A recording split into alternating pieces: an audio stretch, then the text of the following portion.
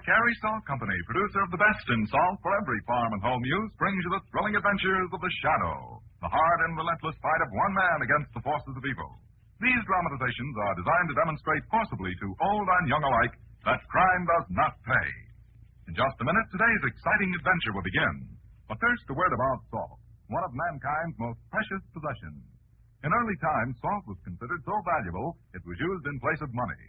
But not even the rich man in those days had salt as fine as you can have every day just by asking for Carey salt at your favorite store. It pays to get this modern salt, for Carey salt is different. Carey salt is deep penetrating. Yes, sir, Carey salt is different. Carey salt is deep penetrating. It always carries the flavor because it's extra refined. Goes deep down into the heart of food. Get Carey's tomorrow in the round white box with a bright red band, either iodized or plain. But now, the Shadow.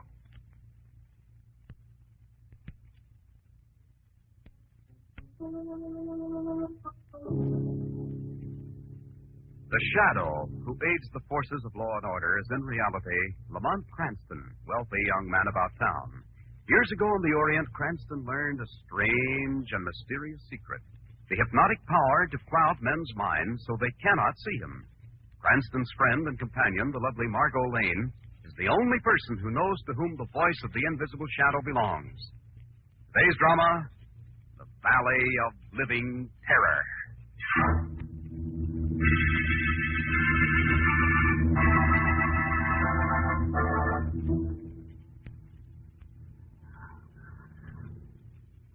Well, we made it, Margot. And just in time. Thank goodness, Lamont. I only hope our plane has enough gas to get us to the nearest landing field. Look down, Margot. The entire jungle village is covered with rubble and stone from the avalanche. It was nature's own way of wiping that horror from the face of the earth. It has been a nightmare, hasn't it, darling? I never dreamed when we took a vacation in South America that we'd be flying down there through the jungles of Africa. Well, I couldn't refuse Alice Turner when she asked me to search for her missing David. After all, David Turner's one of the foremost scientists of our day. I suppose the fact that you just received your pilot's license and she furnished this plane had nothing to do with your decision. Well, shall I say it did influence me a little? Oh, Lamont, I never want to go through a thing like that again.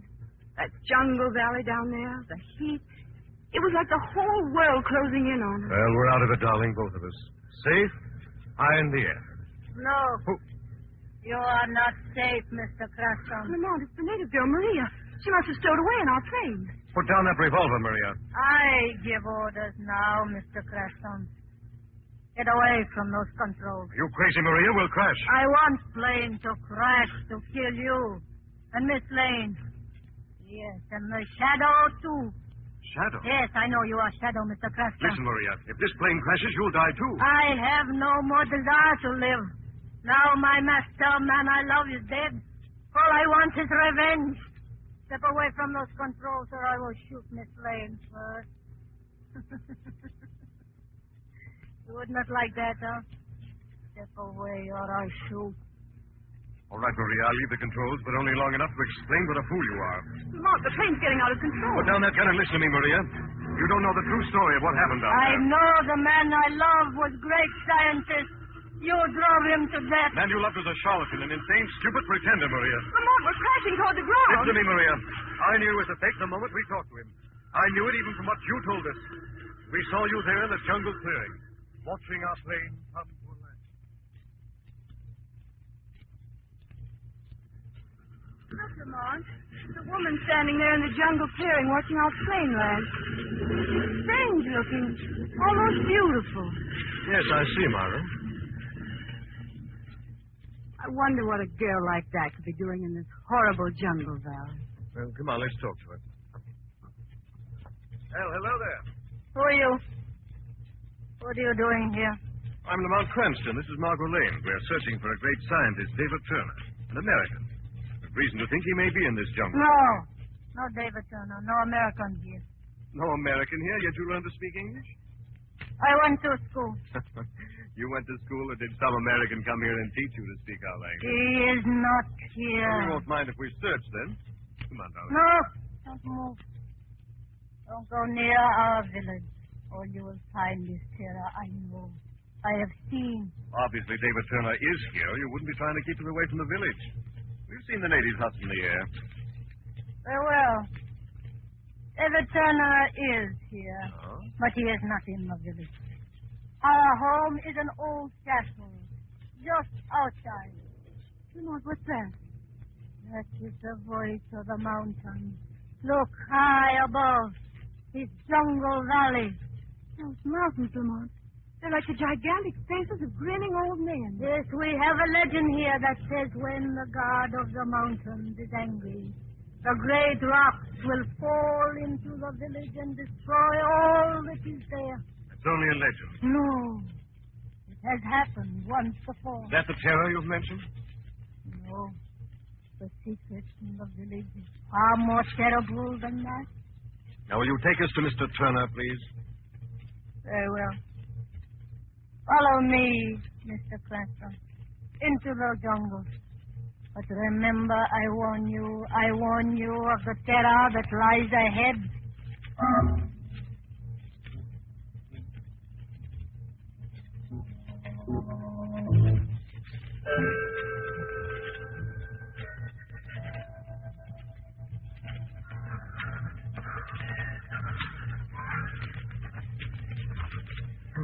Heat is silent. We're getting deeper and deeper into the jungle. Are you sure she knows where she's taking us? I heard you, Miss Lane. I know very well where I am taking you. I don't like this, Lamont. Easy, darling. We'll be there soon. It's as though the branches, the bushes, and trees were closing us in a prison, darling. What's that? Tropical bird, I guess. But it's so big. Yes. The bushes, the flowers, everything in this jungle seem extraordinarily big. This is a very fertile valley. All living things grow large here. Very large.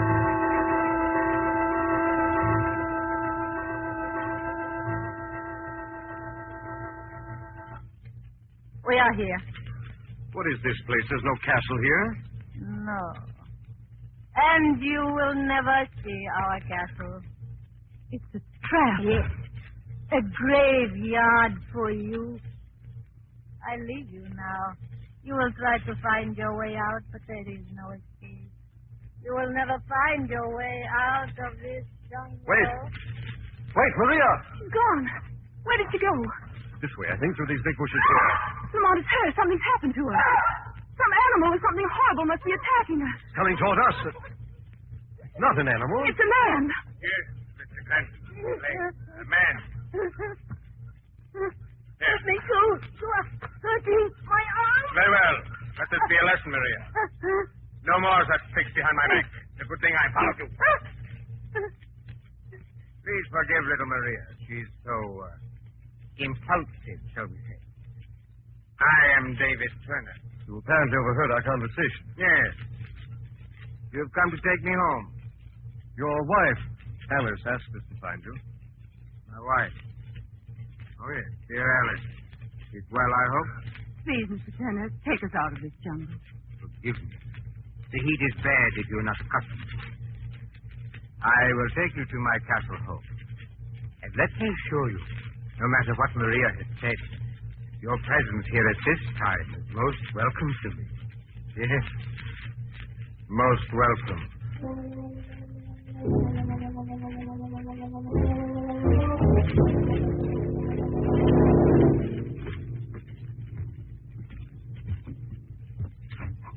Here are your rooms.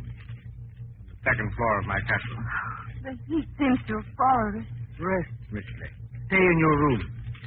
Neither you nor Mr. Cranston are to leave until I need you. What do you mean by that? That we're prisoners? Oh, no.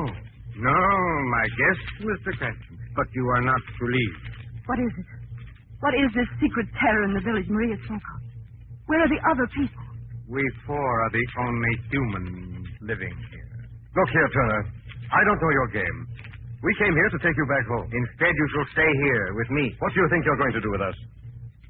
Mr. Cranston, you wouldn't believe what I'm going to do. You have no idea how helpful you both will be in my work. Lamont, what's the matter with him? The great David Turner acts like a madman. He's not David Turner. What? The man's an imposter. First of all, Margot, he doesn't fit the description his sister Alice gave me. His sister?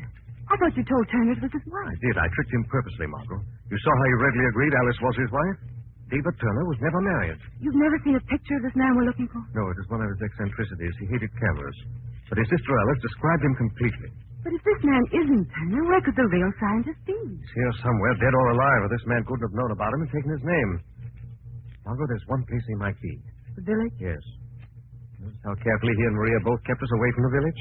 He said we were the only humans here. What could be living in the village, Lamont? I don't know, but I'm going to find out. He told us not to leave these rooms. You won't see me leave, Margot. Not Cranston, but the invisible shadow will visit the village tonight.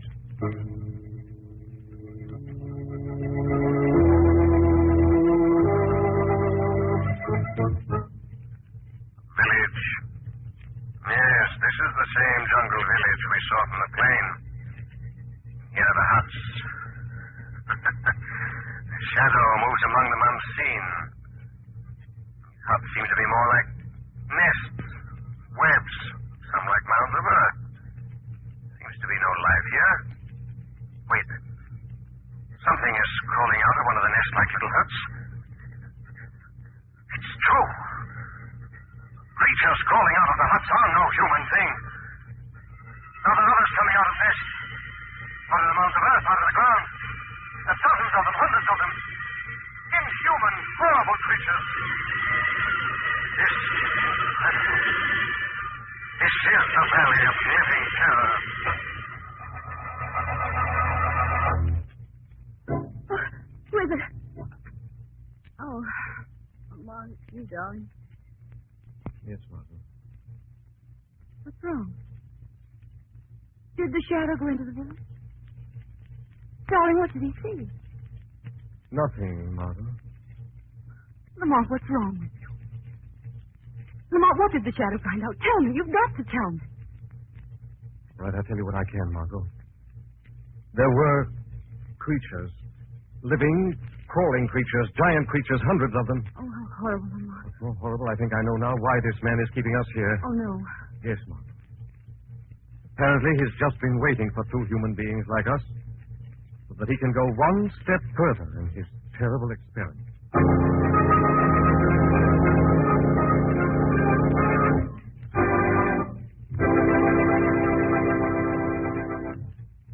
We'll return to the shadow in just a moment. But right now, it's winner's time again. Here are the winners in the Carry Salt contest for the week ending September 20th. The beautiful $100 17-jewel Harmon Gold wristwatch goes to each of them. The latest wristwatch goes to Mrs. I.E. Green of 5739 Clemens, St. Louis. She suggests that Carrie's table salt be used to clean nursing bottle nipples. Just shake a few grains of Carrie salt into each nipple, she says. Add water and squeeze the solution through the small holes. Sounds like an easy answer that has been a vexing problem. And here's the suggestion that wins the man's watch. It's from Mr. Albert A. Aldrich of Amity, Missouri. He solved the problem of mice in his poultry house by spraying the house with a strong solution of water and Carrie salt. The mice disappeared, and they haven't come back. Congratulations to both of the winners. And folks, if you want to win one of these beautiful watches, listen for the easy contest rules later in this program. Meanwhile, remember, there's a fine Carrie salt for every farm and home use. There's deep penetrating Carrie's table salt, Carrie's mineral supplement salt, Carrie's meat curing salt, and many others. Always look for the white bag, box, or carton with a bright red band. But now, back to the shadow.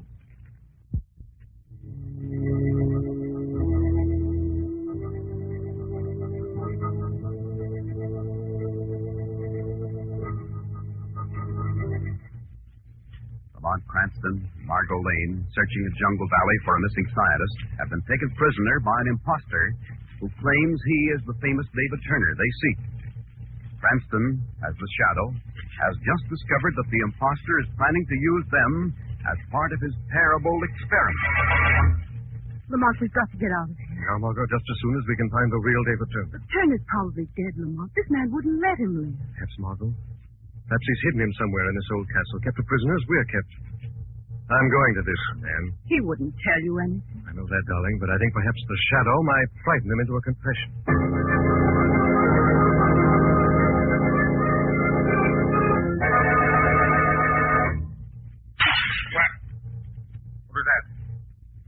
My glorious main glass fallen to the floor. The other door's fallen to the floor. What trick is this? No wind to blow them off that mantle there. No wind, my friend, has touched them. Only the dead invisible hand of a ghost. Who laughed? Whose voice is that? Voice of David Turner speaks from the grave.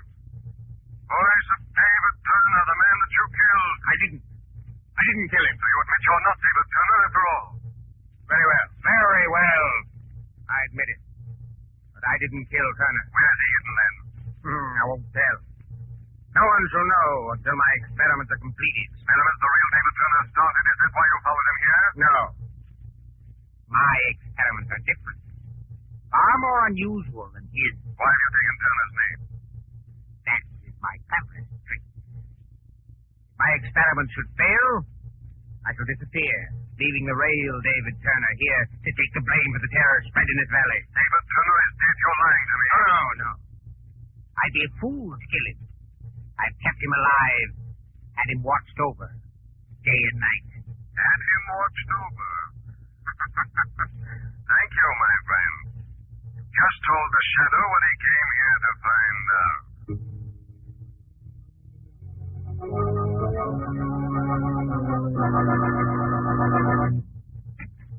Margot, quickly, darling, get me a pencil and paper from my bag. What did the Shadow find out from that man? Way to find David Turner and the fact that he's still alive, Margot.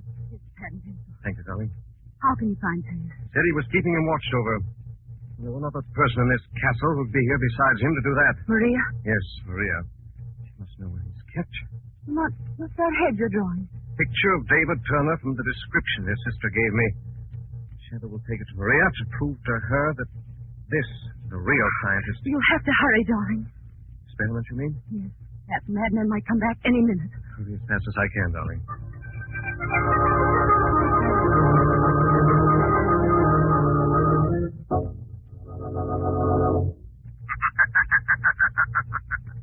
Who is that?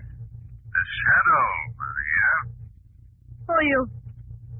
What do you want? You do as he bids. The Shadow can save you, Maria. Save me? From what? The man you call your master. He's not David Turner, Maria. He's an imposter. He is David Turner. We have impostor locked up. No, Maria. The man you hold prisoner is David Turner, the real scientist. Look. Look upon this portrait. Huh? This is a picture of David Turner. Is he not the man you keep prisoner here? I don't know. I never see him. He's kept in dungeon cells. There is only small slots in the door where I push food through. Take this picture, Maria, and go to the one man who can help you. No. The man Cresent will prove this is the real David Turner. No. Take Cresent with you, Maria, to Turner's dungeon cell. Compare this picture with the face of the man you think insane. Then you'll discover your master is an imposter.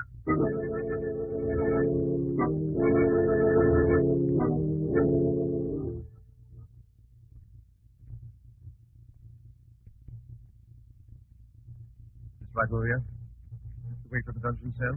Yes, Mr. Creston. Don't step to the castle, fella. Come down then quickly.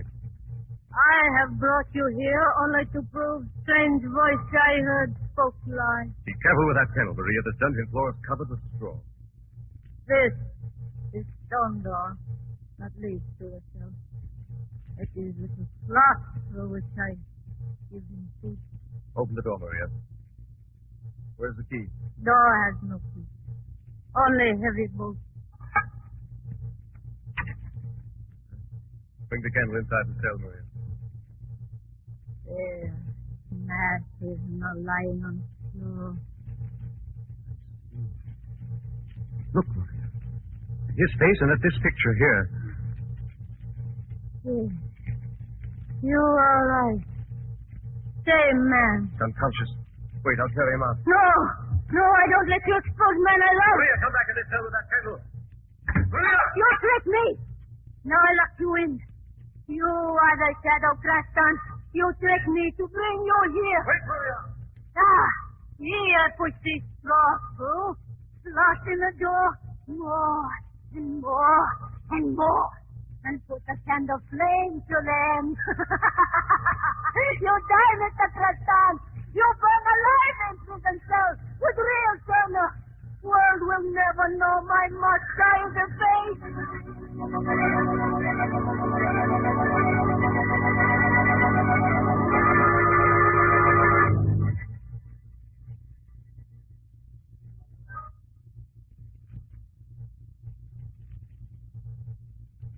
Why doesn't Lamont come back?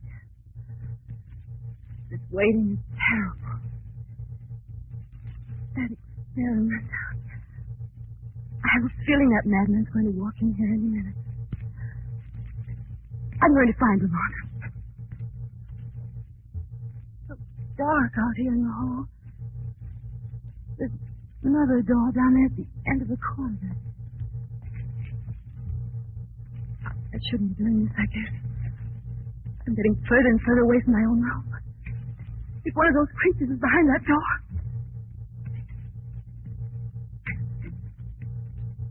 Honey, the door's not locked.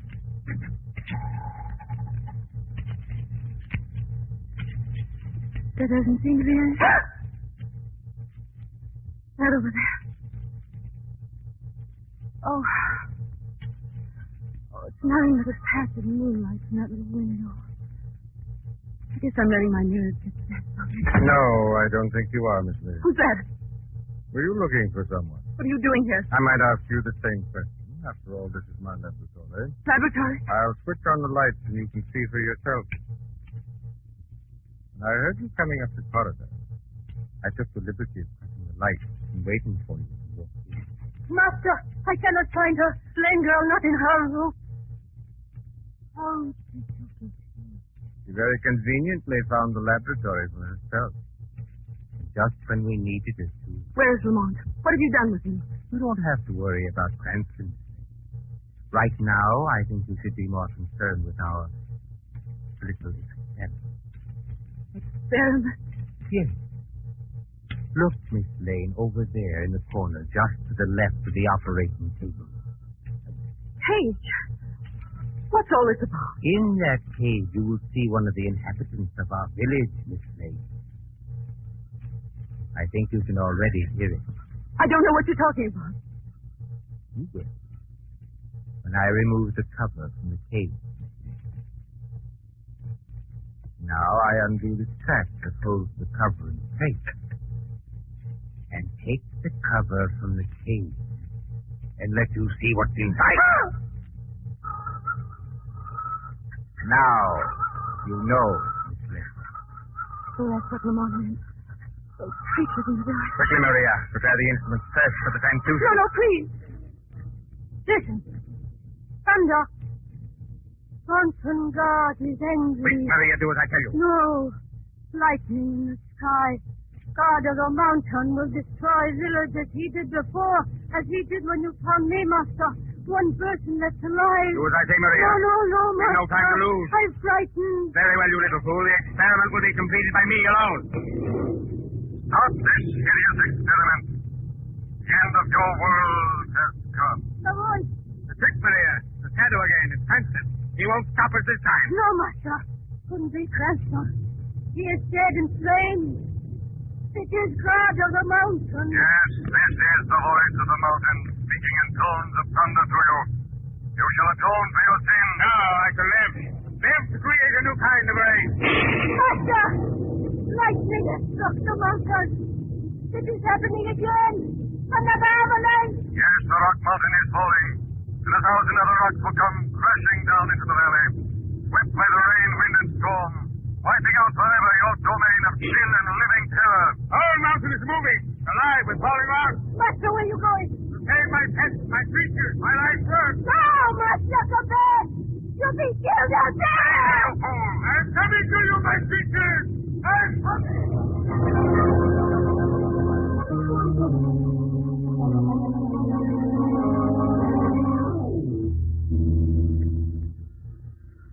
That's the true story, Maria. I've told you everything. That's exactly the way it happened. Now will you put down that gun and listen to reason? Lamont, the plane is going to crash. I left you to burn alive in that cell. How did you escape? I saw you trying to lock me in that cell with David Turner. I became the shadow and slipped out with you. You only thought my voice was coming from inside the cell. Come off the controls before we Put crash. down that gun, Maria. Let me save us all. Never. You will never tell the world my master was a madman and a fake. The world already knows the truth, Maria. Look, under this blanket. The real David Turner. Yes, I dragged him out of that flaming cell with me and hid him here in my plane. Even if we crash, his body will be found. I've already told the authorities, sent the message over this plane radio. So, you have won after all. Come on, Jeff, I got Hurry up!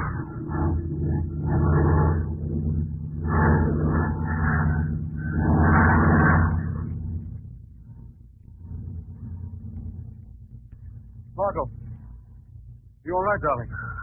Yes, Lamont. Thank goodness you reached the controls in time to keep us from crashing. What about Maria, Margot? He's dead, Lamont. Oh, I'm sorry. We couldn't help it, Don. No, Margot. We couldn't have known that when she finally realized the truth about her master, he meant those bullets for herself, and not for us.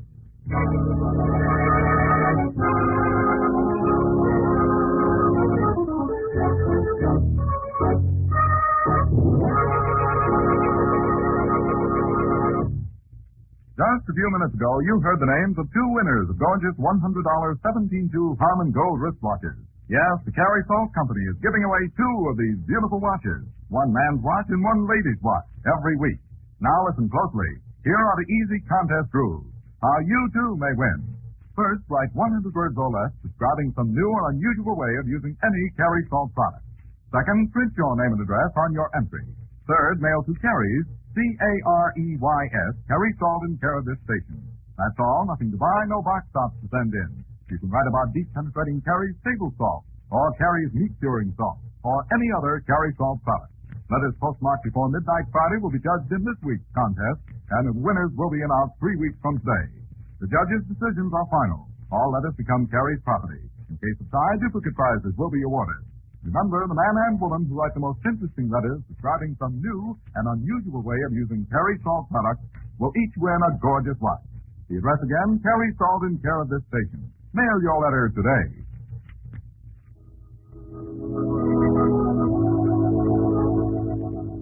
This story is copyrighted by Street and Smith Publications, Incorporated. The characters, names, places, and plot are fictitious. Any similarity to persons living or dead is purely coincidental. Again next week, the Shadow will demonstrate that The weed of crime bears bitter fruit. Crime does not pay. The shadow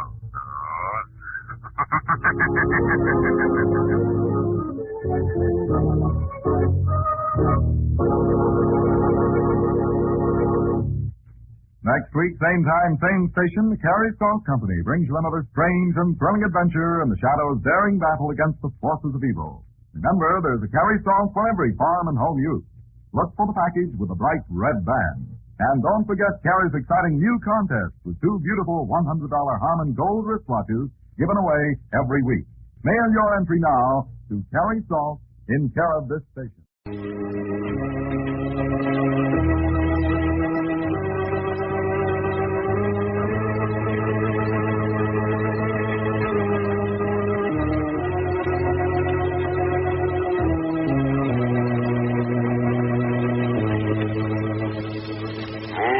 What evil lurks in the hearts of men? The shadow knows.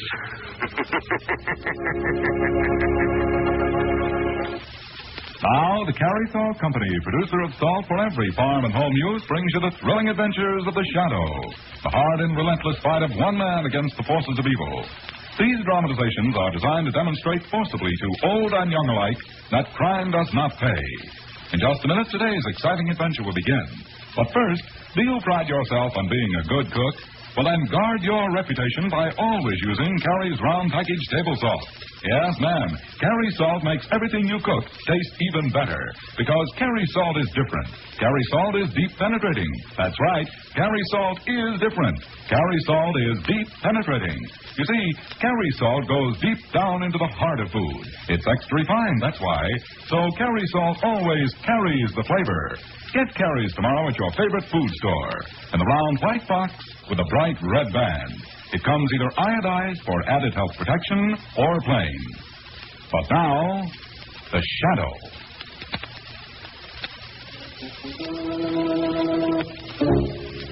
The Shadow, who aids the forces of law and order, is in reality Lamont Cranston, wealthy young man about town. Years ago in the Orient, Cranston learned a strange and mysterious secret, the hypnotic power to cloud men's minds so they cannot see him. Cranston's friend and companion, the lovely Margot Lane, is the only person who knows to whom the voice of the invisible shadow belongs. Today's drama, Blood Money.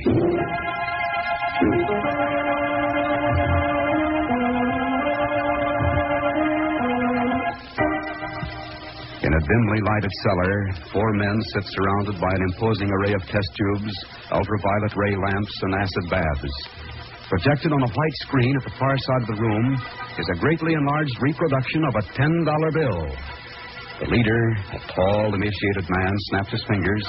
The lights go on, bathing the scene with an eerie light. It is good. You are satisfied, Monsieur Bones? It is excellent, Darcy. Finest piece of counterfeit I've ever seen. Oh, merci. Even the federal agents will have trouble spotting it. Yeah, it sure is a lot better than the stuff we've been trying to push up to now, Bones. You finished with the plates for the 20s and 50s, Darcy? Oui, Monsieur Bones. All of them? All of them. And they are perfect. And now, may I go? Don't you like it here? You never worked with better equipment in your life, did you, Darcy? Oh, no, it is fine. The most modern, the most expensive equipment I have ever seen. But I can go now, please. I have my little shop, my own work to go back to. Very well, you can go, Darcy. Oh, merci, monsieur. Ready, Buster? Yeah, Bones. I've been dying to see if baby here still talks as loud as she used to. A sawed-off shotgun. You wouldn't use that on him, would it, Bones? You could be heard all over town. This room's soundproof, Rigo. No, please. You said I could go. I will not talk. All right, Buster. Oh, no, please. Do not shoot me. Please. I will not say baby. no. Talk to him. Good Lord. Baby still talks as loud as she used to. And bites just as deep.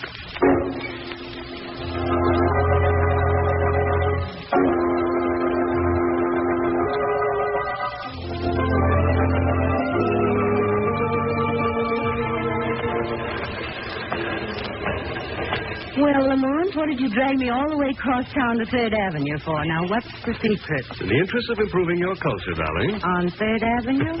Well, if you must know, I want you to see some etching. Why, Lamont Cranston. In a shop, that is. Matter of fact, here it is. Amon Darcy, an old acquaintance of mine. Oh, that's funny. It's still locked. Oh, nothing funny about it. Read the note in the door. Back in 5 minutes. Yes, that's what's funny. I tried to get in here several times during the past few days. That note's always been up. You think something might have happened to you? Darcy lives in the back of the shop. He'll be sick or something. Come on, darling. Let's go around to the side door. All right. This door looks as if it were locked, too. It is. No. What are you doing, darling? A steel rod ought to open it. There's a law against housebreaking, you know, darling. This is purely in the interest of humanity and friendship. There, that does it. Come on, let's go in.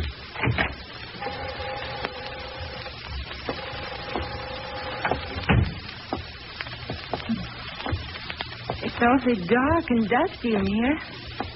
Look at this. Furniture smashed, table upset. There's a struggle here, Margot. Things happened to the old man all right. What is it? Do you see something there? No.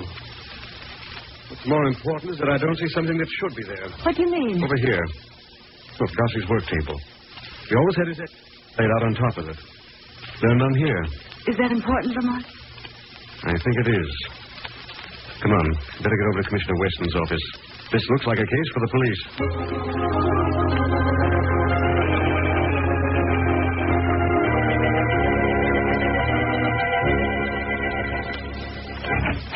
Hello, Commissioner Weston. Hello, Margot. Lamont. I can tell by your face something's on your mind. What is it? I think we've stumbled on something that'll be very important to you, Commissioner. Is that so? Yes, a friend of mine, an etcher named Darcy, disappeared from his little shop on 3rd Avenue. His place has been ransacked and his etching tools stolen. The Bureau of Missing Persons is what you want, Lamont. You don't understand, Commissioner. This man was an etcher. He was an expert at reproductions of old masterpieces. The Missing Persons Bureau still gets his case. But you don't understand, Lamont. I don't think he understands himself, Margot. Here I am up to my neck trying to run down a gang that's passing thousands of dollars worth of counterfeit a day, and he worries me about some little etcher who... I see. Yes, I thought you would. Who'd be better able to handle counterfeiting than an etcher who specialized in reproductions, Commissioner? Maybe. Now, these counterfeits are being made and passed by professionals, Lamont. This little amateur of yours wouldn't have a chance in that game. You've got some kind of a lead on this counterfeiting gang, Commissioner? Our men know pretty well where these counterfeit passers hang out and where the money is turned over to them. We've got every dive in town covered. It's just a matter of time. Every dive? That's right, Creston. When you're trying to catch a rat, you put traps outside a rat hole. Sounds reasonable when you put it that way, Commissioner. We think it's reasonable. I think the commissioner's busy, Lamont. Yes, I guess we better be running along. Okay, Lamont. Drop in any time. Bye, Margot. Goodbye, Commissioner. Bye, Commissioner. Well, darling? Darcy is mixed up in this ring, and I don't think we're dealing with the kind of low characters Weston has his eye on. No? No, I don't believe an ordinary crook would think of having an expert etcher make his plates. These men are smart. They won't do their business in low dives and hangouts. Where, then? I don't know. I think tonight we might do a little investigating. Sounds interesting. Where? Shindo, Maison de Chance, Barney's, many other plush traps as I can think of. But they're all nightclubs and gambling joints. Well, there's no law says we can't enjoy ourselves while we're working. Is there, darling?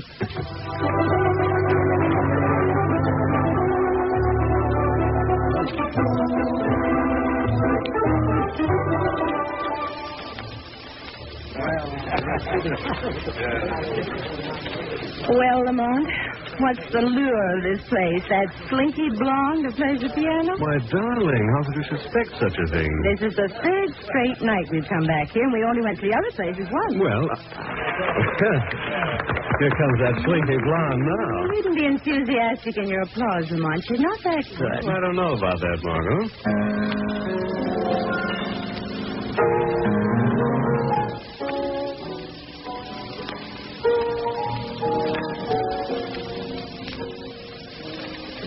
She does play divinely. Margot, you notice the effects they use while she's playing? The colored spotlight? Yes.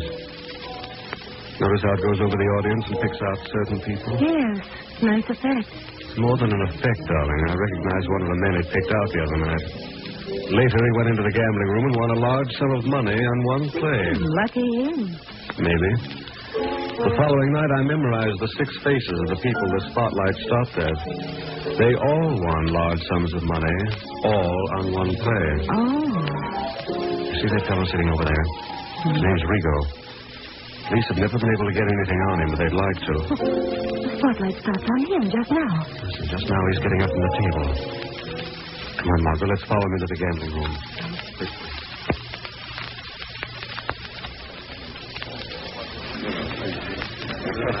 Get your bets down, folks. Get your bets down. Come on, let's have some action here. The wheel's hot tonight. Where is this Rigo you were Get talking your about, bets down, Lamont? folks. Every There he day. is, right over there. Now, let's watch him. Let's have some bets, folks. Still time to place a bet, croupier?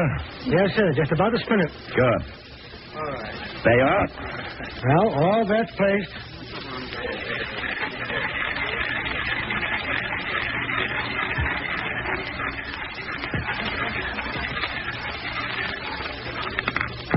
Number 26 in red. 26 in red even. At I guess 26. that's me. Well, there you are, sir, right here now. I think I'll cash in, croupier. Which window? The end window on the right, sir. All right, folks, come on now. Get your bets down. It's uncanny, Lamont. Thank you, darling. I'm going to follow him. Get your bets down. 20, please. Hello, Rigo. Huh? Who are you? What do you want? Let's go into the smoking room. We can talk better there. What is this, mister? In the smoking lounge, Rigo. If this is a stick-up, you won't get away with it. Now, what do you want? You're pretty lucky, Rigo. Yeah? Yeah. Won quite a lot of money on one play tonight, didn't you? So that's it. A stick-up, huh? No. Just I'd like to know how you managed it. Good work, Buster. You got here just in time. Yeah, I saw him brace outside the door, so I followed Jim. Who is he? I don't know. He was asking questions about how I won the money. There's his wallet. Name's Lamont Cranston. Any anything? Cranston. He's a private eye, a friend of the police commissioner. We gotta take care of him. I'll get a hold of Bones and find out what he wants to do with him. We'll take care of this guy. Good.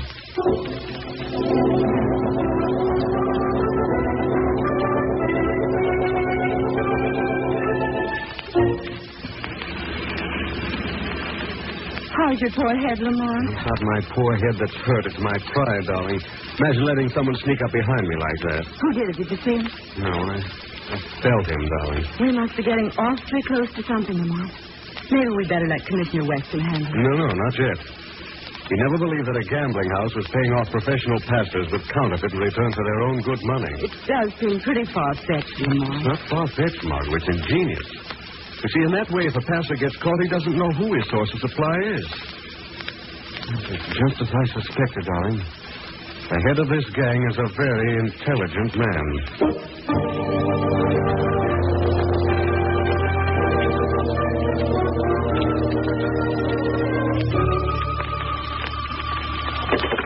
Yes? This is Buster. We arranged to have a little talk with that fella Cranston like you said, Bones. See that there are no slip-ups, Buster. Oh, no, Bones. I ain't going to do the talking personally. I left Baby to talk for me. Did you get the young lady's address? Yeah. Everything's all set up at her place. He walks to a door, opens the door for her, and turns on the light. Yes. But tonight, when he opens that door, Baby turns off the light. For good.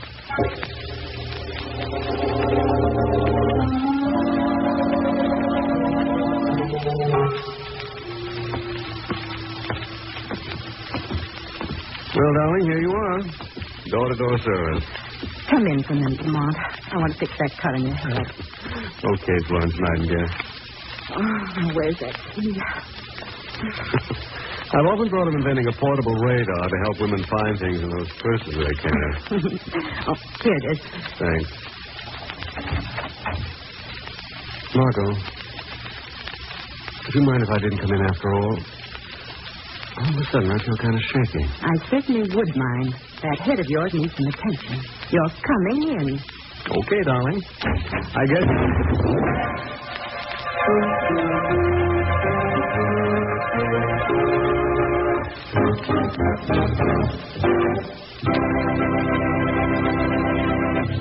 We'll return to the shadow in just a minute.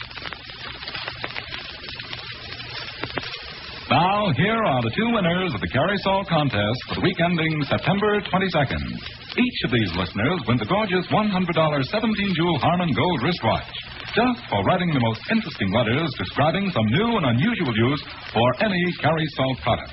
Listen, the man's watch goes to Mr. G. Fred Prentice of Brookfield Avenue, Chattanooga, Tennessee.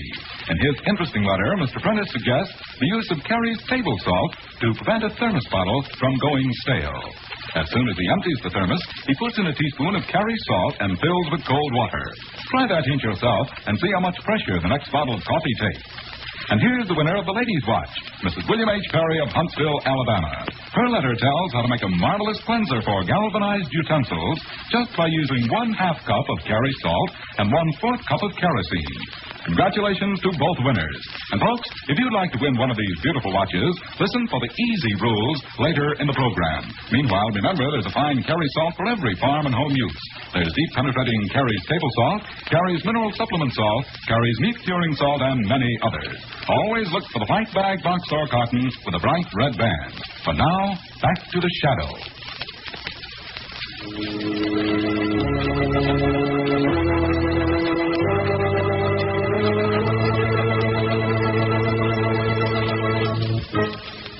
Lamont Cranston and Margot Lane, while investigating the disappearance of an etcher named Darcy, have run into a vicious counterfeiting gang.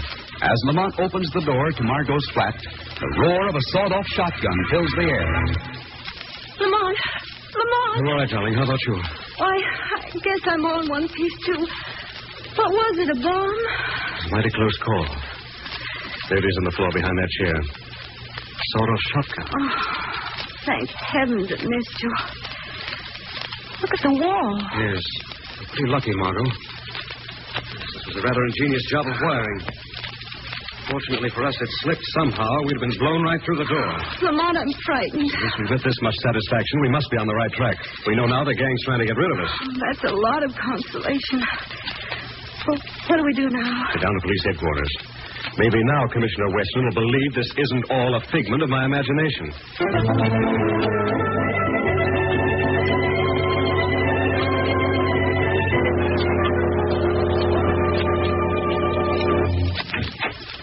Hello, Commissioner.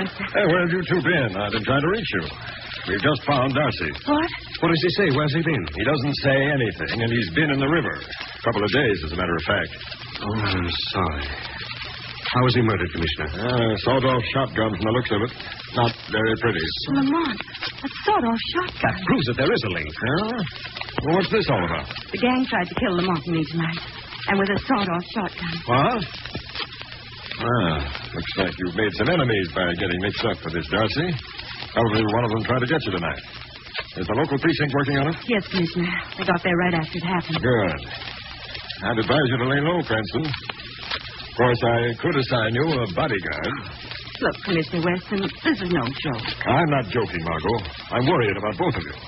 But I know you can expect things like this when you don't leave police work to men who are trained in it. Maybe you're right, Commissioner. Maybe we'd better run along, Lamont. Yes, I guess so. Goodbye. Now, take care of yourself. You know he's not right, Lamont. There's no use trying to convince Weston. We'll have to follow this thing through alone. But how? Rico. He's our only connection with the gang. I'm going to find out where he lives and pay him a visit tonight. I think Rigo will talk to the shadow.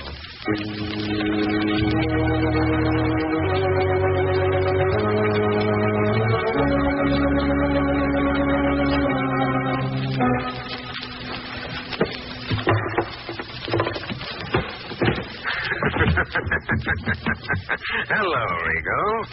Going someplace? What? What's that? The shadow, Rigo. Don't bother to look around. No man sees the shadow. What do you want? Why are you here? I am here for the truth, Rigo. The truth about the etcher, Darcy. The truth about the counterfeit ring. I don't know anything about them. Who killed Darcy? I don't know. Who killed Darcy? Who, Rigo? It was a trigger-happy kid called Buster. How did he do it? With a shotgun? How did you know that, Shadow? Who's the head of this ring, Rigo? Who gives this Buster his orders? Who's the brains behind this racket? They call him Bones. I don't know nothing else about him. Nobody even knows his real name. Where can the shadow find this Bones? I don't know. I just take care of shoving the queer. We pick up the stuff at a gambling joint, but I don't know who makes it. Honest, I don't, Shadow. I think the shadow better pay a visit to this gambling place. No, don't do that, please, Shadow. Bones would think I sent you. Fell right into the trap, didn't you, Rigo? So, he operates from the gambling spot. Okay, so he does operate from the gambling joint. But you'll never find him there, Shadow. He's got a hideout inside the joint. I've been in it, but I was taken blindfolded. It's a real stash out. It's a hideaway nobody can spot. The shadow will find it, Rigo. When he does, he'll see you pay for your part in this blood money racket. Shadow, where are you? He's gone. He's gone after Bones. Then Bones and Buster will know I squealed. I gotta get out of here. Fast. At the phone. I won't answer it. No, I won't answer it. I won't.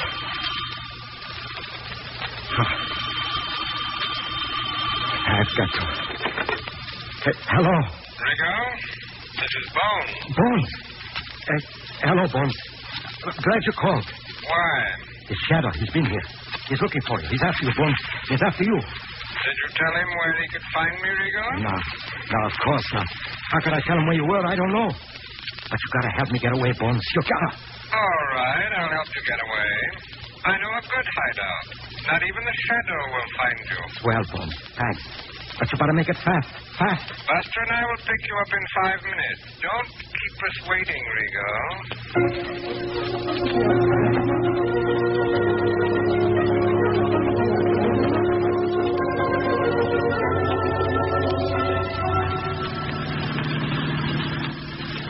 Swing off onto that dirt road up ahead, Buster. Right, Bones. You sure this is a safe hideout you're taking me to, Bones? Don't worry, Rigo. By the time anybody finds you here, the case will be cold. Ice cold. The shadow is coming back. He said it'd be back. Don't worry about the shadow, Rigo. He'll never bother you again. I hope not. This is the end of the road, Bones. All right, Rigo. This is as far as you go. What do you mean? You said you'd hide me, so I... Oh, no one would find you? Okay. No one will find you here. Now, wait a minute. What is this? You wouldn't kill me. I didn't do anything. I didn't talk. No. I know you, Rigo. I know you're a double-crossing rat. You talked to the shadow, all right? You got me wrong, Bones. I didn't talk. Don't kill me, please. Oh, now, don't be so selfish. You wouldn't deprive baby here of a little exercise. Please, no. Not the shotgun. Give me a break, please. Not that. All right, Rigo. We'll give you a break. We'll let you run for it. What do you mean? We'll give you a head start. Maybe you can outrun the slugs. Who knows? That's murder. Cold-blooded murder. I'm counting to 3. No, don't. Bones. 1. Okay, I'm going. 2. 3. Speak to him, baby!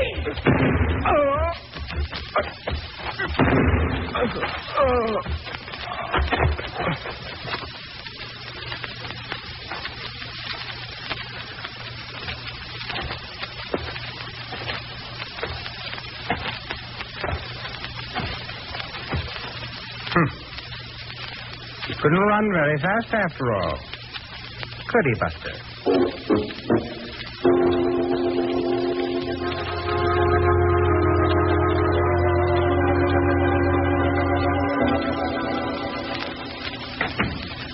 Lamont, where have you been, darling? I was worried about you. Playing hide and seek all day inside that gambling place, Margot. All day? I thought it didn't open until 9 o'clock at night. It doesn't. It's a little private investigation.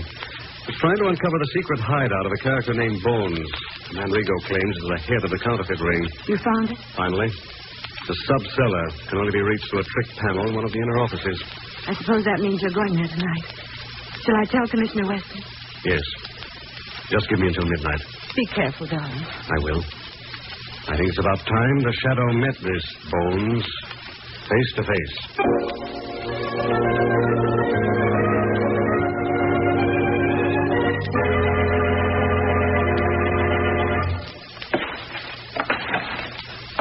I don't get the idea behind busting up the equipment, Bones.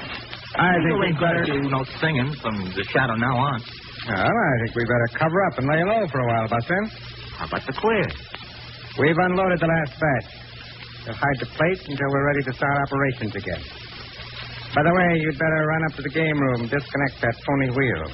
Okay. You don't have to carry that shotgun with you, you know. There's nobody up there. Oh, I guess I just feel undressed with that baby. Don't let her get lonely.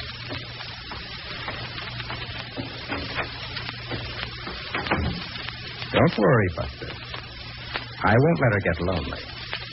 When you come back, she'll have a message for you. Another double-cross, Bones? Who said that? The shadow. Where are you? You can't see me, but I can see you. Sitting there with a shotgun waiting for your stooge to come back to his death. The shadow, huh? So Rigo did tell you. He took that ride too late. So, Rigo's dead too, eh, Bones? I thought I'd get rid of him before he could put you on the trail, Shadow. Too bad for you I didn't. Because now you have to die, too. You can't kill me, Bones. You've got to see me before you can kill me.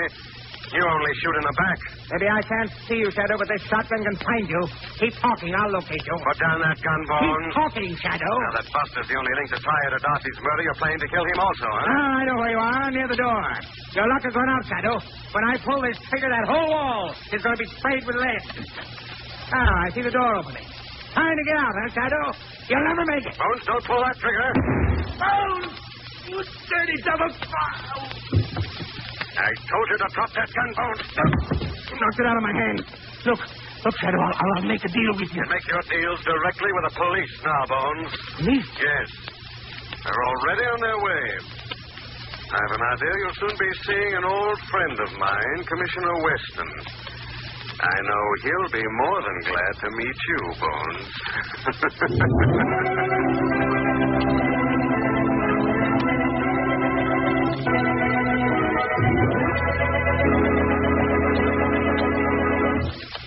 Would you like to win a gorgeous $100 17-jewel Harman Gold wristwatch? Then listen carefully. The Carey Salt Company is giving away 2 of these beautiful watches, one man's watch and one lady's watch every week. Here are the easy contest rules how you may win, just like the last winners whose names we announced a few minutes ago. First, write 100 words or less describing some new or unusual way of using any Carey Salt product. Second, print your name and address on your entry. Third, mail to Carey, Careys, Carey Salt in care of this station. That's all. Nothing to buy, no box tops to send in. You can write about deep penetrating Carey's table salt, or Carey's mineral supplement salt, or any other Carey Salt product. Letters postmarked before midnight Friday will be announced 3 weeks from today. The judges' decisions are final. All letters become Carey's property. In case of ties, duplicate prizes will be awarded. Remember, the most interesting letters win. Yes, sir, the man and woman who write the most interesting letters describing some new and unusual way of using any Carey Salt product will each win a gorgeous watch. The address again, Carey Salt in care of this station. Mail your letter today.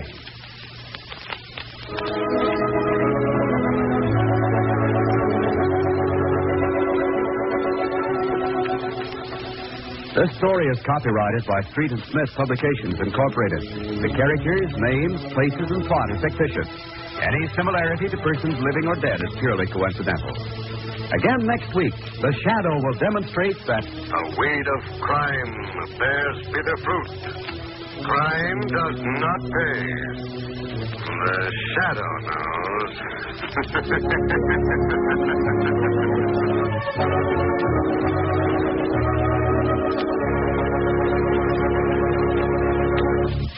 Next week, same time, same station, the Carey Salt Company brings you another strange and thrilling adventure in the Shadow's daring battle against the forces of evil. Remember, there's a Carey Salt for every farm and home use. Look for the package with a bright red band. And don't forget Carey's exciting new contest with 2 beautiful $100 Harman Gold wristwatches given away every week. Mail your entry now to Carey Salt in care of this station.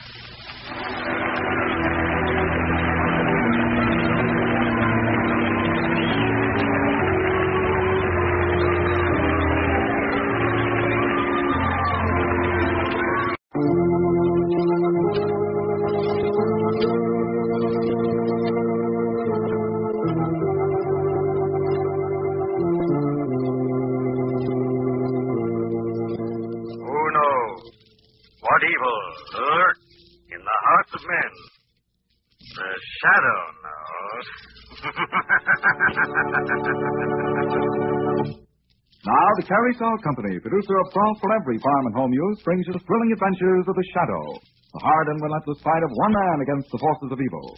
These dramatizations are designed to demonstrate forcibly to old and young alike that crime does not pay.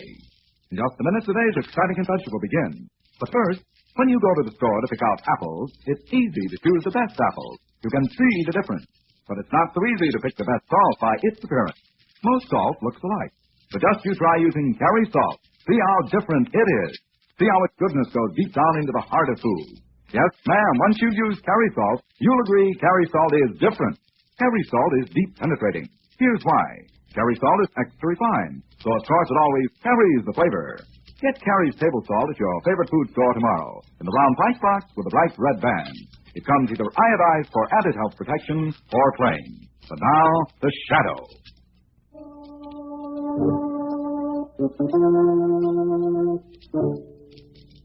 The Shadow who aids the forces of law and order is in reality Lamont Cranston, wealthy young man about town. Years ago in the Orient, Cranston learned a strange and mysterious secret. The hypnotic power to cloud men's minds so they cannot see him. Cranston's friend and companion, the lovely Margot Lane, is the only person who knows to whom the voice of the invisible shadow belongs. Today's drama, Gang Doctor.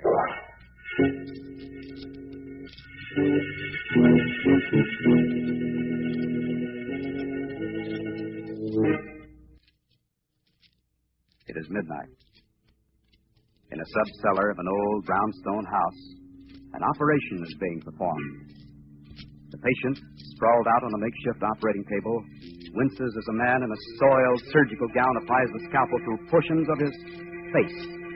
Oh, can't you give me something to cold coffee, Doc? I can't stand it. Best we can do is Novocaine. Oh, I never knew it was like this. Not as bad as the electric chair. Don't move now. Oh, please, Doc, easy. Joey, heat up the paraffin. Okay, Doc. Paraffin? What's that for? You're going to build up those cheekbones of yours. Give your face a different expression. Oh, if I wasn't so hot, I'd never go through with it. You should have thought of that before you killed that bank messenger, Trigger. I didn't figure on bringing anyone down when I pulled that bank shot. If that bank messenger hadn't got so nosy. I still... Oh. You sure this is going to be a new face, Doc? Something nobody will recognize? Results guaranteed, Trigger. It ought to be a good job. It's going to cost you enough.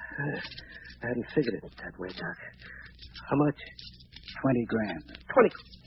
Are you out of your mind, Doc? I ain't got that kind of dough. There was $40,000 in that pouch you got from the bank messenger, and my fee runs to 50% of the gross for a job like this. $20,000, that's a holdup, Doc. I will pay. Harrison's ready, Doc. I won't pay Shut it. up. You're going to get a new face, and you're going to pay for it. Now lie still. Easy, Doc. Take it easy. More paraffin, Joey. No more, please, no more. Hold his head, Joey. We're going near the eye. Oh, I can't stand any more, Doc. Clamp, Joey. How much more, Doc? I can't take much more. We've just started, Trigger. This is only the beginning.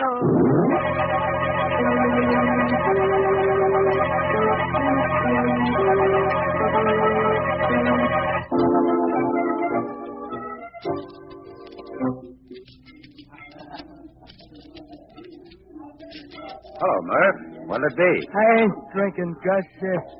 Some guy wanting to see me. Yeah, the guy in the check suit over there, Murph. Said he knows you. Huh? Never seen him before. He ain't copper, is he? He looks more like a loser, Murph. Lily white skin of his looks strictly big house to me. Yeah, besides, a copper would know better than to come working in this joint alone. Yeah. Okay, Gus. Thanks a lot. Let's see what's on his mind. Here you was looking for me, mister? Yeah, I have. Sit down, Murph. So how do you know my name? Maybe you'd get friendlier if I mentioned my name. The boys who know me call me Trigger. You're kidding. You don't look no more like Trigger than I do. So what? You didn't expect me to be showing that old kisser of mine under the cop's noses, did you? I had embroidery done. Jeez, yeah. That's a beautiful job, too. Well, what do you want? Now, look. You're still chummy with that private eye, Lamont Cranston, ain't you? I know him. So what? Him and Commissioner Weston never broke that coining case that happened about 5 years ago, did they? No. Cranston would like to break it. I suppose I help him break it. How could you? They got one print of the killer. They never matched it. Suppose I tell them where they can match it. What do you get out of this? Nothing you gotta pay off. There's a guy trying to put the tap on me for $20,000. Now, with Cranston on his tail, maybe he'll end up where he won't worry about me or the $20,000. Oh, a remake, huh? Never mind. Is it a deal? Okay. Yeah, it's a deal. Good. Here's what you do. Call Cranston. See him tonight.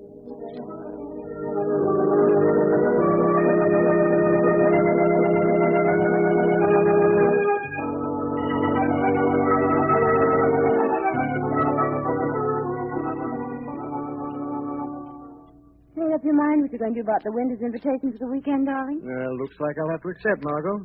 Doesn't seem to be any way out of it. Oh, it won't be that bad. I'll be there. I'll get it. All right. Yes, This is Marsh. Is Mr. Cranston there? just a second, Murph. See you, darling. Go. Thanks. Hello, Murph. How's crime? I quit you kidding, Mr. Cranston. You know, I give that up years ago. What's on your mind, Murph? I got something for you, Mr. Crescent. Something hot. Well, good. What is it? A line on that guy who did the Corning killing. Corning, huh? How good is your tip, Murph? Pretty good there. Comes from a red hot who's on the lam. He's got a grudge against the killer. But his red hot says he'll spill it to you. Well, that's very flattering, but why me? I guess he knows you're pretty anxious to crack that Corning case. Besides, like I said, he got a grudge against the killer. Might be worth looking into, Murph. When and where do I get this information? Well, it's better if you and me ain't seen together in town. Better meet up at my place tonight. Mr. Crescent, you know what it is? No, better give me the directions. It's a little hideout 2 miles outside of Warkill. You can't miss it. It's an old shack like on the left side of the road. Okay, Murph? I'll be there. You'll be where, darling? Murph's place. Claims there's a line on the sadist who killed the Corning child 5 years ago. Why come to you? Why doesn't he give this information to the police? Well, he knows of my personal interest in the case. Besides, his informant apparently isn't on speaking terms with the police. Don't get mixed up in that case again, darling, please. That killer was a cold-blooded maniac. Yes, I know, Margot. That's all the more reason why I'm not going to rest until he's brought to justice.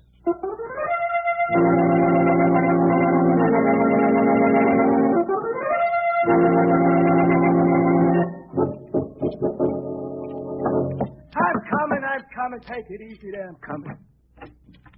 You're Murph, aren't you? Who are you? Just call me Doc. We thought we'd have a little talk with you, Murph. Let's go in where we'll be comfortable, eh, John? Oh, you're pushing there. Pardon me, Murph. I didn't know you had your foot against the door. Wait a minute, you guys. I'm busy here. I'm expecting someone. Better bolt the door, Joey. We don't want to be disturbed. What is all this? We've got mutual friends, Murph. Trigger, for instance. Trigger? Yeah. Joe here's been keeping an eye on Trigger. He saw you and Trigger talking today. Very confidentially. What were you talking about, Murph? Nothing. You going to be difficult, Murph?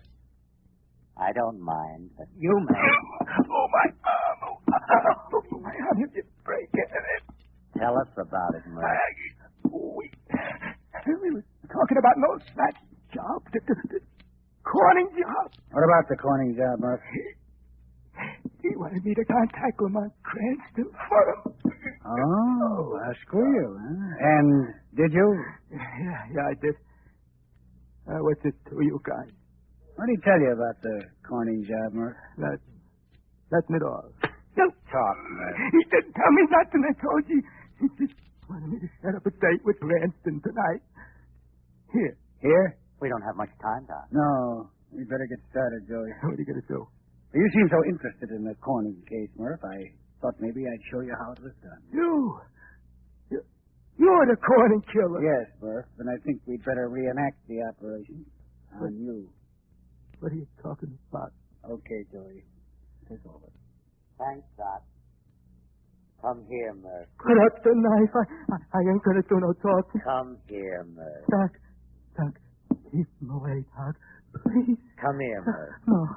Come to little Joey. No. Come to Joey, Murph.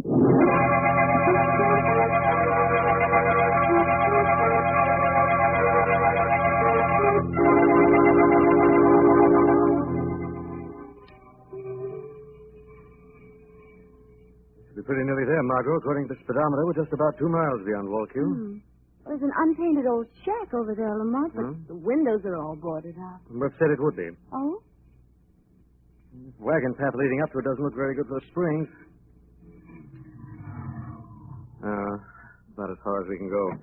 Have to walk the rest of the way, darling. Oh, what a desolate place. I suppose Murph really lives here. No, but I wouldn't be surprised at what its ideal for some of his enterprises. Oh, I thought you said Murph was a reformed character, darling. Well, I suspect he still has occasional relapses. Lamont is not even a light in the place. Darling, maybe we'd better go back and sit in the car. I'll go investigate. Nothing doing. Where you go, I go, Mr. Cranston. Okay. Come on, then. Still don't think this can be the place? So deserted looking. If he's expecting us, why hasn't he got a light of some sort? We'll find out soon enough. Door's open. Eh? Stand back, darling. You in there, Murph? You see, Lamont, there's no one here. Let's go back. What was that? Someone's in there, all right. Give me that flashlight.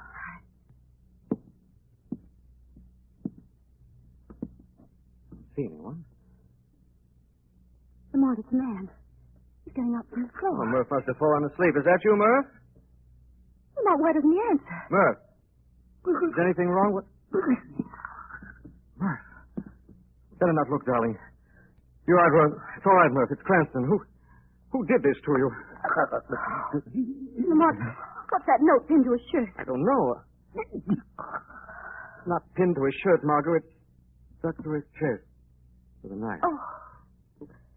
What's it say? Wait a minute. Here's another one to baffle you, Cranston, just as the Corning case baffled you. The Corning killer. He knows you're here. Yes, he must... Look there, Margaret. There's smoke coming in under the door. Smoke? Now, wait a second. Door's locked. Windows are boarded up solid. We've got to get out of here. Yes, we've got to take Murph with us. Lamont, he's written something in blood on the floor. What's it say?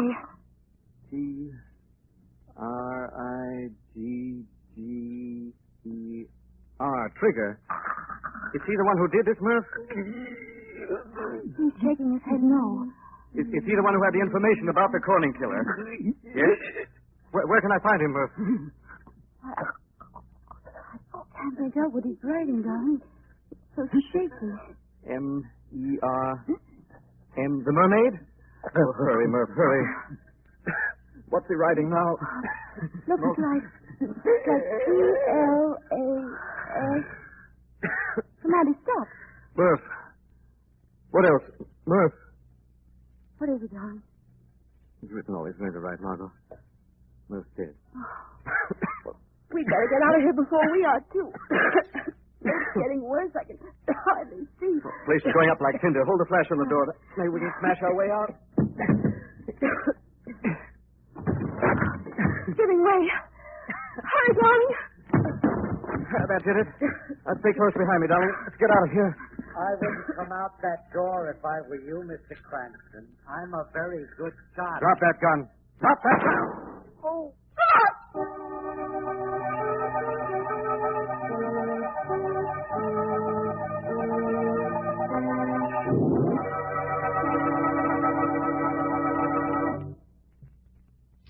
We'll return to the shadow in just a minute.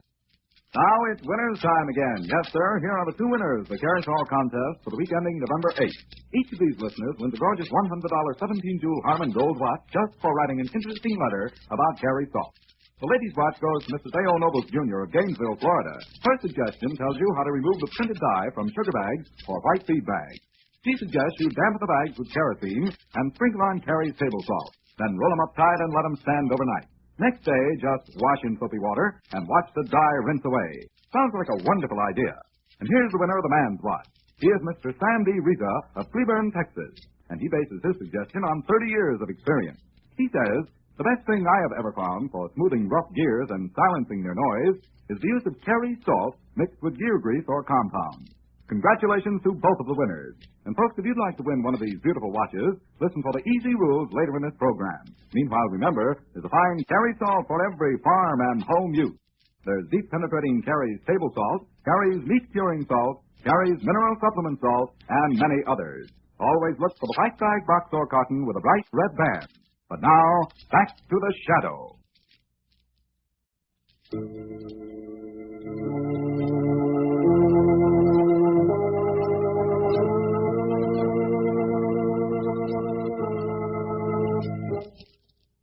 Lamont and Margot, on the trail of a solution of a 5-year-old crime, find the mutilated body of Murph, one of Cranston's undercover assistants.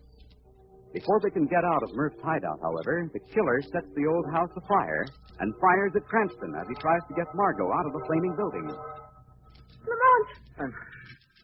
I'm all right, Margot. I guess the bullet just grazed my scalp. Oh, heavens. Lamont, isn't that a car pulling me? Yes. I guess he thinks he got me. Let's get out of here. This roof can't last much longer. Poor Murph. What are you going to do, darling? Those flames will hide all evidence of the crime. Evidence or no evidence, we know what happened back in there, Margot. Now I'm determined that the Corning killer is going to be caught. Well, darling, we're going to the Mermaid and see what Trigger knows about the letters P-L-A-S.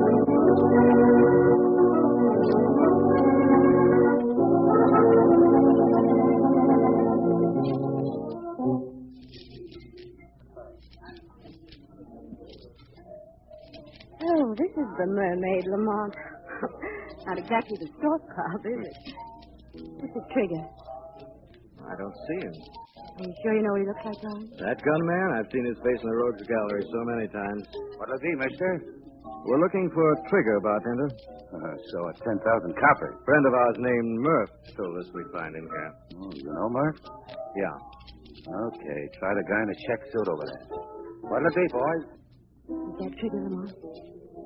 No, doesn't look like him exactly. Come on, let's go over and talk to him anyway. I've got an idea. Good evening. This table's taken. Yeah, so I see. Blow, mister. Ain't no talking mood. It's about Murph. It said blow. Light for that cigarette? Hey, get that match out of my face. Murph's dead, Trigger. Flashed to death. What? I don't know what you're talking about. I'm not it. I don't know Murph, and I don't know you. You're not leaving us? Yeah. Was you figuring on trying to stop me? No, not at all. Sorry you don't like our company. That breaks my heart. I'll let him get away, Lamont. Don't worry. When I want him again, I'll know where to find him. How? Slipping over here and giving Shrevey the high sign like this. You follow him in this car. Think of everything. Better not let the bartender see you wrapping that glass in a handkerchief. That's to risk it, Margot. We've got to make sure that our check-suited friend was who I think he was, in spite of plastic surgery. Plastic surgery? Yes. Did you notice when I offered him the light for a cigarette? Yes, I couldn't understand why he was being so accommodated. I held the match very close to his face. That way I was able to see the tiny stars that would be invisible otherwise. The letters P-L-A-S. Plastic surgery, of course. Then you think that was Trigger we just talked to? Well, I'll be sure when I get a set of Trigger's prints from the police, then compare them in the lab with the prints I get off this glass. And if they match? If they match, Margot, our friend Trigger is going to receive a visit from the Shadow.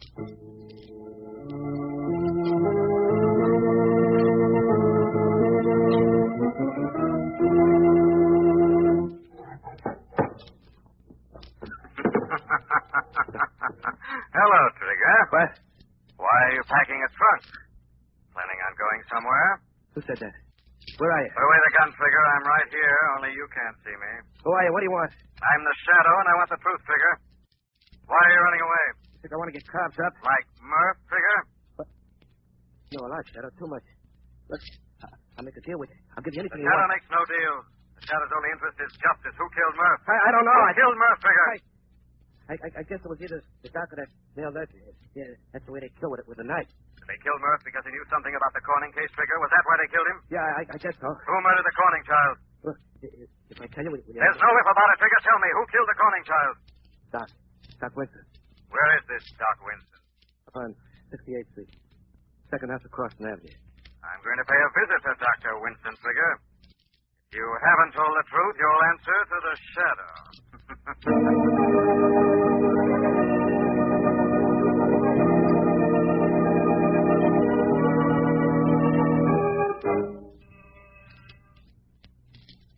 Better ring again, darling.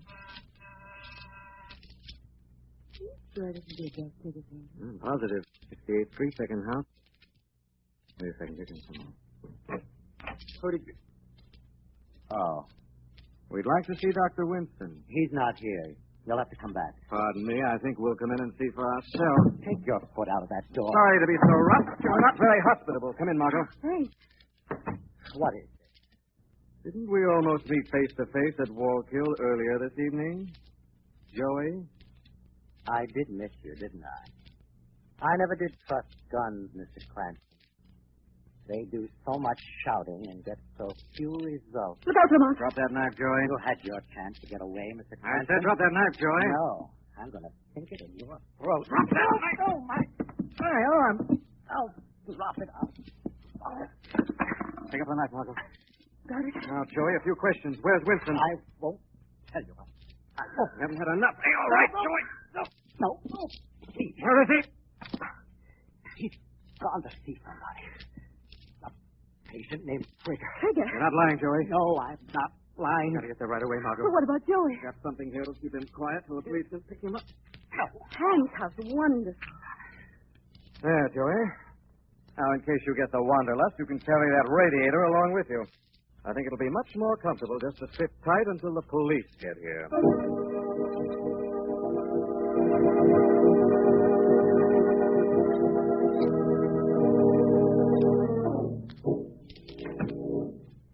Hello, Trigger. Huh?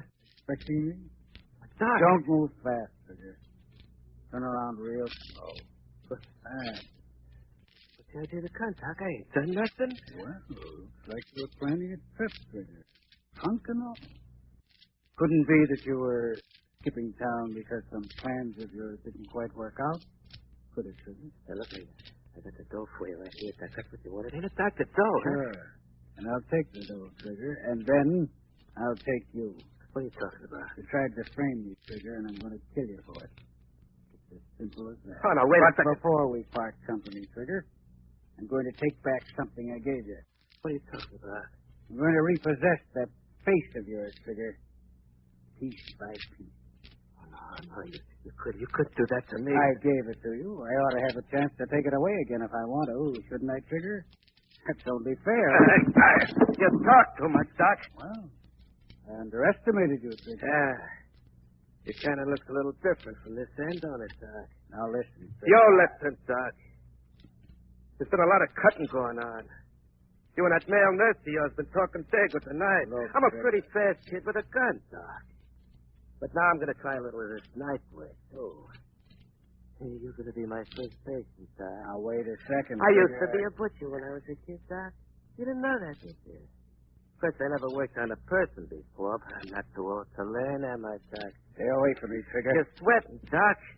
Oh, you ain't one of them sawbones that can't take his own medicine, are you? Now, lie down on that bed. Don't do it, Trigger. Oh, you forgot the ether, didn't you?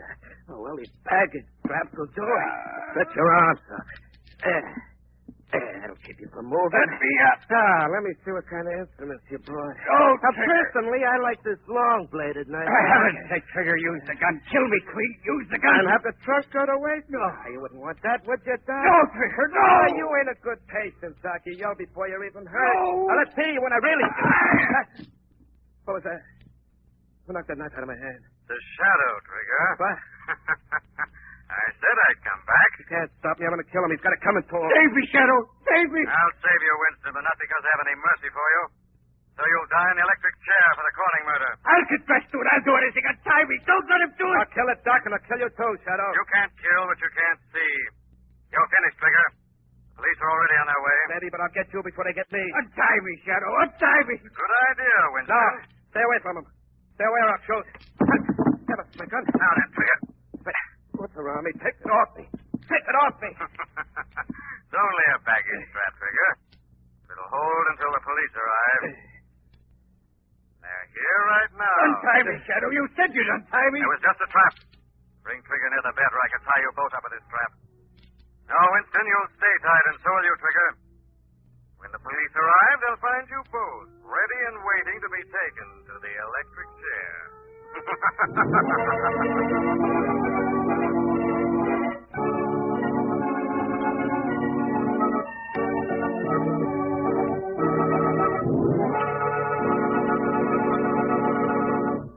Friends, again today, the Carey Salt Company is giving away 2 gorgeous $100 17-jewel Harmon Gold watches in an easy-to-win contest. One man's watch, one lady's watch every week.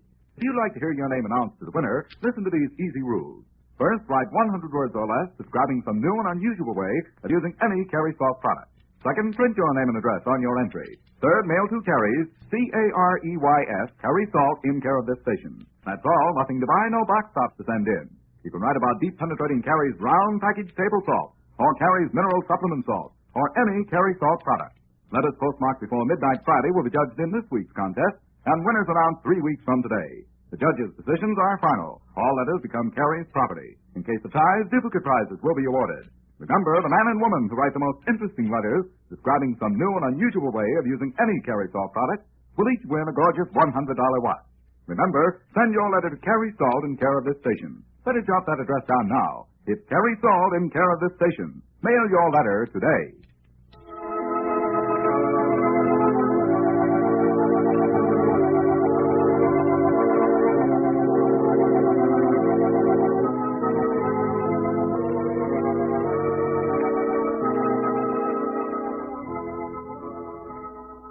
This story is copyrighted by Street and Smith Publications, Incorporated. The characters, names, places, and plot are fictitious. Any similarity to persons living or dead is purely coincidental. Again next week, the Shadow will demonstrate that The weed of crime bears bitter fruit. Crime does not pay. The Shadow knows.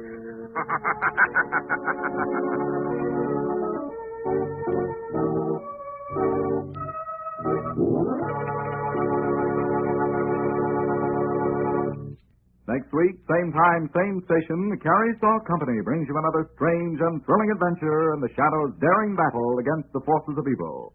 Meanwhile, remember, there's a Carrie Salt for every farm and home use. Look for the package with a bright red band. And here's a reminder. Do you attend church regularly? There's a place for you and your talent in the church of your choice. Be a part of the United Church Canvas.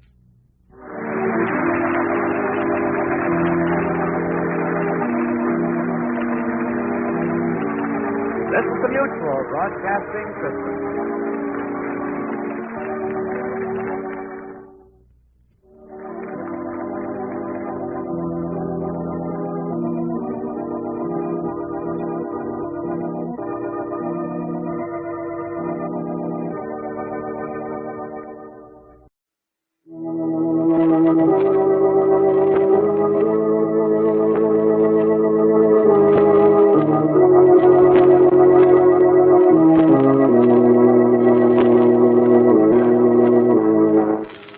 What evil lurks in the hearts of men?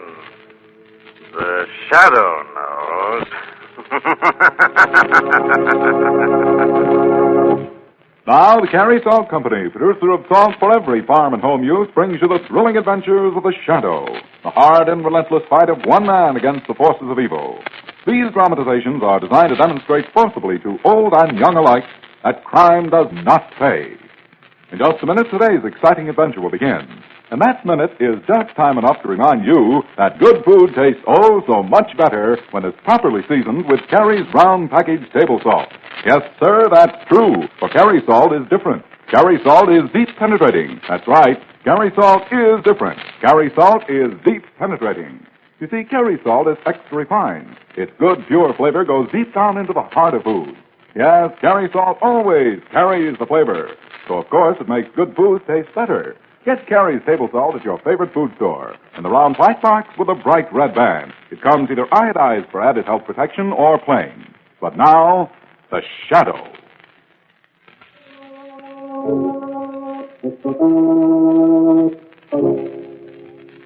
The Shadow, who aids the forces of law and order, is in reality Lamont Cranston, wealthy young man about town.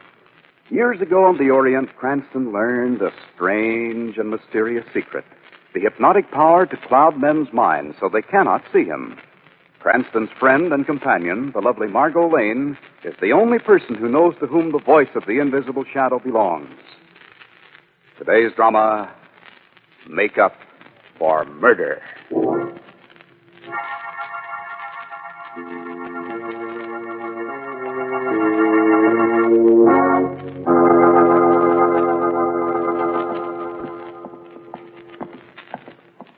Margot, darling, I hate to have to walk you home so late at night through this part of town. It's pretty gruesome, isn't it, Lamont? I can see now why they call it Beggar's Row. Well, I guess most of the poor beggars in town sleep in these old flop houses. Mm-hmm.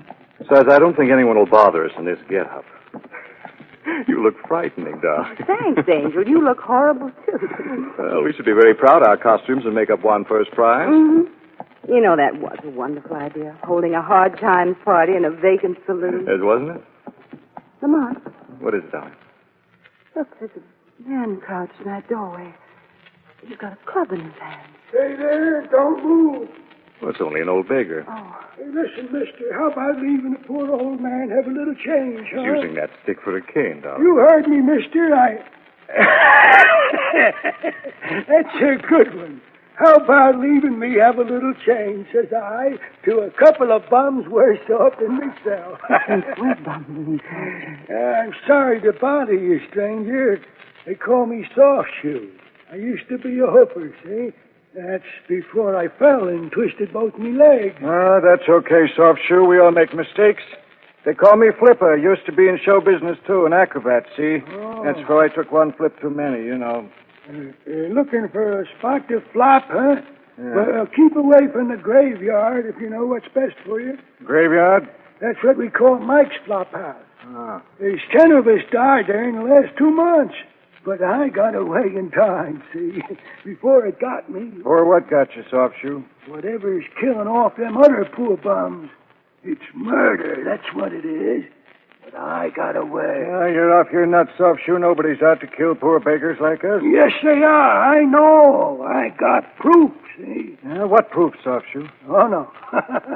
No, you don't. I'm not getting myself into no trouble. I'm just lucky I got away. I'm just lucky. What's the matter? I'm lucky. I'm lucky I got away. Lamont. He's dead, Margot. Look, there's a bar up ahead, Larry's Saloon. Go there and call the police. I'll wait here with the body. Right, darling. Be sure to ask for Commissioner Weston. The way we look tonight, any cop who doesn't know us would probably throw us in jail.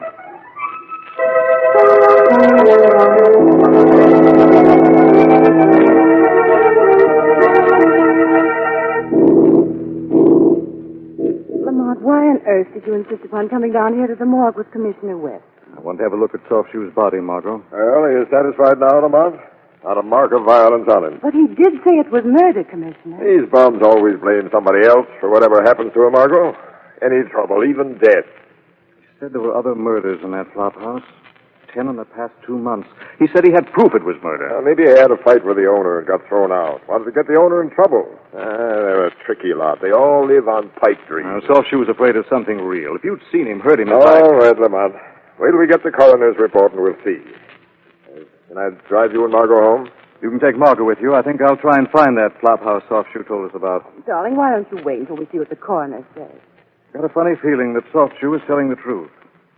I know, Commissioner. You think I can't resist playing detective, especially in this getup. I understand, Lamont, and if anything should come to light and you need help, well, you can count on me.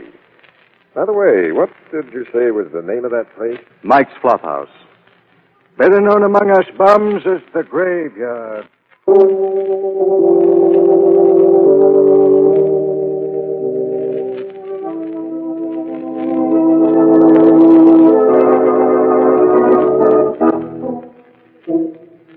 Hi, Mike. Got a bed for tonight? Huh? How'd you know me? I never seen you before. They call me Flipper. Used to be an acrobat, see? All filled up tonight, Flipper. Oh, you got one empty bunk. Soft Shoe won't be back anymore. Soft Shoe? What's happened to him? He kicked off 10 minutes ago right in the street. Soft Shoe did? Oh, poor devil. The police pick him up? His body, I mean? Yeah. Then I'll call him in the morning. See that he gets a decent burial anyway. Why, is Soft Shoe a special friend of yours? No, I just feel sorry for him, that's all. I try to see that all the bums around here get a decent burial. Got a soft heart, Mike. Yeah, and a soft head, too, I guess. But the only time these poor bums look peaceful and happy is when they're laying in their coffins, dead. Mike, you got a dime for a cup of coffee? You don't need no more of that coffee you drink, Smokey. Now get back to bed. Yeah, who's that? Oh, we call him Smokey.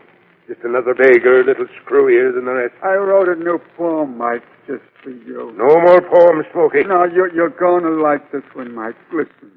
Men may come, men may go. Michael, see, they go quick, row upon row. Shut up. Get back to bed. Got any more poems, Smokey? Sure I have, friends. You like 'em, huh? Minnie's his sweetheart. Minnie's Mike's wife. Minnie'll pat you on the back with a knife. You crazy bum. Look who's standing in the door. Mike, are you going to let that bum make up poems like that about me? Minnie and Mike, they're man and wife. They don't think nothing of a beggar's life. Shut him up, Mike. Get him out of this room. Come on, Smokey. Back to bed with you. I got more poems to recite. You heard what I said. No, get back Mike, to bed. No, I didn't mean nothing Come on. wrong, Mike. No. I tell you to get out of here. Stop that, Mike. Come on. Please, I'm throwing you. Hey, Come here. Go on. Mike handles that guy pretty rough, don't he? Maybe he does. What's it to you, mister? Nothing. Nothing right now. That'll keep that crazy bum quiet. Hey, how about that room, Mike? Huh? Does he stand here? I don't like him. He's too nosy. Got any more poems, Smokies, is he? Yeah. He is kind of nosy, ain't he? Okay, get out, Flipper. Scram. Oh, gee, Mike, I got no other place to go. You heard what Mike said. Go on. Scram.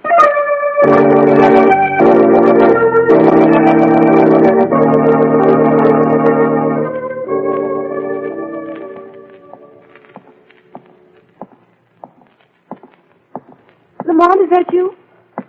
Margot, what are you doing here? I thought Commissioner Weston took you home. Well, I was worried about you, so I called Shrevey, and he brought me down here in his cab. He's down the street. You would have had a long wait, darling. I nearly stayed at Mike's place all night. All night in that place? Whatever for, darling? Something strange going on there. I'm sure of that now. An old bum they call Smokey's been reciting poetry. Poetry? Oh, now, darling. I'm serious, Margot. He knows something. In his own crazy way, he knows some secret. Secret the proprietor and his wife would rather he kept to himself. Wait a minute, someone's coming. Why, it's he. Smokey, darling. Let me pass. I gotta find someone to help me. Hey, Smokey, what's wrong? Don't you remember me? Huh? You? Who are you? Flipper, you remember? You'd just been reading your poetry to me. Yeah, you look familiar. Lamont, there is something wrong with him. Yeah, I got a new poem, Flipper. Just made it up. You never know who your friends are. That someone wrote. I know who my friends are. They just cut my throat. Hey, Smokey, what's wrong? A heavy scarf around his throat, Lamont, and there's blood. They tried to kill me. Who tried to kill you, Smokey? Smokey. He's falling. I've got him. He's just fainted. Get Shrevey, Margot. We've got to get Smokey to a hospital right away.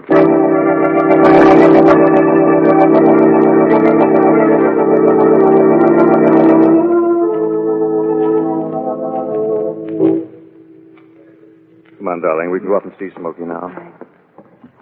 Did the doctor think he could save him? Said his constitution was made of zinc. He was even reciting poetry under the anesthetic. Oh. You think Mike did it? Mike or his wife, Minnie? 207, isn't this his room? Yes. Well, let's see if we can get Smokey to say something sensible, in prose this time. Lamont, there's empty. Wait a minute. Window's open. He used the sheet for a rope. Well, why would he want to escape? He was safe here. Where would he go? I don't know, Margot. Unless he wanted to get back home for some reason. Back to that flop house? That was where he was nearly killed. Why would he go back there, of all places? I don't know. He must have had a very good reason. It might be the reason behind all the murders at the graveyard, Margot.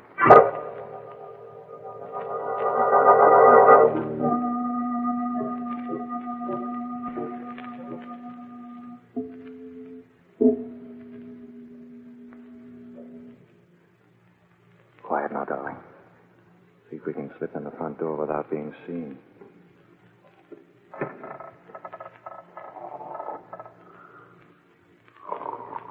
There's Mike behind the desk. Asleep. You've got to tiptoe quietly. Past the desk. Come on, he's waking up. No, he's turning around in his chair. Come on, past the dormitory, down the hall there. He's sleeping as innocently as though he didn't know that Smokey had his throat cut. Maybe he doesn't know, Margot. It looks like a light coming from under the door at the end of this hall, darling. We can just get past this dormitory without waking any of those men in there. Yeah. Take it easy. Yeah, so far so good. There is a light in that room, Lamont. Yes. Door's open part way. We're going to open it the rest of the way. The room's empty, Lamont. So it seems. Must be Minnie's room. Look in that dresser with all... Wait, Margot. Somebody's in here. Sounds as if it's coming from that closet door. Might be Smokey hiding in there. Or the killer. Keep that, darling. I'm going to open that closet. Now. It's mine.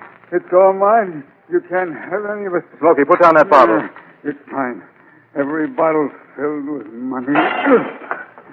Say, thousands.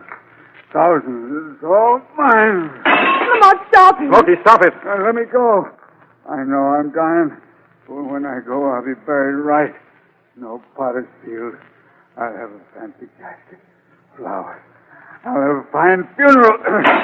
Smokey, you've got to go back to that hospital. Now, come along. You keep away from me. You come to get my money. I'll kill you before I let you take it from me. Look out, Lamont. He's coming toward you with that broken bottle. Smokey, I've come to help you. You come to steal my money, but you won't. I'll cut your throat, too. Look out!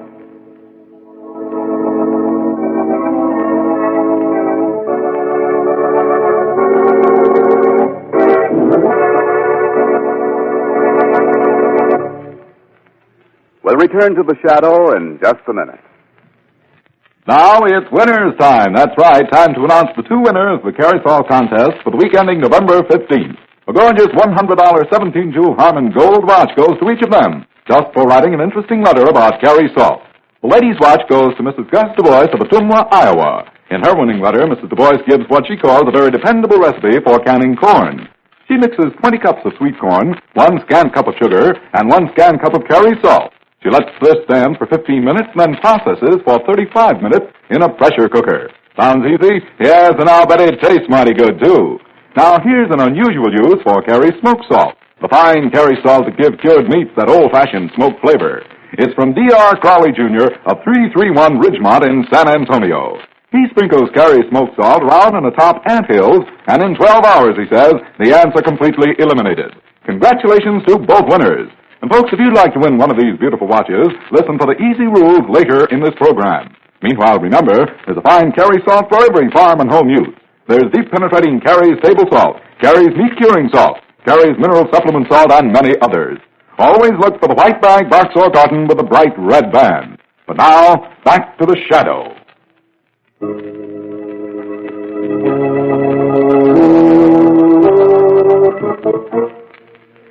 In their attempts to solve the mystery of the strange deaths in the flophouse on Notorious Beggars Row, Lamont Cranston and Margot Lane find themselves in the room of the owner's wife. And here they find the latest victim, a beggar named Smokey, who attacks Lamont with a broken bottle. Lamont, he's got your cheek. It's bleeding. I've got his arms now. I'll tell you, I won't let you take my money. Easy, Smokey. I'll have a good burial. I'll see I'm buried right. Not like the other bums. Smokey. You will have a good burial, all right, Smokey. He's dead. Yes, darling. What a shame. He might have lived if he hadn't come back for this money. It's a fortune here, Margot, in these bottles. Lamont, there's someone coming down the hall. It's a woman's footsteps. Minnie must be coming back. We've got to get out. I want you to go, darling, quickly, down that fire escape. What about you? Don't worry about me. Minnie won't see Lamont Cranston. It'll be the voice of the shadow who greets her.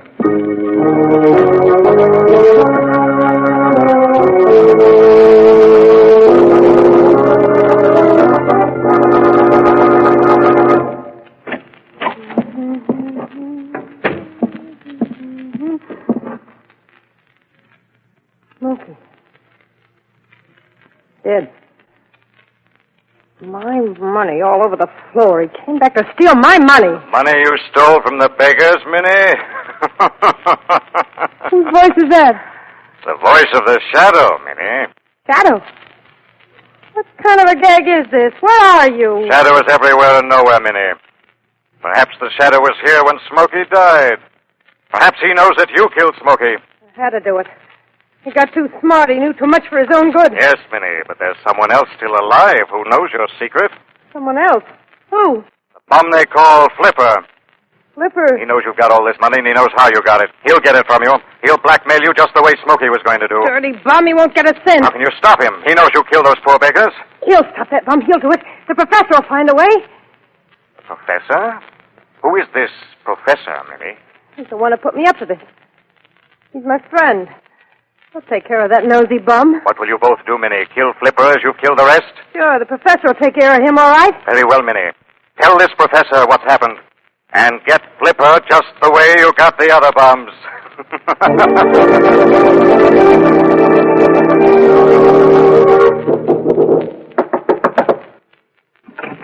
Let me in, Professor, quick. Well, Minnie, my flower, what are you doing here in my workshop at this time of night? There's something I got to tell you, Professor. Well, you're the nerve, my precious. Wait, I'll light a lamp. No, never mind about the light. Listen to me. My cherub, you're trembling. Listen, a voice just come to me and told me somebody knows we killed them beggars and stole their money. A voice? Oh, come now, my rose petal. I tell you, I heard a voice. I found my bottles broken and the money all over the floor. The voice said that a bum named Flipper was going to blackmail us and get our money away from us. Come, sugar, you're just imagining things. I heard the voice, I tell you. Wait. Just then I felt like there was someone here in your workroom with us. Your nerves are just done, eh? What was that? What are you talking about? Your work table just moved. Then I could swear. How could it, Tulip? You don't see anyone, do you? No. Maybe I'm just jumpy. I guess that voice kind of left. Professor, look. Those little bottles on your shelf, they just moved. Well, it must have been just the wind. See? Just blew the door closed. Yeah, but I heard somebody laugh. You're imagining things. I do say, Blossom, this is odd. What's odd, Professor? I know I had 8 bottles of my stuff on this shelf tonight. Now it seems there are only 7.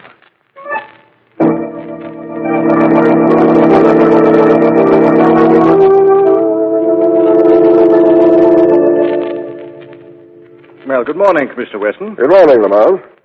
Well, you look happy. Whose canary have you swallowed this time? No one's yet, Commissioner. Just looking forward to the meal. Tell me, could you have this analyzed for me? What is that? It looks like a little bottle of paint or colored ink. Could be. I stole it from the workshop of an artist a little while ago. What are you acting so smug about? Come on, Lamont, let's have the news. You're still after Mike, owner of the graveyard? Not this time, Commissioner. I doubt if Mike is even in on the deal now. But I was right about those bums being murdered. All I need now, Commissioner, is the evidence. Coincidentally, you said you had photographs of all the beggars who died taken at the morgue. Could I see them? Yeah, help yourself. Oh, thanks. Mm-hmm. Well, very interesting photographs. Now, wait a second, Cranston, before you get any ideas. I've checked on those deaths, and all of them were listed as having died from natural causes, if you can call bad liquor a natural cause of death. I'm afraid you're mistaken, Commissioner, and I think I can prove it, because I'm next on the list to be killed as they were. What are you talking about? Commissioner, give me 24 hours to set a little trap. I'll get the killer for you, using myself as bait.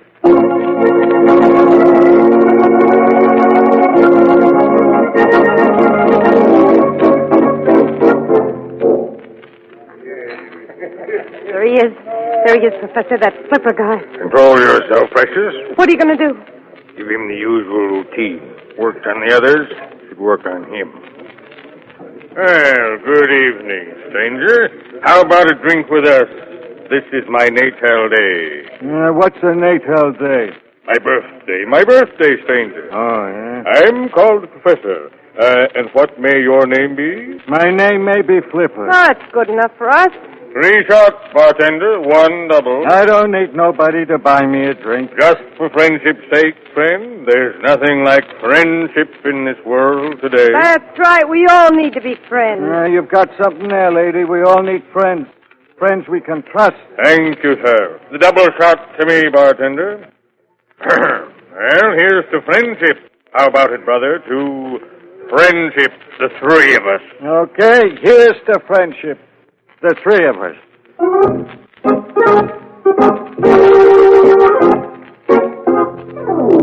For it's always fair weather when good friends get together. Sit down, Flipper. Sit down. Make yourself at home. Hey, where are we? At my studio, Mr. Flipper. Don't you remember? We got thrown out of the bar. Oh, that's right. They were closing. The professor's got a jug stowed away here. Yeah. Coming up, my dear. Coming up. Give Flipper another drink. Oh, no more for me, Professor. No more. Hey, this is a nice little workshop you've got here. Professor's a fine artist. One of the finest in the world. Here are some of my pictures. Yeah. Oh, I wish I had a beautiful picture like that. How would you like me to give one to you, Flipper? Oh, no, I couldn't. He won't charge you a cent for it, will you, Professor? You mean you'd give me one free? Gladly. Which would you like? Let's see. Oh, I like this one with the swords and the snakes. Oh, no. How about this?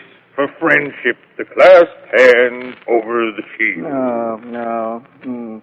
I think I like this one better, the skull and crossbones.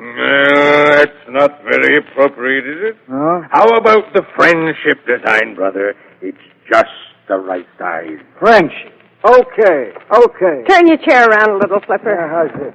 Get it over quick. I'm nervous as a cat. Now, where would you like it, Mr. Flipper? You like it? Oh, how about right across my chest here? Huh? Well, now, we usually reserve that space for something much bigger. Oh. Now, right here, on your arm, would just fit here. On the inside of my arm, don't show so well there. Hand me the needle quickly, Minnie. Turn it on. Now, this won't hurt much at all, Flipper. Hurry up, Professor. This won't hurt much either. Oh! Now, let me try the needle on you first, for friendship's sake. No, stop him, Minnie. Get over him, you crazy bum! What are you afraid of, Professor? Dying of blood poisoning like the other bums? Hey, you ain't no bum. What is this? Clever, weren't you, Professor? You got them drunk, offered them the friendship design free, and tattooed them with poisoned ink. Lamont. Good work, Lamont. We saw the whole thing. I think you have all the evidence you need now, Commissioner. Yes, but you won't have me. Lamont, he's grabbed the bottle of poisoned ink. He's drinking it, Professor! Too late. It's too late, Minnie. I'm dying. No! Forgive me my sins. I'm leaving this world. That's right, Professor, but not just now. Huh? Say farewell to all my friends. Say farewell. Come on, Professor. Get up off the floor. Huh? But Lamont, he swallowed the poisoned ink. All he swallowed was colored water, Margot. What? I switched the poison bottle earlier this evening.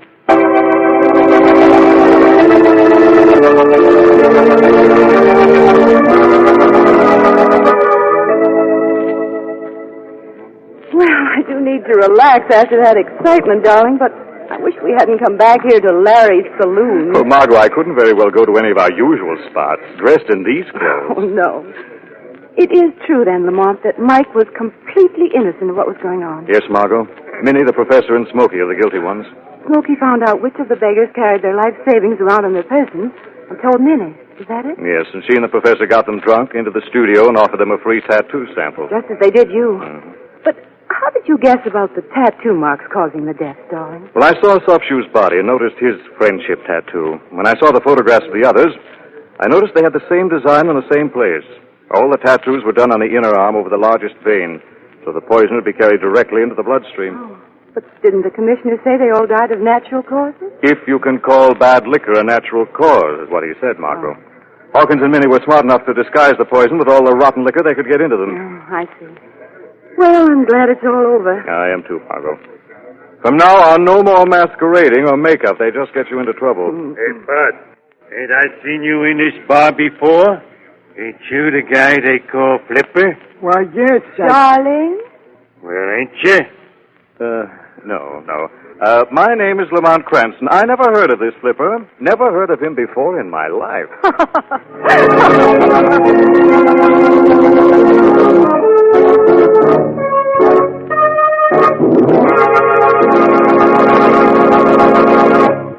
Friends, would you like to win a gorgeous $100 17-jewel Harmon Gold wristwatch? It's easy to do in the Carrie Salt Company's new contest. You bet. Carrie Salt is giving away 2 of these beautiful watches. One man's watch and one lady's watch every week.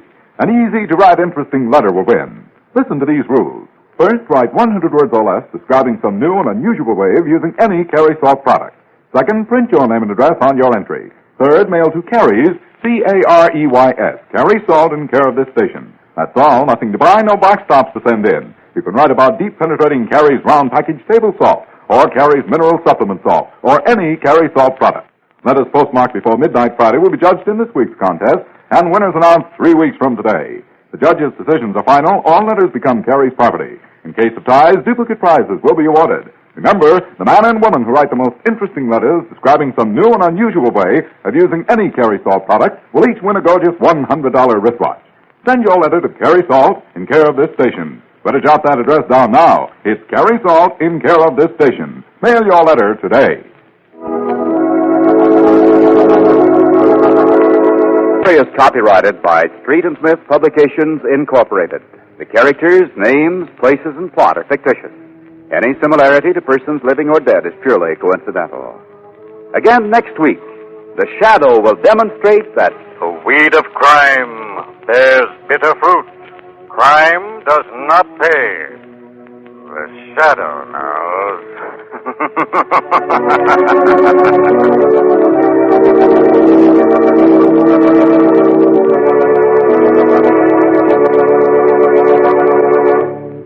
Next week, same time, same station, the Carrie Salt Company brings you another strange and thrilling adventure in the Shadow's daring battle against the forces of evil. Meanwhile, remember, there's a Carrie Salt for every farm and home use. Look for the package with the bright red band. And here's a reminder. Do you attend church regularly? There's a place for you and your talents in the church of your choice. Be a part of United Church Canvas.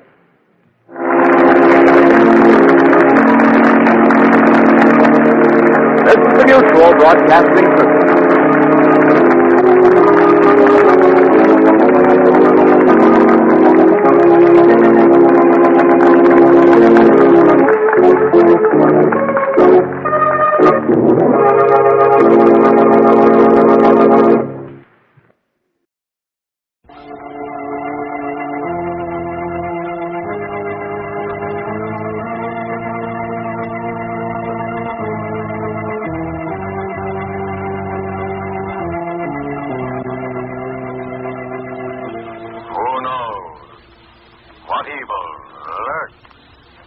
of men. The shadow knows.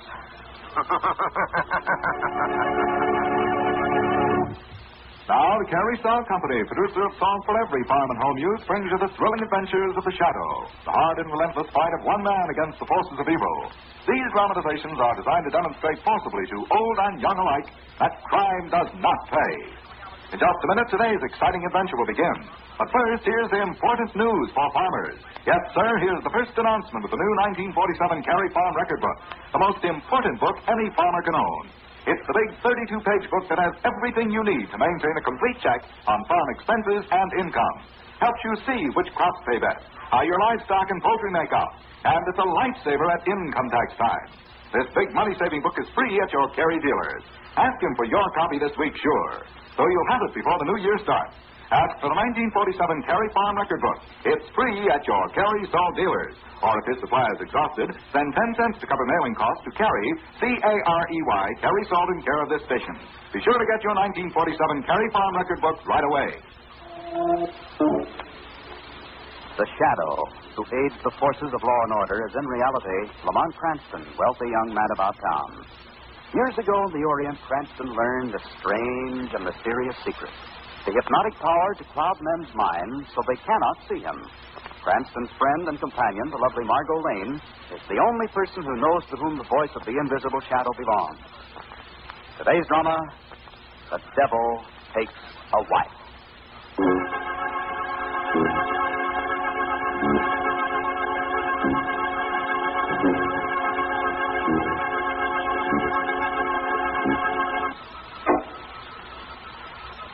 The swamp is the home of evil.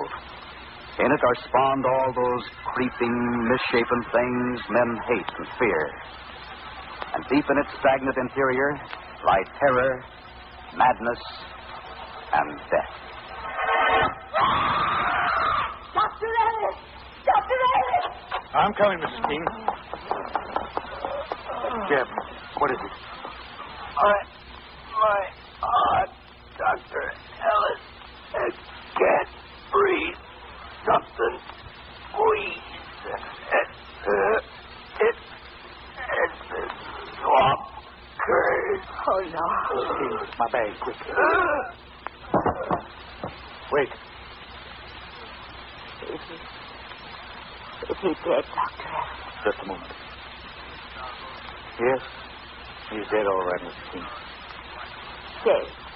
I've never believed in the supernatural before, Mrs. King, but I've fought this in every way possible, and it's beaten me in every possible way. I'm afraid this is something science can't handle. You're giving up. What difference does it make? Very well. I'll do it. I'll write Margot Lane. Who's she? Someone I knew before I ever came to the swamps, Dr. Ellis. I worked for her family. And I've heard that she has a friend, a Mr. Cranston. Father. Huh? Oh, it's you, Kate. Tell her she can't. Tell her she mustn't write anyone. If she does. Yes, Miss Kate. If I do, you'll regret it, Mrs. King. You'll regret it to the day you die.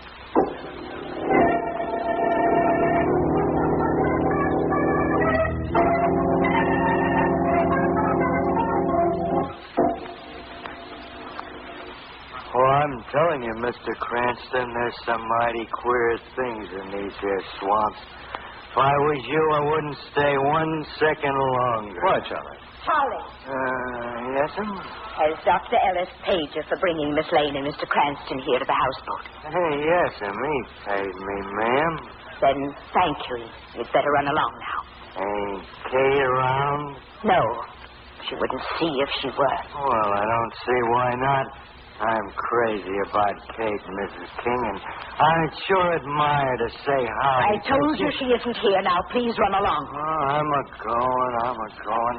But don't you forget what I said, Mr. Cranston. Mighty queer things in these here swamps. Mighty queer. So if I was you, I'd get out. And I'd get fast. Goodbye, all. That idiot. I'd never have sent him for you, Mr. Cranston, if there'd been anybody else around with a motorboat this new Oh, that was all right. I've been looking around, Mrs. King. So long since I've seen a houseboat, I'd almost forgotten what one was like. Do you like it? Oh, yes. And I can see why it needs a housekeeper, too. Oh, it keeps me busy enough, heaven knows. But there aren't many places like this in the swamps, are there? Well, a few. We have more people living here than outsiders realize. Well, what do they do? Oh, fish or trap, or hunt for game, or feathers, or shells. We even have pearling here. Well, then they do have money. Well, they did till that woman came, at any rate. Well, I'd wondered about that. Your letter told us what she was doing, of course, but I couldn't understand her motive. She's taken thousands of dollars from the swamp people this past year, Mr. Cranston. But who on earth is she? We don't know, Miss Lane. We're not even sure that we've ever seen her. The only reason we call her the devil's wife is because that's the way she signs her notes when she asks for money. And how's that money paid? It's left near Black Rock. That's a small rock formation just beside the quicksand. And no one's ever watched to see who takes it? No one is there, Mr. Cranston. The swamp people are superstitious. They've been afraid of that area ever since the old days when it was used as a hideout by outlaws. And now, of course, if they spied on her, they know what would happen. What would happen? The same as happens when they refuse to pay, Mr. Cranston. They die. I mean to what you call the swamp curse? Yes. But how does this swamp curse operate? What form does it take? Well, you just die, that's all, Mr. Cranston. Now, you take Jeb, for instance. He was our handyman. First, he had what you might call a kind of stabbing pain in the heart. Mrs. King, what is it? I don't know. All of a sudden, squeak. Margot, get Dr. Ellis in his room. Tell him to come here at once.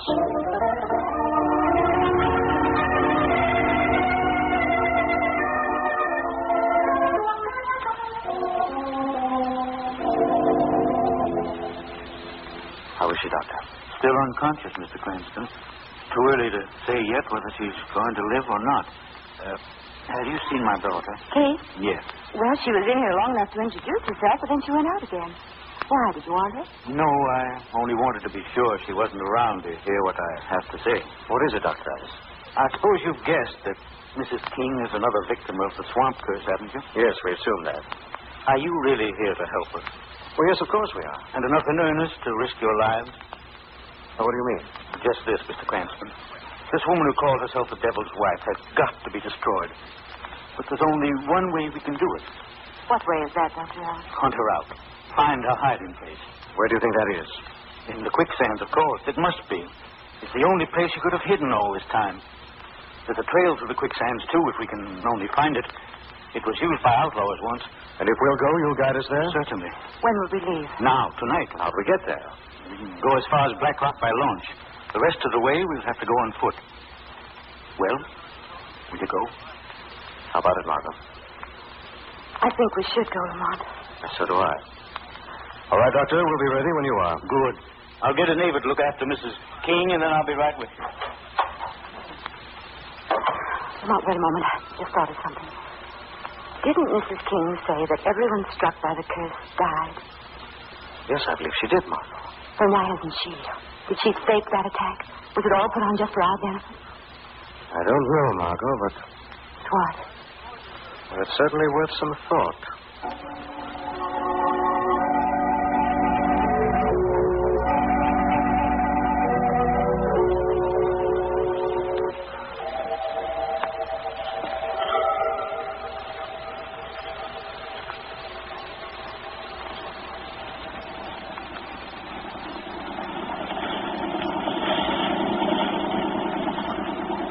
Excuse me, darling. What are you going to do now? I'm just going up front of the launch to speak to Dr. Ellis a moment.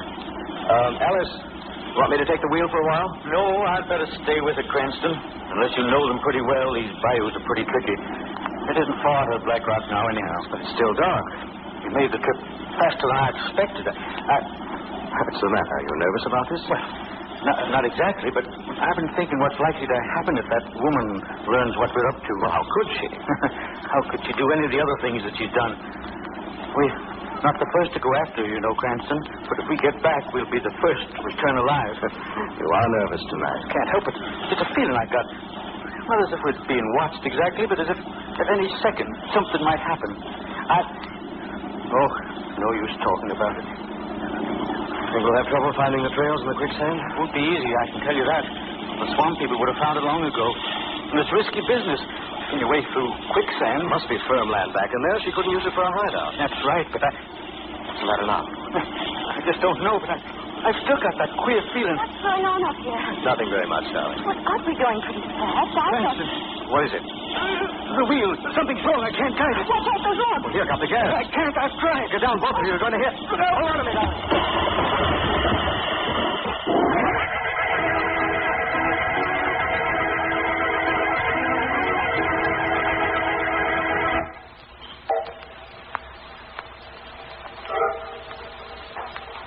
Kate!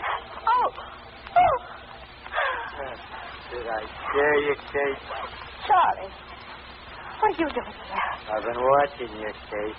I seen you fooling with your pod launch. I seen that crash back there just now, too. I don't know what you're talking about. Oh, now, Kate, you don't have to pretend with me. I'm crazy about you, and I always told you so. Go. Oh, now, honey. Go, I said. You shouldn't have hit me, Kate. You filthy fool. Didn't you know your pa and them two foreigners wasn't hurt any? Didn't you know they're going right onto the quicksands anyhow? What do I care? That's just what I'd like to know, Kate. That's just what I'd like to know.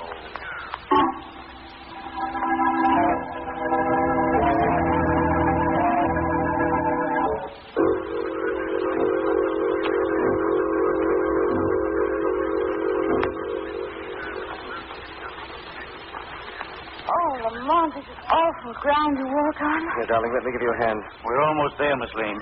That black rock just ahead of us. Good. Here we are, darling. Sit down, rest for a bit. Oh, what a relief. We have time, haven't we, Ellis? Oh, yes. We can't drive the quicksand, so we have some light to see by. Well, it just seems to be getting darker. I can't even see my hands. Something else. Haven't you noticed it? What's that? Listen. Did you hear anything? No. Did you hear anything? No, that's just it. Shouldn't we hear something? Crickets or frogs, at least? Wait a second. Say, that is odd. What do you suppose is the reason? Slightest idea. It's just as if... What, darling? As if the whole swamp were holding its breath and waiting and watching. Yes. Never felt anything quite like this before, Margot. What was that? Oh, it's someone laughing. Came from back in there. Listen. There it is again. Ellis, come on. Wait, Lamont, I can't see. Stay where you are, darling. Wait for us. Must be her, the devil's wife. She's back in this brush. She's over this way. Come on, hurry. Watch out for this brush. Where are we? We're in a clearing. Must be where we heard her first. Which way is she gone? Oh, I don't know. We'll have to wait till we hear her again. And if she doesn't... What? That's Margot. Come on, Ellis. Back to the rock. We've been tricked.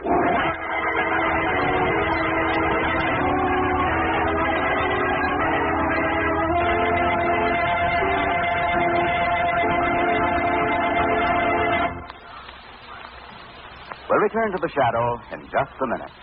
But now, here's the big news, folks. Here are the two winners, the Carry Saw contest for the week ending November 2nd. To each of them goes a gorgeous $100 17-jewel Harman Gold wristwatch, just for writing an interesting letter about Carry Saw. The ladies' watch goes to Mrs. F.A. Joya of 6424 Southwest Avenue in St. Louis. And here's her suggestion. Before washing slip covers, Mrs. Joya soaks them in a solution consisting of 2 6-ounce glasses of Carry Salt to 3/4 of a tub of lukewarm water. After a 24-hour soaking in this solution and 5 minutes washing in suds, the slip covers come out sparkling like new. Sounds wonderful, doesn't it? And here's a hint for all butchers from the winner of this week's Man's Watch. He is Mr. Frankie McGaster, a butcher of Tupelo, Mississippi. Instead of cleaning his meat block with sawdust, Mr. McGaster uses Carry Salt to make the blocks dry and sweet. For overnight, he recommends covering the block with a few handfuls of Carry Salt. And here's just one more suggestion he makes. The strewing of Carry Salt on the floor to cut grease. Congratulations to both of the winners. And folks, if you'd like to win one of these beautiful watches, listen for the easy rules later in this program. Meanwhile, remember, there's a fine Carry Salt for every farm and home use. There's deep penetrating Carry's table salt, Carry's meat curing salt, Carry's mineral supplement salt, and many others. Always look for the white bag box or carton with a bright red band. But now, back to the shadow.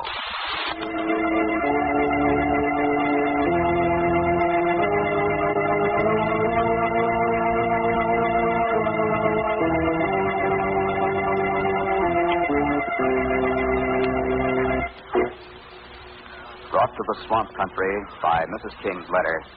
Lamont Cranston and Margot Lane have accompanied Mrs. King's employer, Dr. Ellis, to the edge of the quicksands, where a woman who calls herself the Devil's Wife is thought to have her hideout. Here, however, Lamont and Ellis were decoyed away by the sound of mysterious laughter, only to be called back again almost immediately by Margot's screams. Well, now, just a few minutes later. Here's the rock again, Cranston. Here's where we left her. Margot! Can you hear me, Margot? Only it wasn't so dark. There's the sun. It'll be light soon. Yes, but how soon? Margot! Margot! She's gone, Cranston. No use calling to her. We've been fools, Ellis. That woman drew us away on purpose. Come on. Where are you going? Out the quicksands this way? Yes. The odds are 10 to 1 this is the way Margot's been taken. But we don't know the trail. We meant to find it, didn't we? Yes, of course. Now we've got just twice as much reason as we had before. Well, you better be careful. Quicksands must start somewhere right in here. Let's see. Yes, there they are. We can begin to see a little something now. We've got to do our best to read signs. Look for footprints or a place where they might have forced their way through this brush. Here, what's this? What? Hey, look here. What is it? It's a cloth. It's caught on that branch. Do you think it might have been torn from Miss Lane's dress? No. Oh. What's the matter? You recognize it? No, certainly not. I was just thinking. Yes? Well, look, Cranston. If I say something, will you promise not to misunderstand? I'll try not to. What is it? Well, I wonder if we're doing the right thing. You trying to say we should turn back? Well, and leave Margot? Cranston, I feel as terrible about this as you do, but after all these deaths and the way our launch was wrecked and You wouldn't have changed your mind because of this piece of cloth, would you? Why should I? What's that got to do with it? I've seen the dress this piece came from. Where? On your daughter. Cranston, No one's ever seen this woman, Ellis. Is she your daughter? Is that what you're afraid of? Is that why you want to turn back? Cranston, Kate does have a dress like that. I know she does. But so does Mrs. King. Oh, but we left Mrs. King at the houseboat ill. How do we know she's ill? I examined her, yes. Couldn't she have taken something to simulate illness? Couldn't she have done this on purpose? Yes, Margaret suggested something like that. No, Ellis, in spite of what you say, if you refuse to go on now, it can only mean you really believe your daughter is guilty. No, I don't. Well? All right, Cranston. You win. Come on. We'll have to hurry.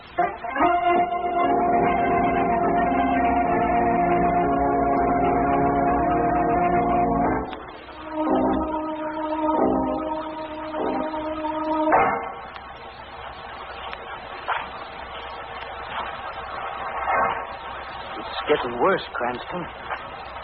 Just keep going. But what if we make a mistake? What if the quicksand gets us? Done all right so far. Yes, but... Keep going, Ellis. We don't turn back.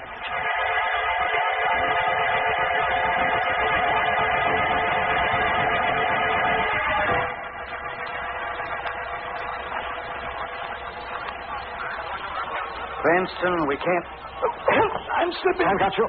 Hold on. Can't go on, Cranston. These quicksands... Ellis. What? Keep going, do you hear? Keep going.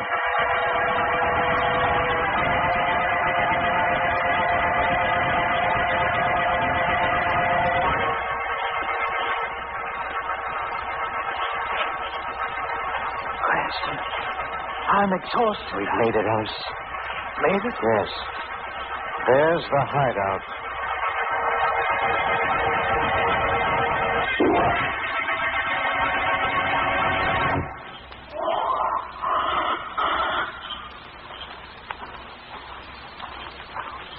Alice, wait.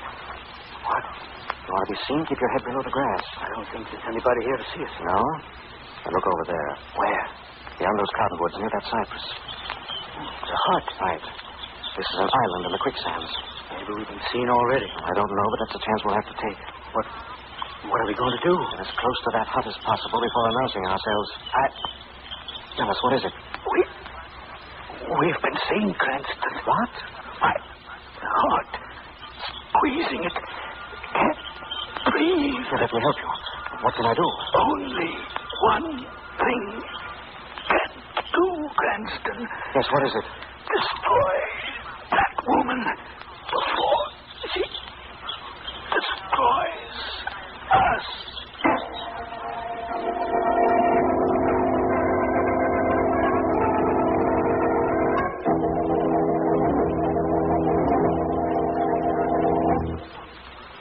Miss Lane. Miss Lane. Hey, ain't you ever going to come to again? Hey, Miss Lane. Huh? What? Oh, it's you, Charlie. Gosh, I was beginning to think maybe you was done for.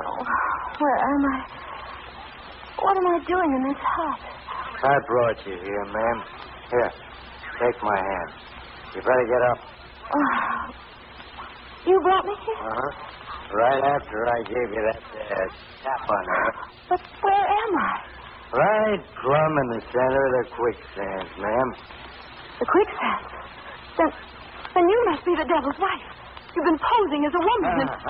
Not me, ma'am. No? Who then? Look behind you. Kate. Yes. You've been calling yourself the devil's wife. Yes, I have. What are you going to do with me? I don't know. Can't let you leave here alive. Better get rid of her and have it over with, Kate. When I should take her to the quicksand. No, Charlie. You leave this to me. Hey, what's this? Leave that box alone. Money, by gosh. Take that. Hey, Kate, you holding out on me, are you? Ain't that the cash you've been collecting from the swamp folks? That's my business. Well, I'm making it mine. You're mighty pretty, Kate, but cash is a darn sight prettier. Get back, Charlie. You give me that. Charlie, what you done? Hey. No, you don't. Raise your hand. Mighty slick, Miss Lane. I should have kept my eyes on what you was doing. You can raise your hands too, Miss Ellis. Turn around and walk forward, both of you. All right, I'll turn around. Miss Lane! Let me go! Oh, I can't take that gun back. Hey, who's got hold of me? Who grabbed that gun? Who's that? The shadow laughed, Miss Ellis. A shadow. What's that? I can't see you. Where are you? No one sees the shadow, Miss Ellis. I ain't done nothing, Shadow. She's the killer. Kate's the woman who's been calling herself the devil's wife. You're wrong. She confessed to protect the killer. What? The shadow will show him to you. All right, inside with you. Father. Hey, that's Dr. Ellis. There's your killer. You haven't got me yet, Shadow. Stop it, he's getting away. Oh, Father, come back. Don't get away, Shadow. Try to catch me now. Watch out for the quicksand. Look out, you fool. Father. Oh, no. No. No.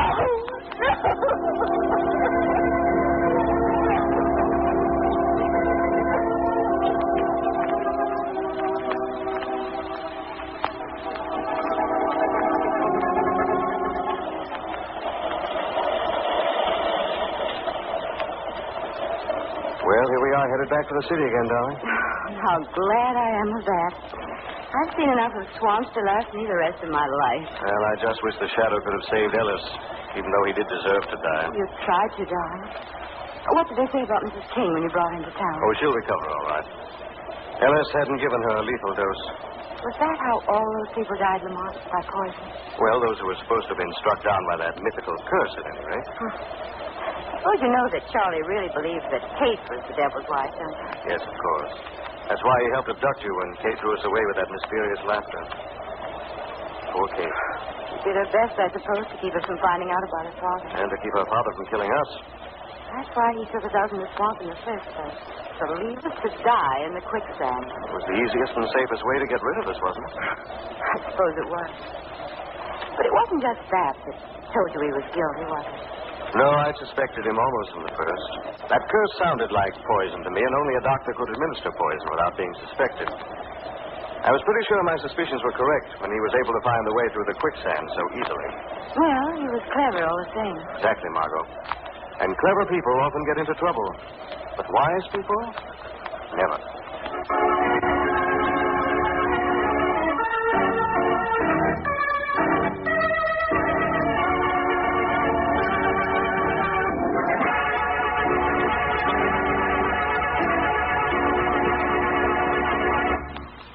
Friends, the Carry-Salt Company is giving away some beautiful prizes. Yes, sir, Carry-Salt is giving away 2 gorgeous $100 17-jewel Harman Gold wristwatches. One man's watch and one lady's watch every week. And you may win one of them just by writing an interesting letter.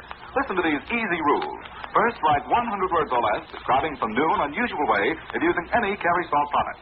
Second, print your name and address on your entry. Third, mail to Carries, Careys, Carry-Salt in care of this station.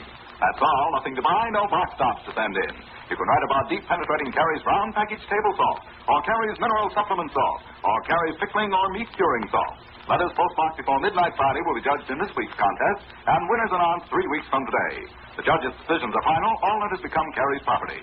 In case of ties, duplicate prizes will be awarded. Remember, the man and woman who write the most interesting letters describing some new and unusual way of using any Carrie Salt product will each win a gorgeous $100 wristwatch. Send your letter to Carrie Salt in care of this station. Better jot down that address now. It's Carrie Salt in care of this station. Mail your letter today.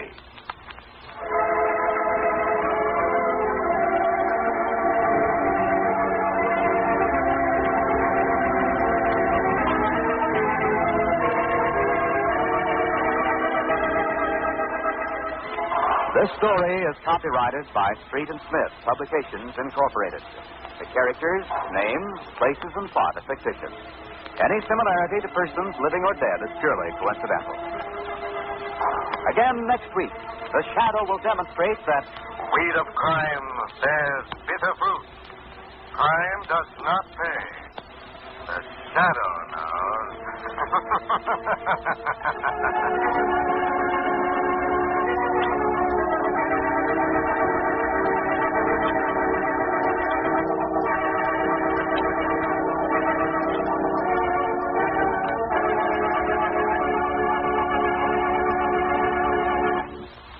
Next week, same time, same station, the Carrie Salt Company brings you another strange and thrilling adventure in the Shadow's daring battle against the forces of evil. Meanwhile, remember, there's a Carrie Salt for every farm and home use. Look for the package with a bright red band. And here's a reminder. Do you attend church regularly? There's a place for you and your talents in the church of your choice. Be a part of United Church Canvas.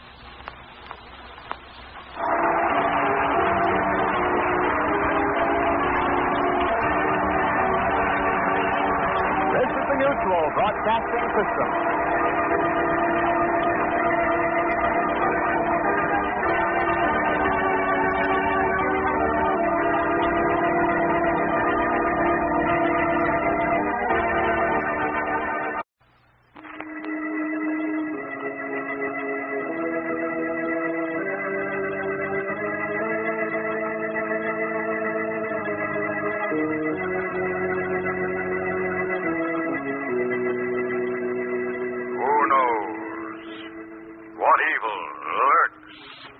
Of men.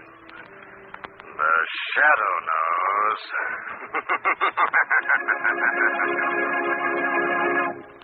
Now, the Carey Salt Company, producer of salt for every farm and home use, brings you the thrilling adventures of the Shadow, the hard and relentless fight of one man against the forces of evil. These dramatizations are designed to demonstrate forcibly to old and young alike that crime does not pay. In just a minute, today's exciting adventure will begin. But first, have you farm folks heard the news? Yes, sir, it's great news. Your copy of the new 1947 Carey Farm record book is waiting for you now. Be sure you get it at your Carey Salt dealers. Say, this big 1947 edition is even better than last year. It gives you everything you need to maintain a complete check on farm expenses and income. Helps you plan ahead for more profitable crops. Makes it easy to compute income tax. Go to your Carey Salt dealer tomorrow. Ask him for your copy. It's free. A Christmas reminder from him to you. If your dealer supply is exhausted, just send 10 cents one dime to cover mailing costs to Carey's, Careys, Carey Salt in care of this station. Be sure to get your 1947 Carey Farm record book right away. But now, The Shadow.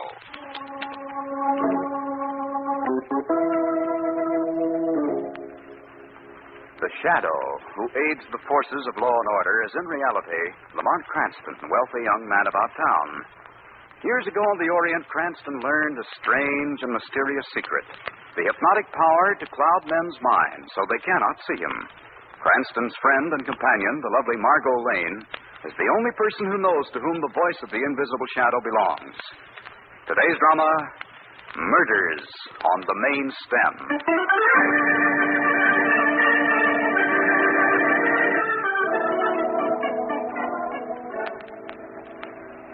I got the part, Margot. I'll say I'm excited. You know what did it? My hair. Yes, darling, my beautiful, golden, fine-spun hair. Oh, Margaret, there's someone at the door. Hang on a minute, Margot. Be right back. Oh, hello. Come in. Do you mind waiting till I finish with the telephone? Margot? Where was I? Oh, yes, telling you how I got the part. Well, I knew they were looking for a blonde actress, but I didn't think they'd go that crazy over my hair. What do you want? Let go! Let go!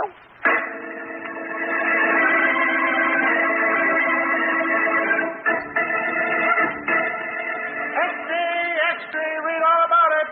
Julie Fraser, blonde actress, murdered. Police hunt killer who scalped beautiful victim. Read all about it.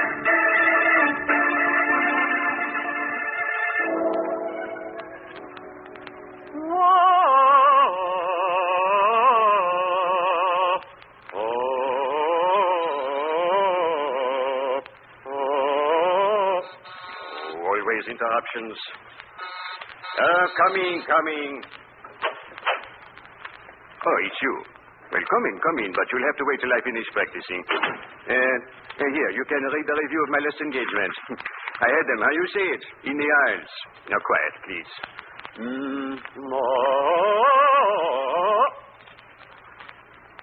What are you doing with that knife? Let go of me, you...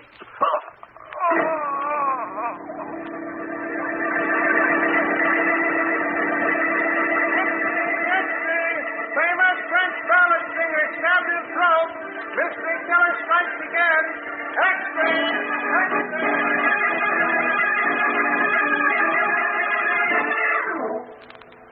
Well, what do you want of me, Mr. Cranston? Any information that might help us solve these two murders, Mr. Fleming. Both Julie Fraser and Jean Larue were your clients, weren't they? I handle their business affairs. You don't seem very friendly, Mr. Fleming. Well, frankly, I'm tired of answering questions. Before you get too tired, here's something you might consider. The police judged the killer to be about your height and build, Mr. Fleming. What? Rather strange. Just a few weeks ago, you insured LaRue's voice and Julie's hair for large sums of money. That was a business proposition, nothing to do with it. And stranger still that LaRue was stabbed in the throat and that Julie's hair was brutally cut from her head. Look here, Mr. Cranston, you're not suggesting I'm just refreshing your memory, Mr. Fleming. Now, if you're ready to talk. What do you want to know? You say that Julie and LaRue had no enemies. Did they have any friends in common? I only know one, if you can call him a friend. Who was he? Philip Dobray. Oh, the actor. Yeah, the most hated and feared man in the American theater. But why? Well, he was a jinx, Miss Lane. Whenever he appeared in a play, why, some disaster was bound to occur. And then besides, theater people say that something very strange happened to him during a tour that he once made in Australia. Could you drive out with us to see Dubray tonight, Mr. Fleming? Oh, I'm afraid not tonight, Mr. Cranston. I have an important engagement. I'll send Ann Johnson with you. She knows the address. Ann Johnson? Yeah, my secretary, the young girl in the outer office. Oh, yes. You probably didn't notice looks aren't her strong point, but her heart's in the right place. Well, come on, Margot. We'll take Shrevey's cab on the corner. Oh, by the way, Mr. Fleming, have you got a photograph of Dubray? Perhaps one of those on your wall? Well, I did have one, Mr. Cranston, but I took it down. I couldn't stand it staring at me. Why not? Well, in the theater we say that an actor grows to look like the parts that he plays. And Philip Dubray always played murderers.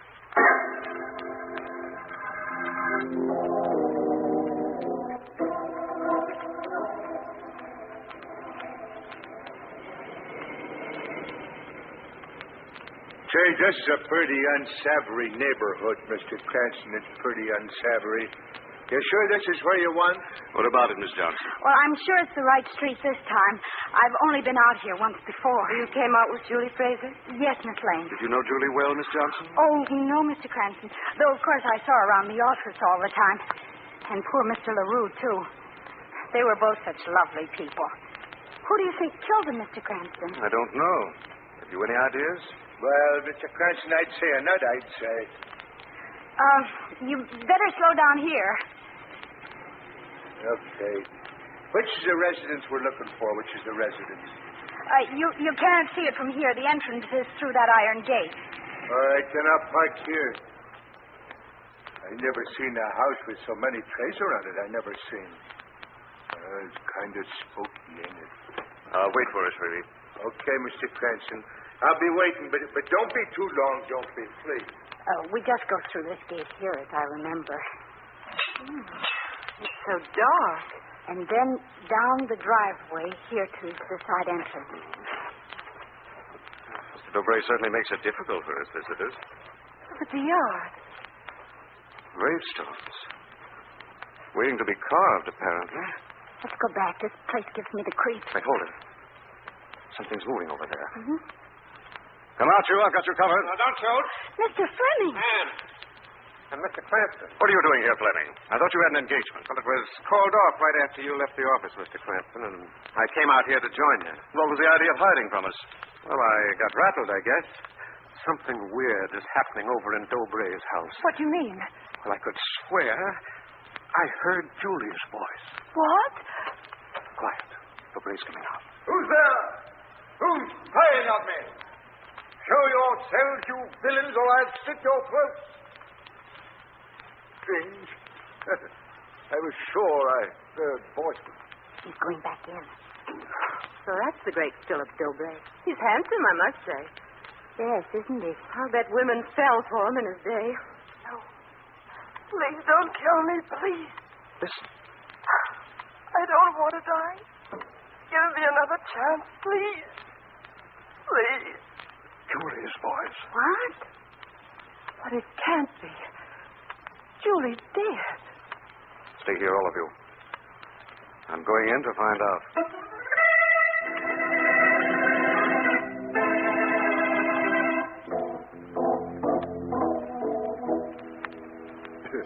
A strange delusion you have, Mr. Cranston. I'm certain I heard Julie's voice, Mr. Dubray. Yet you've searched my house and found nothing. But then the imagination can play tricks on the mind of man. As an actor, I should know that. Did you ever see me in one of my celebrated roles? No. Ah, a pity. I was magnificent. The greatest actor of my time.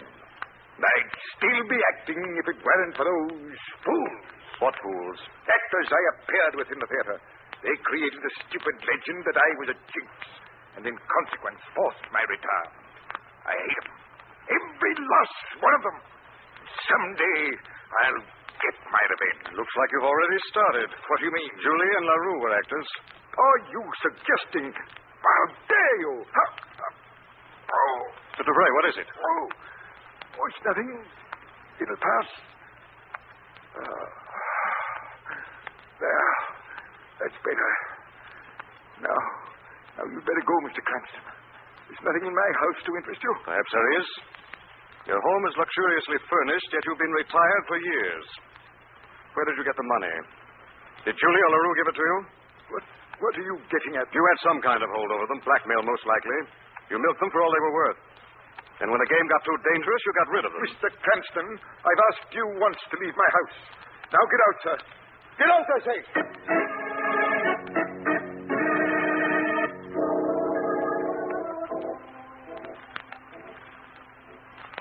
Lamont, is that you? Margot. What are you doing here in the back of the house? I told you to stay with Fleming and Aaron Jones. I was just looking around. What did you find out from Dobray? Was that Julie's voice? Still can't be sure of anything yet, Margot. The old boy was furious. He practically threw me out of the house. As soon as I found the answers to some questions, I'm going right Darling, back. This may be one of the answers right here. Look in his shed. Strange odor. It must come from pots along the wall. I'll get my lighter. Acid. For cleaning tombstones. And here they are. 2 of them. Read what's written. Loving memory of Julie Fraser. The other one is for Jean LaRue. The same inscription on the base of each. Erected by an old comrade of the theater, Philip Dobray. Why was Dobray in such a hurry to have them made? Julie and LaRue were killed only 2 days ago. These headstones were engraved long before that, Margot. If you look closely, you'll see the letters have already weathered. And that must mean that Dobray knew they were going to die. Certainly looks like it. This might be the clue we've been looking for, Margot. I'll soon find out. Where are you going, darling? Back to visit Dobray, Margot. This time as the Shadow.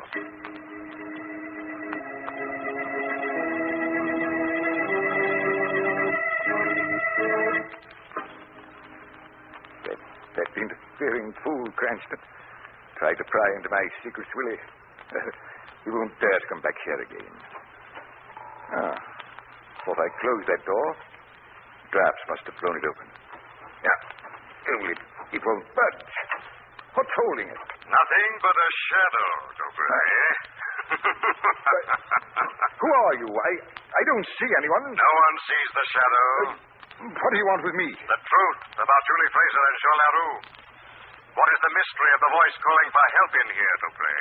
The voice? That was Julie's. On a phonograph record. Don't lie, Dobray. I have recordings of some of our scenes together. I play them often. And do you often engrave epitaphs for your friends before they're dead? What? Why did you order gravestones for both Julie and LaRue before they were dead? Why? They were both superstitious and afraid to die. They thought by erecting tombstones to themselves they could deceive death. An old belief, still practiced among the tribes of Australia. What do you mean? And you brought it back from down under to teach to the superstitious people of the theater. Didn't you, Dobray? How did you know, Shadow? So that was your racket. That was the hold you had over Julie and LaRue. You set yourself up as a high priest of black magic and sold them your secrets. And I needed the money. I didn't mean any harm by it. That's for the police to decide. No, Shadow. You mustn't give me away. I'll tell you anything you want. You know who killed Julie Fraser and Jean LaRue? Yes. Someone they never suspected. Someone they thought was their friend. What was his name? Look out, Dobray, the window. Oh! My face! My face!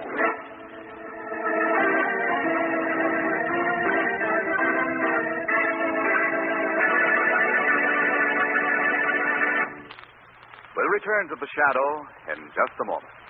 But now, here they are, folks. Here are 2 more winners, the Carry Salt contest. And what swell letters they wrote. Letters which win each of them a gorgeous $100 17-jewel Harmon Gold wristwatch. The ladies' watch goes to Meletta Naran, 1316 Rock Street in Little Rock. She gives a timely warning to you cooks who sometimes find that the grease in the pan on the stove has caught fire. Don't run to the sink and pour water on it. Just grab your box of Carry Salt and pour salt on the fire. Presto, the fire is snuffed out. Say, that's a good hint for all you listeners to remember. And here's the winner of the man's watch. He is Mr. Samuel M. Parker of Grand Junction, Colorado.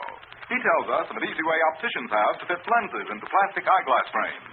First, he fills a small pan with Carry Salt and heats it over a hot plate. Then he places the plastic frame in the salt. The frame expands, then it's easy to insert the lenses. When the frame cools, the lenses remain firmly in place. Congratulations to both of the winners. And folks, if you'd like to win one of these beautiful watches, listen for the easy rules later in this program. Meanwhile, remember, there's a fine Carry Salt for every farm and home use. There's deep penetrating Carry's table salt, Carry's meat curing salt, Carry's mineral supplement salt, and many others. always look for the white bag, box, or carton with a bright red band. But now, back to the Shadow.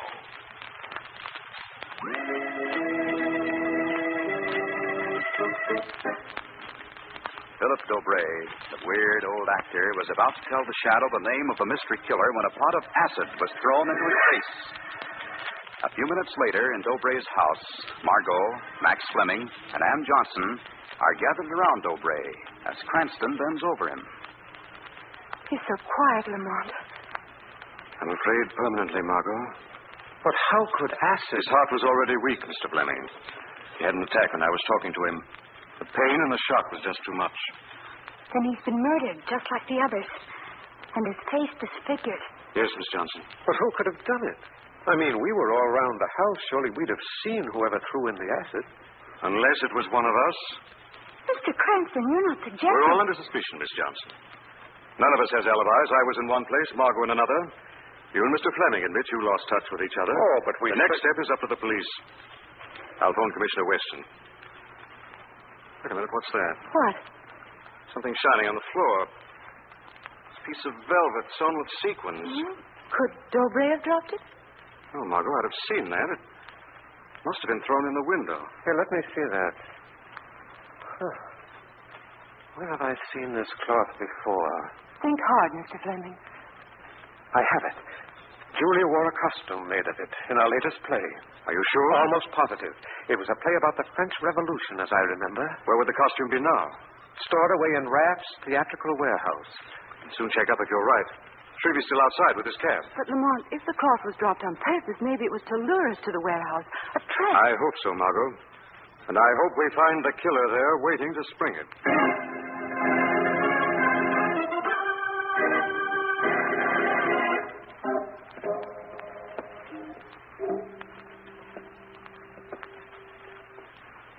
Watch your step, Margaret. This warehouse is littered with rubbish. You don't have to tell me, darling. And these ropes hanging down, bumping in the nose every 2 minutes. It's horrible in here. Do we have to go on? Just a little further, Anne. We're almost at the costume. The very idea of a murderer lurking somewhere, even if it's one of us. Well, now, don't be frightened. Here, I'll take your arm. Oh. Margaret, you all right? Yes, darling. And look what I've discovered. A lovely old spinet. It's been years since I played one. Well, you certainly have a beautiful touch, Miss Lane, and beautiful hands. This is hardly the time for a concert, darling. Oh, sorry. Well, we're close now, Mr. Cranston. Ah, yes. You see, there's the guillotine. Guillotine? It was used in Julie's last play, the one about the French Revolution. That doesn't look much like a stage prop. Oh, this is a real guillotine, Mr. Cranston, with a razor-sharp knife. Well, isn't that unusual for the theater? Well, Dobray insisted on it. You see, he played the executioner. Darn it, another rope hitting me in the face. This time Margot, look out!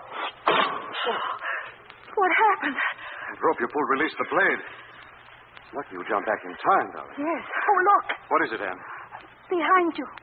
Faces staring at us. Oh, it's all right, Anne. They're just wax. Oh, yes, of course, so they are. Wax figures wearing costumes. And look. There's Julie's sequin dress on that figure. You see? Wait. What's the matter, darling? Something else of Julie's on that figure. Her hair.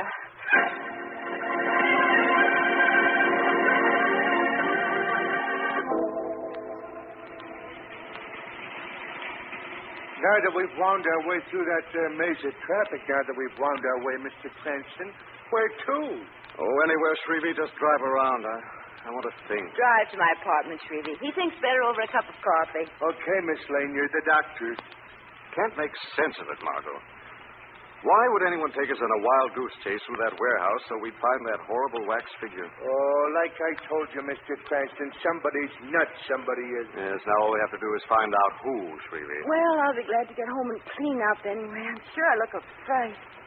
Oh, dear. What's the matter, darling? Well, I meant to give Anne back her compact. She dropped it in the warehouse. You see that? Why, it's bent. Probably when she dropped it. The whole case is buckled. Oh, so it is. I think we're getting someplace at last, Margot. Step on it, Shrevey. We've got to drop Miss Lane off at her apartment. Nonsense, darling. If things are popping, I'm going with you. Now, listen, Margot, this is serious. It's as clear as daylight now that you're next on the killer's list. What? You're going to lock yourself in your apartment and not stir out till I get back. Where are you going, darling? Find out some very important things from Mr. Fleming.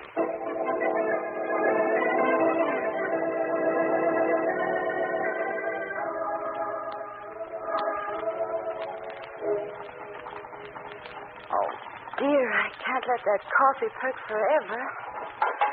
I was so sure Lamont would be back by this time. There he is now.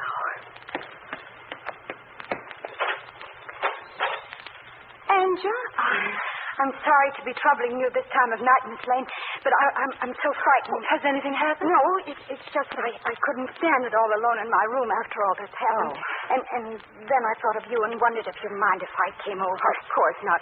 Please come inside. Thank you. You're so kind to me, Miss Lane. So, do I smell coffee? Indeed you do. Just freshly made. I'll get it. I'll get the cups ready. It's just what we both need to cheer us up. Yes. Looks good. It is good. Well, hot anyway. Does Mr. Cranston know who committed these awful murders? Yes. I'm afraid it'll come as a shock to you, Anne, but you'll have to know it sooner or later. He believes Max Fleming to be the killer. Oh, and to think I've been working right with him in the office all this time. Well, it should be a relief to know you don't have to go back. Yeah. Except I don't know what I'm going to do about a job now. What were you doing before? I had a small part in the vaudeville act. Oh, that's interesting. I didn't know you were on the stage. Oh, excuse me, Anne. I don't know why I'm yawning like this. I suddenly feel so sleepy. I know. Like your brain is floating away. Exactly. How did you know that? Because I put the drug in your coffee, Miss Lane. You what? It won't put you all the way to sleep. Just make you numb so you won't give me any trouble. Trouble? What are you talking about? You'll see what I'm talking about, Miss Lane, when we get back to the warehouse.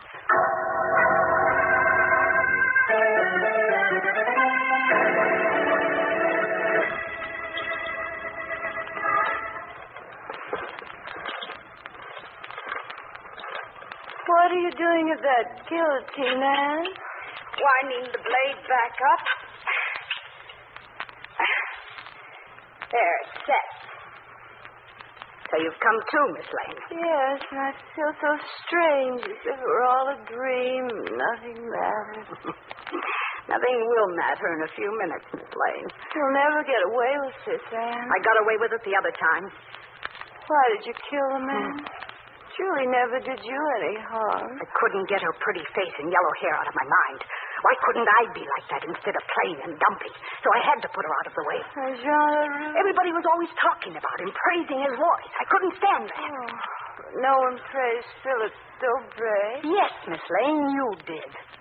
You called him handsome. Only he wasn't handsome after he got that acid in his face. And you're not well. You need help. Care. Stop talking like that. It's true. You don't know what you're doing. Untie my hands, please. Yes, I'll untie them. Mr. Fleming thought they were so pretty when you were playing the spinet. Maybe he'll think different when the guillotine's through with them. No. Come on, stretch your hands out. Oh, please. Then I'll drag you over. You're as light as a feather to me. Something's holding me. What is it? The shadow, Anne. Let go of me. I'll make you let go. You're strong, Anne. Strong enough to twist a metal compact in your bare hands. Not as strong as the shadow. I'll show you. Convinced, Anne? You win, Shadow. I give up. That's better. Now untie that girl. Let go my hands. All right, but... Anne, come back here. You'll never get me alive, Shadow. You fool. They'll say I'm mad. I'll die first. Let go of that rope. Why did you pull me back, Shadow? I wanted to die. You can't take justice into your own hands, Anne. The law, not you, will decide your fate.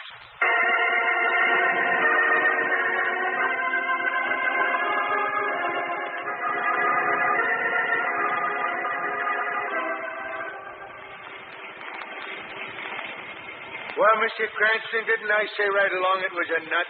You're so right, Shrevey. The only trouble is you didn't say which nut. I'm still a little baffled how you found out yourself, darling. Well, through the compact, of course, Margot. There's the clue I was looking for. When I realized that Anne had the strength to bend that metal, it put an entirely different complexion on the probable murderer. Well, I misunderstood you. I thought you said you were going after Fleming. Well, I went to him to check up on Anne's background. When I found she'd formerly been in some sort of acrobatic vaudeville act and had been dismissed because of her insane jealousies, the case was all wrapped up.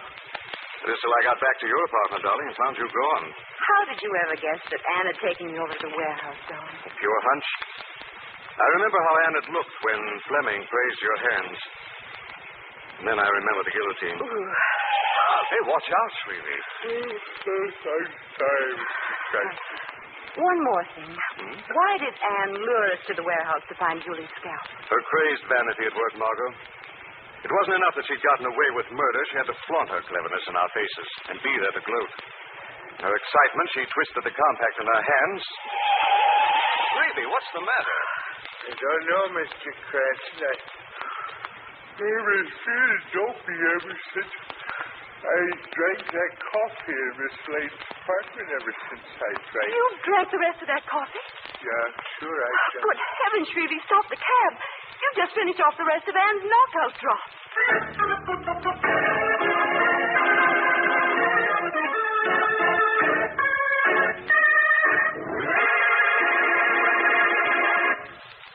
Friends, do you know some new or unusual way of using any Carry-Salt? Then be sure you enter the Carry-Salt Company's exciting prize contest. You bet. Carry-Salt is giving away 2 gorgeous $100 17-jewel Harman Gold wristwatches. One man's watch and one lady's watch every week. And you may win. Listen to these easy rules. First, write 100 words or less describing some new and unusual way of using any Carry-Salt product. Second, print your name and address on your entry. Third, mail to Carries, Careys, Carry Salt in care of this station. That's all, nothing to buy, no box tops to send in. You can write about deep penetrating Carries brown package table salt, or Carries mineral supplement salt, or Carries pickling and canning salt. Letters postmarked before midnight Friday will be judged in this week's contest, and winners announced 3 weeks from today. The judges' decisions are final. All letters become Carrie's property. In case of ties, duplicate prizes will be awarded. Remember, the man and woman who write the most interesting letters describing some new and unusual way of using any Carry Salt product will each win a gorgeous $100 wristwatch. Send your letter to Carry Salt in care of this station. Better jot that address down now. It's Carry Salt in care of this station. Mail your letter today. This story is copyrighted by Street and Smith Publications, Incorporated. The characters, names, places, and plot are fictitious. Any similarity to persons living or dead is purely coincidental. Again next week, the Shadow will demonstrate that the weed of crime bears bitter fruit. Crime does not pay. The Shadow knows.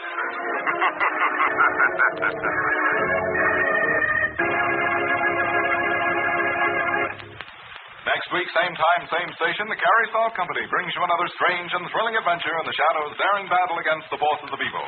Remember, there's a Carry Salt for every farm and home use. Look for the package with the bright red band. And don't forget Carrie's exciting new contest with 2 beautiful $100 Harman Gold wristwatches given away every week. Mail your entry now to Carry Salt in care of this station. This is the Mutual Broadcasting System.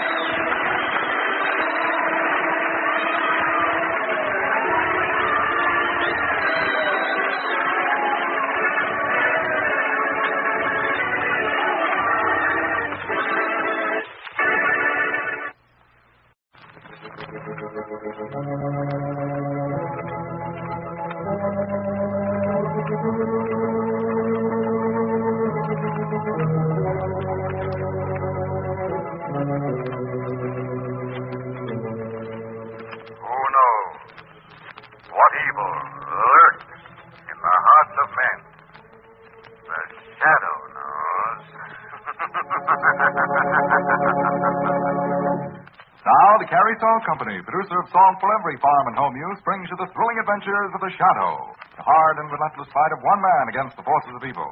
These dramatizations are designed to demonstrate forcibly to old and young alike that crime does not pay. In just a minute, today's exciting adventure will begin. But first, if you're a farmer, here's an important message for you. You have mighty few shopping days to get your free copy of the new 1947 Carrie Farm record book before the new year starts.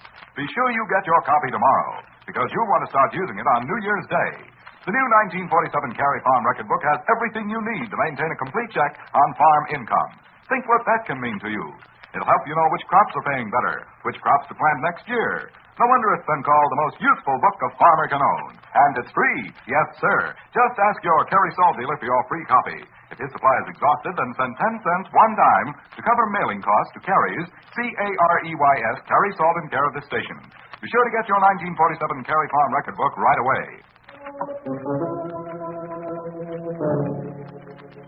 The Shadow, who aids the forces of law and order, is in reality Lamont Cranston, wealthy young man about town. Years ago in the Orient, Cranston learned a strange and mysterious secret. The hypnotic power to cloud men's minds so they cannot see him.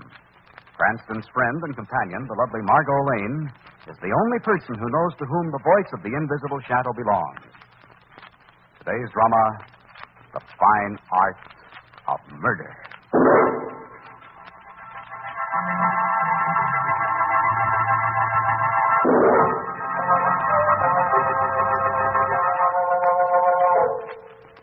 I never meant to harm or frighten anyone. I never meant to use these two hands of mine to kill. They were meant to paint pictures, beautiful pictures. My studio and home is a house along the southern shore in the lovely Sea Island country. I live alone there the year round and paint. But one day, I walked down to the wharf. I planned to do a seascape. I found myself alone, except for a young girl I saw kneeling on the end of the dock. She seemed to be trying to fish something out of the water.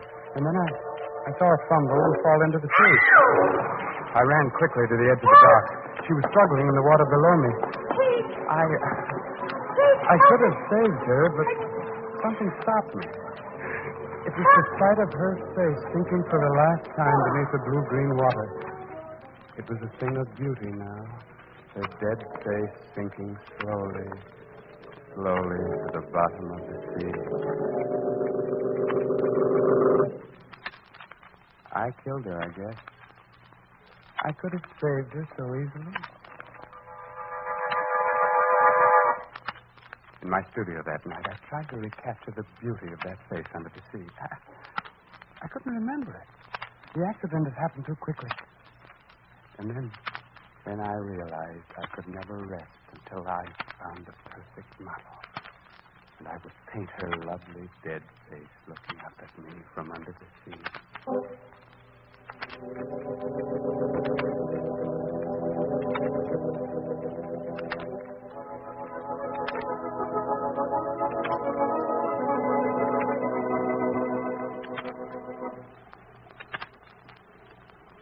This is almost the nicest idea you ever had, darling. Coming down south here for a few days' rest before the holidays start. Well, it was pretty much of an inspiration, wasn't it? Mm-hmm. Think what Commissioner Weston would say, Margot, if he saw us lolling around here on the beach. Or Shrevey. Especially Shrevey. Gee, what a couple of lucky dogs they are, languishing in the sunny southern beach while I'm driving my hack through the sleet and the slush I'm driving. Well, speaking of the sunny southern beach, this one's getting a little chilly, darling. Think we better head back to the hotel. Yes, it is a little bleak now the sun started to go down. Well, I'll put the rest of the food back in the basket if you'll put out the fire. Right. Hope I don't have as much trouble putting this fire out as I did getting it lit. Never was much of a Boy Scout. Lamont. Lamont, listen. What is it, Doc? Listen, that sound, like someone crying. It's coming closer. There she is. There's a young girl, Lamont. She's hysterical. If I'm not mistaken, she's badly hurt. Lamont, she's falling. She's faint. Well, there's a doctor who has a cart he set down the beach, darling. Remember the hotel clerk told us? That's right. You pick up our things, Margaret. I'll carry her to the car. This girl needs medical attention fast.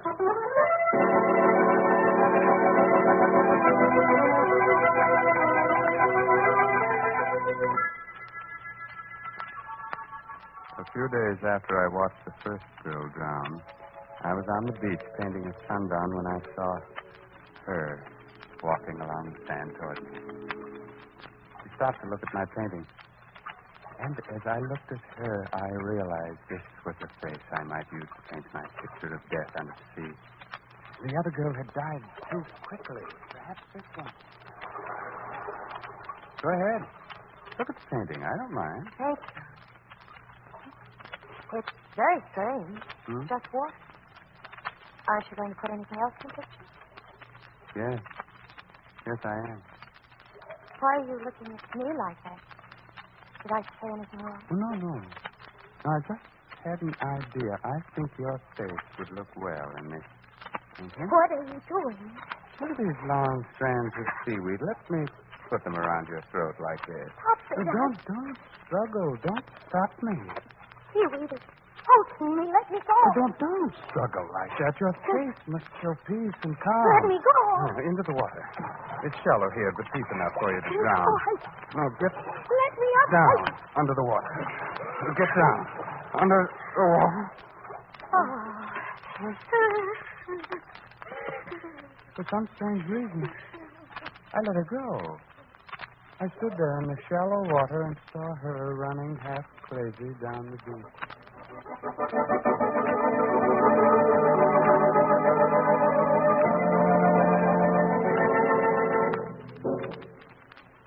How is she now, Dr. James? I can't tell yet, Mr. Cranston, but you're quite right. Somebody or something has tried to drown her.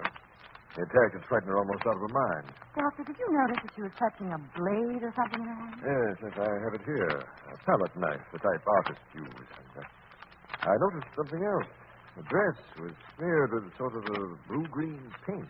Have you any idea who she is, Dr. James? I haven't been able to get her to talk, but I know that she's Kara Mason. She and her aunt have taken a cottage down the beach. Her aunt should be notified. Well, Doctor, will it be all right if Miss Lane and I break the news to Kara's aunt? Why, I'd be most grateful, Mr. Cranston. Their cottage is number 20, just a short walk down the shore road.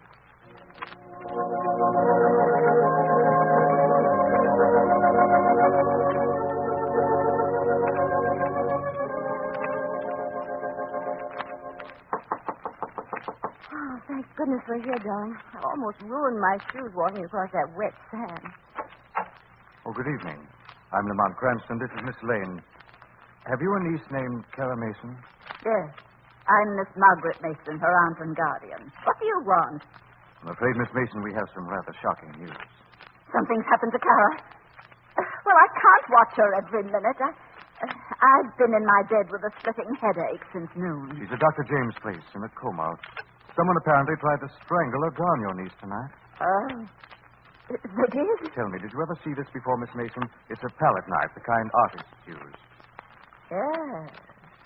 I've seen it before. It's his. He did it. He tried to kill her. Who, Miss Mason? Boyd Farnsworth, a no-good young artist. He's been madly infatuated with Kara ever since we moved here. I warned her against him. I forbade her to ever see him again. But I never dreamed he'd do a thing like this. If you'll excuse me, Miss Lane, Mr. Cranston, I'd better say good night. Well, that's a quick brush off. Yes, wasn't it? She certainly didn't seem very concerned about her niece. No, she didn't. Come on, darling. What are you conjuring up in that master mind of yours? I was just wondering, Margot, how Miss Mason could positively identify an artist's palette knife when they all look alike. Oh. Why, she told us she hadn't been out of the house. And her footprints in the wet sand were still on the front porch. Maybe she had some part in this lover's quarrel between Kara and, what was his name? Farnsworth, the young artist. Maybe there never was a lover's quarrel. Let's make it simple, darling. How do you mean? Let's go see Farnsworth and ask him.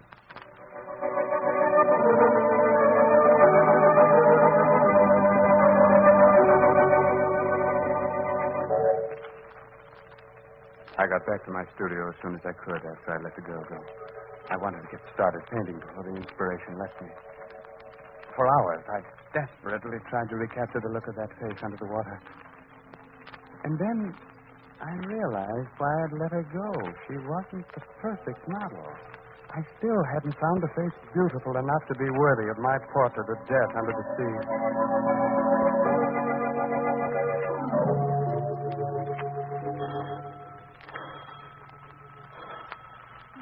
Mr. Farnsworth doesn't seem to be at home, darling. Front door's partly open. There's a light on inside. Come on in, Margot. Right. I'd like to have a look at this studio. You've certainly been busy. Walls are covered with his paintings. They're darn good, aren't they? Mm-hmm. Strong, vivid colors. Certainly doesn't look like... Listen, Lamont, what's that? Sounds like water overflowing a tub. Look, darling. There's water running out under the door. Not just water, Margot. There's blood in it. Stand back away from the door. What's in there, Don? Man's body in the tub with both wrists slashed.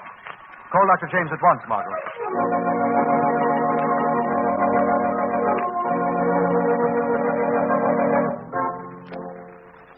You do a fine job, Mr. Cranston. You and Miss Lane probably saved this young man's life, supplying those tourniquets until I got here. Tara's aunt told us he'd been running after her niece. I wonder... You think he was the one who tried to kill Carr? Perhaps. And then in a fit of remorse tried to take his own life. These pictures on the wall. Wouldn't you say they were created by a young, healthy mind? All except this one. Yes. The strange watery greens and blues. Wasn't it a greenish blue paint you found on Tara's dress, Dr. James? Yes, but this isn't a Farnsworth painting. No. The name on it is Craig Elliott. Do you know him, Dr. James? No, I don't, Mr. Cranston. He's one of the few artists who keep pretty much to himself. Where does he live? It's the last cottage down the shore road. Come on, darling. Why are you staring so strangely at that painting? I don't know, Lamont. There's something sort of fascinating about it.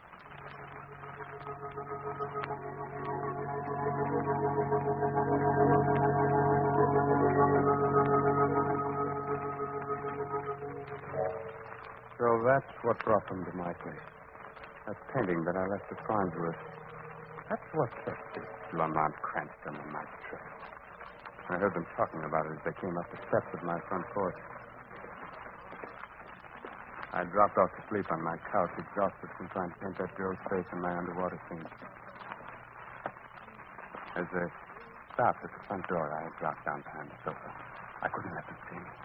The scratches on my face where the girl had struck me would be sure giveaway. I heard them ring the doorbell.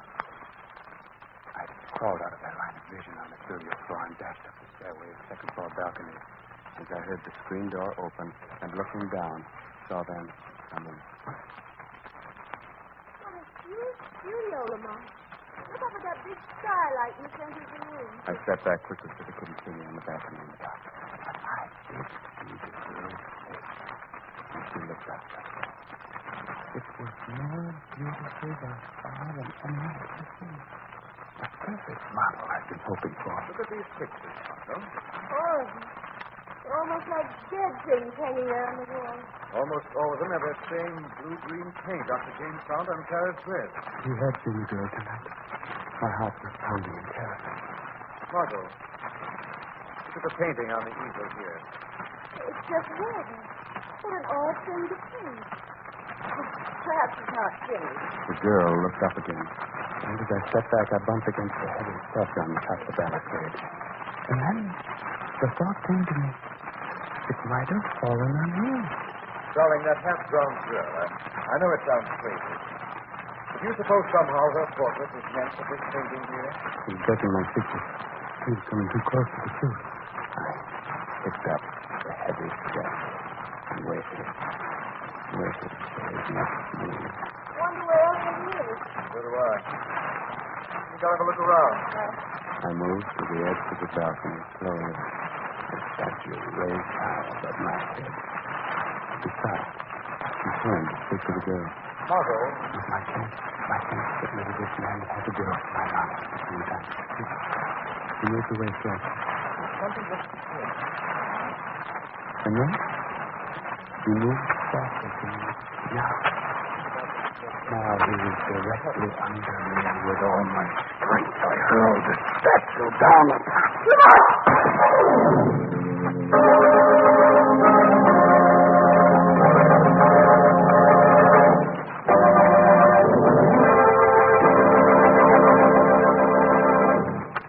We'll return to the shadow in just a minute. But now, listen, it's winner's time again. Here are the two winners of the Carry Saw contest for the week ending December 7th. Each of these listeners wins a gorgeous $100 17-jewel Harmon Gold wristwatch, just for writing an interesting letter about Carrie Salt. The ladies' watch goes to Mrs. Byron L. Taylor of Clinton, Missouri. Mrs. Taylor tells how she makes her own cough syrup. She uses a mixture of 1 teaspoon of Carrie salt, 1/4 teaspoon of baking soda, and 4 tablespoons of honey or syrup. Try it, she suggests, for a sore throat or a cough. The winner of the man's watch is Mr. J.M. Ripley of Joplin, Missouri, who writes that he's discovered how to destroy those pesky roundworm eggs, which are constantly plaguing poultry growers. He believes in spraying all perches and droppings with a strong brine of Carrie salt. It's as easy as that, declares Mr. Ripley. Congratulations to both of the winners. And, folks, if you'd like to win one of these beautiful gold watches, listen for the easy rules later in this program. Meanwhile, remember, there's a fine Carrie salt for every farm and home use. For better flavored foods, it's deep-penetrating Carrie's table salt. For home-cured hams and bacon, Carrie's meat-curing salt. For livestock, Carrie's mineral supplement salt. These are just 3 of the many famous Carrie salt products. Always look for the white bag box or carton with a bright red band. And now, back to the Shadow.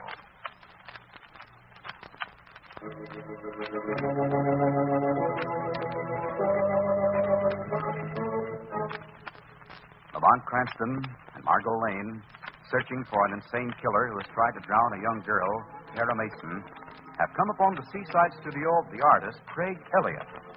The artist, watching unseen from a balcony above, has dropped a heavy statue upon the unsuspecting Cranston. Darling, you're hurt.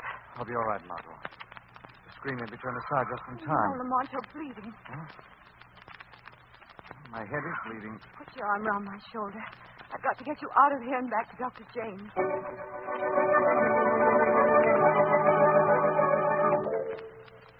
When I saw them go out of my cottage, I ran downstairs. At a safe distance, I followed them. I mustn't let Margot Lane out of my sight now until somehow I could get her back. Her perfect face must go in my picture. I followed them to the cottage occupied by Dr. James and saw them go inside. I hid and waited. Waited for my chance to get her. Does your head feel better now, Miss Cranston? I'm all right, Dr. James. It was only a scratch. A scratch? Now, why do you think I brought you here? You nearly passed out. Now, how did it happen? Was it an accident? I can't be sure. But I think we may be pretty close to finding the man who attacked Kara Mason. Perhaps the answer to why Farnsworth tried to commit suicide. Dr. James, may I see Kara for a moment right now? Well, she's still not quite herself, Mr. Cranston. In her present state of shock, I don't think you'll get much sense out of her. Sudden reaction might bring her out of this coma, mightn't it, Doctor? What sort of a reaction? Bringing back to her the name of the man I think almost killed her? It might work. Well, come on. She's in here.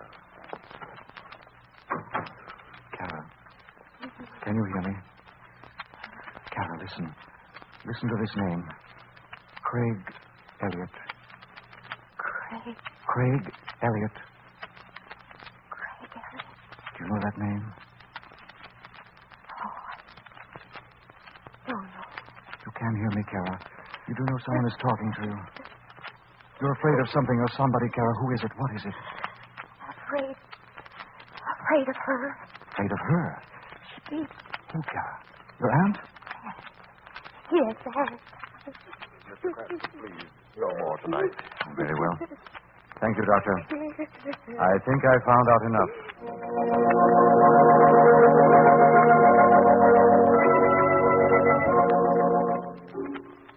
From where I was hiding, I saw them come out of the doctor's cottage, get into their car, and drive away. I saw Dr. James car in the driveway. I jumped into it and started following them again.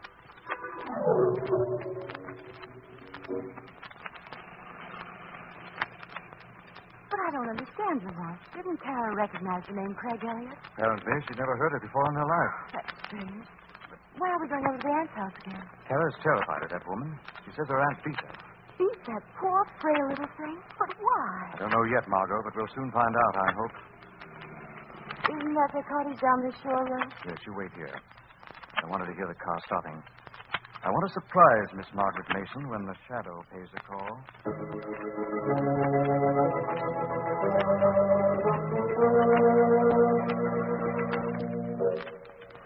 I stopped Dr. James' car some distance behind Cranston.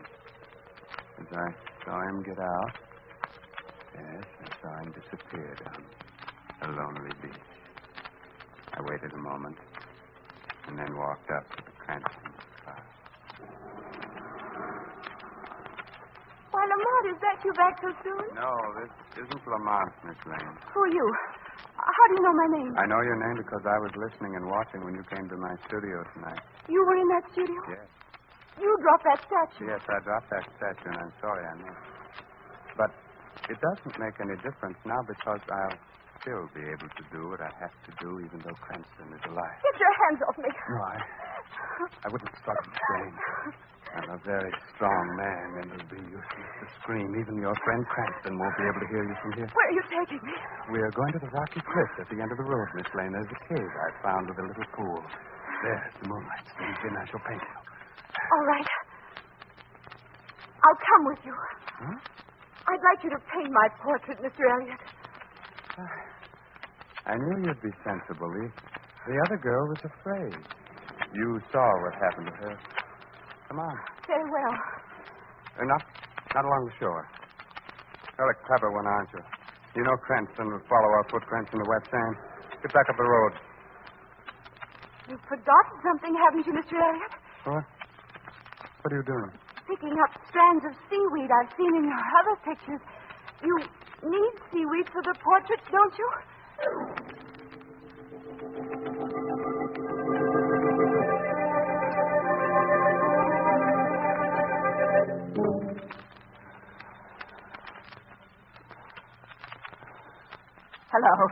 Hello. Oh, this is Miss Margaret Mason, operator. Will you try again to get me a taxi? I've got to get out of here tonight. Hang up that receiver, Miss Margaret Mason. You're not going anywhere. What's that, operator? What did you say? Hang up that telephone receiver, Miss Mason. I did hear a voice. My nerves are playing tricks. This is no trick, Miss Mason. This is the Shadow. The Shadow? I can't see anyone. Shadow is invisible, Miss Mason. He sees deep into your mind and heart. I've done nothing wrong. You tried to kill your niece, Kara. No. You struck her and beat her. I had to at times. She wouldn't do what I told her to do. What was it you were so anxious to have her do, Miss Mason? Well, what was it? I wanted her to break off with that young artist, Farnsworth. They were talking of getting married, and I'm sure he just wanted to marry her for her money, and then I... Her money? So that's it, Miss Mason. You didn't want her to get married so that you, as her guardian, would have control of her money. Yes. Yes, that's it. You wanted to get rid of Farnsworth, so you tried to make people believe that it was he who attacked your niece. Oh, that's not true. You tried to incriminate him when Cranston and the Lane girl questioned you today, didn't you? How did you know that? And something else, Miss Mason. You did go out on the beach. Your wet footprints were still on the steps. Yes, I did. And you know who attacked your niece. Yes, but I... You saw, yet you didn't try to stop him. Who was it, Miss Mason? Who was it? I don't know. But it wasn't Farnsworth. It was an older man. A large man, powerful. I never saw him before in my life. Shadow will find out who this madman is, Miss Mason. And if you've lied again, you too will pay for your wickedness.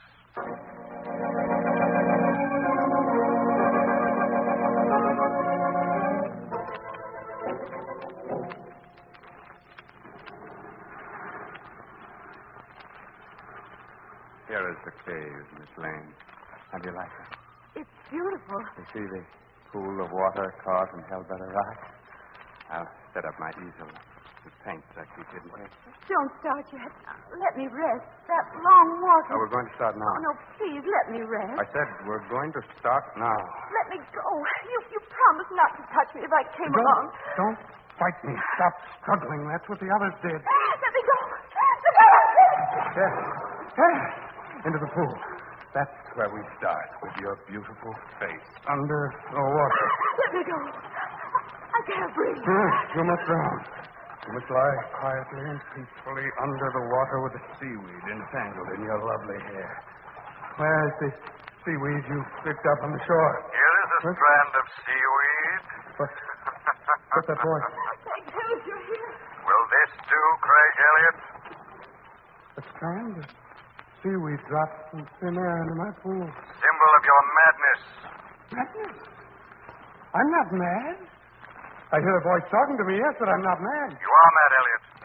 Your insane passion for painting death has come to an end. No, don't say that. I've got to paint. I've got to paint a portrait of a beautiful girl's face under the sea. You'll never paint again, Elliot. Yes.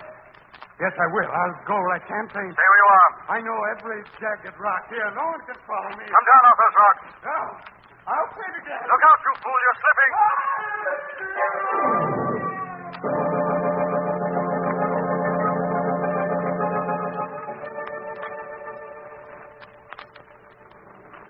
You all right now, aren't you, Margot? Yes, Lamont. But it has been a horrible experience. You're a brave girl, darling, to play along with Elliot the way you did. Very clever to think of dropping those pieces of seaweed along the road to the cave. I suppose Elliot deserves it, but what a horrible way to die. Smashed to death in those rocks. He didn't die on the rocks, Margot. He evidently jumped clear of them. The fall of the sand killed him? No, it merely knocked him unconscious. Then apparently he lay there right at the water's edge. As the tide came in, he died as justice would have it. He drowned? Yes, Margot. By the time I reached him, he had drowned. In only an inch or two of water.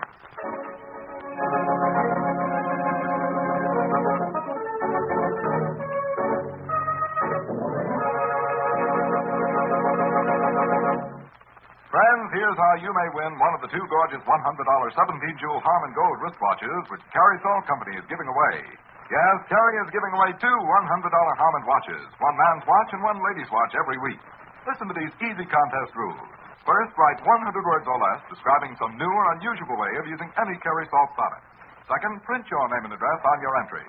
Third, mail to Carrie, C-A-R-E-Y-S, Carrie Salt in care of this station.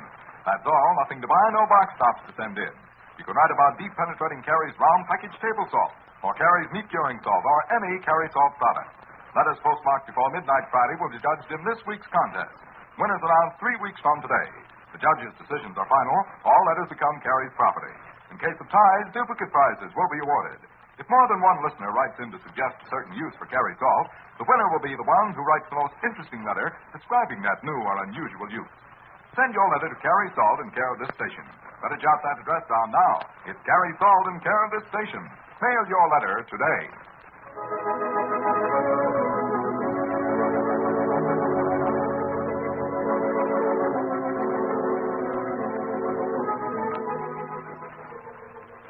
This story is copyrighted by Street and Smith Publications, Incorporated. The characters, names, places, and plot are fictitious. Any similarity to persons living or dead is purely coincidental. Again next week, the Shadow will demonstrate that the weed of crime bears bitter fruit. Crime does not pay. The Shadow knows.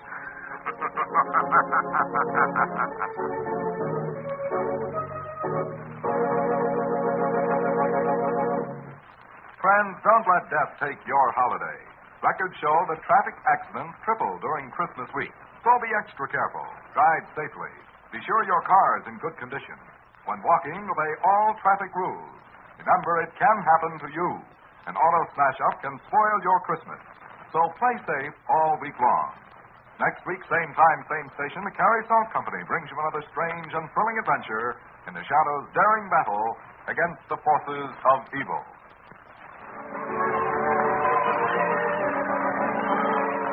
This is the Mutual Broadcasting System.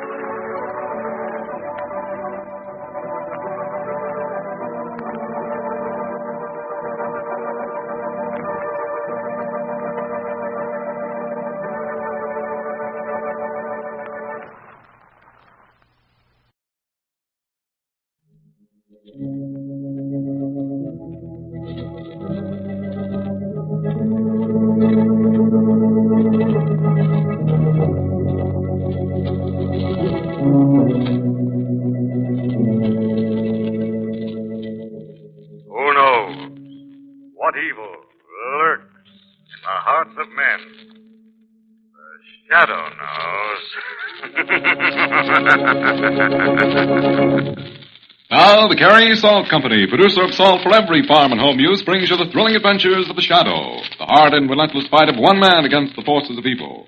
These dramatizations are designed to demonstrate forcibly to old and young alike that crime does not pay. Before today's exciting adventure begins, I want to bring best wishes for a prosperous new year to each of you from the Carrie Salt Company. And that's more than just a friendly greeting. Yes, farm friends, your Carrie Salt dealer wants to help you make 1947 a prosperous year. He wants to give you free the new 1947 Cary Farm record book.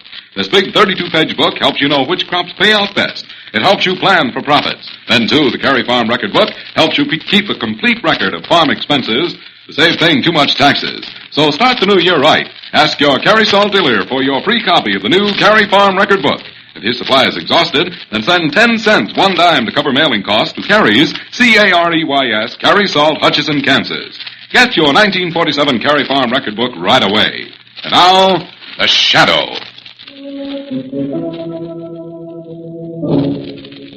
The Shadow, who aids the forces of law and order, is in reality Lamont Cranston, wealthy young man about town. Years ago in the Orient, Cranston learned a strange and mysterious secret. The hypnotic power to cloud men's minds so they cannot see him.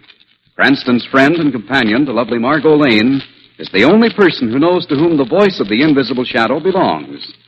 Today's drama, Shadow of Suspicion.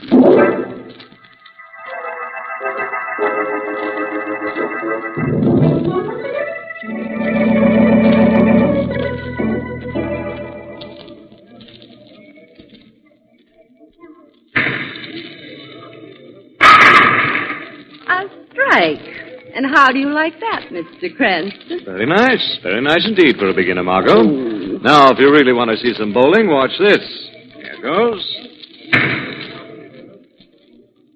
Oh. Remember what you told me, darling. The ball is supposed to hit the pin. Oh, yes, the pins. My foot slipped, Margot. Hello, Mr. Cranston. Max, how are you? You remember Al Max Margot used to run the Club Canary uptown? Why, yes, of course. How are you? Fine, Miss Lane. You should have told me you were coming down here tonight, Mr. Cranston. We'd have laid out the red carpet on the alley for you. We looked for you when we came in, Al. Well, I see your high-class bowling emporium is really going to town. Yeah, and it's strictly carriage trade, too. We only cater to the E-line. That's very flattering, Mr. Max. Oh, darling, I'm out of cigarettes. Al? Sorry, Mr. Cranston. I'm strictly a cigar man. I'll get some. I'll be right back. Hey, don't take her on for a fast game while I'm gone, Al. She's done.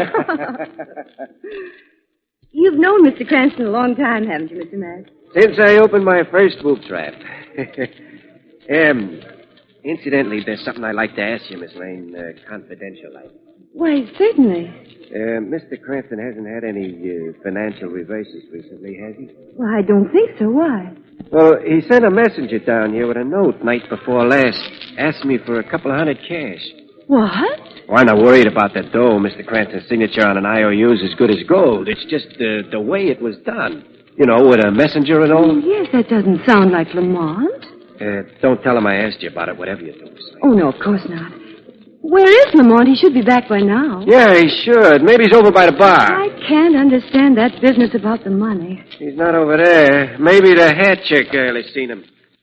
We're looking for Mr. Cranston, June. Have you seen him? Yes, he got his hat just a few minutes ago and went out the front door, Mr. Max. Went out? That's funny. Come on, the doorman may know where he went. You seen Mr. Cranston, Joe? I just put him in a cab a couple of minutes ago, Mr. Max. Well, I like that. Did he say whether he was going home or not? No, but I heard him give the driver the address. It was 505 10th Street. 10th Street? Call me a cab, please. Well, now, wait a second, Miss Lane. If you're thinking of following Mr. Cranston down there, that's a pretty tough neighborhood. Don't worry about me, Mr. Max. You better worry about Mr. Cranston. I don't like to be stood up.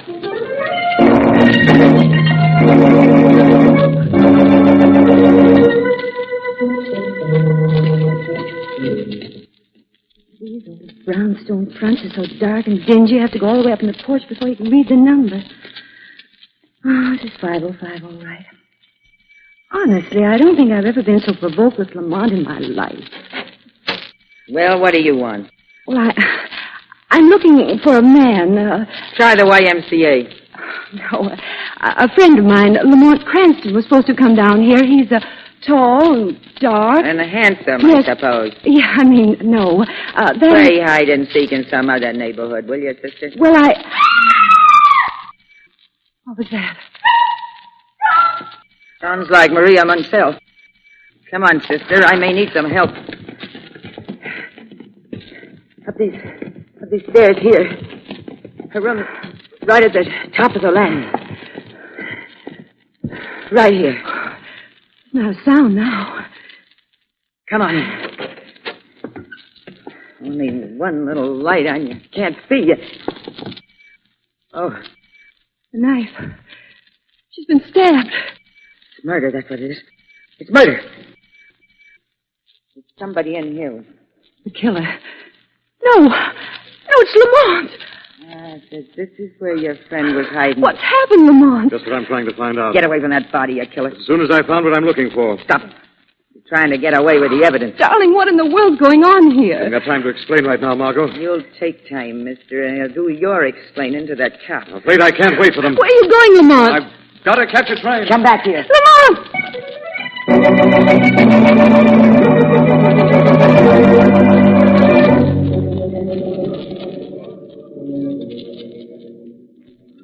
Miss, could you tell me where I can catch the Miami Express?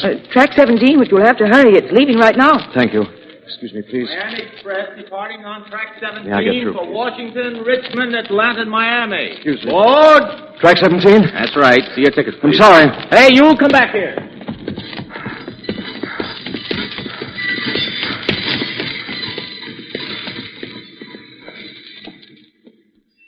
Oh, missed it. Well, it isn't Lamont Cranston. Commissioner Weston. I didn't know you were planning a trip to Miami this winter. When I talked to you last week... This came up rather suddenly, Commissioner. Oh, I see. Well, come on, I'll walk out with you. I just put Kennedy on the express with a warrant. He's going down to Richmond. I see. Yeah, I'll wait for you while you exchange your ticket. Exchange my ticket? Yes, you're going to get the next train to Miami, aren't you? No, I don't think so. What is this? Police Commissioner Weston, urgent call for you. Oh, that's for me. Come on, Lamont. I'll catch this call and I'll run you home. Well, thanks, Commissioner, but I'd better run along. Nonsense. I'll take the call right here at the information desk. I'm Commissioner Weston. Was there a call for me? Right here, sir. Thanks. Weston speaking. Oh, hello, Cardona. What? Where? What? Wow, that's impossible. He's right here with me. All right, Cardona, we'll be right down. Yeah, I'll meet you at the office, and I'll bring Cranston with me. Cranston, what do you know about a girl being murdered over on 10th Street? I was there when it happened, Commissioner. Now, that's what Cardona tells me. And he also says it looks like you killed her.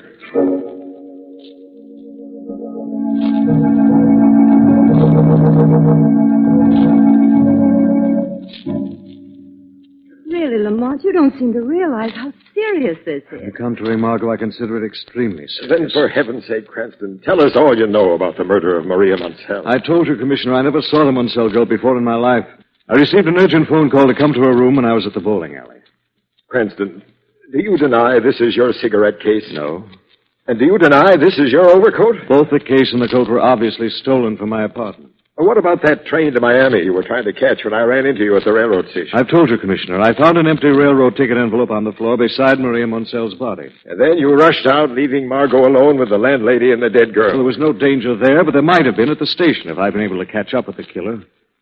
Cranston, if it was anyone but you, I'd have you held without bail on a charge of first-degree murder. As it is, I'm going to give you 24 hours to clear yourself. Thanks, Commissioner. With the understanding that if you can't clear yourself in that time, I have your word of honor that you'll report back here to headquarters. You have my word, Commissioner.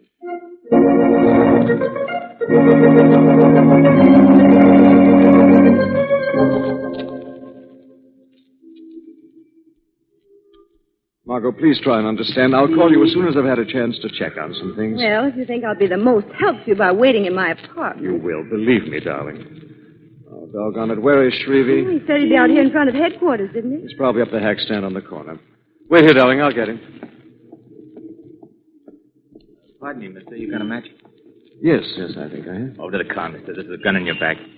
What? You holler and I'll bring you down right here.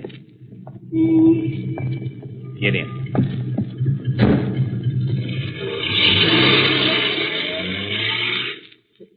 What's this all about? We're just driving you home. You wanted to go home, didn't you, Cranston? I'll do the talking, Al. Well, if it isn't Big Nick DeSoto, when did you get back in town? You and the police commissioner thought you had me put away for a long, long time, didn't you? What's this all about, Nick? That's what I want to find out from you, Cranston. Did Eddie go gunning for you and lose on a fast draw? Or are you trying to get rid of the whole DeSoto family? I don't know what you're talking about. I'm talking about my kid brother, Eddie, the guy you killed. What? No use playing innocent, Cranston. We got you dead to rights. Where are we going, Nick? We're going to your garage. Like Al said, Cranston, you're going home. You're going home to die.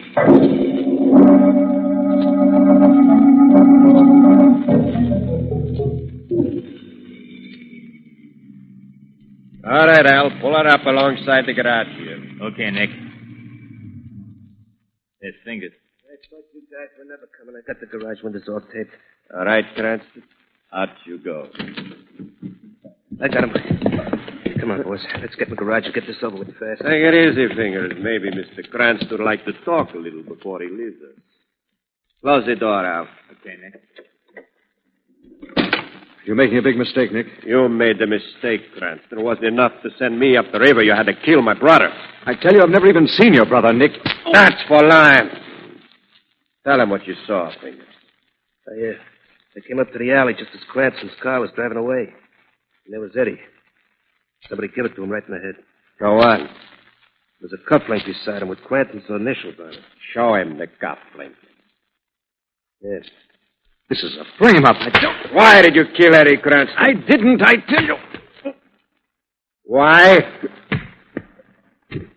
He ain't gonna talk, Nick. Okay, let's finish it. Cranston, you're going to commit suicide. Let go of me. Don't fight, Cranston. You're getting it easy.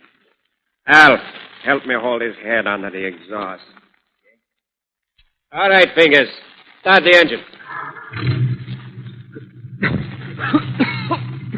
Breathe in, smart guy. Make it easy for yourself. How does it smell, Cranston? Pretty strong, ain't it? Okay. Now put him in his car in the driver's seat. Okay. Grab his legs. I got him. There he is. Okay, let's go. When you see Eddie, Cranston, say hello for us.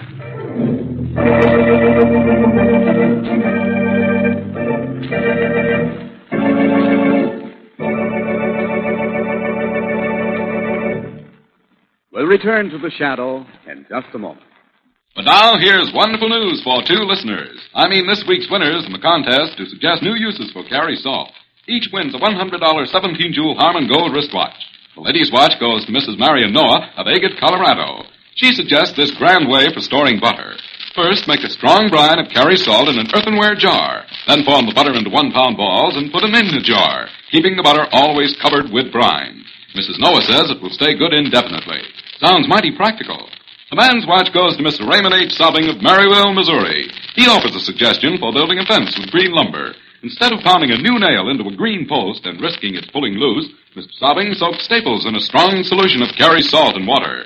The salt water gives the staple a rough coating, and it's sure to hold. Congratulations to both winners. And folks, if you'd like to win one of these beautiful watches, listen for the easy rules later in this program. Meanwhile, remember, for table and kitchen use, insist on Carrie's round package table salt. Yes, sir, Carrie Salt is different. Carrie Salt is deep penetrating. It's only one of the many fine Carrie products for every farm and home use. Whatever your salt needs, always look for the white bag, box, or carton with a bright red band. Now, back to the shadow.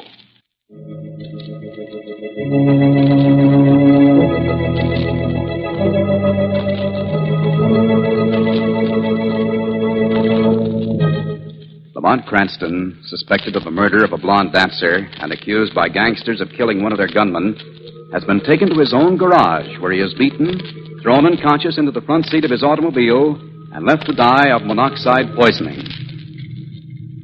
As the deadly fumes begin to fill his lungs, Cranston's head slumps forward, strikes the horn of the steering wheel. A piercing sound rouses him from his stupor. Where am I? Car. Monoxide fumes. Turn off the ignition.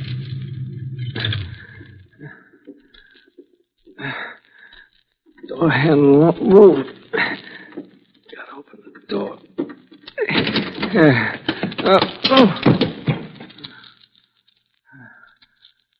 Floor. Crawl along the door.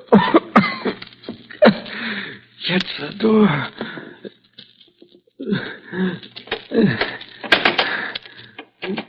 Door locks. Locked. Out. Gotta get up. Little door. Over there in the garage wall. Just go to it. No. There. There. Fresh air.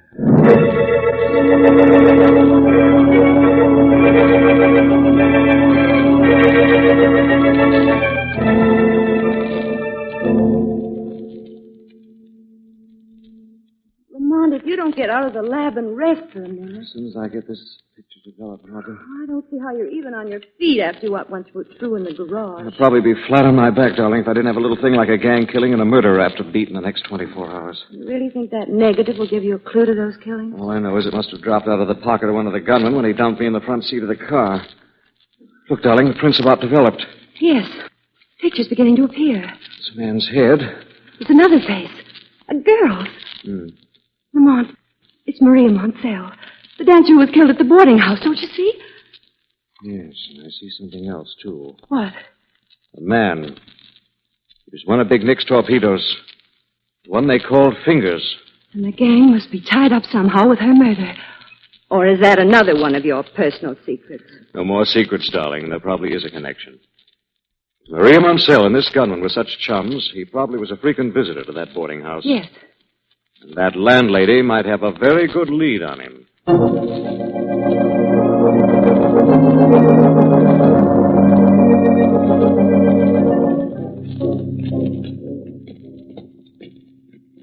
hope we make a little more sense out of that old harridan this time. I would imagine she'll even speak to you, darling, after what went on last night. We'll soon see. Here comes someone. Ah, it's you two again. Hey, why ain't you in that jug, Buster? Looking for a man who calls himself Fingers. Short, dark, black mustache. You're looking for a short, dark guy. Last night your girlfriend was looking for a tall, dark man. What do you think this is, the Lonely Hearts Club? He's a friend of your late tenant, Maria Montell. Listen, mister, I don't know whether you're out on bail or on the lam, but I'm not getting mixed up with any killers. See? Aren't you a little confused? I'm not the killer. I'm looking for the killer. I got eyes, ain't I? I seen you up in Maria's room right after she screamed. And don't give me that routine about you came here because you got a phone call. I'm not trying to give you any routine. I assure you, if you don't know this, Fingers... I don't. Very well, then. Come on, Margaret. But, Lamont... And this better be the last time I see you two around here. Well, now we're getting somewhere. Getting somewhere? This is the lead I've been looking for. I don't get it. Didn't you hear her say, don't give me that routine about a phone call? I didn't tell her I received that phone call at the bowling alley. That's right, you didn't. Well, how did you know about it? Because she's in on this whole frame-up, Margot, up to her neck in it. You think so? Yes. I'll be a lot surer when I've had a little talk with her as the shadow.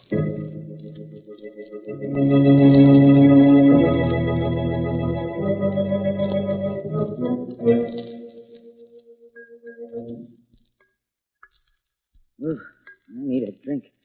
Those two coming back made me jumpy. Yeah. Ah. Feel better now, Mrs. Hutchins? What? What was that? Drink didn't do much good, did it, Mrs. Hutchins? You're still jumpy. Couldn't be that you're hiding something, could it, Mrs. Hutchins? What are you talking about? Who are you anyway? Men call me the Shadow. I'm talking about a murder that took place right here in your house last night. Maria Munsell? Some guy named Cranston knocked her out. I want the truth, Mrs. Hutchins. That's the truth, I help him. I saw this Cranston in her room right after she was killed. Yes, but someone was in Maria's room before she died. How do you know that? Who was it? The hoodlum they call Fingers? Yeah, he's the one. He's the one who phoned Cranston and framed him for the murder. Where can the Shadow find this Fingers? I'll let you in on something big if you won't tell the cops, Shadow. The Shadow makes no deals, Mrs. Hutchins. Where is Fingers? He's about to blow town, but he's going to pull one more big job before he does. He cut me in on it to keep me quiet. It's a warehouse deal down by the waterfront. Fingers and the rest of the gang.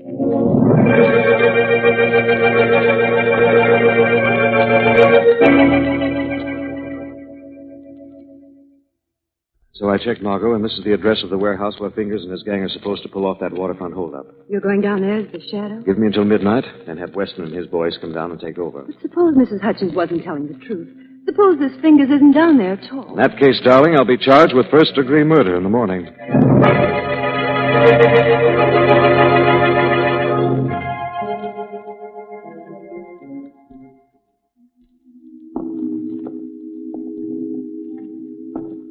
Stop walking up and down the deck, Fingers. You make me nervous. Job's taking too long, Nick. We can't spend all night cleaning out this tub without somebody along the waterfront getting wise. We're just about finished.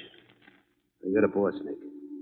If it was me, I'd be satisfied to take a little less of this stuff and getting out a little faster. But you're not the boss, are you, Fingers? No, I'm not the boss. Hey, Nick. Yeah? That's the last truckload. We're ready to roll whenever you say the word. And you were worried about the job taking too long, Fingers. You should take it easy. You'll get ulcers. I got ulcers. Maybe we better check down below just in case, boys. Good idea, Al. Fingers, you go down and see if the boys got all this stuff out of the hold. Oh, now, look, Nick, we ain't got no time for no inspection. I said go below, Fingers. Okay, Nick. Gotta get the boys down on the dock. The word, Nick. They're waiting. Everybody rushes me. Okay, boys, get those trucks rolling. Meet at my place outside of town. We'll follow you out. Hey, what's the matter with Fingers? He acts like he's just coming off a snow job. He's just a nervous type. Out! What's the matter with him? Must have found something down in the hall. Come on. Come on down here. What do you got down there, Fingers? Boys, what's up there? We've got a whole case of stuff down here. Just another case? Let's let it go, Nick. I want all of it. Come on, we'll help him carry it up. We're coming down, Fingers. Okay. Pretty steep for a big guy. Here we are. I don't see any case. Where is the case, Fingers? There isn't any. But there's something else right here in my hand. Put down the gun, Fingers. Not this time, Nick. I thought you gave up the snow, Fingers. I did, Al. I gave that up when I gave up being small time. I'm going to be a big shot now. Let's talk about your personal life some other time. Let's not. Let's talk about it now. What do you want, Fingers? Things I can't get while you're living, Nick. I'm taking over your job. Wait a second. Don't worry, I'm not going to use the gun. I'm going to make it look like you two died legit. I'm going up the ladder, but you're staying down here. Look, Fingers, if you want a bigger cut. I don't want to take a cut, Nick. I want it all. What are you going to do, Fingers? What are you leaving us down here for? I'll show you, Al. I'll show you. See these little bombs? He's going to blast us. Not exactly, Al. These are rat bombs, and they're full of cyanide. It won't take long, and it might look like an accident. Hey, Fingers, I'll make a deal with you. Have a rat bomb, big shot.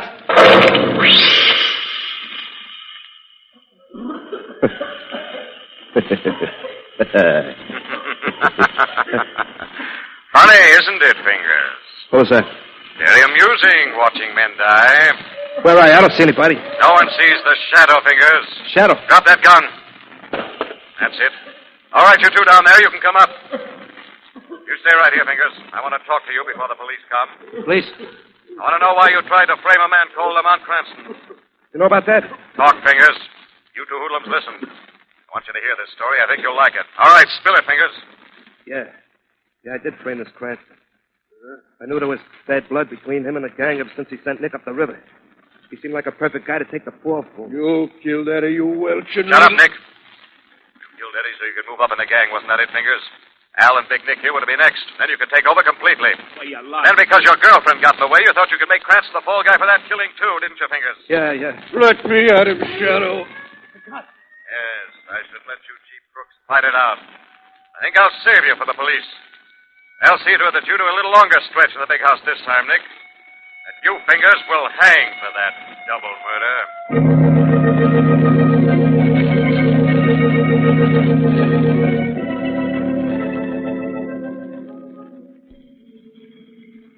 You say, Commissioner, that Big Nick, Al, and Fingers confessed everything? Yeah, we busted that gang wide open. Well, you'll certainly be congratulated, Commissioner. Thank you, Crescent. I'm sorry, darling, but I still don't see why you were standing in that room with Maria Montell's body when the landlady and I found you. Well, apparently Fingers had timed it so that I arrived at the boarding house just a moment before he killed Maria. Fingers must have gone out the window and down the fire escape just as I came in the door. I apologize for not believing your story about that urgent phone call, Lamont. Fingers told us that he made Maria call you at the point of a gun and plead with you to come over. He used Maria to get Lamont over there and then killed her in cold blood. Nice guy. It wasn't enough he tried to frame me for 2 murders. He had to get himself a little ready cash and further incriminate me by forging my signature to an IOU. He incriminated you all right, Cranston. As the saying goes, he really cast the shadow of suspicion on you. Shadow of suspicion is right, Commissioner. Very right.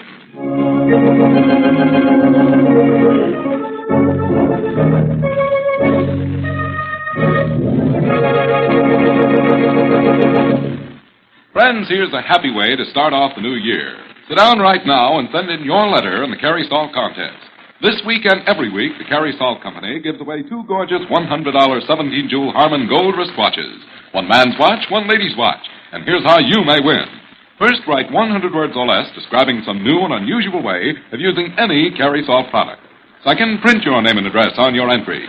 Third, mail to Carries, Careys, Carry Salt, Hutchinson, Kansas. That's all, nothing to buy, no box tops to send in. You can write about deep penetrating Carry's round package table salt, or Carry's meat curing salt, or any Carry Salt product. Letters postmarked before midnight Friday will be judged in this week's contest, and winners announced 3 weeks from today. The judges' decisions are final. All letters become Carry's property. In case of ties, duplicate prizes will be awarded. Remember, the prizes go to the writers of the most interesting letters. So make your letters as interesting as possible. Send your letter to Carry Salt, Hutchinson, Kansas. Better jot down that address now. It's Carry Salt, Hutchinson, Kansas. Mail your letter today.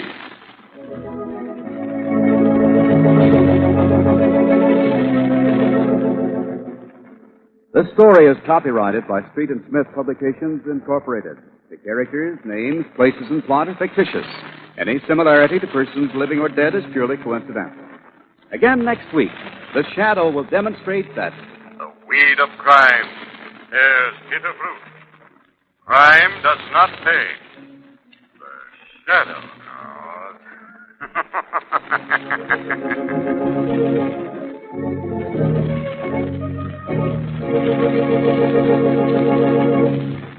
Next week, same time, same station, the Carry Salt Company brings you another strange and thrilling adventure in the Shadow's daring battle against the forces of evil. Remember, there's the Carry Salt for every farm and home use. Look for the package with a bright red band. And don't forget Carry's exciting new contest with 2 beautiful $100 Harman Gold wristwatches given away every week. Mail your entry now to Carry Salt, Hutchinson, Kansas.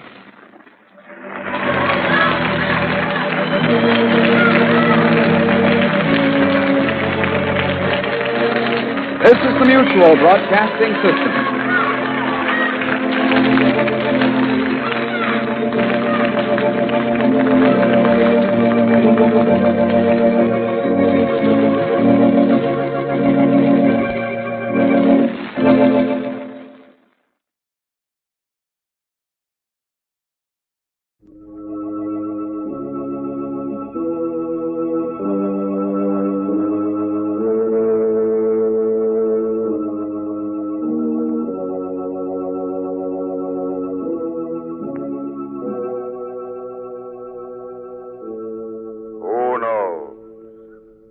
What evil lurks in the hearts of men? The shadow knows.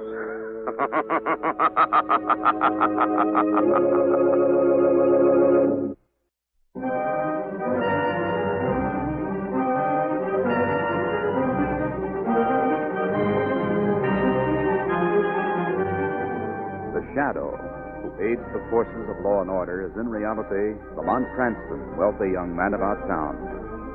Years ago in the Orient, Cranston learned a strange and mysterious secret. The hypnotic power to cloud men's minds so they cannot see him.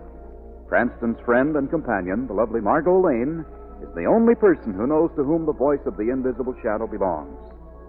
Today's drama, The Werewolf of Hamilton Mansion.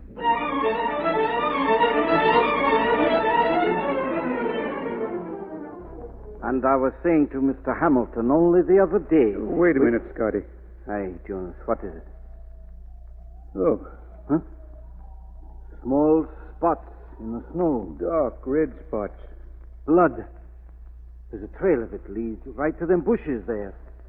Let's have a look. Aye. Oh, the poor, poor thing. Dead, all right. Aye, Jonas, that it is. Dead as them other 2 dogs we found last week. The thing that's responsible is the thing we've heard howling away in the night. The wolf? Wolf. Wolf. I wish it was a wolf. What are you trying to say, Scotty? I know more about these things than you do, Jonas. I've heard about them in the old country. Wolves that howl at night, killing like this one is doing. They're werewolves. That's what they are. Werewolf? You mean like a man that's supposed to change himself into the shape of a wolf? The next time the werewolf strikes, it'll be a human being.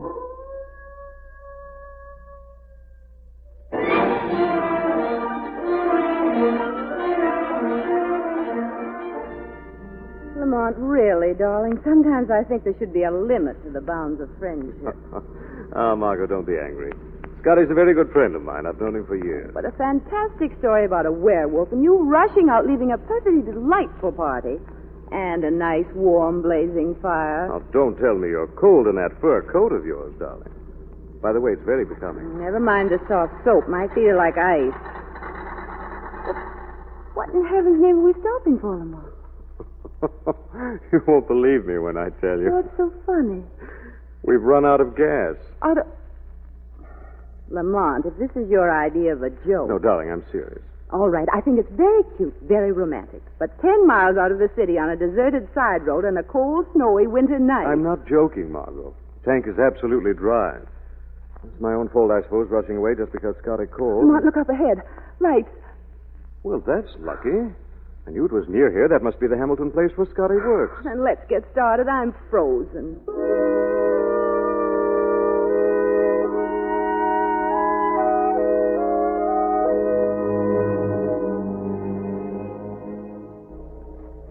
Sometimes I don't know why I allow you to drag me all over places like this. We're almost at the house now, darling. Look, Margot, here in the snow. The prints of an animal. But look at this. They probably have 2 or 3 dogs around the estate. These look like wolf tracks. They stop right here, Margot. Yes. But when they continue, they're the footprints of a man. Scotty's story about the werewolf. Prints are going right toward that little shack there. But it's ridiculous. How could he... What was that? A man screaming and coming right from that shack, too. Come on, Margot. Stay behind me, darling. I'm going in. Well, at least the lights are on. Everything seems to be in order. What is it? Over there. Good Lord, it's Scotty. Oh, his throat. Yes. I'm afraid we're too late. Oh, how horrible. Who could have done something like this, Lamont? Who? I'm afraid that's your answer, Margot.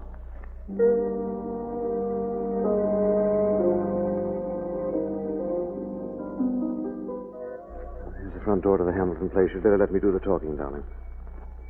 Do you think that... Shh, wait a minute. Someone's coming.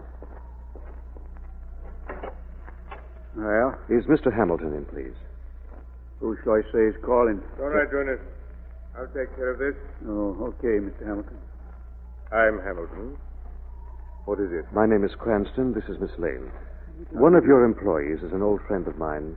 Scotty? He's not here. I know. We just found him in the tool shed. His throat ripped open. Scotty? Dead? There also were prints in the snow, a wolf's prints. And then they suddenly seemed to turn into what looked like the footprints of a man. Oh, no. What did you say? Oh, forgive me, both of you, my manners. Letting you stand out in the cold like that. Come in, please. Thank you. The living room is right this way. Did you say your name was Cranston? Yes, Lamont Cranston. Oh. You're what is the word? Amateur criminologist, aren't you? I suppose that's what you could call it. I suppose you'll notify the authorities the moment you leave here, won't you? Well, as a matter of fact, I hoped we might stay here tonight. I'm afraid that would be quite impossible. Our car is stuck on the road. We ran out of gas. That is very unfortunate. There's no reason why we shouldn't stay. Is there, Mr. Hamilton? Reason? Why, no, of course not. Only I thought after what happened, this would be the last place you would want. Or is it that you don't particularly care for criminologists? My dear Mr. Cranston, my feelings about them are entirely neutral. Of course you and Miss Lane may stay. And since I shall be the host, I shall do everything I can to make your visit an interesting one.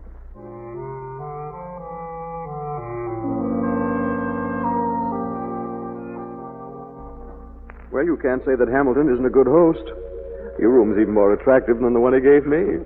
He certainly wasn't very anxious for us to stay, though, was he? No, and I'd like to find out why. Well, I managed to get myself a rough layout of the house, and I know where Hamilton's study is. If there's any snooping to be done, Mr. Cranston, I want to be in on it. That's why I came to get you, darling. Oh. Hamilton left his study just a moment ago.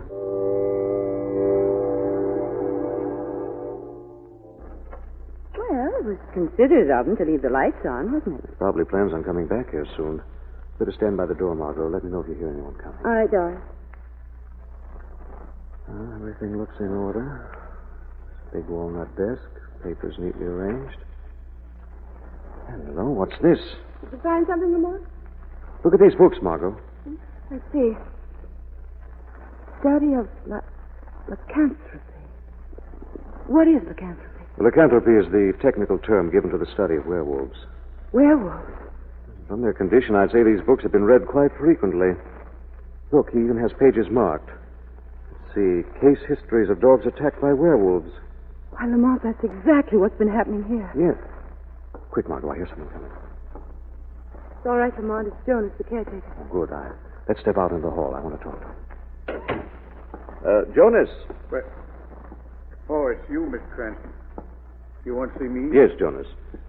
Tell me, how long have you worked for Mr. Hamilton? Well, about 10 years, I reckon.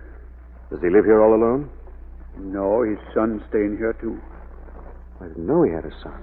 George is a sickly kid, about 25, stays in his room mostly. Stays in his room? Do you know why, Jonas? No. Are you sure you don't know why, Jonas?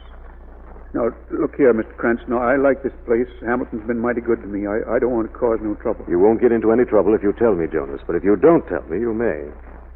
Well, all I can tell you is I've heard George screaming in his room. Screaming? Hamilton never lets me in at that time. Keeps me downstairs. Even brings up George's nightly milk himself. That's all. Have you any idea of why George screams? No, sir, no idea. Jonas? I just know when he screams. Well? Every time one of them dogs was killed by that werewolf. That's when you heard George screaming.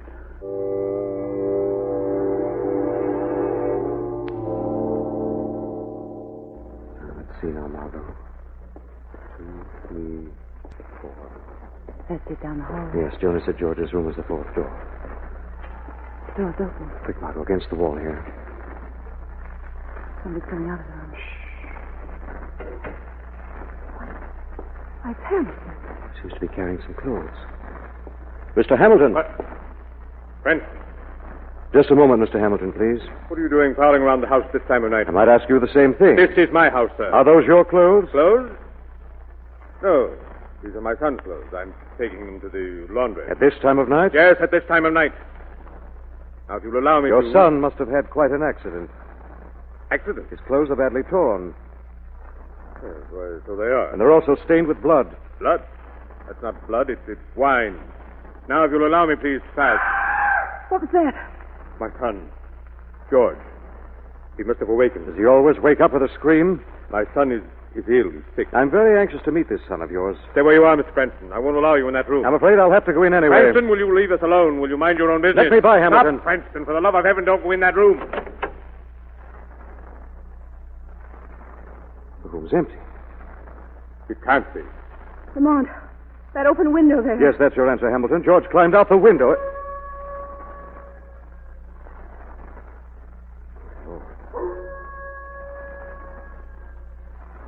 George.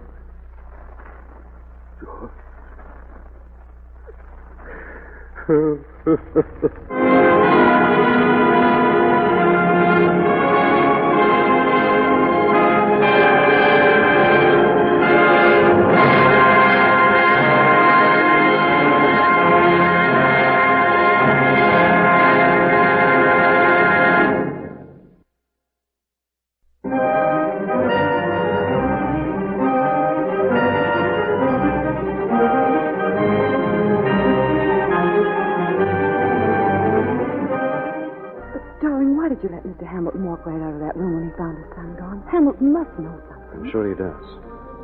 Lamont, do you actually think that George is a werewolf? It's one of the things I'm going to find out, Margot. I think it's time the Shadow asked Hamilton a few questions.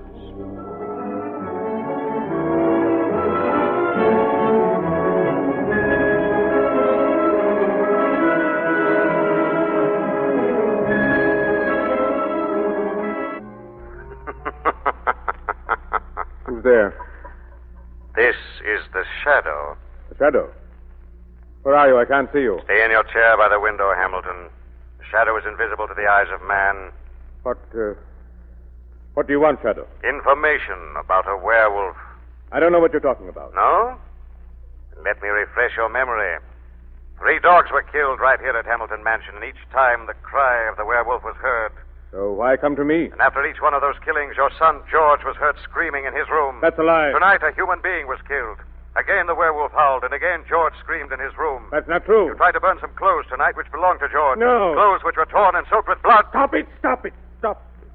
I can't stand anymore. Well, will you tell me the truth now, Hamilton? All right, Shadow. I suppose I should have told someone about this a long time ago. It's too much for one man to bear. But I never thought that Scotty would... Too late for that now, Hamilton. I want the truth. Everything you said is true, Shadow. George did scream. Every time those dogs were killed, just as he screamed tonight. I'd go to him. And I'd find him, my own son, covered with blood. What explanations did George give? He said he couldn't remember anything. He said he always awoke from a heavy sleep, saw the blood, then made him scream with fright. I tried everything. Nothing helped. Did George remember leaving his room tonight? No, he didn't. But it's not his fault. He can't be blamed. Why can't he be blamed, Hamilton? Nothing, Shadow, nothing. Out with it. What did you mean? There's been insanity in our family. My wife died in an asylum. I'm afraid it has suddenly come over George. Do you believe that your son turns into a wolf? Such things have happened before. I have books in my room downstairs. Did you ever witness this transformation from man to wolf? No, but is it necessary? Do I need any more evidence? Why haven't you done something about George before this? Stupid family pride. A man doesn't like going around broadcasting insanity in his own family. Lamont! Oh, that sounded like Miss Lane. Get away from that window, Hamilton. But Miss Lane? Manson will take care of her. I'm going now, Hamilton, to find your werewolf. I want you to stay here in your room where you can cause no harm. Where no harm can come to you.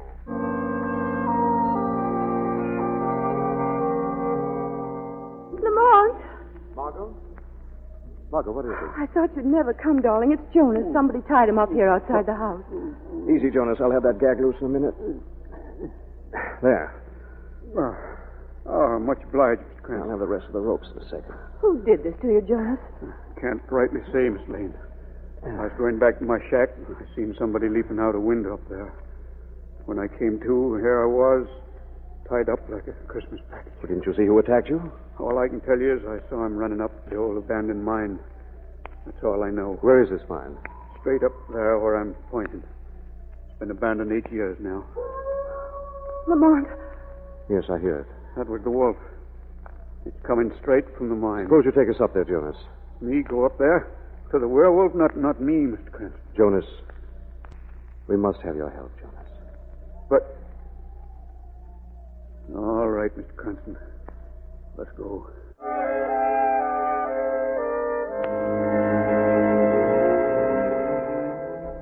here is the entrance to the mine, Mr. Cranston. I wish the moon would come out from behind those clouds. It's black as pitch. You got the flashlight I gave you, Jonas? Yeah, I got it right here. And this is the only entrance to the mine. Landslide closed up all the others. The whole place is full of passageways inside, though. That's what I figured. Jonas, suppose you investigate the one off to the left in here. Miss Lane and I'll try the one over there to the right. You mean you want me to go in there by myself? Remember, you're doing it for Scotty, Jones. Oh, I guess you're right, Miss Lane. I'll go. If you come across anything, just shout. Don't worry. I will. Well, all set, darling? I guess so. What's the matter, darling? Well, frankly, I guess I'm just scared.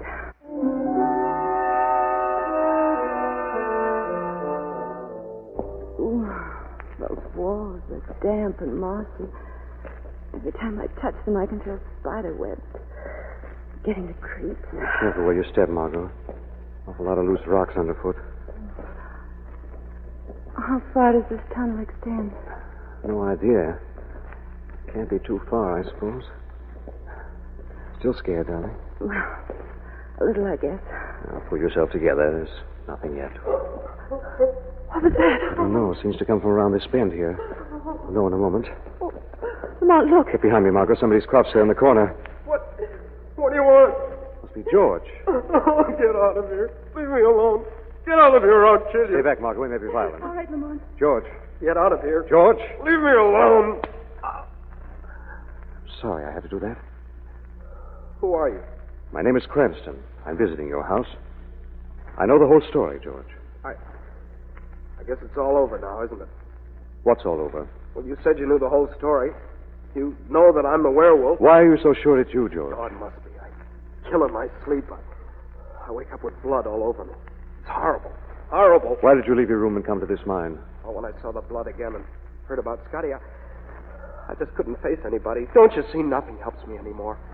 Send me away, Mr. Cranston, before I kill any more. Easy, George, easy. Now tell me, why did you attack Jonas and tie him up? Attack Jonas? I didn't attack Jonas. George, are you telling me the truth? Why, I swear it, Mr. Cranston. Now listen to me very carefully. When you woke and discovered the blood, did you have a strange taste in your mouth? Think hard, George. Everything depends on it. Come to think of it, yes. Yes, I remember a funny taste after every killing. And you had this taste only after a killing? Yes, but what... And that is the explanation. George, you've been the victim of a very vicious plot. On the night of those killings, you were drugged. You mean somebody drugged me and then sneaked into my room and smeared the blood on my clothing? Exactly, and one more thing. Who always brought you that glass of milk every night? Your father? Why, no, it was Jonas.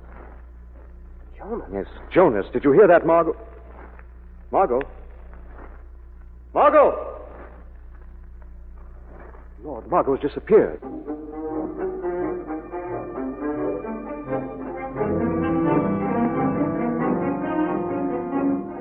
Sorry I snuck up on you like I did, Miss Lane, while Cranston was listening to George yapping away. Hope my hand across your mouth didn't hurt too much.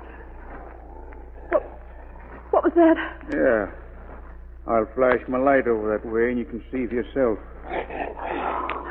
A wolf. Yeah, a wolf. Not a werewolf, Miss Lane, just a wolf.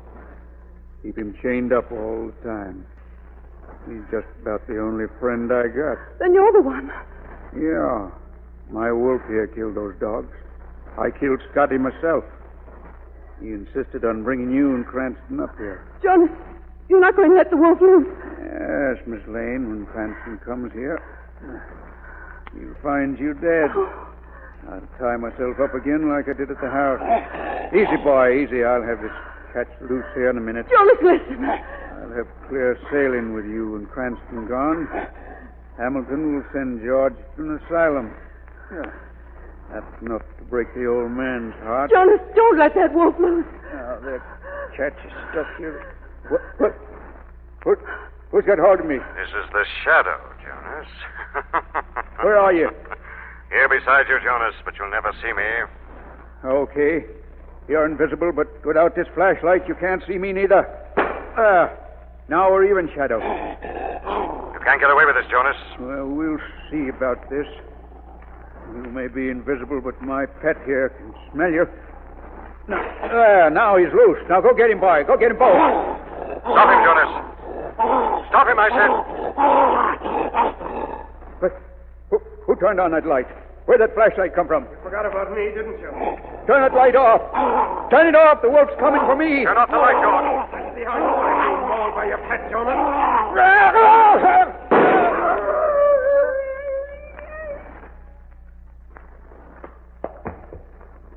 Why didn't you let the wolf kill him, Shadow? He deserved to die. He will, George. The law will see that Jonas dies in the electric chair.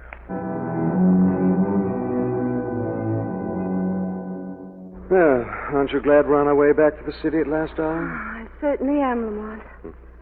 So Jonas was behind all this, just for revenge. Yes, apparently he bore some insane grudge against Hamilton. I guess his mind snapped planning his revenge all these years. But, darling, there's still one thing that puzzles me. Those prints we saw in the snow, changing from a wolf into those of a man. Well, Margot, you see, there was soft snow under the foot where the wolf was. But where Jonas was walking, there was a stretch of hard ice that had been cleared by the wind of all the snow. Naturally, the light steps of the wolf didn't leave any marks on the ice. But Jonas is here. Right. And we thought the wolf prints had changed into those of a man. Well, that's the way it is with all superstitions, Margot.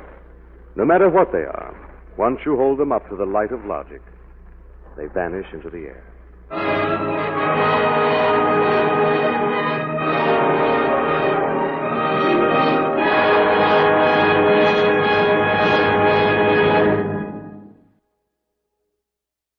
Thank you for listening to RadioClassics.com. Programs are copyright their respective owners. All rights reserved. Today's drama, The Cat and the Killer.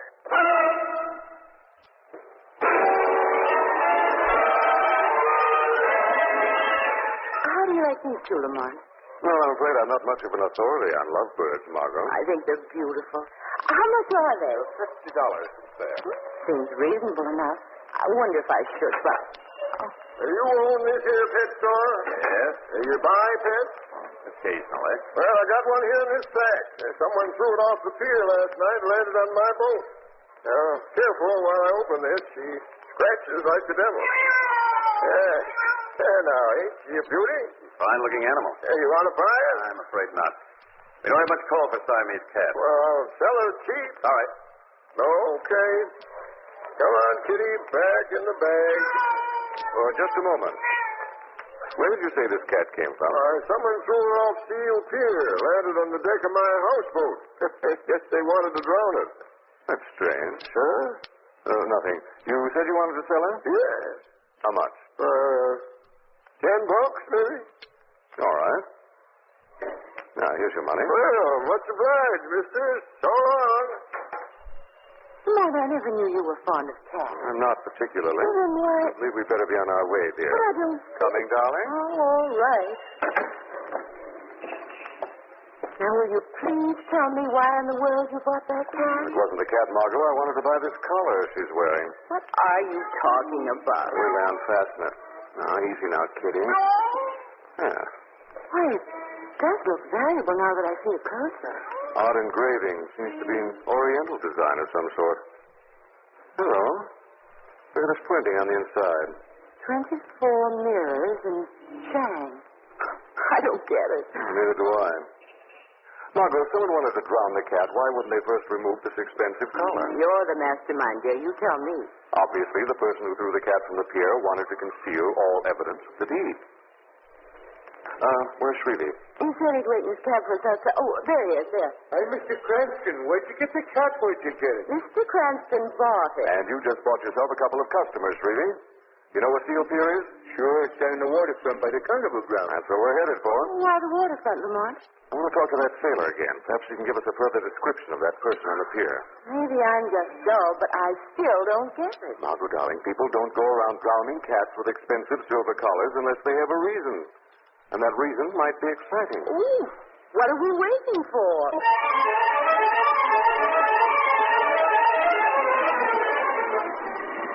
There's the pier up ahead, there it is. Pull over here, Shrevey. We'll walk down. So, what are you going to do with the cat, Mr. Cranston? What are you going to do? We'll leave her in the cab. You can watch her for us. Sure, Mr. Cranston, I wanted to come along. I wanted to. All right, then, Shrevey. Roll up the window so she doesn't jump out. You better lock the doors, too. Okay, Mr. Cranston, okay. Come on, darling. Watch your step. It's pretty hard to see. Cheery place. Wouldn't be too surprised to find Peter Lorre behind one of those bushes. You've been seeing too many bad movies, darling. See, that looks like a houseboat anchored next to the pier. There don't seem to be any lights on there, don't seem to be. No, it doesn't. Here, take my hand, darling. We'll jump down to the deck. Thanks. Come on. Shrevey, take a look through that porthole over there. Okay. Let's try this cabin door. It's locked. Come on, listen. There's someone in there. Mr. Cranston, don't open that door. I can see a guy with a knife. Oh. Look out! It's the old sailor. Look where that knife come from. He must have pulled it out of his own chest. He must have. Now, take it easy, old timer. Who did it? Can you tell us who did it? I don't have the cat. And the cat, I don't have. He's dead. Well, Margaret, that cat of ours must be pretty important if someone is willing to kill for it.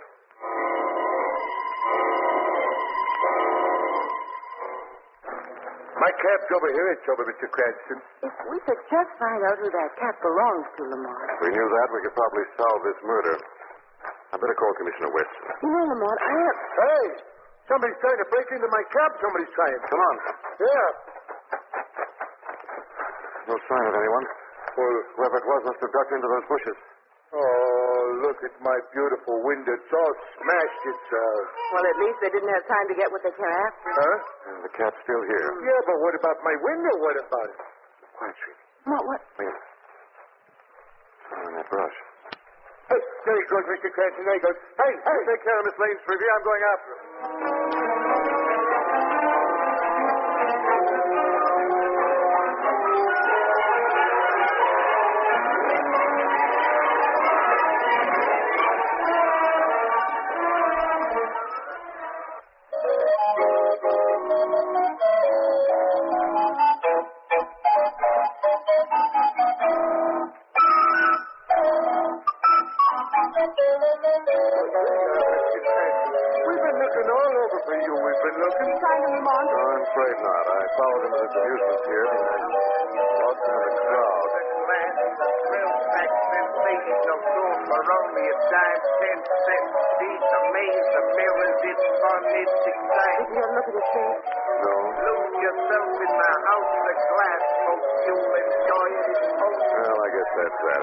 This crowd will never find him. Darling, hadn't you better notify Commissioner Weston? Yes, I guess I had, Margot. Now, let's go.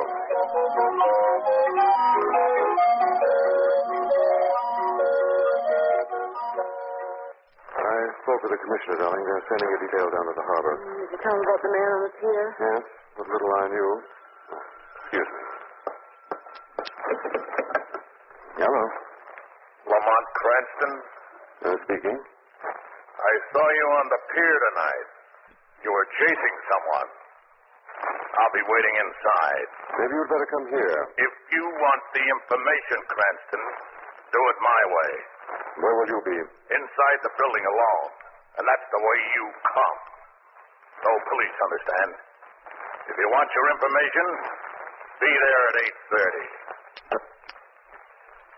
All right, mister. I'll be there at 8:30.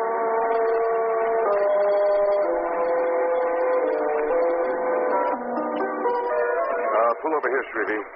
That must be the building across the street. It's a deserted-looking neighborhood. Hey, that building's all boarded up. It's all boarded. Maybe I better come with you. They're afraid of the police, Shrevey. I better go in alone. Lamont, that telephone call, it's all so strange. I wish you wouldn't go in there. It might be a trap, Margaret, but I've got to take that chance. Sooner or later, someone will show their hand. Meanwhile, I can't afford to play dummy. Just stay here and don't let that cat out of your sight. All right. But be careful, darling. 347, 349. Store here, I suppose.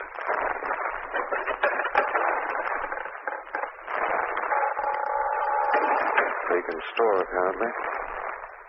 Put a little light on the subject. Flashlight. That's better. See a light switch somewhere around.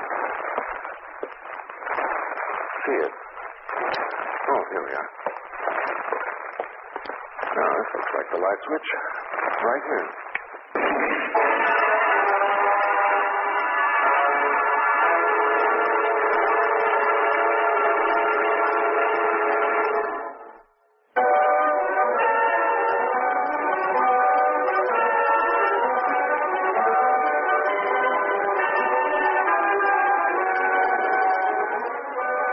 Cranston, in an effort to learn the identity of a mysterious party who has gone to great lengths to regain possession of a Siamese cat, is directed to an address. And immediately upon his entering the building, a terrific explosion is heard. Margot and Shrevey in a cab across the street rush into the building.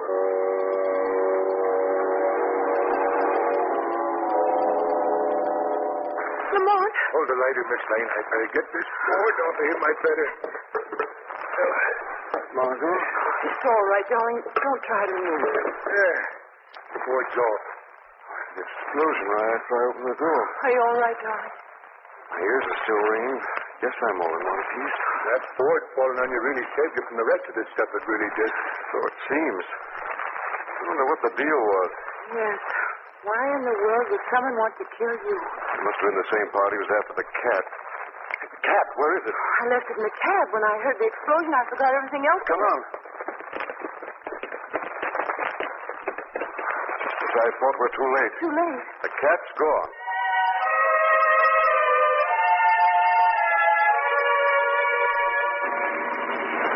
Well, it looks like we've been outsmarted at every turn. We haven't got much to go on now, only this collar. What do you expect to learn from that? I don't know. It's engraving inside 24 mirrors and Chang. It doesn't make sense. Who's Chang? What does 24 mirrors do with it? I haven't the faintest idea. Hey, maybe we've been taxing our brains too much. Maybe we've been taxing. Maybe we should go back to the pier and ride the chutes and relax. Maybe we should. What was that, Shrevey? I said maybe we've been taxing the pier. Margot, that's it. What's it? 24 mirrors. Where would a person find 24 mirrors? Well, I still don't... Remember the Barker on the pier? His confession was the house of mirrors.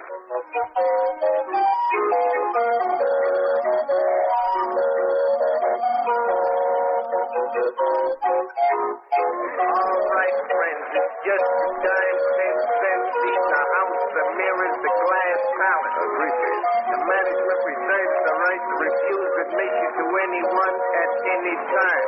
Step aside, brother, and let the folks in. Here it is, the maze of mirrors. I said I'd like 3 tickets. I said you're blocking the doorway, brother. Everybody likes the house of mirrors. It's something you don't want to miss. 3 tickets, please. On your way, folks, get out of here and get out fast unless you want to get into real trouble. It's only a dime cent. That's the way it is. Shrevey. Yeah? Margot. Oh, what's the matter, Mr. Cranston? Are you going in, Lamont? Apparently, we're not wanted inside. Step up here outside. Are we going to hide from somebody, are we going to? For a minute, yes. Now, when I give you the sign, I want you to yell, "Hey, Rube," at the top of your lungs. You got it? Hey, Rube. It's an old carnival term, Margot. It means one of the concessionaires is in trouble. All the others are supposed to pitch in and help him. You ready, Shrevey? Yeah. All right, go ahead. Hey, Rube!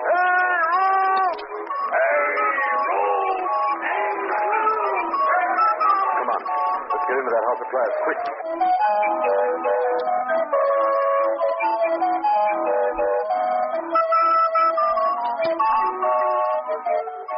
This really is a maze of mirrors in here. It sure wouldn't be no place for a guy to throw stones. It sure wouldn't be no place. Maybe you better start counting the mirrors as you pass. Yeah. 3, 4, 5, 6, 7. Yep. Keep counting, Shrevey. You mean there's more? Never mind, I'll keep track. Now, let's see. This would be 21, 22, 3, 4. No doorways anywhere. Shrevey, press against the glass on your side. You too, Margot. Right. Here, I have it. There. Come on, out this way. It's kind of an alleyway. It's kind of Yes, but look across the way. Doesn't that look as if it might be an Oriental curio shop? And this looks like a gun in your back, friend. Keep your hands up. Don't turn around. If I'm not mistaken, Shrevey, that will be our Barker friend. So you're the guy who yelled Rube. I thought I told you to keep out, friend. We couldn't resist your spiel. You paint such a colorful picture. Lamont, I think I'm going to faint. Shrevey, grab her. Hey, what up? You ought to learn to keep your mind on your work, friend. Let things distract you and people are liable to steal your toys. Now, look here, friend. Get up now, Margot. Nice work. Thanks, darling. Long explanations for me, so make it fast. Why were you waiting here for us with a gun? I saw you earlier. I figured you were looking for Chang. And if I were? Chang only sees people by appointment, and it's my job to keep strangers out. Well, I'm sure he won't mind seeing me. I'm an old friend of the family. Shrevey, take our friend down to police headquarters on a little business to attend to. Sure, Mr. Crescent. Hey, now, look here, friend. You can't do that. You haven't any charge. Intend to commit assault with a deadly weapon is a pretty good charge. At least till I can think of a better one. Yeah, but I can explain. Explain it to Commissioner Weston. He's a good listener. Take him along, Shrevey. Come on, you. Now do we see Mr. Chang? This time, Margot, I'm not going to take any chances. The Shadow is going to pay Chang a visit.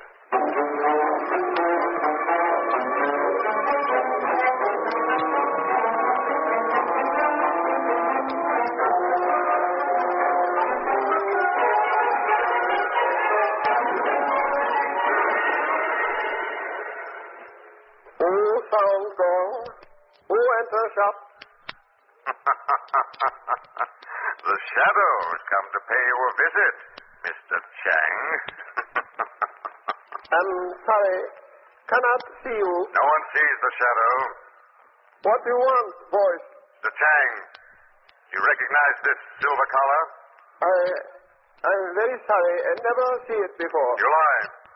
You sold this collar. Your name is engraved inside. You know that? Who purchased this collar? I cannot say. Who bought this collar from you? Who owns the Siamese cat? Talk, Chang. It is cat of Martha Craig. She bought collar for me. And who is this Martha Craig? Martha Craig, very rich old lady. She died last week. Leaves $1 million to housekeeper to care for cat. Someone tried to drown this $1 million cat, Chang. When it wasn't drowned, that same person was willing to commit murder to get the cat back. Who is that person, Chang? I not know. Who is it, Chang? Speak. Very well. I tell you, the cat has cursed me. I tell you, the one you see is... Look out, Chang!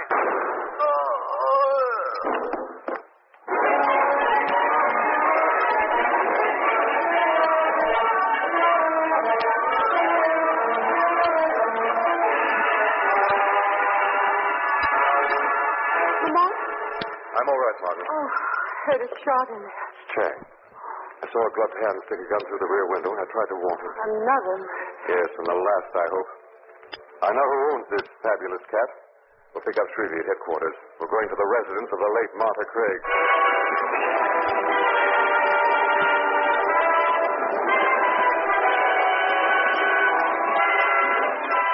Doesn't seem to be anyone home in the Craig mansion. Well, someone left the door unlocked. Why don't we step in? Lamont, I don't think we should. You say we're selling magazines. Come on. There's another door open off the hall. That probably leads to the cellar. Sounds like there's someone down there. Come on, let's have a look.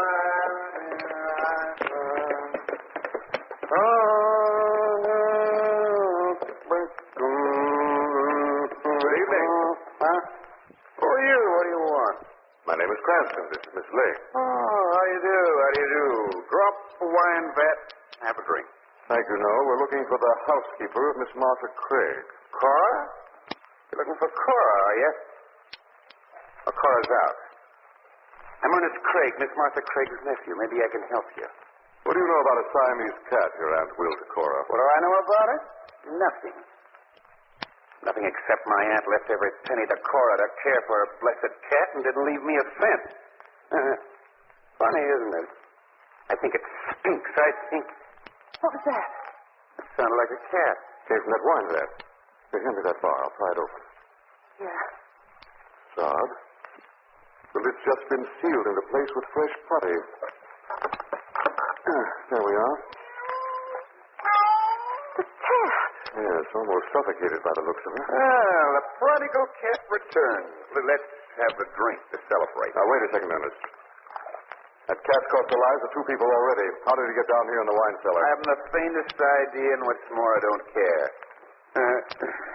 I know who stole it in the first place, though.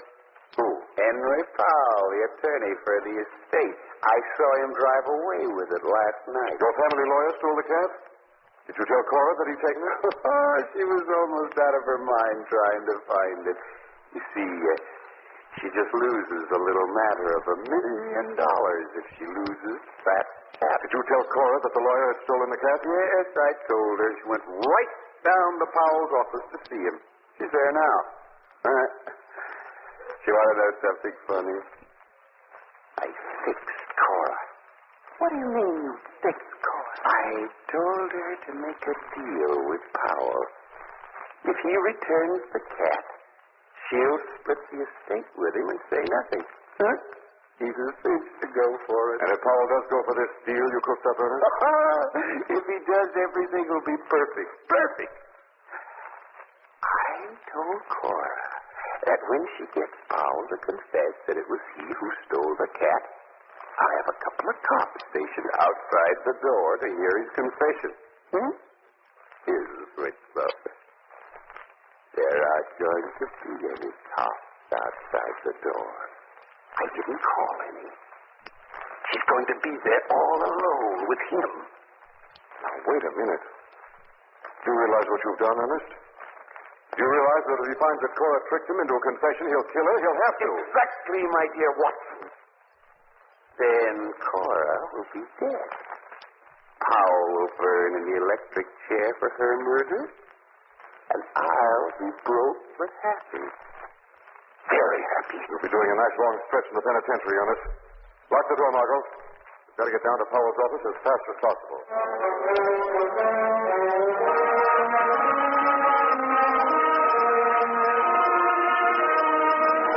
As you must know, Cora, the conditions of Martha's will specifically state that the fortune bequeathed you was to be used for the care of her cat. But the cat was stolen, Mr. Power. You know that as well as I. Now, let us say that the animal has disappeared, Cora. Now then, let me draw your attention to paragraph 3 of the will. In the event of negligence in carrying out your entrusted duties, the estate reverts to the executor. The cat hasn't disappeared, Mr. Powell, and I haven't neglected my duties. You stole that cat. Ernest saw you. Ridiculous. I can take this to court, Mr. Powell. You don't want a court battle. Not with a murder on your hands. Murder? The paper said the old sailor's last words were of the cat. Won't be hard for the police to put 2 and 2 together. Look, I'll make a deal with you. Give me back the cat, and I'll share the estate with you. Nothing further will ever be said. You sign a release to that effect? Yes. All right. All right. I'll do it, Cora. I did steal the cat. I seal her in a wine vat in the cellar. You admit it. That's all I wanted to know.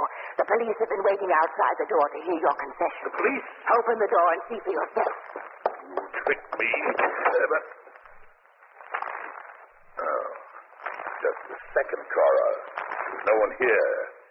It appears your plans went haywire. No one there. Ernest said he sent the police. Ernest promised Ernest. Ernest is a drunken fool. And you were a worse fool to trust him. Mr. Powell. Mr. Powell, what are you doing with that gun? Well, it's rather obvious, isn't it, that we both can't share my little secret? Isn't it, Cora? Put that gun down. Please, Mr. Powell. Yes, Powell. Put it down. Who are you? Don't bother to look around, Mr. Powell. You can't see me. No man sees the shadow. Shadow? Late Miss Craig made a great mistake when she appointed you executor of the will, Powell. The cat. Why, it can't be. I left her to die. She didn't die, Mr. Powell. I sealed her in where she could never get out. Why did you leave her in the wine cellar? Huh? Well, I thought the Craig mansion would be mine by tomorrow. It was the safest place I could think of. What caused you to kill the old sailor? He shipped that cat away. Answer me. Well, he said that he sold the cat, and I didn't believe him. We had an argument. And he would have been able to identify me. Why did you kill Mr. Chang? Because we were in it together. I promised him a share to keep quiet. Instead, thought I had to kill him. Just as you were trying to kill Cora here a minute ago? She tricked me. She sent it to the police. But sirens. Sirens, it's the police. This is another trick. No, I hear police sirens. Or am I going out of my mind? No, Powell, you're not going out of your mind. You're perfectly sane. That is the police you hear. And they're coming for you, Powell, to make you pay the full penalty for the crimes you've committed.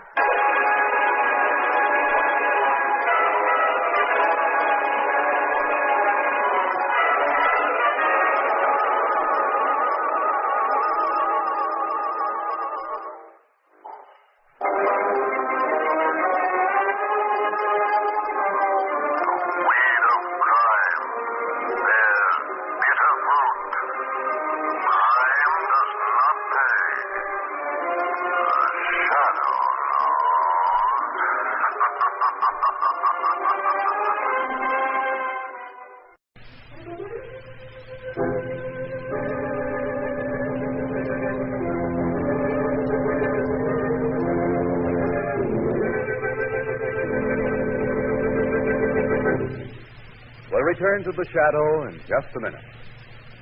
Friends, when you've seen the new Blue Coal Tempmaster in action, you will know why thousands of homeowners are so enthusiastic about this revolutionary new temperature regulator. The Tempmaster, that's P-E-M-P, Tempmaster, is post-war design, post-war manufactured. The last word in carefree heating comfort. Listen to this letter. The new Blue Coal Tempmaster makes a tremendous difference in our homes. Now we have even, healthful warmth at all times. But we never have to adjust furnace dampers. And we're burning much less fuel. It's a fact. And remember this, the Tempmaster can be installed on any furnace, old or new. You'll be amazed when you find out how little it costs to have one installed. Get a Blue Coal Tempmaster with the exclusive Blue Coal feature, the Electric Eye Thermostat. The flashing light of the electric eye tells you the exact position of furnace dampers at all times. The Tempmaster, unconditionally guaranteed for 5 years, is exclusive with Blue Coal dealers. Call the nearest Blue Coal dealer and arrange for a demonstration tomorrow. You'll find him listed in the classified phone book under the word Blue Coal. And now, back to the Shadow.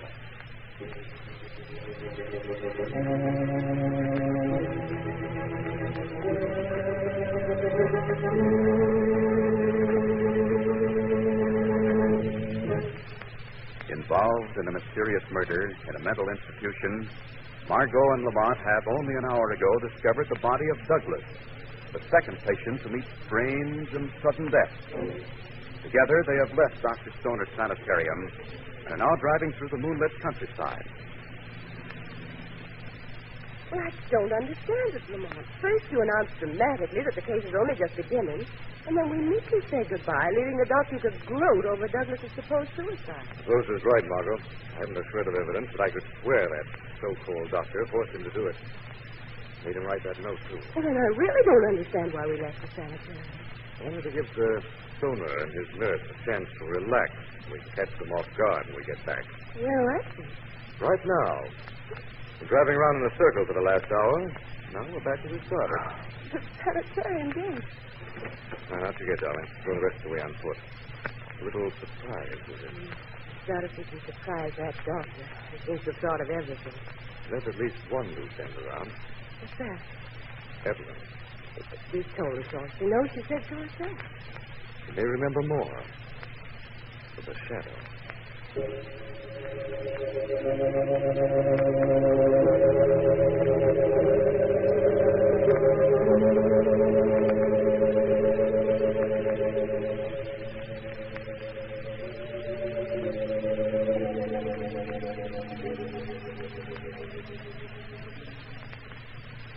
Now I lay me down to sleep. I praise the Lord, my soul. Oh,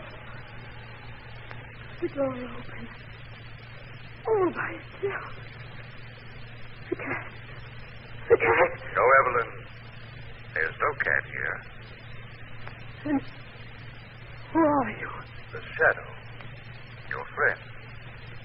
But how could a shadow talk to me? They're just playing tricks the way the doctor does. Listen to me, Evelyn. This is very serious. Old Mr. Burton was a good friend of yours, wasn't he? Yes. And Douglas, too? They've both been murdered, Evelyn. Can you guess who did it? Of course. I've known all along. The cat. Tell me more about this cat, Evelyn. Are you sure it really exists? But it must. If it killed Mr. Burton and Mr. Douglas. Describe it to me. Oh, it's big, Shadow. It eats raw meat. They have to use a whip on it. Its claws are very sharp. And when it snarls at me, I scream and scream. When does this cat snarl at you? Every time the doctor ties me up in the cellar. He wants the cat to kill me, to tear me to pieces. This cat is in the cellar, Evelyn? Yes, Shadow. But don't go down there. I like you. I don't want you to die. I don't want you to be torn to pieces. Oh, Shadow, where are you? Where are you?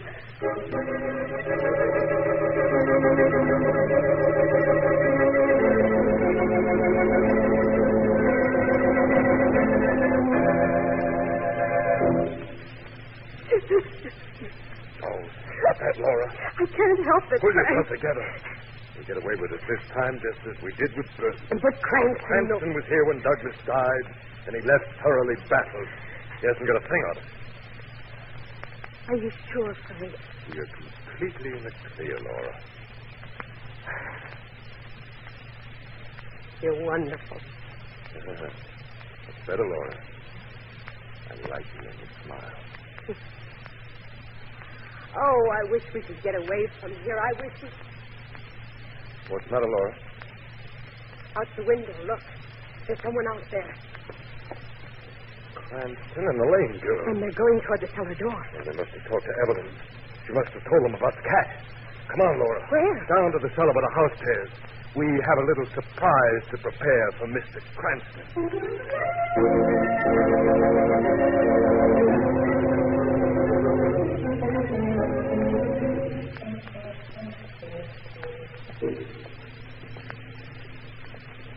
It's dark down here in the cellar in the morning.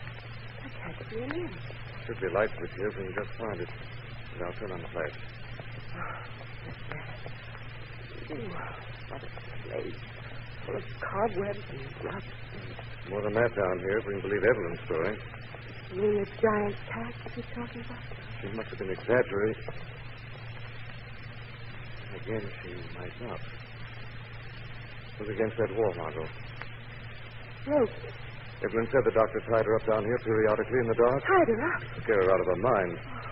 He kept telling her that a cat would jump out and claw her to pieces while she was strung up. Horrible. Hey. Look at that over there where I'm shining my light, Margot. A large pan with raw meat in it. And a whip. Lamont, you don't think Evelyn's story of the giant cat is true. I'm beginning to believe it is. Then the cat's down here with us in the basement. It might be hiding in a dark corner.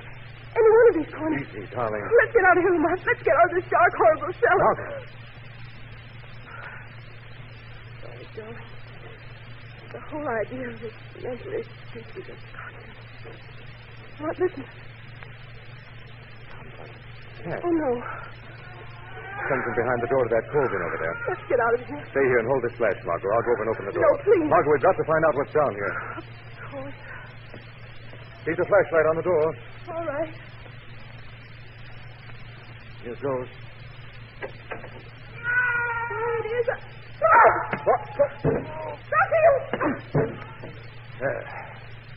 That ought to hold them both for a little while. What do we do now? Leave them here and get upstairs as fast as we can. They'll come to in a little while, shouldn't we? Kill them, you mean? No. Oh, don't be a fool, Laura. Nobody has anything on us for disposing of the patients, but if we murder these two now, we might hang them. All right, then. What do we do? You take the cat upstairs and then get Evelyn. You mean the cat and Evelyn? That's exactly what I mean. Before they come to, we've got to destroy our last witness.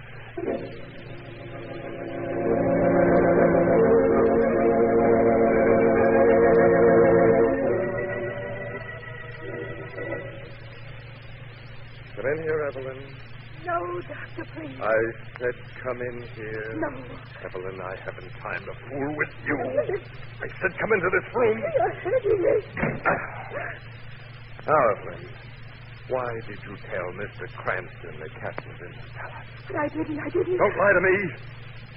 You were responsible for what happened to Mr. Cranston and Miss Lane. You must pay for it. But what did happen to them? Both of them dead, Evelyn. Clawed to pieces by the wildcat. No. Yes, Evelyn. And the wildcat's still hungry. It's up here now, waiting for you. I don't believe it. Listen.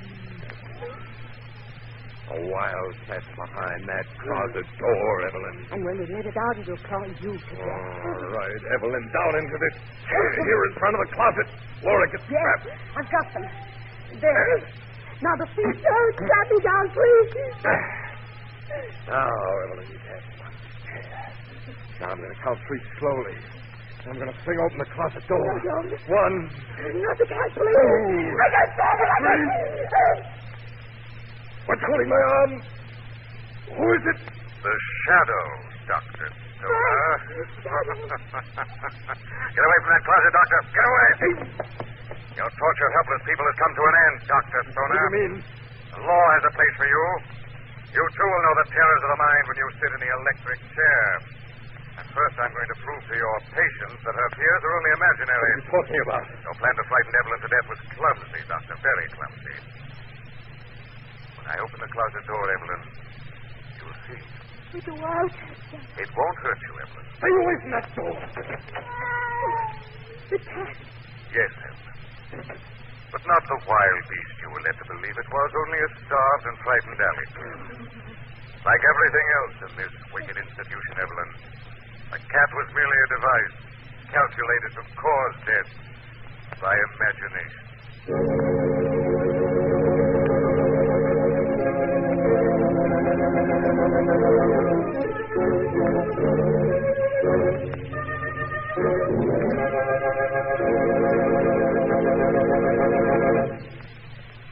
And now let me present Blue Coal's distinguished heating authority, John Barclay.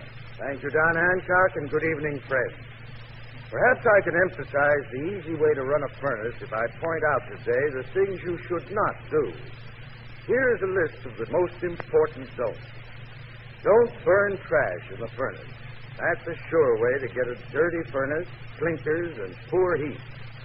Don't operate the furnace with the firebox only partly filled. A thin fire wastes fuel because the fire burns up too quickly. A deep fire bed actually conserves fuel, so keep your fire at all times at least level with the bottom of the coaling door. Don't shake grates roughly. You'll find that gentle shaking actually conserves fuel. So stop shaking when you see the first faint red glow in the ash pit. Follow these simple good firing rules, and you'll get more satisfaction. And what's more important, more heat from the coal you burn. I thank you.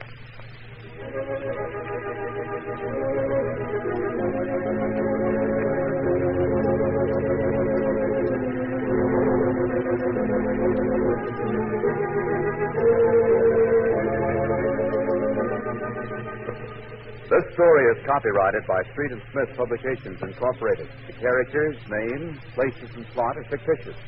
Any similarity to persons living or dead is purely coincidental. Again next week, the shadow will demonstrate that the weed of crime bears bitter fruit. Crime does not pay.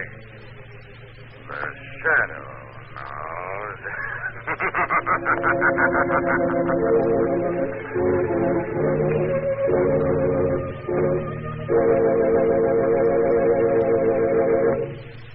Next week, same time, same station, your friendly Blue Coal dealer brings you another strange and thrilling adventure in the Shadow's daring battle against the forces of evil. This is Don Hancock saying, keep the home fires burning with Blue Coal. The Shadow is presented by the D.L.&W. Coal Company, distributors of Blue Coal.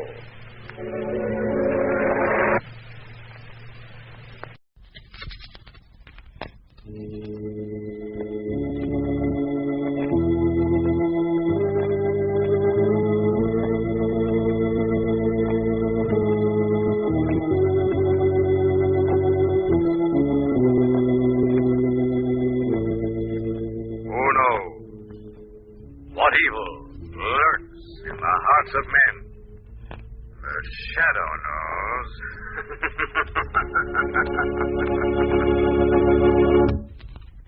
Once again, your neighborhood blue coal dealer brings you the thrilling adventures of the Shadow, the hard and relentless fight of one man against the forces of evil.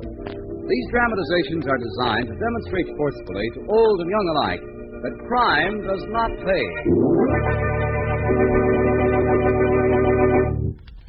The trademark on the things you buy is the manufacturer's way of saying, here's an article of quality. We stand back of this article by endorsing it with this distinctive symbol. Blue coal is the trademark hard coal, the coal that is unique among hard fuels because of its outstanding quality.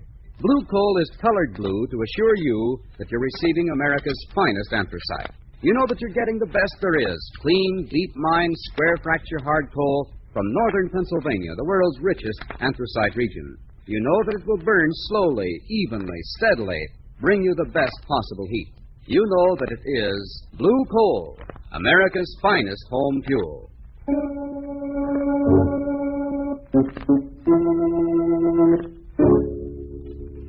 The Shadow, who aids the forces of law and order, is in reality Lamont Cranston, wealthy young man about town. Years ago in the Orient, Cranston learned a strange and mysterious secret. The hypnotic power to cloud men's minds so they cannot see him. Cranston's friend and companion, the lovely Margot Lane, is the only person who knows to whom the voice of the invisible Shadow belongs. Today's drama, Scent of Death.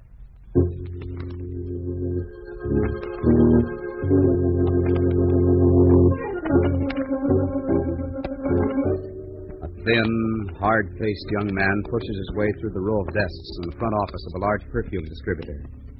He shoulders his way past the private secretary outside the head office, throws the door open, and strides in. Yes. What is it? Oh, Jackie. Yeah, Jackie. The guy you told your stooges to keep out. Now, look, Jackie, there is nothing personal in it. You told me you would cook up a counterfeit perfume that would stand up. The stuff you sent me was so rank. Okay, so the stuff wasn't good enough for you. But you cut yourself in for a deal and you're playing a full game. Nobody gets out until I tell them they're through. But if the stuff was any good... I got some here that's better. This is a very special brand. Go on, smell it. Man, Smell it. Certainly, Jackie.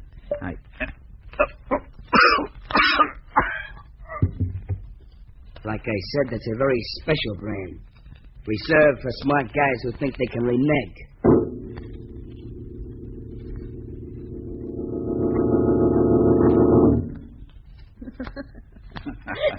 Silly. We're old married people, remember? Uh-huh. And I also remember what day this is. Oh, darling, I thought you'd forgotten. Now, how could I forget my own 5th anniversary? See? A present? What is it? Open it and see. No, let me guess. Looks like... It is. Perfume. Eau de Chanson. Oh, wonderful. I'm dying to try it. Certainly quite tight enough. Hey, you want some help? No. It comes. Mary, what's wrong? Mary! For the love of heaven, Mary! Mary, speak to me. She's dead. Dead.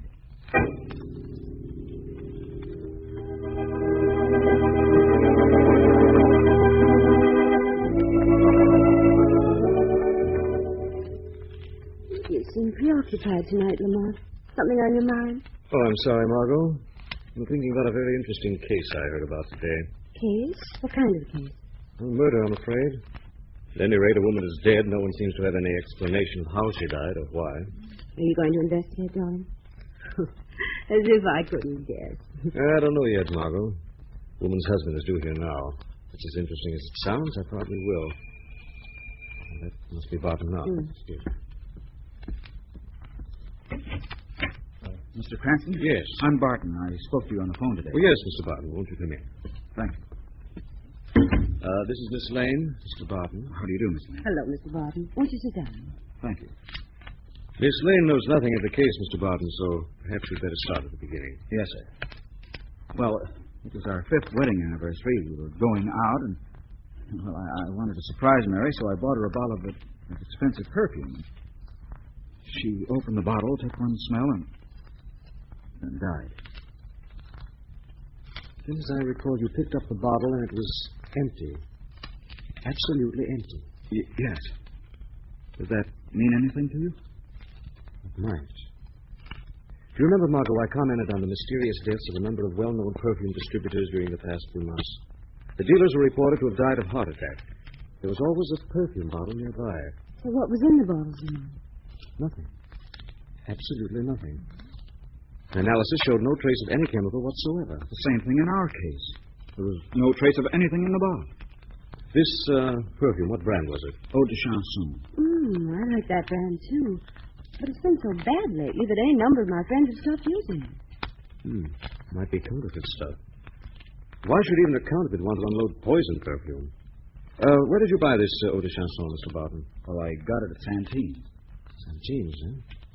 It's an exclusive little place. Let's say we do a little shopping, Margot. At Santine's?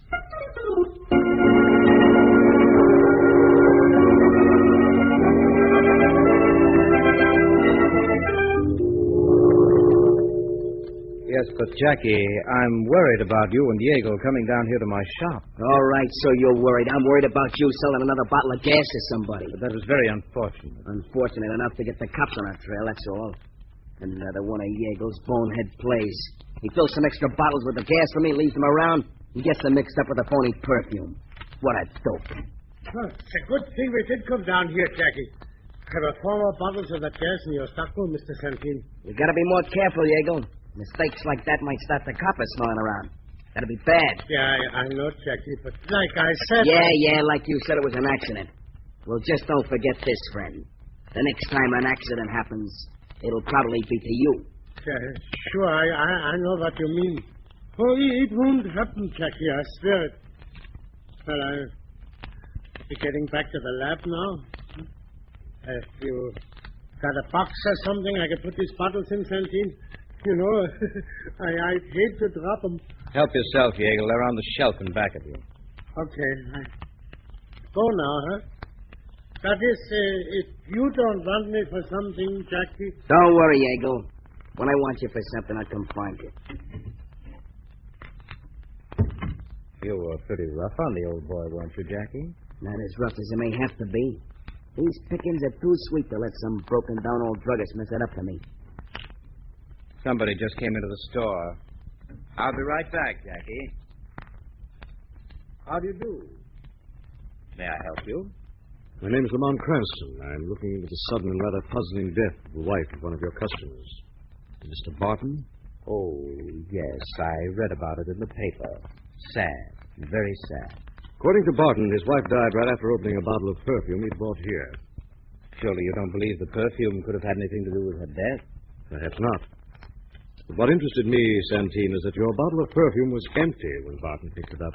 Possibly Mrs. Barton had some unsuspected heart ailment and succumbed to it. As she fell, she dropped the bottle, it spilled, and evaporated. Evaporated? In a matter of minutes, Mr. Santine? At moments like that, who can judge time, Mr. Cranston? Just as we walked into your shop, an elderly, heavy-set man in a blue coat and gray hat came out of here. Do you know him, Mr. Santine? I'm afraid you're mistaken. No one walked out of here. Strange. Thought I recognized him as a friend of mine. I was sworn he came out of this shop. Well, thanks for your help, Mr. Santine. Come on, Margot. Not at all. Come in again, won't you?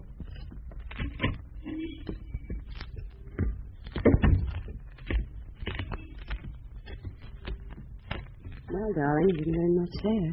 On the contrary, Margot, I may have learned a lot. Think Santine is in on the counterfeit perfume racket? His customers are ex-bootleggers. He might very well be mixed up in the bootleg perfume racket. How do you know his customers are ex-bootleggers? And we saw coming out of Santine's shop as we came in. One Santine denied seeing? He's an ex-bootleg? Darling, what a memory. Veritable storehouse of vital statistics. Name was Harry Yeagles, I remember. Sort of a chemist gone wrong. Headed up a phony liquor racket in the old days. You think he's behind this whole business? Phony liquor, phony perfumes. Pretty close tie-in.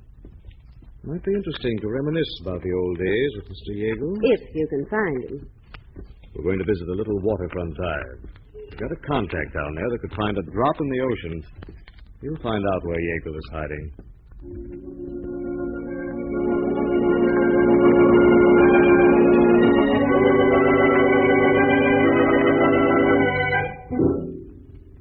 Hello, Yeagle. Jackie, you scared me. I didn't hear you come in. No? Well, don't let it worry you. You won't be hearing me go out either.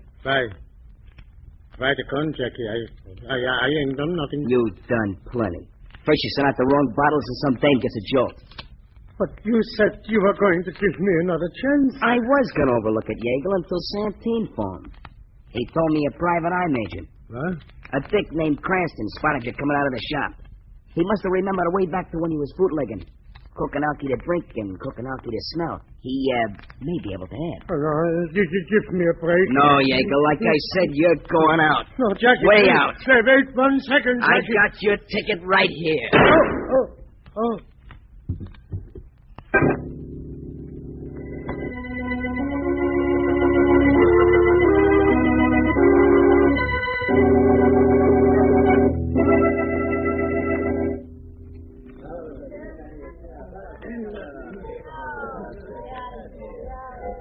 How long do we have to sit around this intimate little gin mill, Lamont? We've been here almost an hour already. Be patient, Margot. If Mr. Poindexter can get me that information on Yeagle, it'll be worth sitting here all day. Mr. Poindexter. You certainly are annoyed, darling. As a matter of fact, his name is Adolphus Claremont Poindexter. But don't let the name fool you. You do know the weirdest characters. Well, this one happens to be invaluable. He's the best pipeline into the underworld I've ever had. A bit peculiar, but valuable. Here he comes now. How do you do, Mr. Cranston, Miss Lane? Hello. Sit down, Mr. Poindexter. Don't mind if I do. Dry work chasing down this character, Yeagle. Yes, I imagine it would be. Here, help yourself. Delighted. Now, about Yeagle. He's out of the alky racket. He's in another deal. Large deal. Very classy. Wouldn't be perfume, would it? Could be. All I know, it's something to do with chemicals. You know where I can find Yeagle? He's a place up near the Westchester line. Wooden house. Swell hideout. How do I get there? 246 Weller Street. Front door's always locked. Side door the only way in. Yeagle's there now. Thank you, Mr. Poindexter. Come on, Mark. Don't take any chances, Mr. Cranston. It's a good hideout. The kind that's worth a few slugs to keep going. Yeagle was never a killer. Maybe not. But he's tied to a gun-crazy kid who is a killer, Mr. Cranston. Thanks for the tip. Oh, here. Get a couple of refills. Delighted. It's dry work. Very dry work. Good day, Miss Lane, Mr. Cranston.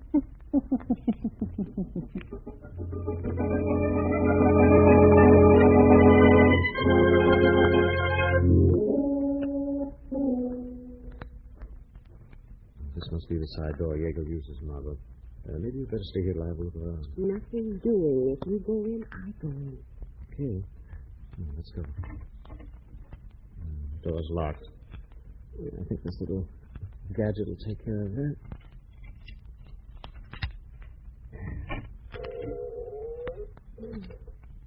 Dark in there, Lamont. Inside, quick, before someone sees us.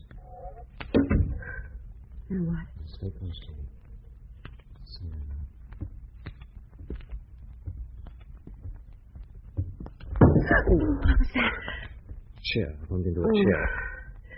Quiet, Margaret. What is it? Someone in here beside us. How do you know? So I can see him outlined against the wall. Here he comes. Get behind me. I'm going to use my flash. Yeagle!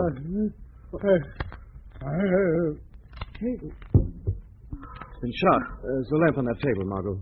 Turn it on. It's there. Is it dead?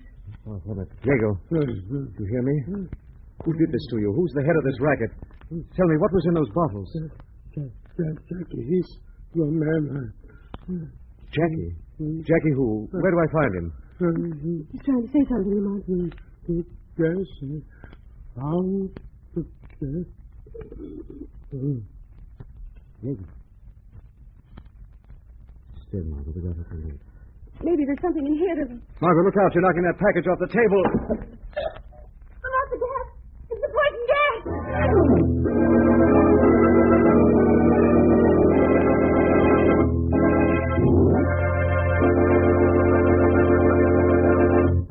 We'll return to the shadow in just a minute. Now you can modernize your furnace easily and inexpensively. A Temp Master will mean wonderful new convenience for your whole family, less chance of winter colds, and a great saving in fuel. It's so easy to heat your home the Temp Master way. Just set the upstairs thermostat, and the Temp Master will keep your home at the temperature you want, steady, reliable, and healthful. As the furnace dampers are automatically open and closed, the electric eye thermostat, an amazing new blue coal invention, actually tells you the exact position of those dampers. The Temp Master will bring your family carefree heating comfort for many winters. It is unconditionally guaranteed for 5 years. Only blue coal dealers have the new Temp Master, so call the nearest blue coal dealer tomorrow and arrange for a demonstration. He's listed in the classified section of your phone directory under Blue Coal. And now, back to the shadow.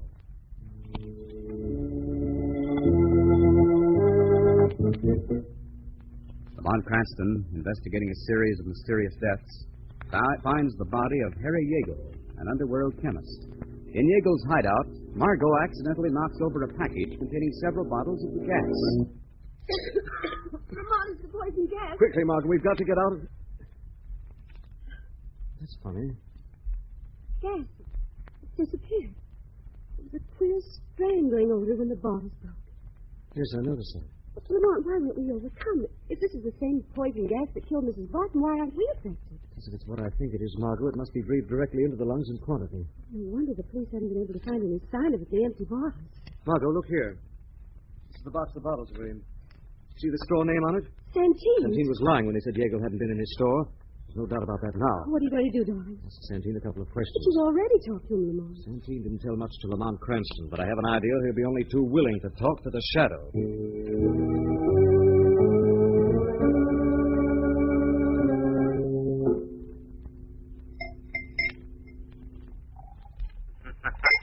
Liquor to soothe your nerves or quiet your conscience, Santine? Who said that? The shadow, Santine. Shadow. So I meet an invisible man face to face.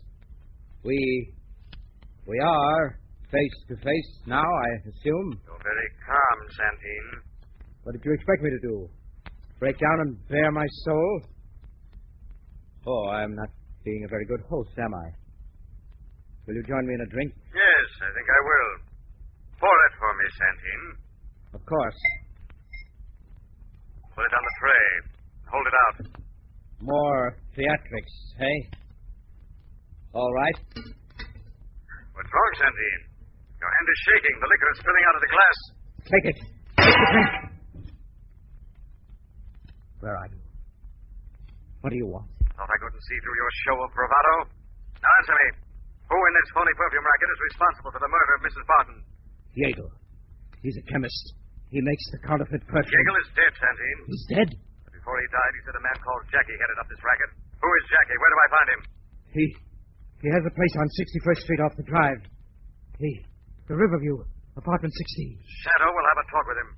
And you, Santine, are going to tell the whole story of your part in this racket to the police. The police? And don't try to skip town, Santine. They'll pick you up on a vagrancy charge.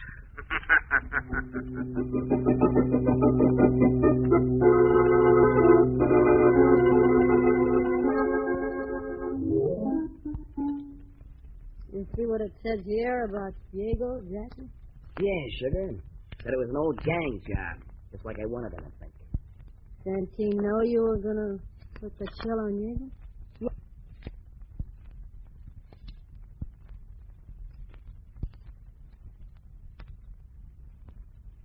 Out, sugar. Come in. Where do I meet you and when? You know where Yeagle's lab is, the old warehouse under the bridge? Meet me there in an hour. Why down there? Oh, beautiful, you are dumb, because that's where the money is. In an hour. Yeah, I'll be there. You'll be where, sugar? Santine's headed for the lab to grab the combine's dough. He wants me to go along with him. You're to keep the home fires burning. No kidding. So he's got a date with you in an hour, huh? Yeah. He's got a date in an hour, all right. But it ain't gonna wear skirts.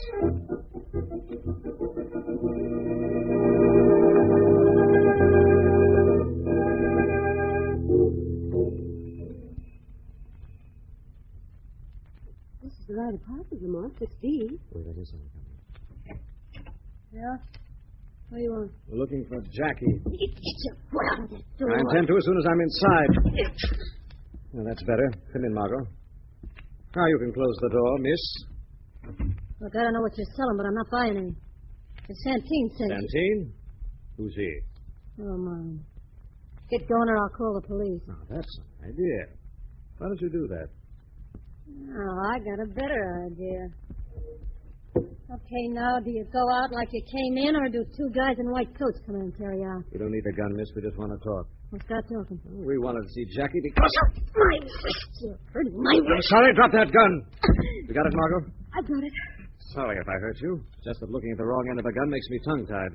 When my man gets back, looking at the wrong end of the gun's going to make you dead. You terrified me. Where is this man of yours? Visiting his poor sick grandma with a bag of cookies. It'll be difficult, I see. Maybe you better call the police, Margot. Tell them we've got Yeagle's killer here for them. I didn't kill Yeagle, and you know it. Maybe. But I'm pretty sure this gun did. Your fingerprints are all over it. It's in your possession. I think the police can take it up from there.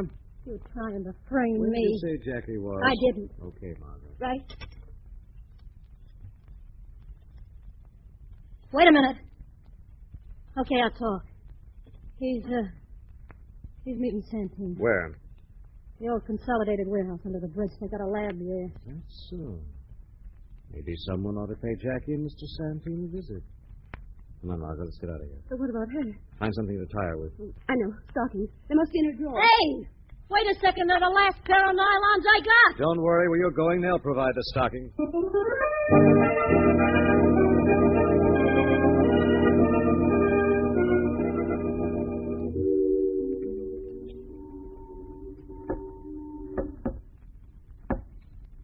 Okay, honey, I'm coming. Hello, Santine.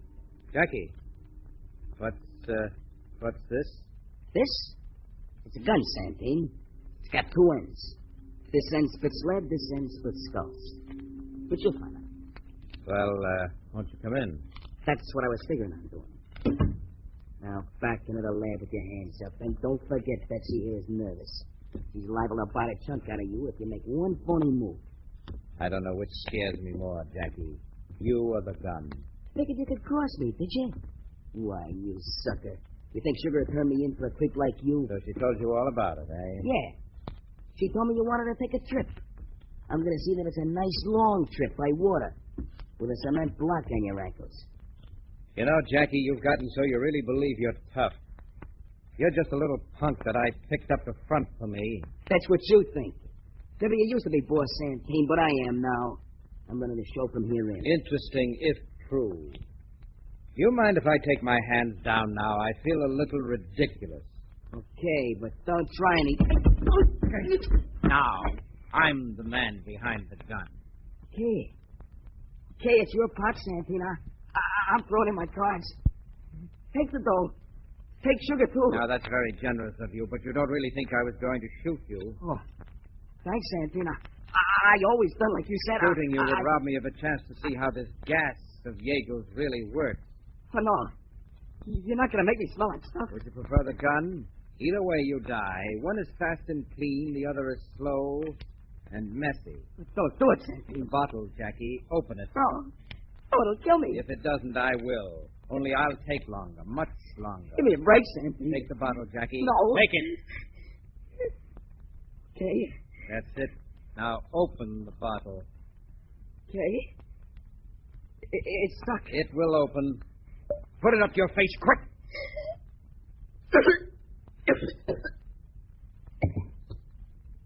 Jackie. Who was that? This is the Shadow, Santine. So you did come back. Well, you're too late, Shadow. Too late to save Jackie for the electric chair, perhaps.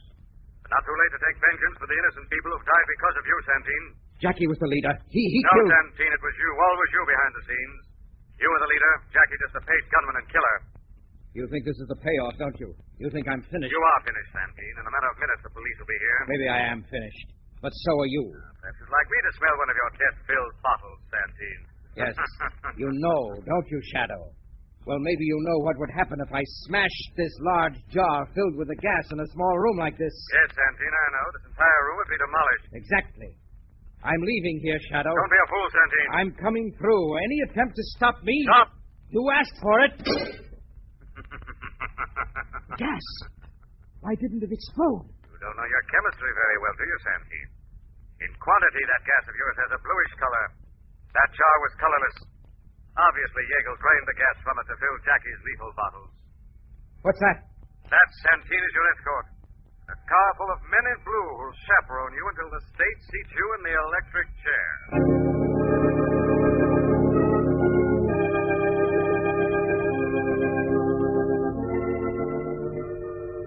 Did you say that this mysterious gas that the gang used was actually ozone, Lamont? That's right, Margot. I always thought ozone was fresh air. I never knew it was poisonous. In minute quantities, it isn't. But if only 1,000% of the air was ozone, all living matter would be destroyed. Of course, when ozone regains its missing atom, it becomes oxygen again. Is that why the gas left no trace? Exactly. What a terrible weapon to use against defenseless people. Santine will pay for his crimes, Margot. He'll pay the full penalty.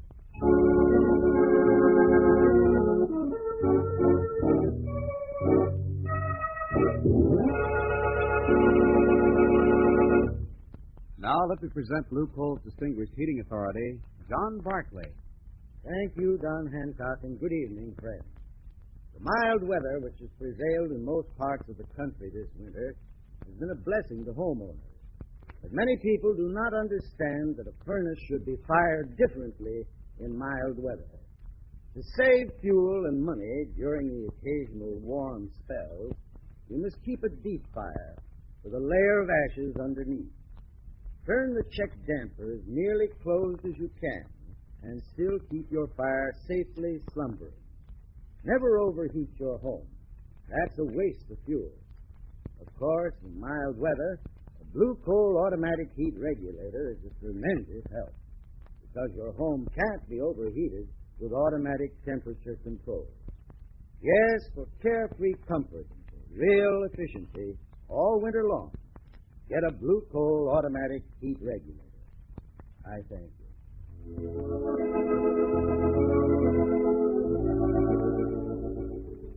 This story is copyrighted by Street and Smith Publications, Incorporated. The characters, names, places, and plot are fictitious. Any similarity to persons living or dead is purely coincidental.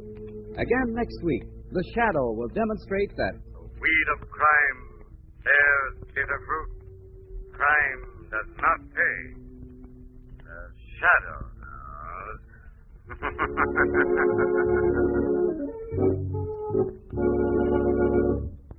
next week, same time, same station, your friendly Blue Coal dealer brings you another strange and thrilling adventure in the Shadow's daring battle against the forces of evil. This is Don Hancock saying keep the home fires burning with Blue Coal.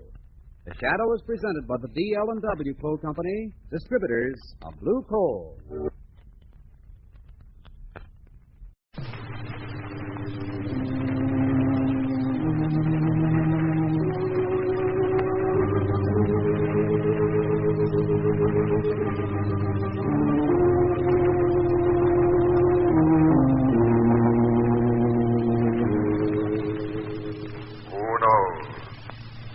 What evil lurks in the hearts of men? The shadow knows.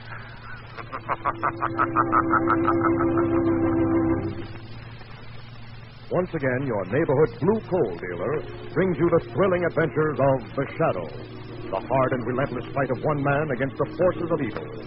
These dramatizations are designed to demonstrate forcefully to old and young alike that crime does not pay.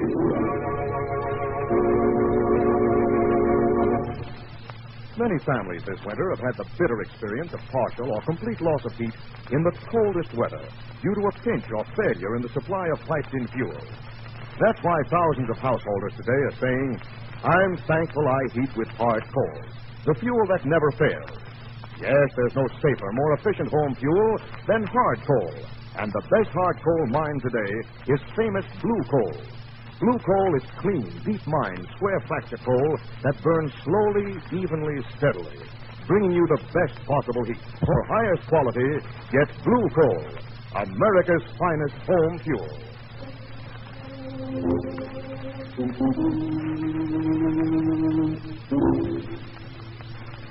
The Shadow, who aids the forces of law and order, is in reality Lamont Cranston, wealthy young man about town. Years ago in the Orient, Cranston learned a strange and mysterious secret: the hypnotic power to cloud men's minds so they cannot see him. Cranston's friend and companion, the lovely Margot Lane, is the only person who knows to whom the voice of the invisible Shadow belongs. Today's drama, The Witch of the Crescent Moon.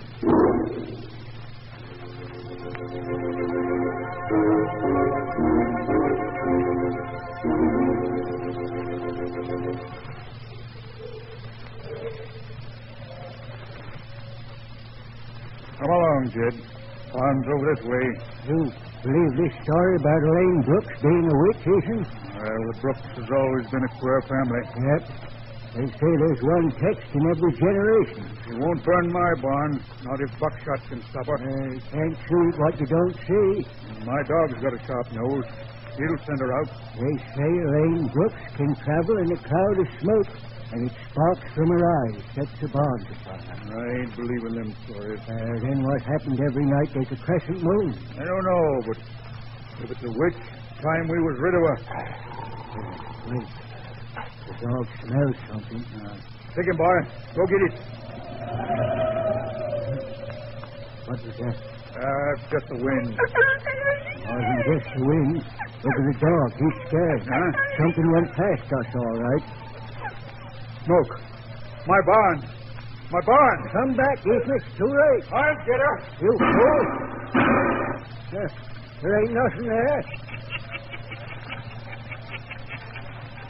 At least, nothing human.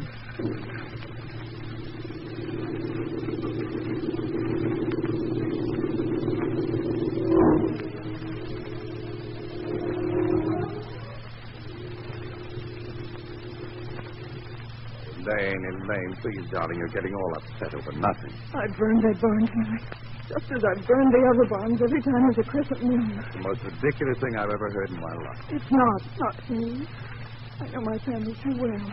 I know what's happened. Your aunt and uncle are a little strange. They're but... cursed as I am, as are all the descendants of Hester Brooks. Look at her portrait on the wall there. She looks just like me.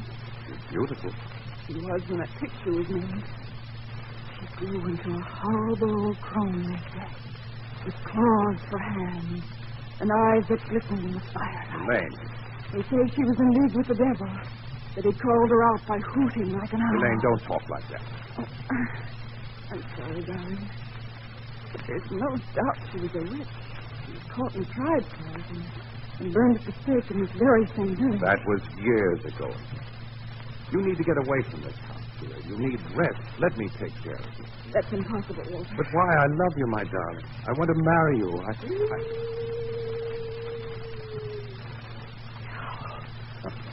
Only a barn owl. There's nothing strange about that, is there? No, I suppose not, I suppose. Walter. Yes, Elaine. What's the matter, Walter? Why are you looking at me like that? I'm not looking at you. Anyway. Yes, you are. I can see it in your eyes. As if you saw. Oh. It's happening again. I'm seeing. I can't stop it. I can't stop it.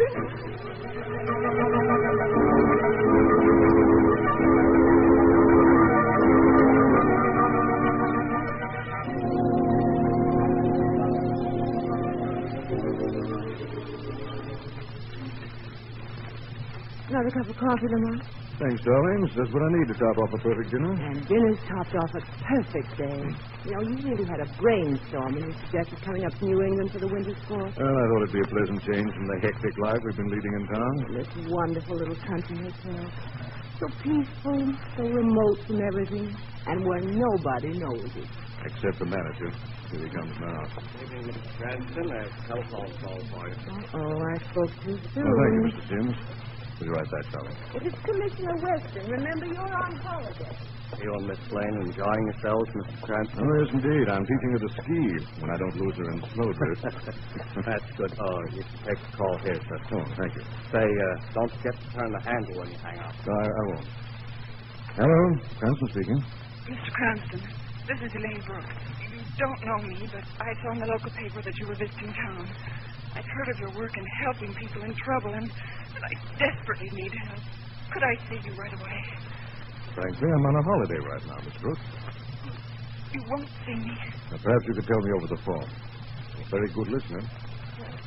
Something very strange is happening to me. It makes me do terrible things. Such as? I burned down the barn tonight. I've burned others. Pyromania is a psychological disease, Miss Brooks. You should see a doctor about it. That's just it. My aunt and uncle, with whom I live, won't let me see a doctor. They believe it's a disease. They believe it's something else. What do you mean, Miss Brooks? They believe I'm a reincarnation of my great-great-grandmother. What? They believe that at certain times I turn into a... Yes? into a witch. Witch? Now, look, Miss Brooks, if this is some sort of a joke... But it isn't, Mr. Cranston. It's true. Miss Brooks, you realize what you're saying? Miss Brooks. Can you see the moon from where you are? No. I can. Come across the window. A witch's moon. Ugly and gnarled and bent. So horrible. Miss Brooks, you must listen to me. That strange feeling is coming over me again. It's going to happen just as it did before. What is? Come quickly, Mr. Cranston. Quickly. Miss Brooks. Hello? Miss Brooks. What is it, Lamont? Who are you talking to? Girl who's either in desperate trouble or For what? taking me for the biggest ride. Wait a minute. But heavens, that sounded almost like a witch laugh.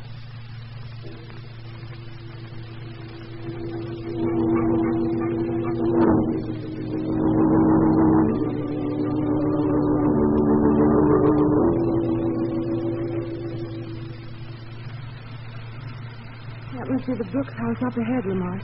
Certainly answered the description that farmer gave us. And explains the frightened look on his face. It needs a creep. Looks like it's going to tumble down any minute.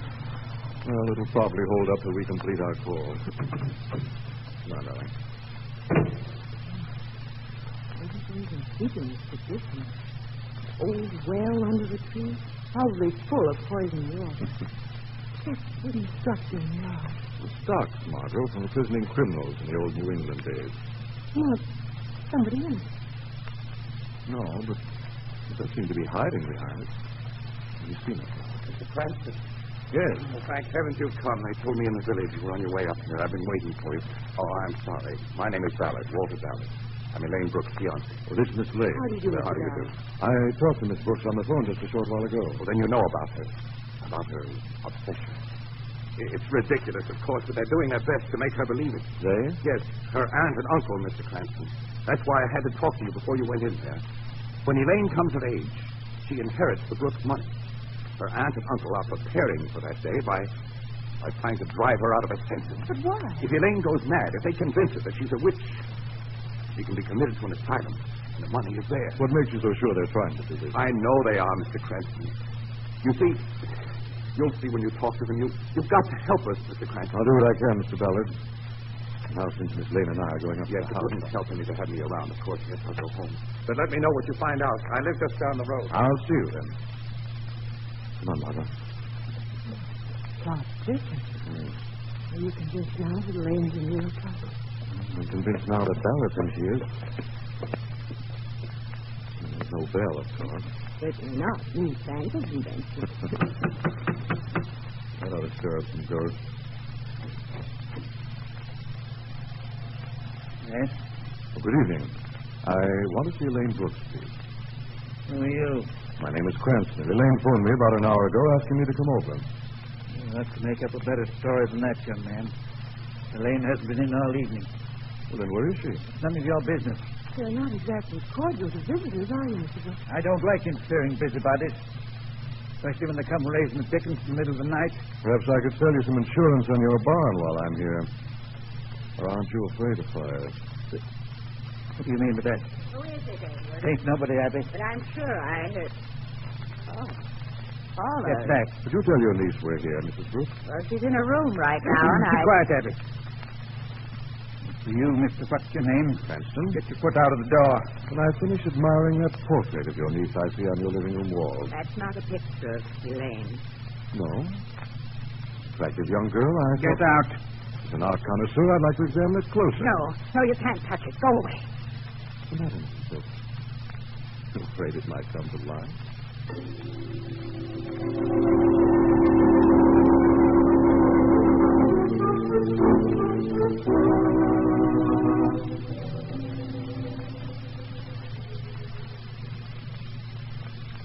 Why are they going away from the house, Lamont?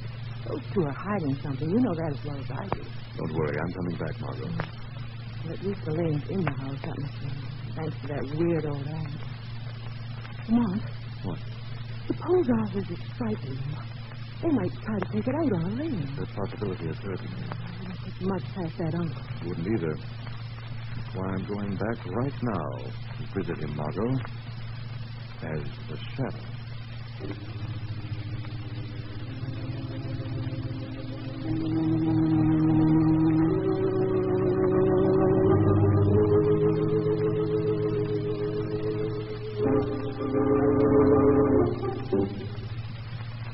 You prepared the broth for our girl, Abby? I'm just going into the kitchen now, Edward. Be sure to put in everything, just as always. Make it strong. Strong broth for deep sleep. I know what to do. A witch's broth, Uncle Edward? Who's there? A shadow. Why have you come? To learn about cooking. What brew are you mixing up? What are the ingredients? I know only a few. What do you mean? Fortunate stake, sensitive-minded girl who could be driven to insanity. Is that what's bubbling in the cauldron? No. You told Cranston Elaine wasn't at home. Why did you lie to him? I'm afraid of strangers. They brought me and mine nothing but trouble. You're afraid they'll find out too much. Elaine's my niece. I do what I think best for her. Nobody's business to interfere. Nobody. And her life? Her health? She's safe while she's in this house. Who was that screamed, Brooks? It came from Elaine's room there across the hall. Open that door quickly. No, Shadow. Don't make me. If it's happened... Open it, I say. Very well. She's gone. She's not in her room. And whose scream was that we heard, Brooks? I don't know. I thought it was Elaine. I thought... Shadow, look out the window across the field. A fire? Yes. Walter Ballard's house. On fire.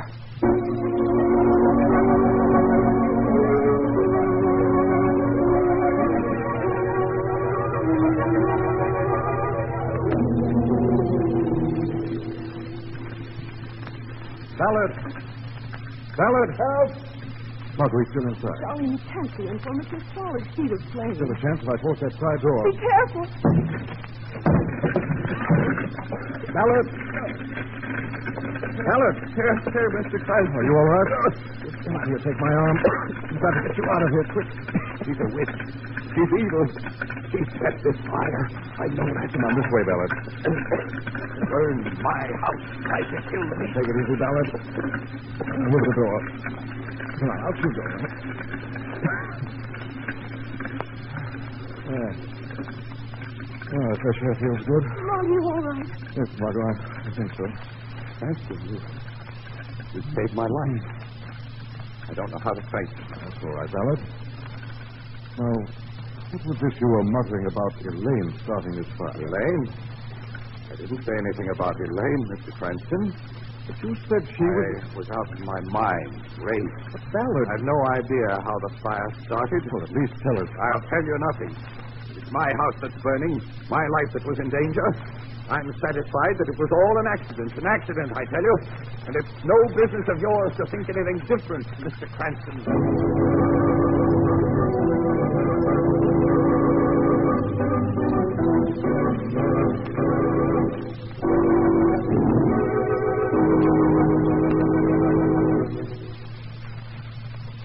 return to the shadow in just a moment. All taken care of? Yes, Jake, but I ran into a hit. There was somebody with him when I got there, and I had to pull the job right in front of them. Why didn't you take care of them at the same time? I couldn't. The whip snarled around Mugger's throat. The best I could do was crank the man on the head with the whip handle. The girl screamed. I had to get out. Suppose there were cops. Suppose...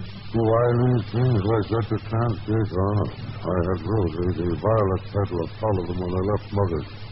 We'll still know who they are. Let her in, Jake. That must be Rosie now. Yeah.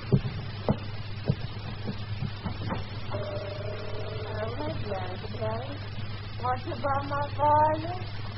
Pretty violet, don't No one wants to see you, Rosie. Goodbye, Violet. Violet. Nobody. Well, Rosie, you follow those people like I told you to? Oh, sure, Mouse. Just like you told me. I've got his wallet just like you said. She was a nice lady. Never mind that. Give the wallet to Jake, Rosie. Got it right here in my basket of violets. Just like you taught me how to do the trick. There. See? Take a look at it, Jake. Any identification? Mm-hmm. How do you know who the guy is, Mo? If I knew, I wouldn't have Come on, Cranston. Some kind of cop. Now we are in trouble. Maybe. Maybe not. Rosie, you followed them to where they live, huh? Oh, yes, Mouse. A beautiful big house. Never mind that, Rosie. Did Cranston go in with the girl? No. He left her at the door and went away in a car. Good. You got an idea, Maud? I've always got ideas, Jake. Rosie, I want you to deliver a message to that young lady across the way. A message? Yes, you take her a message from Mr. Cranston. He wants to see her right away. Here. Tell the lady Mr. Cranston wants to see her right away. That's right, Rosie. All right, Mouse. I'll go to the lady. Tell her Mr. Cranston wants to see her. And when Cranston finds out we've got his girl, he'll go any place we want him to. Good. Good. Now, what about that job we had planned for tonight, boss? With Mugger dead, who's going to go on it with me? Nobody, Jake. You'll go alone. The owners are away for a short trip. You won't have any trouble. It should be a cinch for you.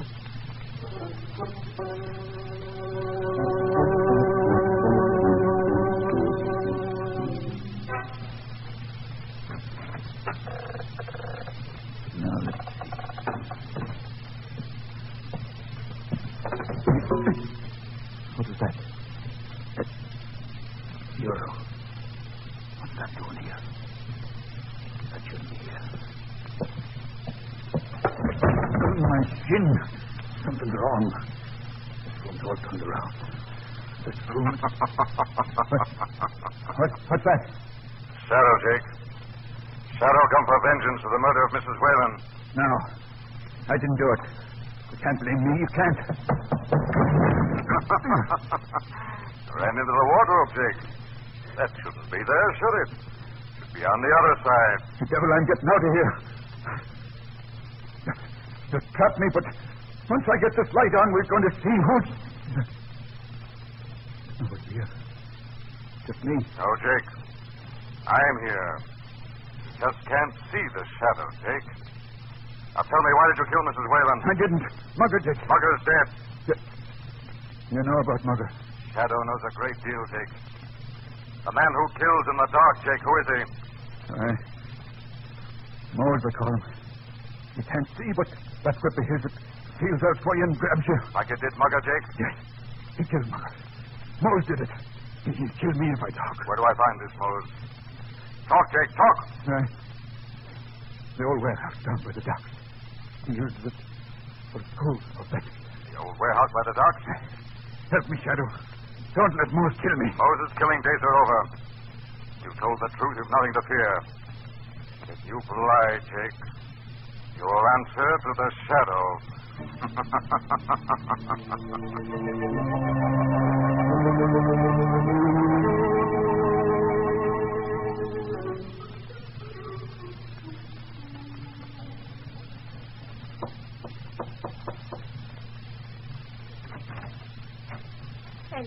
Lane?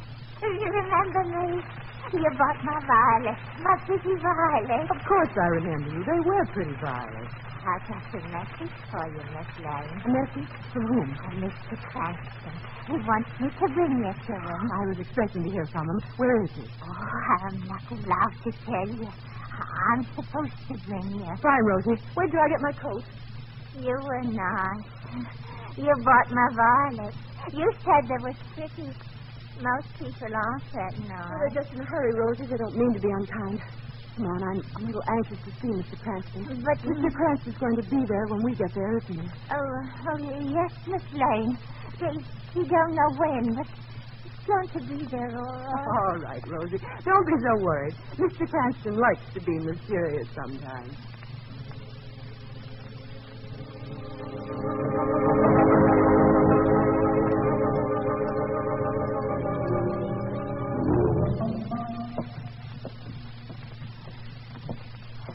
You're sure this old warehouse is the place you were to take me, Rosie?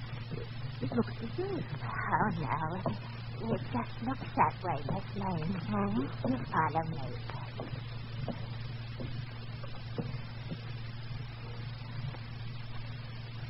See? Here's the office. You're to wait in here. It's dark in there. It's always dark in there, Miss Lane. Moses, don't lock the light. Come in, Miss Lane. Oh. Close the door, Rosie, and get out. All right, Mose. Who are you? What's the matter with me? Nothing, Miss Lane. We only want to use you as bait to get your friend, Mr. Cranston. You see, you are foolish enough to stick your nose in my business. I don't know anything about your business. Or you. Oh, yes, you do, Miss Lane. While we're waiting for Mr. Cranston to arrive, perhaps you'd answer some questions. Why not ask me the questions, Mose? Shadow. Shadow. So we meet at last. The king of beggars and the king of shadows. How interesting. Don't move. Don't talk, Miss Lane. Drop to the floor. Oh. My. So it's to be just the two of us, Shadow, eh? Good. Very good. Well, sooner or later you must betray your presence, Shadow, or breath, the clink of a floorboard, the scrape of a shoe. I'll hear them, and when I do... That was foolish of you, Shadow. I'll take that whip, Mose. Let's go. That chair was just a decoy to get you to swing, Mose. I was right behind you. Listen, Don't Shadow. move, Mose. I'm turning on the light. Shadow, he's got a gun. Thank you, Miss Lane. Now I know exactly where you are. One move from either you or the Shadow and I shoot. You're very clever, Shadow. But I'm just a little bit cleverer. Don't move, Miss Lane. You're very quiet, Shadow. Is it because you know I'm as accurate with a gun as I am with a whip, or is it because you're afraid Mose, it's me, Rosie. I heard the noise and I... Oh, you've got a gun pointed at Miss Lane. Oh, you mustn't hurt him, Mose. No. Rosie! No, Rosie, don't come any closer. I warned you, Miss Lane. Oh.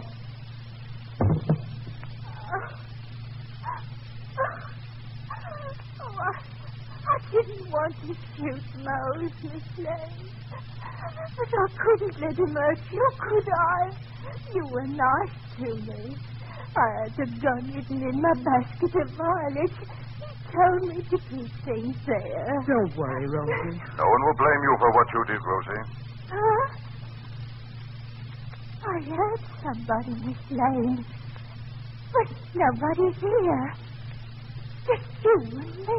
There is someone here, Rosie. The Shadow. He's our friend. Oh, all right. If he's your friend, that's all right. You go along with Miss Lane, Rosie. Police will soon be here. She'll explain to them what you've done. No one will blame you, Rosie, and no harm will come to you.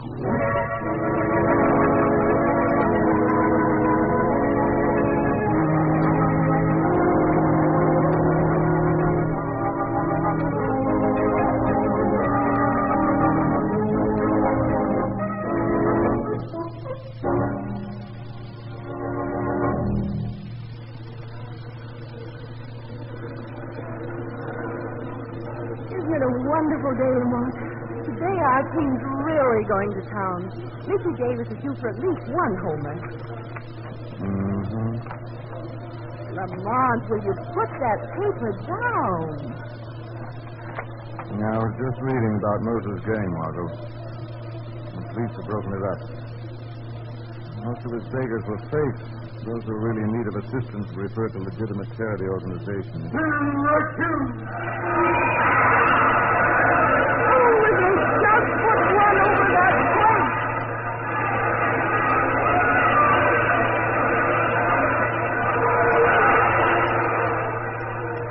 Well, Moses' College of Beggars is broken up. Police have Mugger's murderer.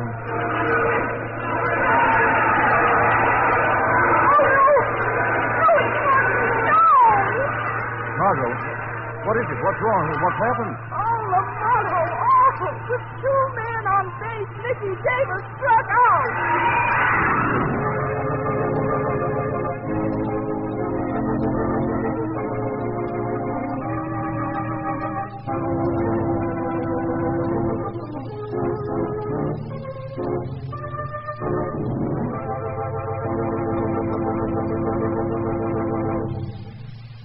Now, let me present Blue Coal's distinguished heating authority, John Barclay. Thank you, Don Hancock, and good evening, friends. It's not too early to plan the summer checkup and cleanup of your furnace, to make arrangements with your Blue Coal dealer to have that essential job done. Yes, it's essential. The good heating and operation that will save you money next winter and to prevent costly rust damage while your furnace is idle this summer. Blue Coal dealers have specially trained men with special equipment to do a quick, thorough, dust-free, and inexpensive job of cleaning your furnace. They can also make the minor repairs necessary and check on those trouble symptoms you may have noticed this past winter. Your Blue Coal dealer will receive many calls to summer-conditioned furnaces. So to be wise, call him now and make sure that he'll be able to fit your job into his schedule. Better make a note right now to call the nearest Blue Coal dealer tomorrow. I thank you.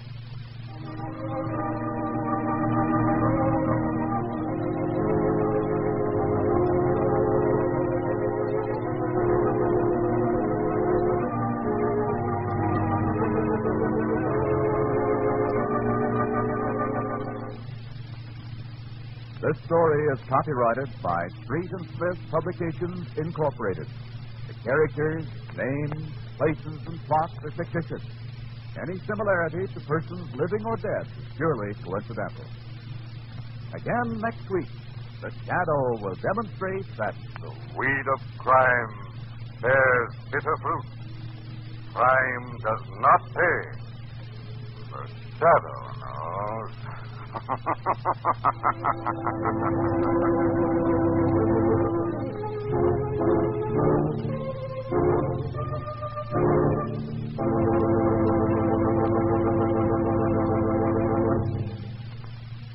Next week, same time, same station, your friendly Blue Coal dealer brings you another strange and thrilling adventure in the Shadow's daring battle against the forces of evil. This is Don Hancock saying, keep the home fires burning with Blue Coal. The Shadow is presented by the P.L.&W. Coal Company, distributors of Blue Coal. Lamont Cranston is played by Brett Morrison. Margot is played by Grace Matthews. Margot. Driver, where is the young lady? Oh, the young lady? Miss Lane, I left her here just a few minutes ago. Where is she? Senor, I do not know what you talk about. Tell me, where is the young lady? Senor, you must be local. You come down here alone. There was never a woman in this cottage.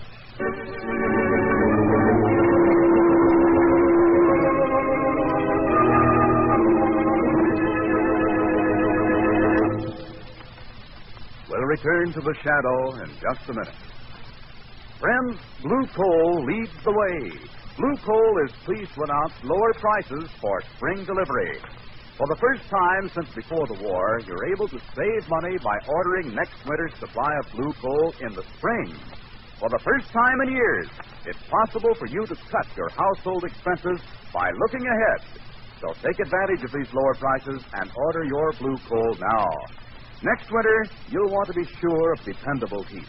Experience has shown millions that blue coal is the failure-proof fuel. Not only that, but blue coal gives steadier, more healthful heat throughout the house. Blue coal is the finest hard coal mined in the world today. Slow-burning, evenly graded, highest quality anthracite that brings you the absolute best in carefree heating comfort. Be sure you get blue coal, the trademark anthracite. Blue coal's famous blue tint assures you that you're getting the best there is, America's finest home fuel. Blue coal dealers must set up a schedule for spring and summer delivery, so be sure that your dealer is able to take care of your requirements at today's low prices.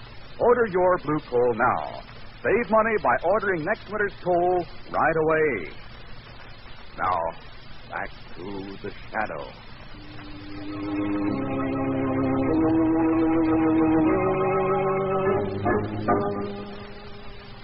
Margot Lane and Lamont Cranston, on a vacation in Cuba, are on the trail of the Suicide League's contact man, Senor Muerto, when Margot suddenly disappears from the carriage in which Lamont had told her to wait.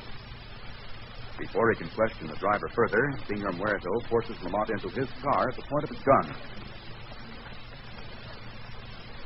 It is now a few hours later. Inside the mansion of the Suicide League, Senor Muerto is forcing Lamont to walk down a long corridor.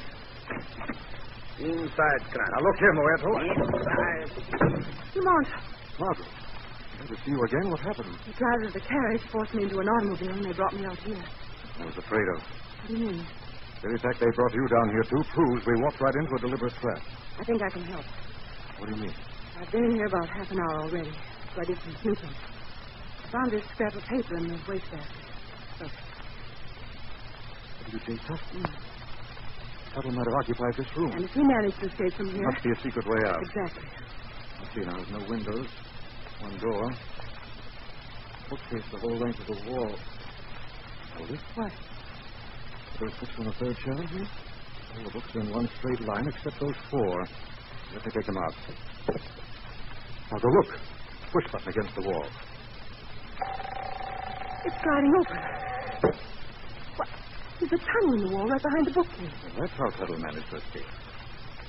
Margot, I'm going to follow this tunnel to its source. What about me? I think I'd better go as the shadow. If you hear anyone coming to this room, open the bookcase and hide in the tunnel. Meantime, let's see what the shadow can find out.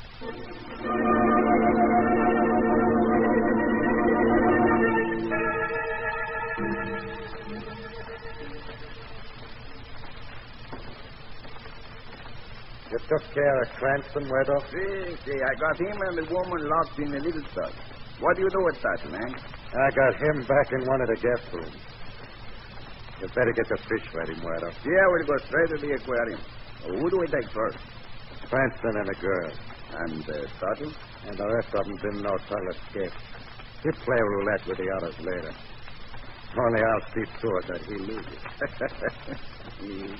If you need me, I'll be back in the gambling room.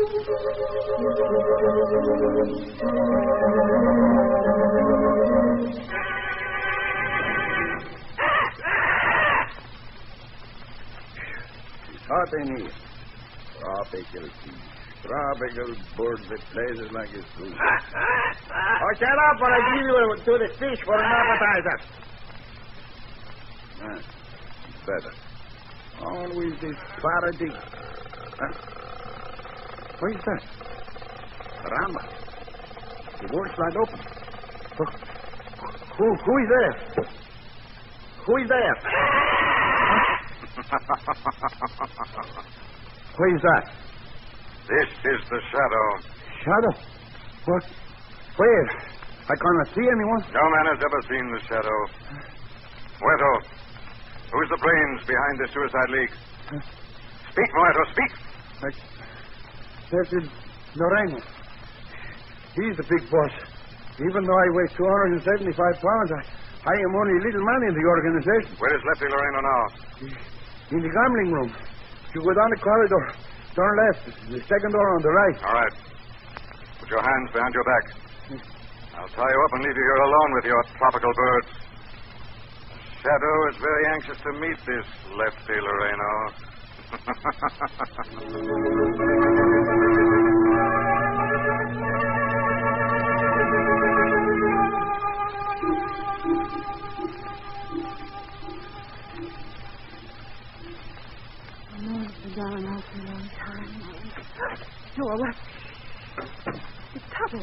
And you're safe, Miss Lane. I never would have... Mrs. Cranston wasn't in here with you. Shadow, how did you get here? Loreno caught me and brought me back here to kill me. But they can't keep me here. I learned a few secrets about this place. There's a secret in this room, too. We found it. Oh, you mean the bookcase? Yes. Wonderful man, that Cranston. Come, my friend. I know where left to keep this car. I'll take you out of the tunnel, put you in the car, and then come back for Cranston.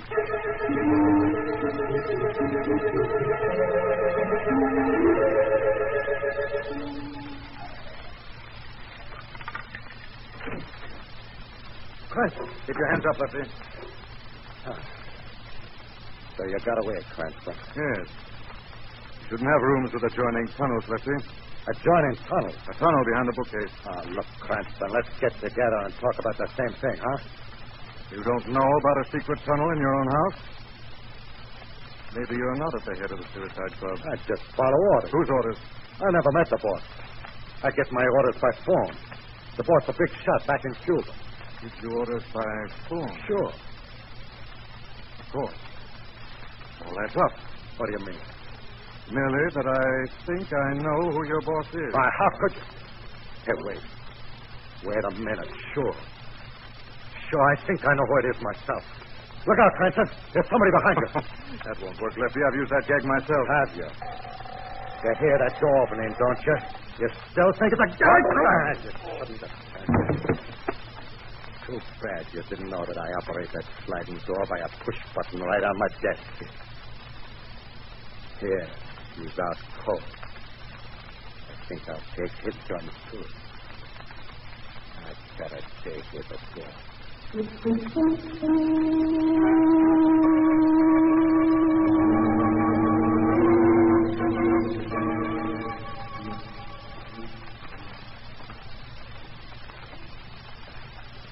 it much further, Mr. Shadow? No, we're almost there. I can't walk so fast. Too much like work. Never like work. Use my brain.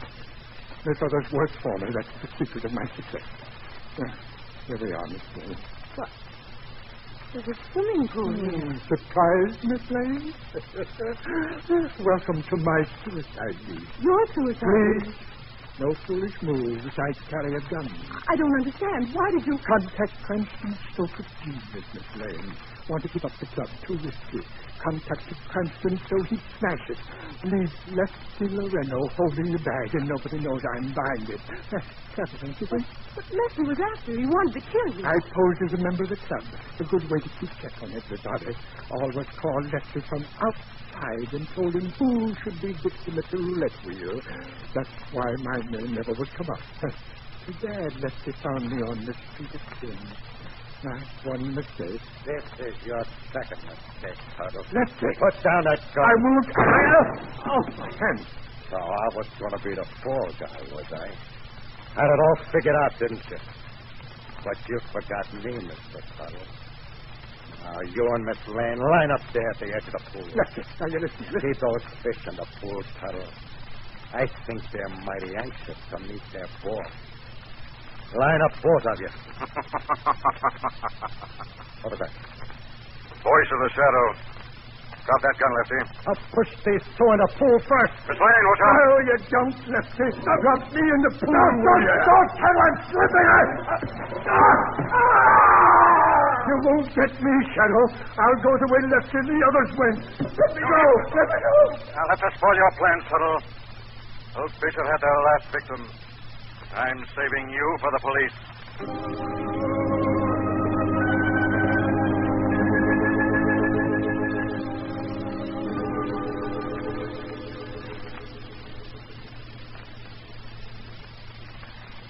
How's your head, darling? Still a little sore where Lefty hit me. It's a good thing I rolled with a punch, otherwise I'd been out for good. What I don't understand, darling, is how come you suspected Tuttle?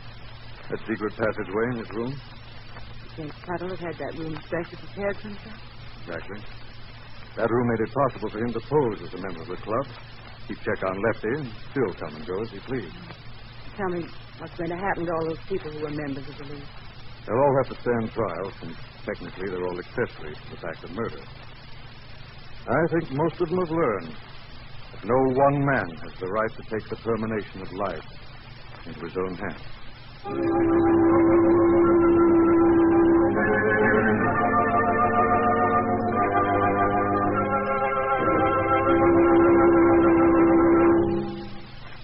Now, let me present Blue Coal's distinguished heating authority, John Barkley. Thank you, Don Hancock, and good evening, friends. One of these fine spring days, you'll be able to let your furnace fire go out. And that's the time to have your furnace cleaned, overhauled, and put into first-class condition for next fall. You'll prevent summer rust damage, which can be costly, and you'll assure yourself of good heating and low-cost operation next season. So you better arrange now to have that important job done. Blue Coal dealers have the special equipment and the specially trained men to do this job for you. It's quick, it's thorough, it's dust-free, and it's not expensive. But your Blue Coal dealer will receive many calls to summer-conditioned furnaces. So to make sure that he'll be able to fit your job into his schedule, I suggest that you call him and make your arrangements now. You'll find the Blue Coal dealer listed in the classified section of your phone directory under the words Blue Coal. I thank you.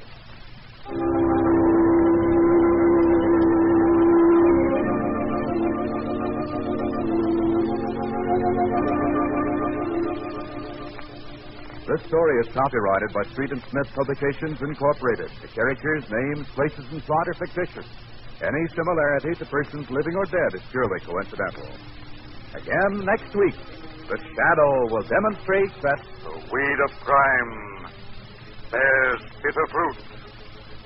Crime does not pay. The Shadow knows.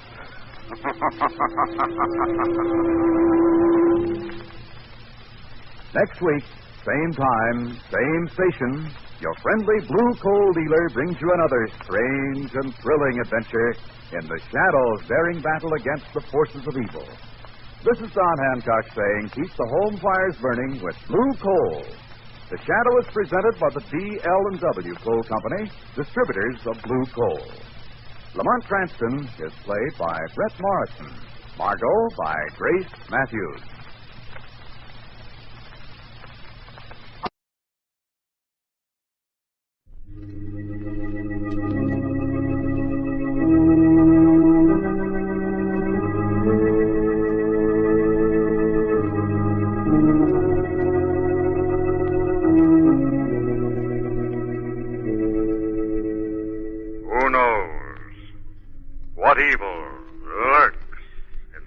Of men. The Shadow knows.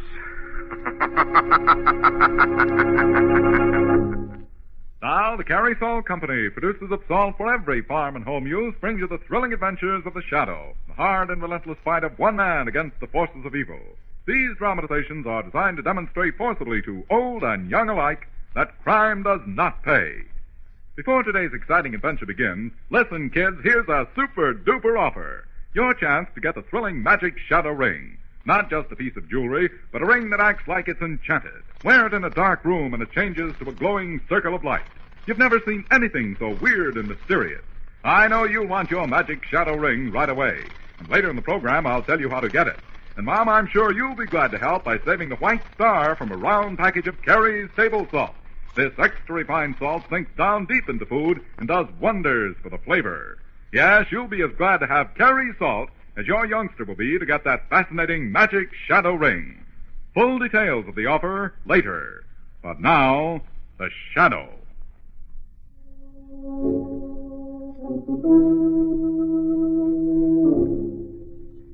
The Shadow, who aids the forces of law and order, is in reality Lamont Cranston, wealthy young man about town. Years ago in the Orient, Cranston learned a strange and mysterious secret, the hypnotic power to cloud men's minds so they cannot see him. Cranston's friend and companion, the lovely Margot Lane, is the only person who knows to whom the voice of the invisible shadow belongs. Today's drama, The Shadow's Revenge.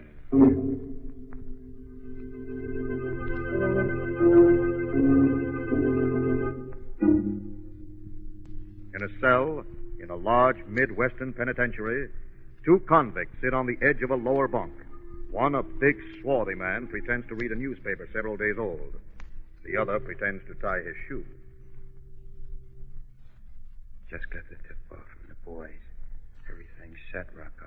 The window at the end of the corridor fixed. Yeah, all set.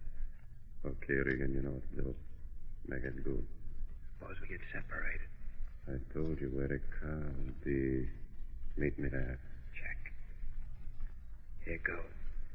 Guard! Guard! Man, stick! Guard! Guard! All right, now what's going on down here? Regan, guard. He just keeled over and started moaning like this. Okay, stand by from the door. I'm coming in. What's the matter, Regan? Where's it hurt? Right here.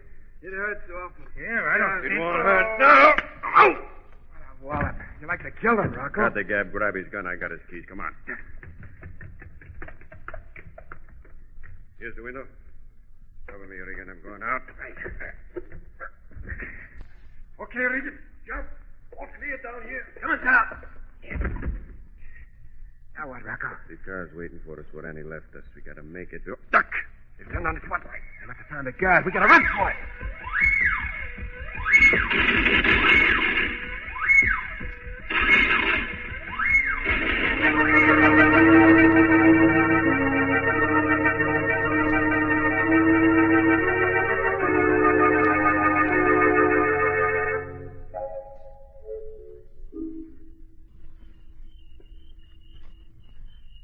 Sure this is the right place, Rocco? Looks deserted. What do you expect Annie to do, Regan? Set up a flock of floodlights to welcome you? Well, I give you the signal.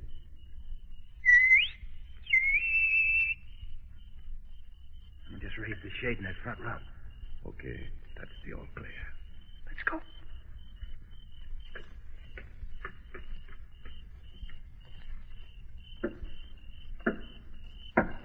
Yeah?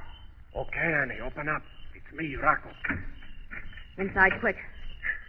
I didn't think you'd make it, Rocco. You two are really hot. Come on, I got close to you in the car. And... Now, I ask you, is that any way to greet a guy that's been sitting it out in stir for 5 years? Come here, Annie. Cut it out, Rocco. You ain't got time to doodle around. You got to get moving. I can meet you out of town someplace. You won't have to meet me any place, baby. I'm not going out of town. What? I got business here first. Business?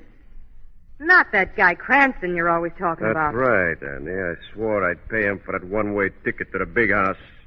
You wouldn't want me to renege on a debt, would you? You'll never make it, Rocco. Every copper in the country's got your picture, and it ain't because you're pretty. No copper's gonna grab me, Annie. I had a long time to think about it. 5 long years in a cheese box. All I could think of was catching up with Cranston 5 long years. I ain't passing up the chance now.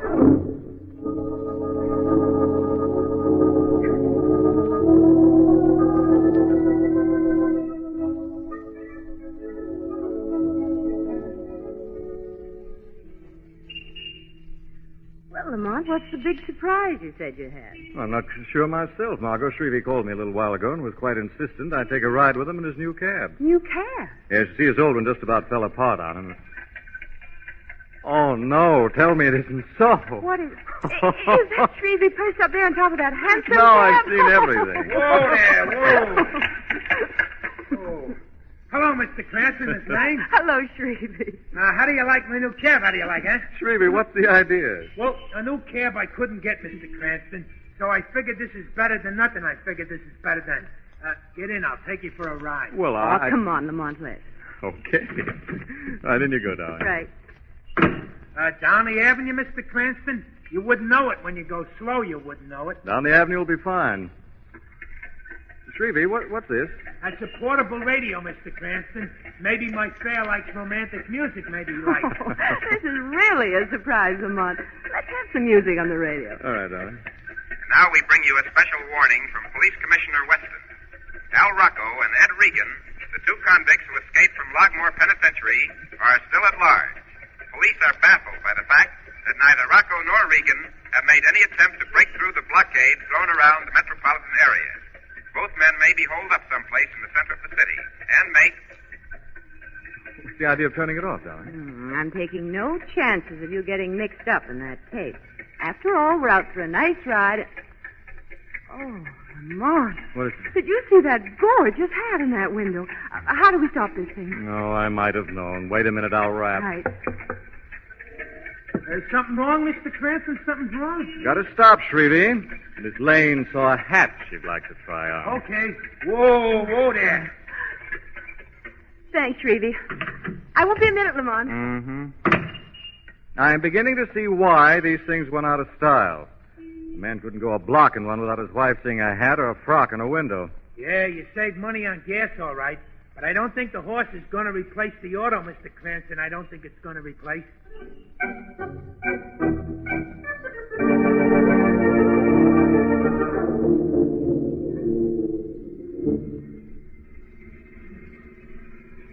Look, Rocco, this is crazy. You'll be picked up sure. We're headed right for the middle of town. I told you before, Annie. You do the drive and leave the rest to me. And he's right, Rocco. Look at all the cops around. Relax, Regan. This is the last place they'd look for us, right under their nose. You're not going to get anything out of this guy Cranston but grief. I know what I'm doing.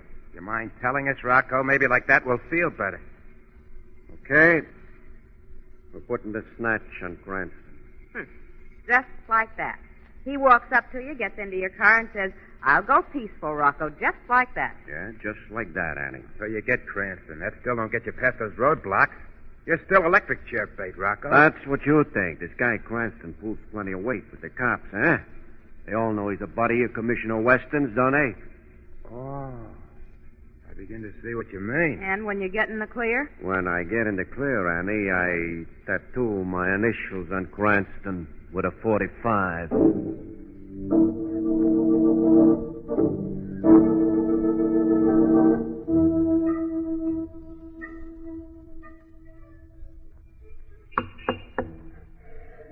You was wanting something, Mr. Cranston? You was wanting? Shrevey, how long have we been waiting for Miss Lane? Seems like ages. Well, we've been sitting here in a hack for half an hour. We've been... What is it, Shrevey? Shrevey, what's the matter? Well, if it ain't my old friend Lamont Cranston, I've been looking forward to seeing you again, pal. Al Rocco. Yeah, Al Rocco, remember? I made a date with you that last time we met. I said I'd be coming out to get you. Here I am. Shrevey. At the moment, I'm engaged, Mr. Cranston. A character is standing no less than 10 feet from me with his gun pointing right at my stomach with his gun pointing. Ed Regan, I presume. Still the smart cook, yeah, Cranston? Where's the dame? Miss Lane? I know she'll just hate missing you, but she didn't come along today. She had a little... gal, Rocco. She was in the hat store. No, Marco, don't! Shut up, Cranston. Sorry, Lamont, I didn't... What's all this? Rocco's the name, sister. Al Rocco. I was just inviting you and your friend Cranston to take a ride. You'll never get away with this, Rocco. Don't you realize this is right in the heart of the biggest city in the world? Yeah, pretty smooth, eh? All right, get out of this wagon and into the car and no fuss. That is, unless you'd like to see your girlfriend splashed all over the sidewalk. All right, Rocco. Come on, get in, Rocco. There's a cop back there and they got a corner. Okay. Inside the car, you two. What about the monkey up in the box? What do we need him for? Not Shrevey. Rocco, don't. So long, sucker. Shrevey. Get going, Regan.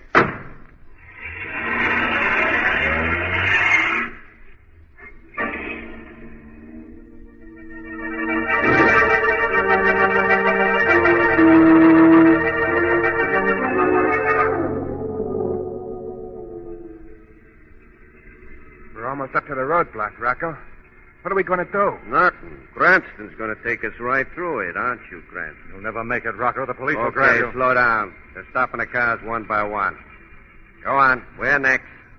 Remember, Cranston. All right, folks. You'll have to... Oh, hello, Mr. Cranston. You can go through. Hello, Cassidy. Look, Cassidy. We're holding up the line, Lamont. We better go along. Cassidy, look, these men... They're piling up behind you, Mr. Cranston. Mind moving along? Go on. You heard the officer.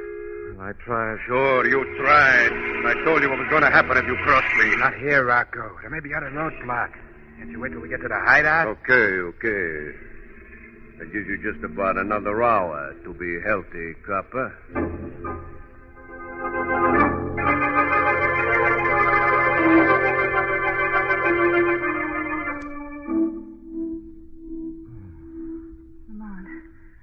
Lamont, around? Are you all right? Ed. What happened, Margot? It was Rocco. As soon as we were past the roadblock, he stopped the car and beat you over the head with his gun. How do you feel? Pretty rugged. Where are we? I don't know. Some kind of a hideout. They threw you into this back room. What's going to happen to us? What would they think, Margot? They're going to pay for the vicious murder of Shrevey? How? What can we do? We can't do anything, Margot. The Shadow can. Listen, here they come. All right, Margot, get back. Shadow's going to handle these killers. I don't think we ought to stay out here any longer than we have to, Rocco. We're staying until I square things off with Cranston. What's his trouble? I don't know. What are you laughing at, Cranston? I am the Shadow. The guy's I've come for vengeance. The crack on the skull must have sent him off his rocket. I am the Shut Shadow. up, Cranston. Get back against the wall there. Cranston? I am the Shadow. Okay, so you're Napoleon. Now get back. You can't see the Shadow. No man sees the Shadow. Lamont, what's wrong? They can see you. You've lost your power. That ain't all he's lost, lady. Stand away from him. No, I won't let you do it. Don't make it too tough on yourself, sister. Come on, baby. Do like you. Take your hands off her. Everybody, I told you to stay out of my hair, sister. Now you're going. Oh! Margot. Killed her. You killed Margot!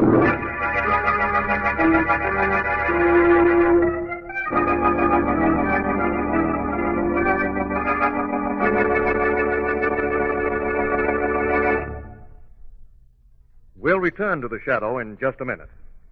Now, calling all boys and girls. Get in on this exciting offer from the makers of Carry Salt. They have a wonderful surprise for you. Maybe you've heard about the mysterious magic shadow ring that glows in the dark with a weird ghost-like radiance. But believe me, kids, you can't imagine what it's like until you get one and see it happen. The light seems to appear from nowhere, to form a steadily gleaming circle on your finger. You can send signals with it just by waving your hand. Yes, you'll have no end of fun with your magic shadow ring. Here's how to get it. Tell Mom you want the white star from a round package of Carry Salt, either plain or iodized. Then mail the white star and 5 cents, just a nickel, to Carry Salt, Hutchinson, Kansas. Or you can send the sales slip from any Carry Salt product along with 5 cents. Be sure to print your name and address plainly. Your magic shadow ring will come postpaid. Remember, send 5 cents in coin with either that Carry Salt White Star or the sales slip from any Carry product to Carry's, C-A-R-E-Y-S, Carry Salt, Hutchinson, Kansas. Now, back to the Shadow.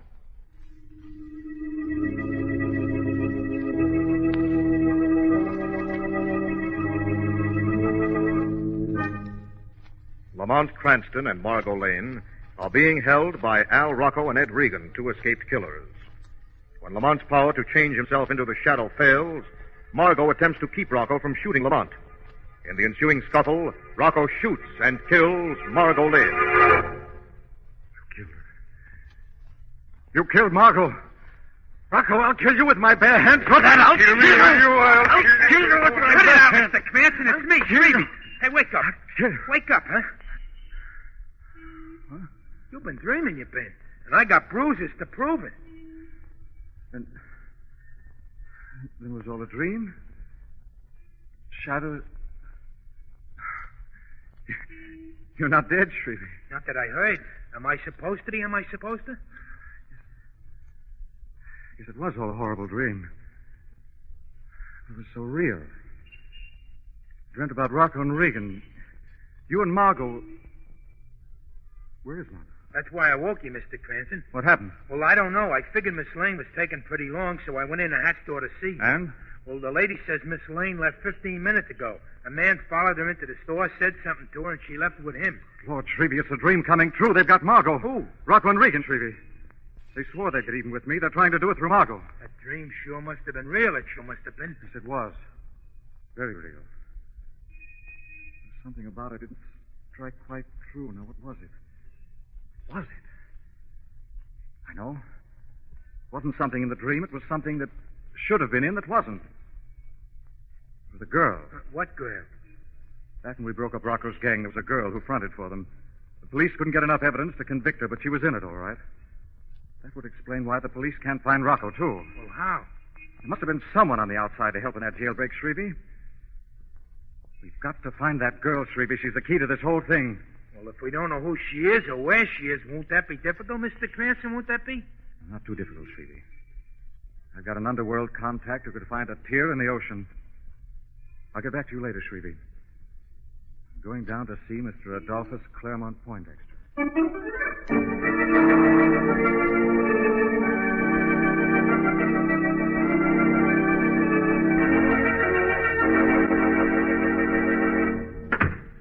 Well, Miss Lane, so you finally decided to come too. Where am I? Who are you? What do you want with me? My name is Rocco. Al Rocco. Oh. Well, you know of me, huh? Good. We got mutual friends, Miss Lane. I'm going to use you to stage a reunion. What do you mean? Lamont Cranston and I have an old debt to settle.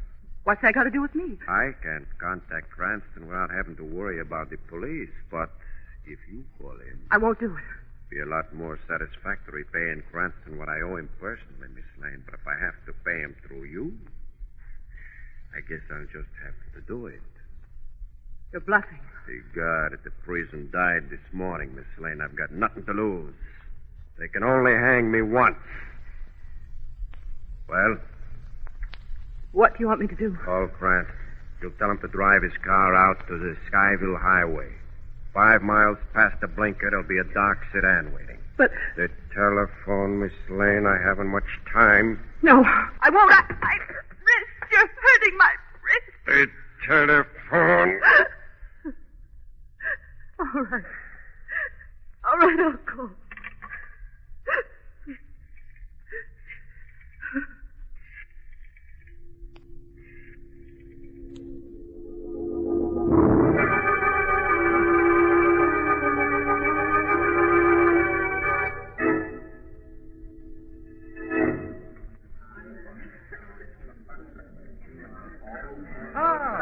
Cranston, alone today?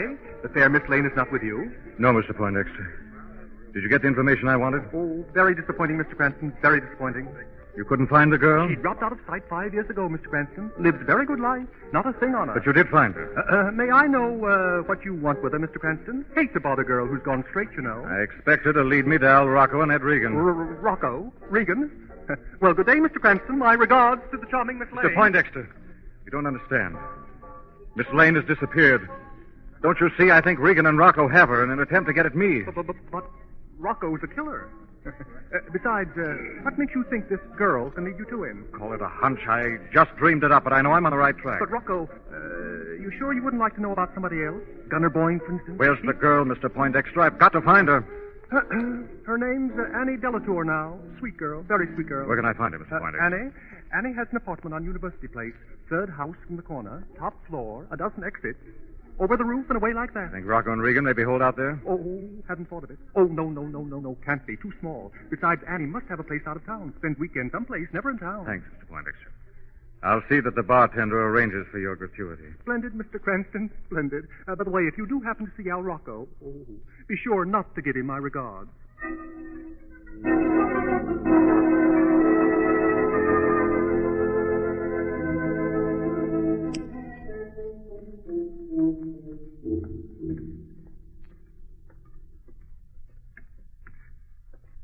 Top floor, Shrevey. This must be your apartment right here. You want I should make like a messenger boy? Yes, that might do it, Shrevey. I got a message from Miss Delatour. Okay, Sonny, I'm coming. I've been expecting... What is this? Merely a social call, Miss Delatour. We're coming in. That's what you think, mister. I'll Of course, see... if you think Al Rocco might object. What? Okay, come in. That's what we figured on doing. Now, what's this about Al Rocco? Don't tell me you don't know Rocco. After all he used to do to you? Okay, so you recognize me, but that was 5 years ago, and I've gone straight. You cops I'm never... not a policeman, Annie. What are you doing, then? Auditioning a quiz show? Who are you, anyhow? What a disposition. My name's Lamont Cranston. Lamont... Heard of me, perhaps? No. I gave up reading the funny papers when I found out Orphan Annie was really a midget. What a card. Look, I don't know how you found me after all these years, but it won't do you any good. I don't know anything. There had to be someone on the outside to fix up a hideout for Rocco. That was you, Annie. You want I should give her the third degree, Mr. Cranston? You want I should give her? You stick that homely pan of yours any closer, and I'll carve my life's history on a dream, boy. You scare me about as much... Hold her, Shrevey. Don't let her get to that phone. No, let me go. Keep her quiet, Shrevey. This may be the break we need. Okay. Quiet now. This is Regan, Annie. Annie? Listen, I only got a minute.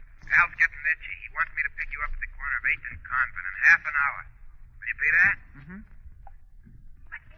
Go, you big gorilla. Let me go. I can't hold him anymore, Mr. Cranston. Give me that phone. You're too late, Annie. Regan just hung up. Regan, why, I'd like to stay here and keep your company, Annie, but I've got a date. You listen Sorry, to me. Annie, but you won't get lonesome. I'll leave Shrevey here with you. And I'll give your love to Rocco when I see it.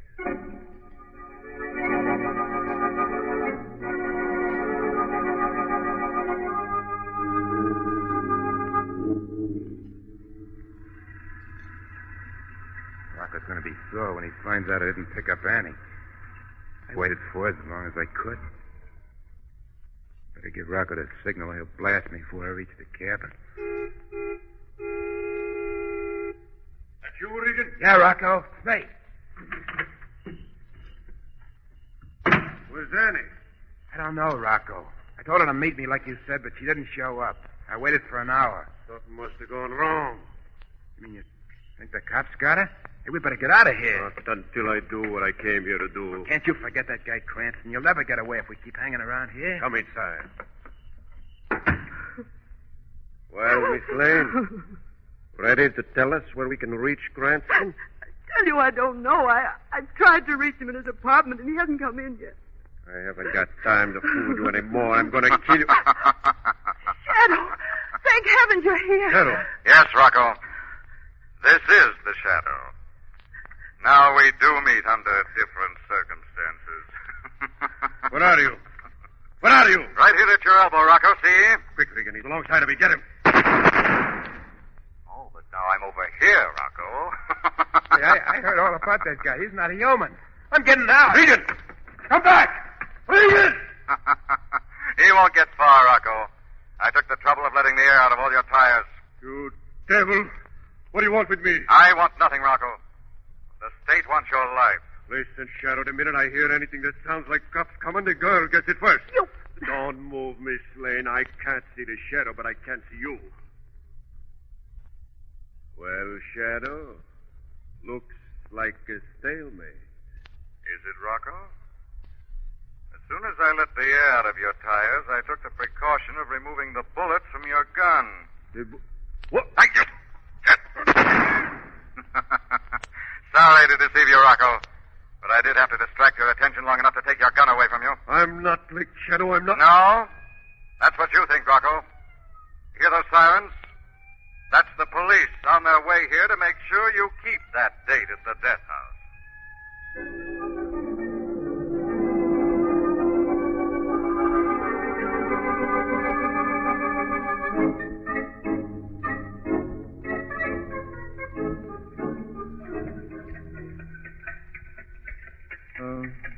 Margot, what's been bothering you? You haven't said a word for the last 5 minutes. That girl, Lamont. That Annie. You must have known her pretty well 5 years ago to know where she lives. What? Darling, I tell you, I never saw that girl before in my life. Then how is it that you dream about her? I didn't, Margot. That's just the point. She wasn't in the dream. And that... you missed her. I see.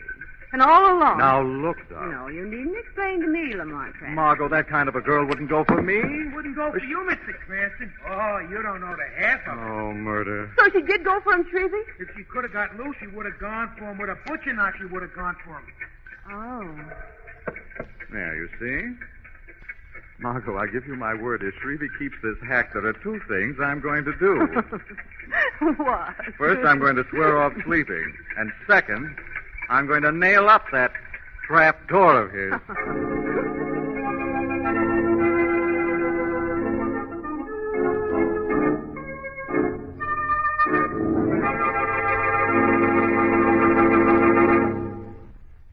on, friends, don't delay any longer. Send today for that amazing new Carry-Thought booklet called Minerals and Your Livestock. It's now helping hundreds of dairy farmers, livestock feeders, and ranchers get bigger profits.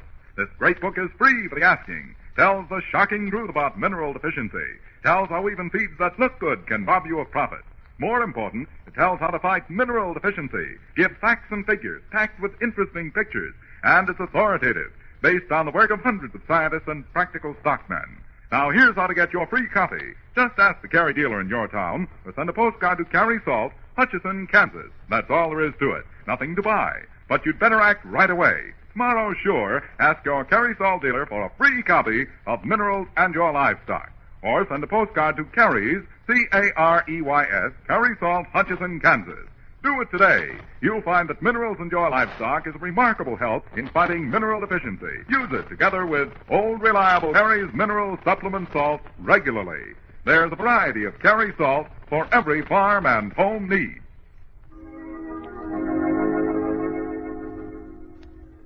This story is copyrighted by Street and Smith Publications, Incorporated. Characters, names, places, and plot are fictitious. Any similarity to persons living or dead is purely coincidental. Again next week, The Shadow will demonstrate that the weed of crime bears bitter fruit. Crime does not pay. The Shadow knows.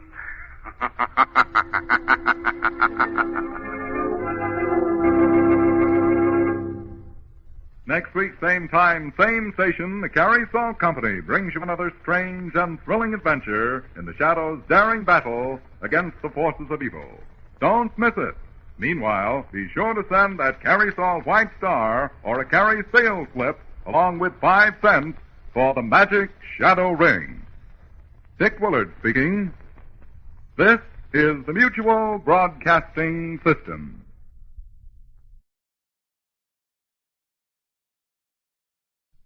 Space drama, Death Rides High.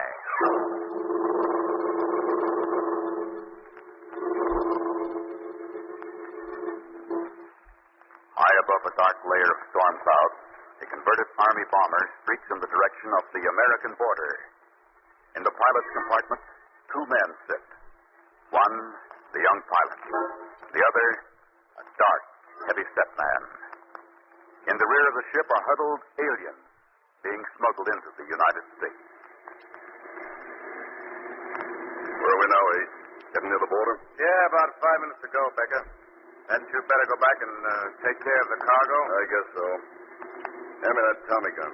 Yeah. As soon as everything is ready, knock on the door. I'll throw her into a steep bank. Right.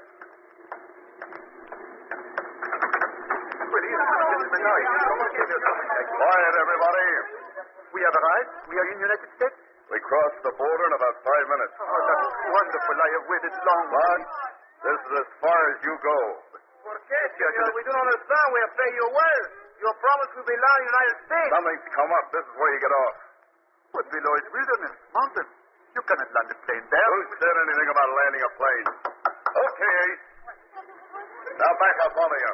All the way. What you done to do, Senor? Unload. You're standing right over the bomb bay doors. All I do is pull this lever. Help me. I pray you will. Let go of that edge. I say. I figure you crushed him. Please, Alberti. So long, Frenchie. Sorry we couldn't fly into the States, but that's against the law.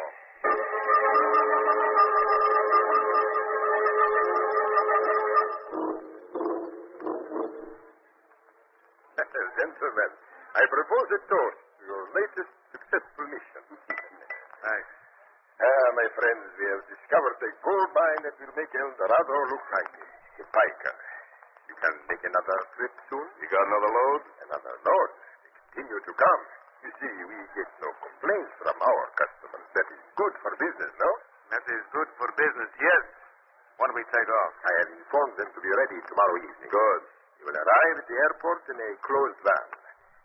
We will continue to be discreet. Now, don't worry, Lopez. None of them will talk after we get our hands on them. Excellent, my friend. It would be too bad to spoil such a foolproof scheme. It would makes me very angry. Hey, what's the knife for, Lopez? You're not scaring Becker. Oh, but of course, it was not my intention to frighten Becker or you, Ace.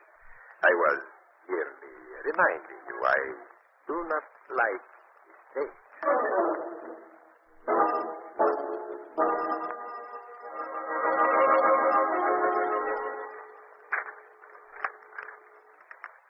You keep going through the motions, but you're not fooling me, Lamont Cranston. Huh?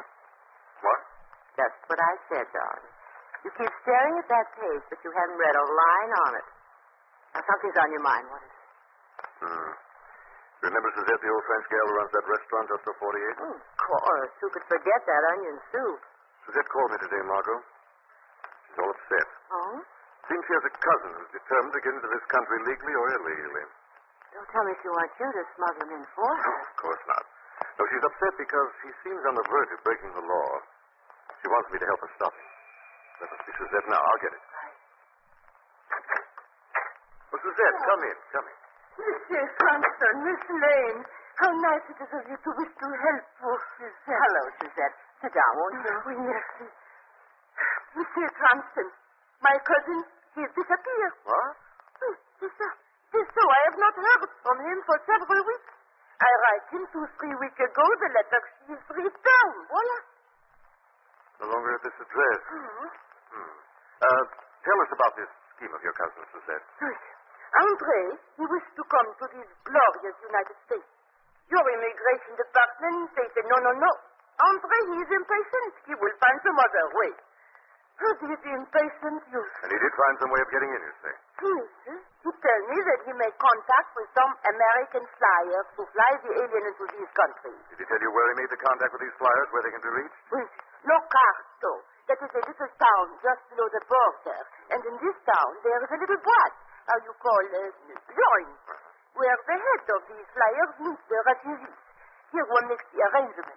And you wrote to Andre at this address in Locarto, and the letter came back. Oui, mademoiselle. Something has happened. I feel it here.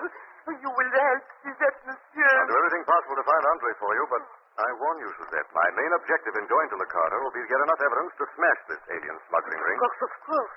Now, do you have all the information I wanted? The picture of Andre, the name of the cafe where the smugglers meet, and all the rest? Oui, I have it all here. Good. You leave the rest up to us, Suzette, and try not to worry. Oh, thank you, monsieur. And now I must hurry. The onion soup. I must watch these bunglers one calls theft in this country. Goodbye, Monsieur Cranston. Mademoiselle Lane. Goodbye, Suzette. Don't worry, Suzette. You don't think anything has happened to her cousin, do you, Lamont? I don't know, Margot. I did some talking to immigration officials after Suzette first phoned me, and I learned there have been a number of inquiries about refugees who left their homes to come to this country. They've never been heard of again. Well, what could be behind it, Lamont? I don't know, Margot. Suppose you and I fly down to Locarto and spend a few days looking around.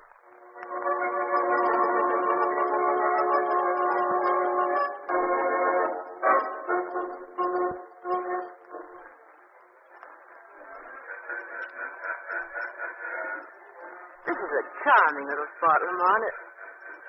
What do you keep staring at? Dark, heavy-set man at the table near the wall. He's the one we came down here to see. How can you be so sure? Made inquiries around this morning. He's the one to see to get aboard the refugee plane. It's dangerous to make inquiries in a town this size. You may suspect. I have a legitimate reason to make inquiries. You see, I'm a Frenchman. My friend Andre, he has informed me this can be done. Oh, the accent is wonderful, but do be careful. You may be walking into a trap. No, I don't think so, Margaret. You stay here. I'm going over to talk to our squad friend and see if I can't arrange passage on his plane.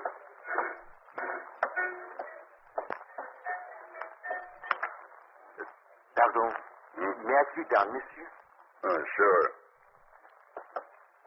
What's on your mind? I must get into the United States, monsieur.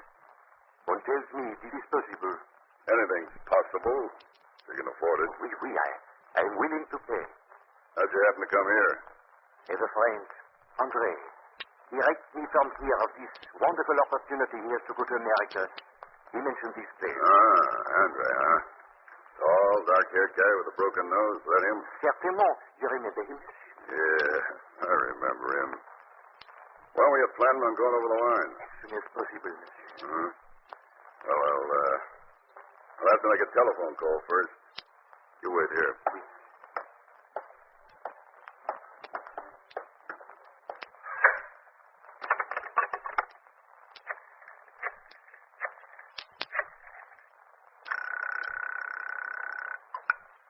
Hello?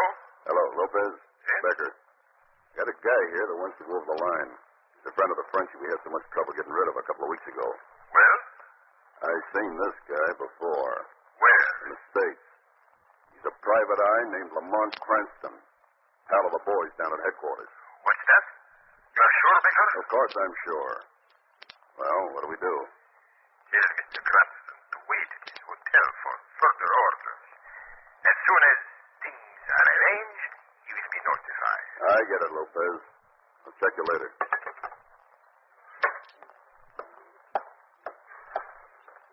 All right, mister. We can help you out. Je te remercie bien. Where are you staying? Staying Casa El Bar. And registered as Lemont. Pierre Lemont. Okay, Mr. Lamont. Go on back to the hotel and rest up. You'll be hearing from us real soon.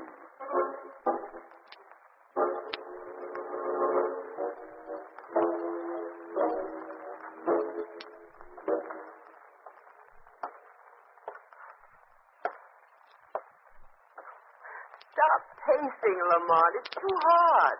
Since I made that contact with Becker, Margot, we should have heard something by now. Well, maybe they're so busy it'll take a couple of days before... That's it, Margot. I'll never leave you talking to me. Don't say a word. One moment, please. Yes? You Pierre Lamont, mister? Oui. You are... Just call me Louis, cousin. Louis the loser. I sell lottery tickets. You wouldn't be interested in a couple? Lottery tickets? Sorry, no, I... Don't blow your gasket, mister. I got a message for you, too. I just thought I'd promote a little business on the side. A message? What is it? You're supposed to go down to the airfield at 8 o'clock tonight.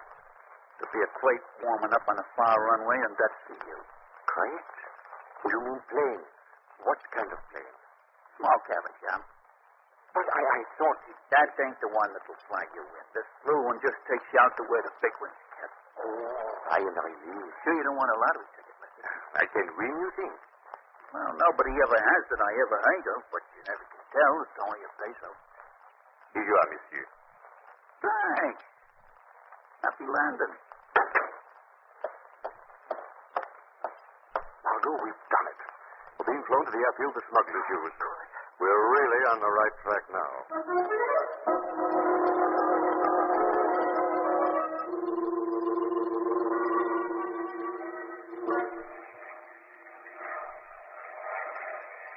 Oh, it rocks so.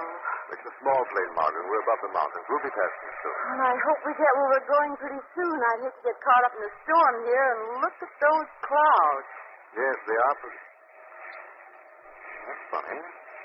It's another plane. Yes. A bomber. Wonder what that's doing up here. Pilot, do you see that plane off to the left? Si, senor. It is the plane to which you will be transferred at the field. Lamont, it appears to be flying toward us. Yes, it is. It's coming right for us. Pilot, Master, is it you? they're strafing us. Pilot, can't you get out of their way? I am trying. Senor. Pilot. Senor. Pilot, he's been hit. Good Lord. Lamont, we're out of control. We're out of control.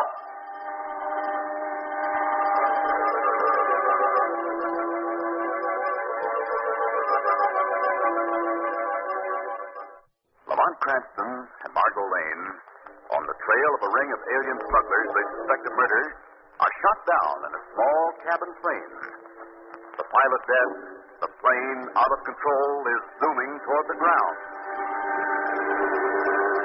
Lamont, we're out of control. We're going to crash. I got it, Margot. You better get down into that car bank so that machine gun can't tear us the thread. Now we'll pull out of the drive. There. Now, is there any sign of the other plane, Margot? No, I don't see it. Good. We'll get out to the nearest landing field. Pilot, is he dead? Afraid so, Margot. Why, Lamont? Oh, would they gain by killing us? Must have given myself away in some way. But now they're going to know that we're in a fight. What are you going to do? Going back to Locato and have a showdown with that gang. I think the Shadow had better have a talk with Mr. Becker.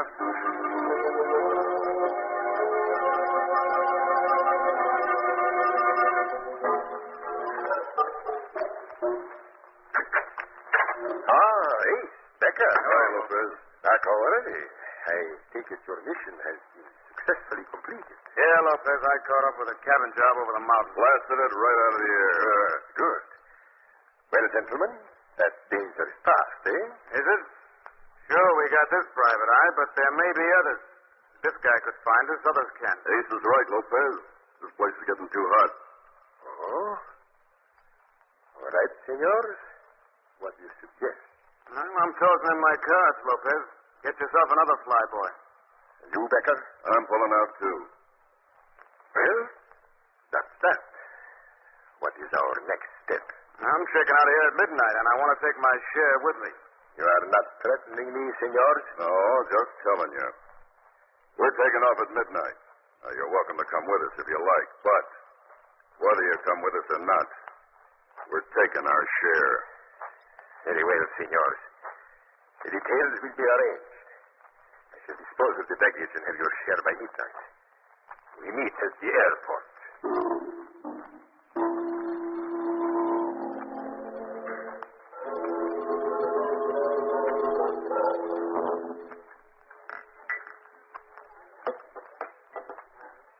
Hello, Becker. Maybe you've been in the mood to invest in a surefire proposition, namely my lottery ticket. Lord a loser. Why don't you smarten up and stop stealing pennies? Maybe I'm finding copper healthier than lead, Becker. What's that mean in English, Louis? It's meaning like it's sounding, cousin. In my racket, there were no partners who were planning to take it on the lam, leaving me to take in the rap. I don't like your conversation, Louis. Either you're saying too much or you ain't saying enough. If you will kindly leave me my coat in one piece, I'll be making with the explanation. Okay. Now, who's going to run out on who? Okay, Becker. You will ask and I'll tell him. Things are getting hot. Somebody's having to take the fall, so the frame Lopez is fixing, on you it's going to look good. Oh, that's it, huh? Lopez and Ace are getting set to leave me with a bag. Matter of great surprise to me that a hep character like Lopez is not knowing that you're not standing still for a deal like this. Yeah, he should know. Maybe I better get down to his place and wise him up. You were no doubt planning to use that 38 for punctuation, no doubt? Maybe. Maybe I ought to use it to make sure your memory won't be too good tomorrow. Fortunately, I'm cutting my teeth on a 45. Consequently, anything less than a howitzer is failing to make any impression on me. Okay, here's some dough. Just forget you ever seen me. Ah, Green. This is causing me to forget everything. So long, Louis. I'll be seeing you. You ain't realizing it, Becker. But maybe tonight, Louis ain't going to be the loser.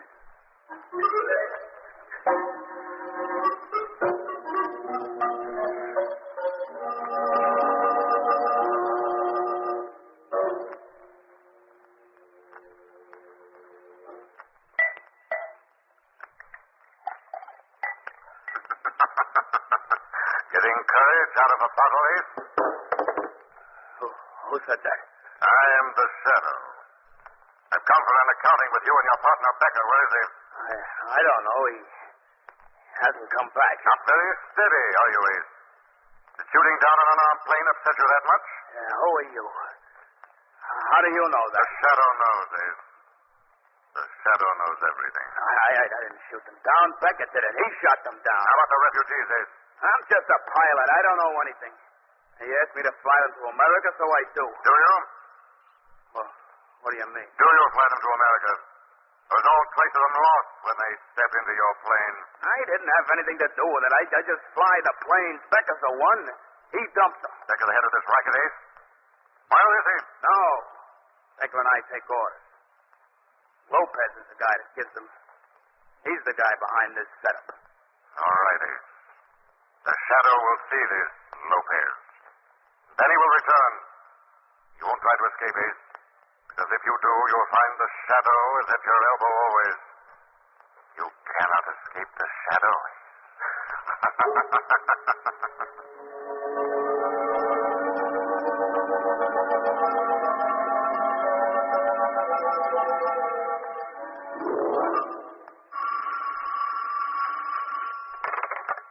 Hello?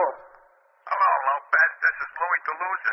I have no time to talk to you now, Louis. Oh, let me keep you, cousin. I'm calling to acquaint you with the fact that Beck is now being on his way over to kill you. What is that? I'm standing in a bar minding my own business when I'm hearing Decker and the pilot arranging for a sudden removal. That's you. I'm considering that it'll be interesting to you. I don't believe a word you are saying. Wait a minute, Louis.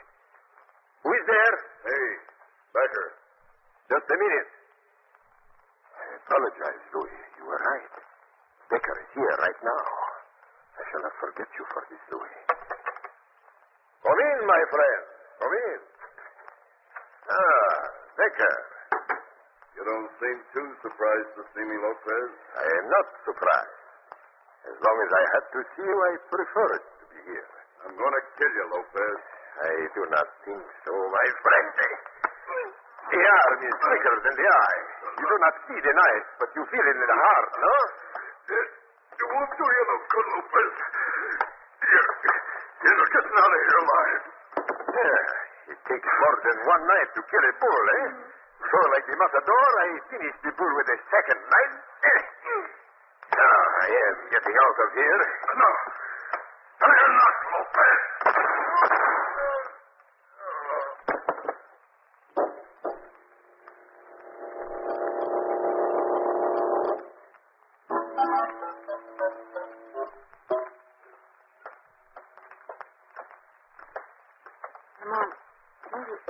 Sent you here to Lopez's office so he can make his getaway. I don't think so, Margot. Ace won't leave without Lopez and his share of the loot. This is Lopez's office, Lamont. What now? The door's open. We go in. Good heavens! Come here quickly and close that door. It's Becker. Yes. 2 knives in his chest. This one must be Lopez. He's been shot. Is he dead? Quite. Looks like he tried to make the door and couldn't. I wonder what went on here. Look, safe's been looted. By whom? I don't know. Neither of them seem to have the money. Wait a minute. Might have been Ace. Of course. Ace is the only member of the gang left. Must have double-crossed his partner. Come on, Margot. We'll get right out to the airport and see that Ace doesn't try to make a getaway.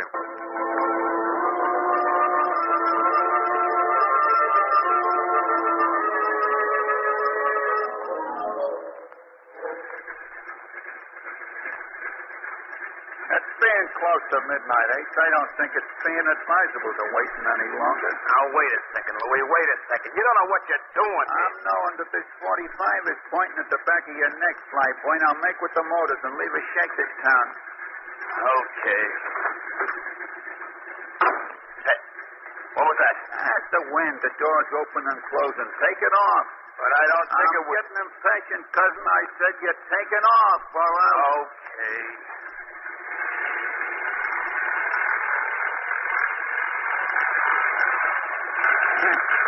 Do not steal pennies, Becker is saying. Steal pennies, huh? Louis the Loser is getting away with a very large chunk of the folding stuff. Louis the Loser's not being the loser in this deal. No, Louis? Look at that. I knew that door couldn't open and close by itself. It's the shadow. Yes, Ace. The shadow. This is being some kind of a gag. I'm not seeing anybody. Here I am, Louis, in the back end. I'm taking care of that. You're leaving by the Bombay door shadow and Not then... back there anymore, Louis. Now I'm right here by your shoulder. Being some kind of a trick. So you tried to take over for 2 dead men, eh, Louis? Dead. Becker and Lopez dead? Both dead. So that's it. You set them against each other. Why, you little rat. You're staying right where you are, Flyboy. Put up that gun. I'm coming for you. Hey, I'm making a mistake, Ace. Don't die. Who's flying the plane, huh? Get out of the plane! It's beginning to die, Shadow! Louis, stay away from that open bombay. Louis! Poor fool. Louis the loser. He lived up to his name.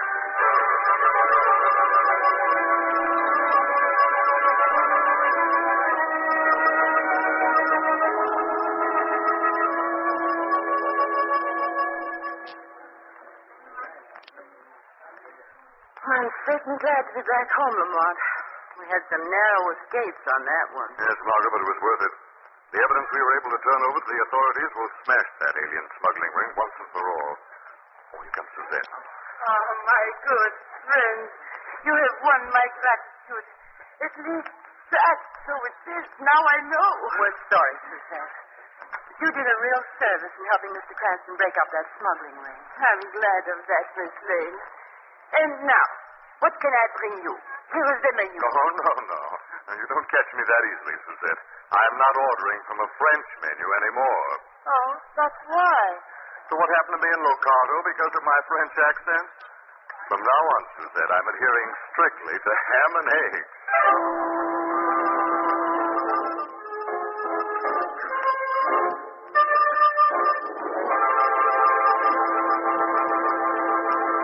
Weed of crime bears bitter fruit.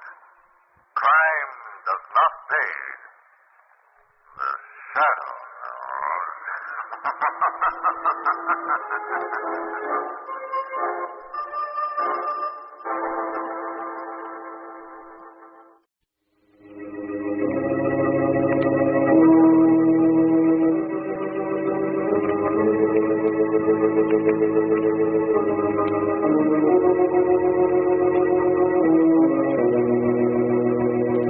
Who knows what evil lurks in the hearts of men? The shadow knows.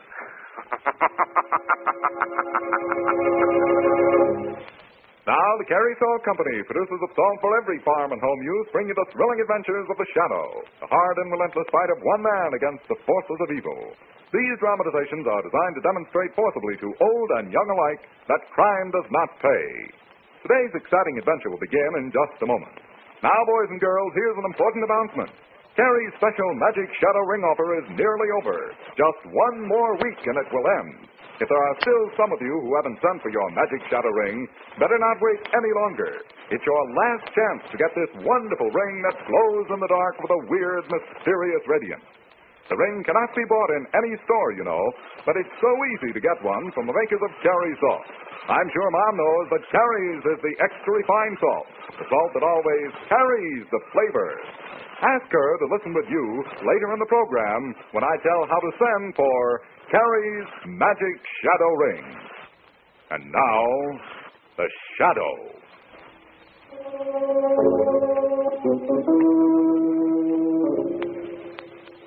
The Shadow, who aids the forces of law and order, is in reality Lamont Cranston, wealthy young man about town.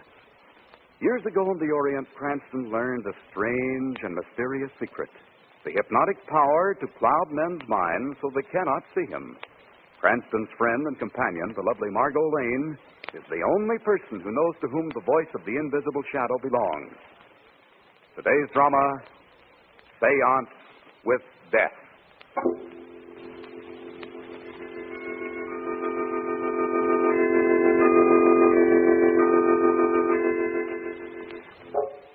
It is midnight.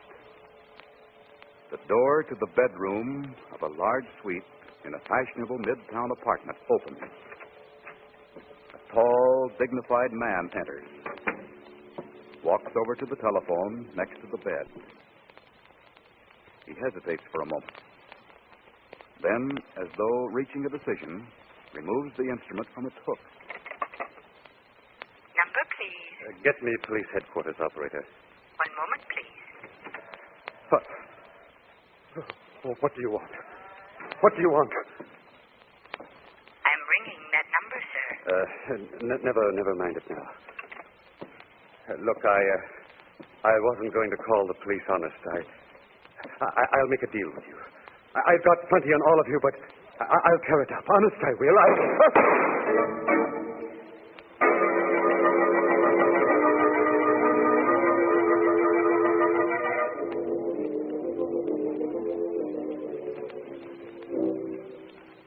tell you, I don't like it, Robbie.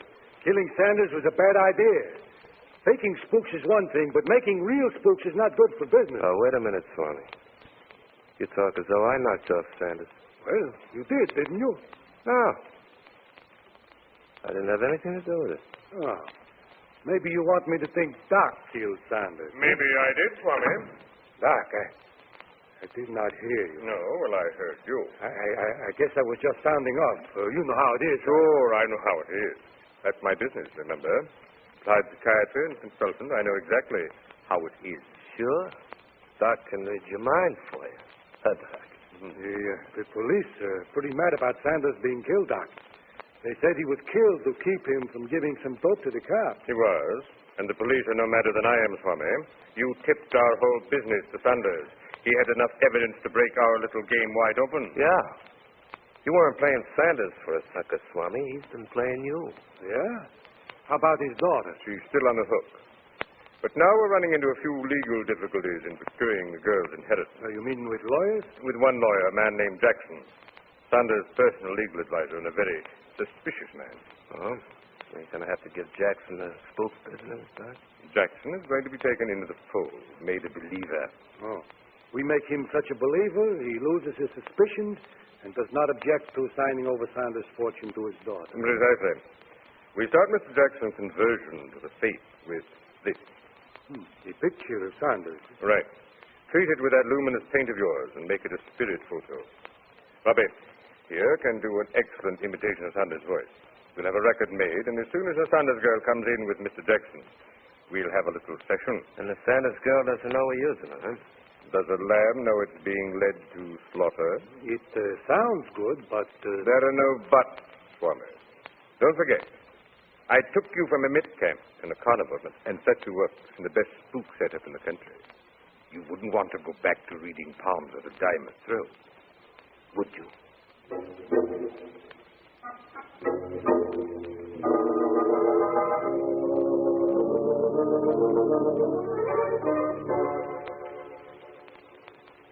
Mr. Sanders promised he'd contact me as soon as he got the evidence he wanted, Crescent.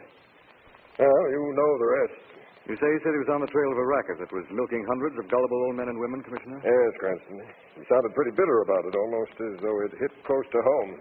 His wife, perhaps? No, his wife has been dead almost 10 years. Any family at all? Just a daughter, Consuelo. She have any idea who killed her father? She has. We haven't been able to get it out of her. At any rate, we haven't pushed her too hard. Why not? Now, you see, the girl's been under the care of a psychiatrist for quite some time. You mean she... No, she's not crazy. It's just that according to her psychiatrist, his name here someplace. Oh, yes, Dr. Thor Sampson. According to him, she suffers from a psychic maladjustment. What does that mean? Well, it means about $10 a treatment. He's located on Park Street in a swanky apartment building. Anyway, we can help find Sanders' killer, Commissioner? No. Everything possible is being done. For Pete's sake, don't complicate it any more than it is. Okay. Come along, Margot. The commissioner sounds busy. Goodbye, Margot. Cranston? Goodbye, Commissioner. See you soon. I don't think you fooled him either, Lamont. Whatever do you mean, darling? Just that. Don't you think Weston knows that you're on your way to see the psychiatrist right now? Of course he does, the old faker. Otherwise, why do you think he'd go to such pains to make sure we got Dr. Sampson's name and address?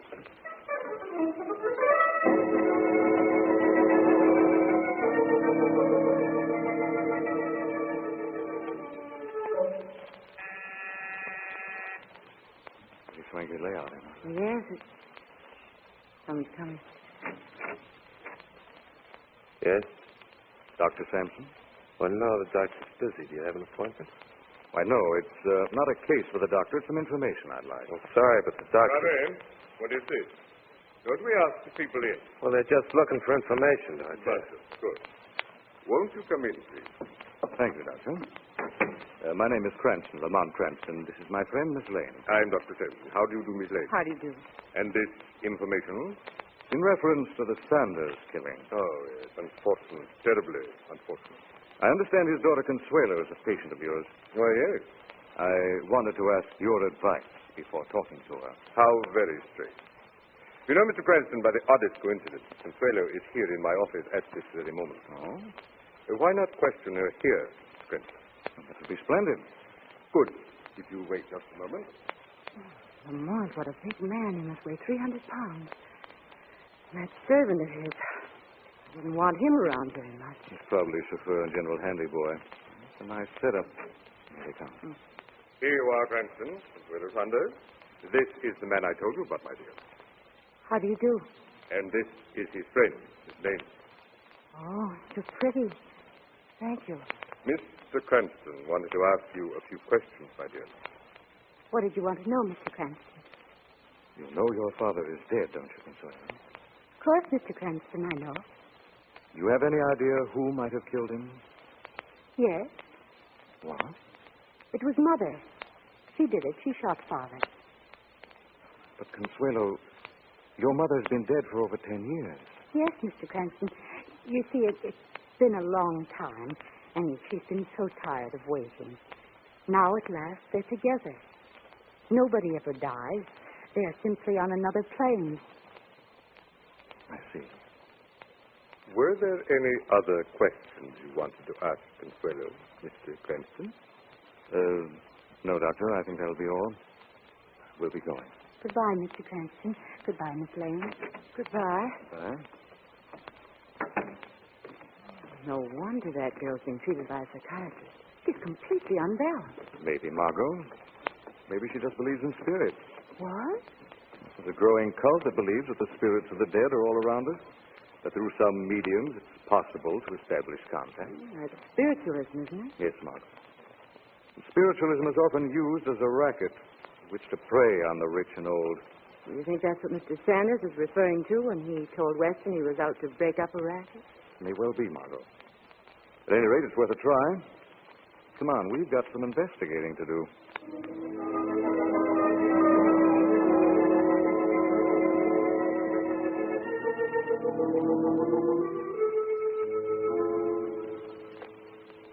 This is Mr. Jackson, Swami, my father's lawyer. How do you do, Mr. Jackson? Come in. Come in. Well, I must warn you, sir, that I'm being brought here under protest. If it weren't for Consuelo's insistent pleadings, I can promise you I wouldn't submit to this seance. I understand perfectly, Mr. Jackson. Now, if you will just sit over there on that side of the table, sir, and you, Consuelo, on this side, we will begin. Thank you, Swami. Now, Consuelo, you must concentrate, my child. Yes. You will be the medium through which I speak to your father. The medium through which I bring his image to you both. Concentrate, Consuelo. Concentrate.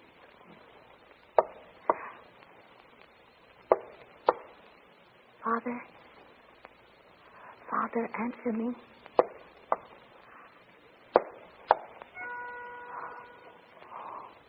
I see a horn.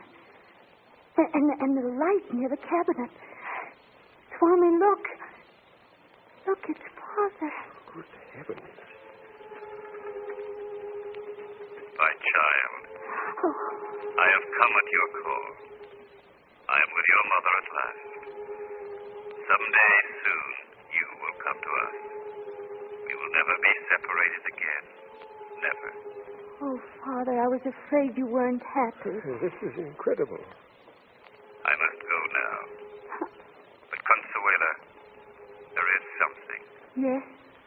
You must support the institution that makes it possible for me to come to you. Give. Give freely. I will, Father. I will give everything. I must go now, my child. No. Goodbye. Goodbye.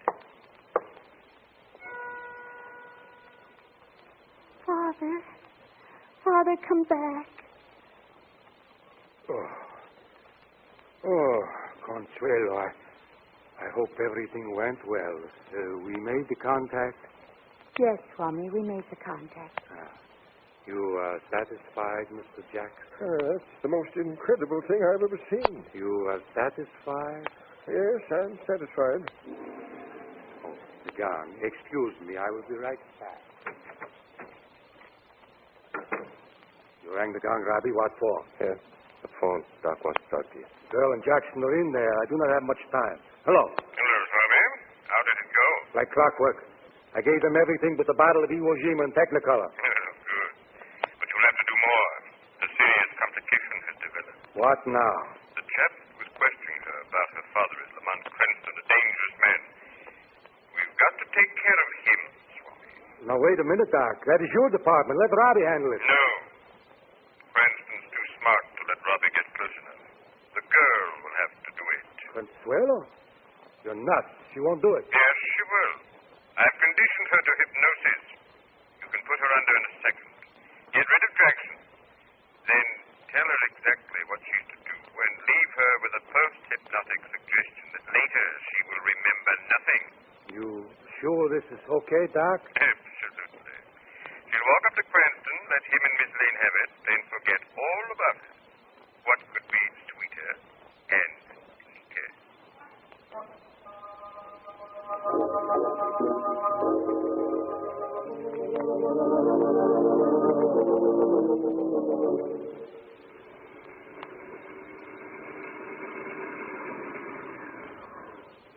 We should come in for a minute, Lamont. Thanks, Margot, but it's pretty late. I'll just see you to the door. Right. Oh. Look who's over there near the entrance. Isn't that Consuelo Sandy? Yes, it looks like her. Do you think she's waiting for us? Hello, Consuelo. Hello, Miss Lane. Hello, Mr. Cranston. Consuelo, is anything wrong? You feel all right? I have something for you, Mr. Cranston. Something I must give you. Yes? What is it, Consuelo? This, Mr. Cranston. What? It's a gun. I must kill you. Put away that gun, Consuelo. No, Mr. Cranston. Consuelo. Don't come any closer. Look out, Lamont!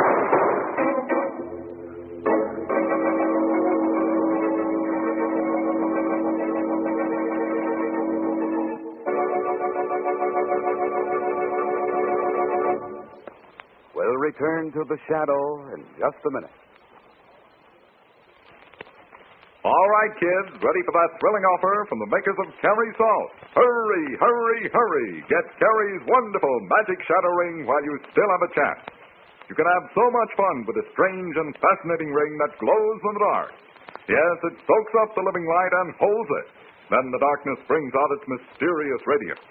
A steady, watchful glow like the unsleeping eye of a jungle cat.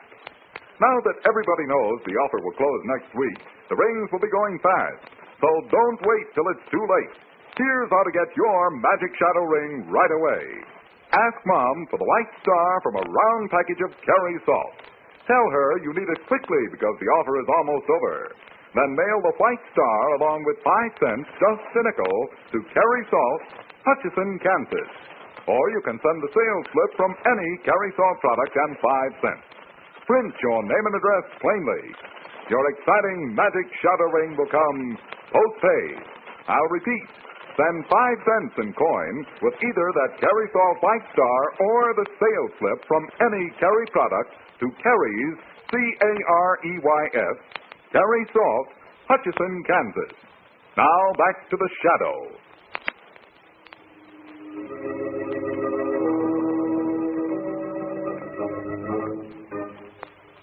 Lamont Cranston and Margot Lane are investigating the murder of wealthy Roger Sanders.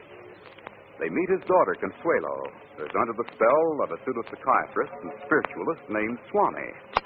In an attempt to get rid of Cranston, Swami hypnotizes Consuelo, instructs her to shoot Cranston. She meets Cranston in front of Margot's apartment, pulls out a gun, fires it. That wouldn't have been if you hadn't hit her arm just as she fired. Thanks, honey. Consuelo. She's fainted, I think. Help me get into the lobby. There. She seemed in a complete daze, didn't she? Could she have been hypnotized? She's coming out of it, Mom. Oh, where am I? Mr. Cranston. Miss Lane, what am I doing here? You don't remember coming here, Consuelo? I know. It's all a blank, Mr. Cranston. I can't remember a thing. I remember seeing you this afternoon at Dr. Sampson's. You don't remember anything beyond that? No. Nothing. Oh, what's wrong with me, Mr. Cranston? What's wrong? You've been under a terrific strain. Margot, why don't you take Consuelo upstairs and let her lie down? What are you going to do, Lamont? I have to wish her Consuelo is safe, and I think we'd better drop by headquarters and see what Commissioner Weston has to say.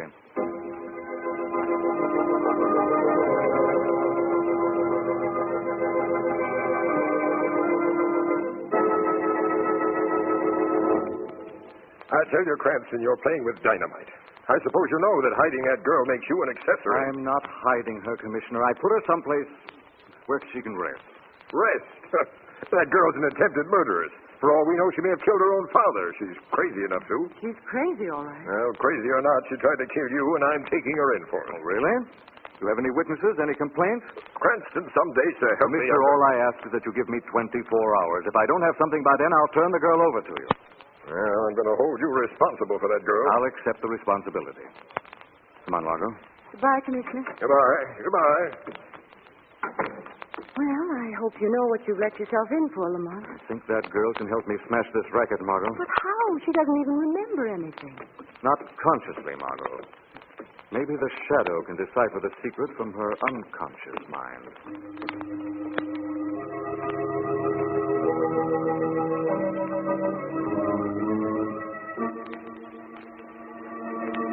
Consuelo. Consuelo Sanders. Consuelo. What? Who said that? I am the shadow. I've come to you for information.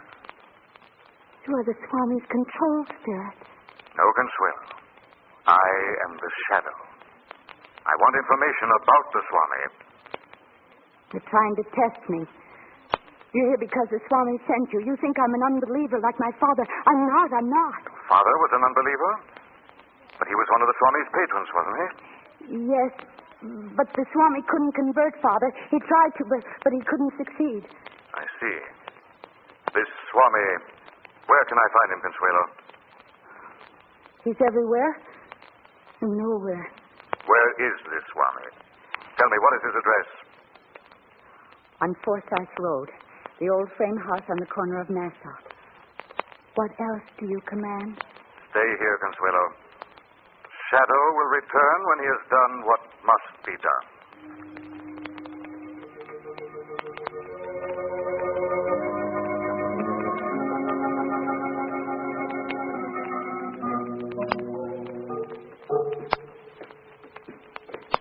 Lamont, are you sure we should do this? Suppose someone's here at this Swami. I doubt it, Margot. The place is dark. It doesn't look as though anyone lives in it during the day. The door's locked. This will take care of it. Step inside. I hope you know what you're doing. There must be a switch around here someplace. Oh, here it is. What was that? It sounded like... Wait. Consuelo, my child. You have come at last to your father. There's someone in this room, Lamont. Let's get... Look over there in the cabinet. A man. That, darling, is Mr. Sanders, if I'm not mistaken. Sanders? But he's dead. Get me out of here, Wait a Lamont. minute, Margot. These are all tricks. What? Watch. I bring out the astral horn by pushing this button. The voice of the control spirit by pushing this one. Consuelo, my child. You have come at last to your father. All tricks, Margot. Cruel tricks designed to get money from the bereaved and the credulous. But how do they work? The horn, recorded. It is the imitation of the voice of Sanders. As for the picture, just treat it with luminous paint. When I push the button, the dark cloth in front of it falls away, and it glows in the dark. Shh, Margot, someone's coming. Hide behind these draperies. One place I can't have too much light. Where's that switch? Hello, Robbie. What? So you work for the medium as well as for the doctor, eh? Crescent. I thought you Ed? Sorry to disappoint you, Robbie. What do you want? Facts. The facts on what's behind all this. You can't make me talk. Maybe you better help me tie Robbie up, Margot. Those cords from the drapery should do it. Right. I warn you, Robbie, I'll shoot at the slightest resistance. Okay, darling? He won't get out of that. All right now, Robbie. Now, where's the Swami and what's his connection with Dr. Sampson? They're in cahoots. The doc gets the dope out of the suckers when they come to him. He passes it along to the Swami, and he uses it in the seance. What are you doing here? The doc figures things are getting too hot. They're pulling out. Swami sent me here to pack his stuff. What about the girl, Consuelo Sanders? I don't know. They got all they can out of her. All right, Margot, let's go. What are you going to do? First, make sure Consuelo's all right at your apartment. Then pay a visit to Doc Sampson and the Swami.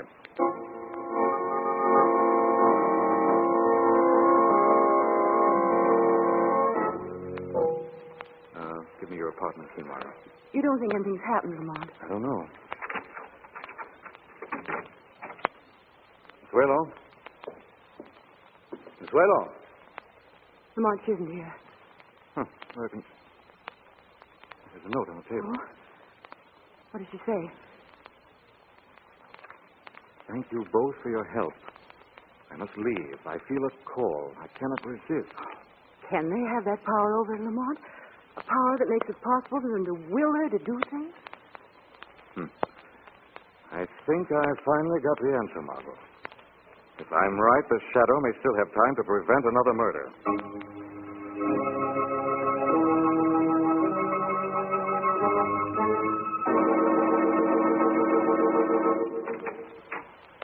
Consuelo, what are you doing here? I had to come, Swami. I felt your call. Nobody called you. Look, run along, Consuelo. No. Doc and I have some important business. We must... A voice told me to come to you, Swami. Please, Consuelo. Later on, perhaps. I want you to make a contact for me. Look, Consuelo. Nobody on this plane can make a contact. But you can, Swami. See, Swami? Now you can make the contact. You're no longer on this plane, are you? Good heavens, Consuelo. What have you done? What's the matter, Doc? I thought you didn't like the Swami. I don't. But you needn't have done it here. What am I going to do with him? Why not leave him here? Be reasonable, my child. Police. I wouldn't worry about the police, Dr. Sampson, because by the time they get here, you'll be with the Swami. What? Don't be hasty, my dear. Just as soon as Jackson signs over your inheritance, we'll go away together. Oh, no, we won't, Doc. No, we won't. You see, you're the only one left who could tie me to this whole business and indirectly to the killing of my father. But what can you gain by killing me? Gain. When the police find you, this gun will be alongside you. It's the same gun that killed my father. The police will put two and two together and then... Forgotten the Swami, Consuelo. What was that? Swami! You're dead. I just killed you. Don't you remember, Consuelo? Many of our dear departed that we think are gone forever are always with us. It can't be true. But it is. I'll kill you. With an empty gun? No, Consuelo, you're not going to kill anyone else. Let go of me. Who are you? You're not Swami? I'm the Shadow. I've come to see justice done. I have done nothing. We'll see about that, Dr. Sampson. We'll all stay here together and wait for the police. They'll be very interested in the story you two will have to tell them.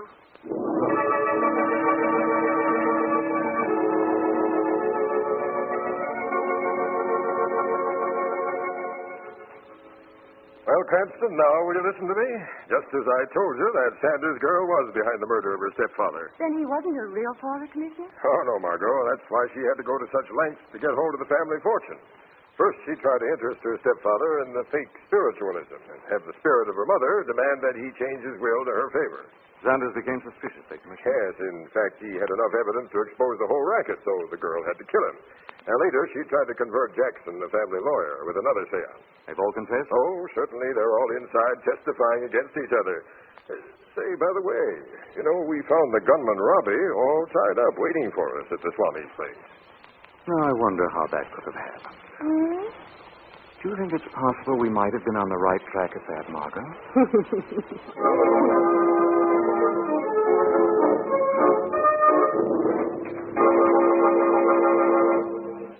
Farm friends, don't miss reading the important new Carrie booklet, Minerals on Your Livestock. It's free for the asking at all dealers who sell Carrie's Mineral Supplement Salt.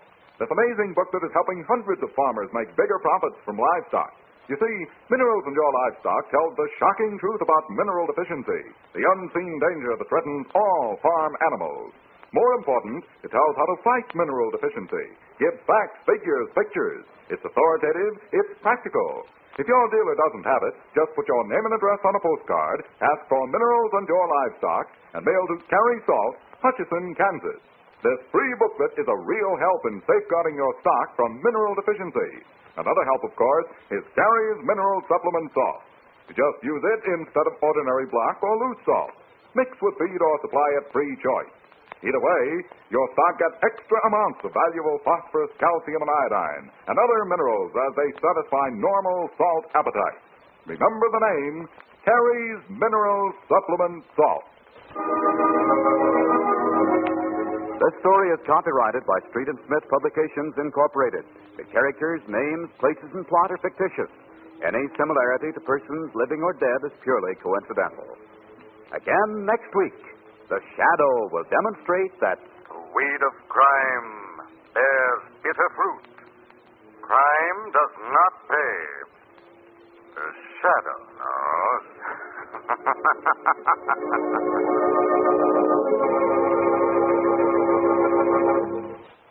Next week, same time, same station, the Carrie Salt Company brings you another strange and thrilling adventure in the Shadow's daring battle against the forces of evil. Don't miss it.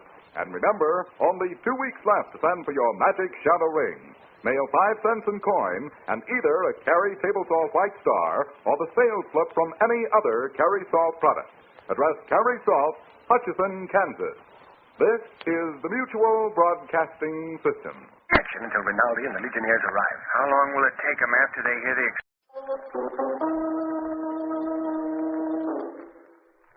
The Shadow, who aids the forces of law and order, is in reality Lamont Cranston, wealthy young man about town. Years ago in the Orient, Cranston learned a strange and mysterious secret, the hypnotic power to cloud men's minds so they cannot see him. Cranston's friend and companion, the lovely Margot Lane, is the only person who knows to whom the voice of the invisible Shadow belongs. And now, the weird and wild tale of Spider Boy.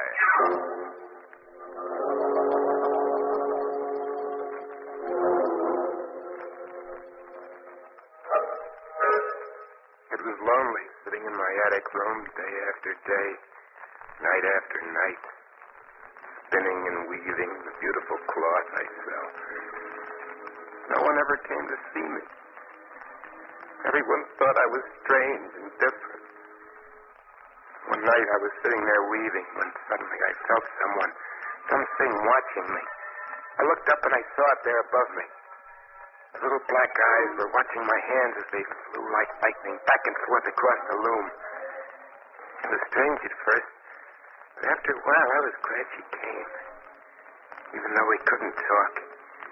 Because, you see, this thing that had come to keep me company was a spider. Some nights I'd just sit and watch her spin.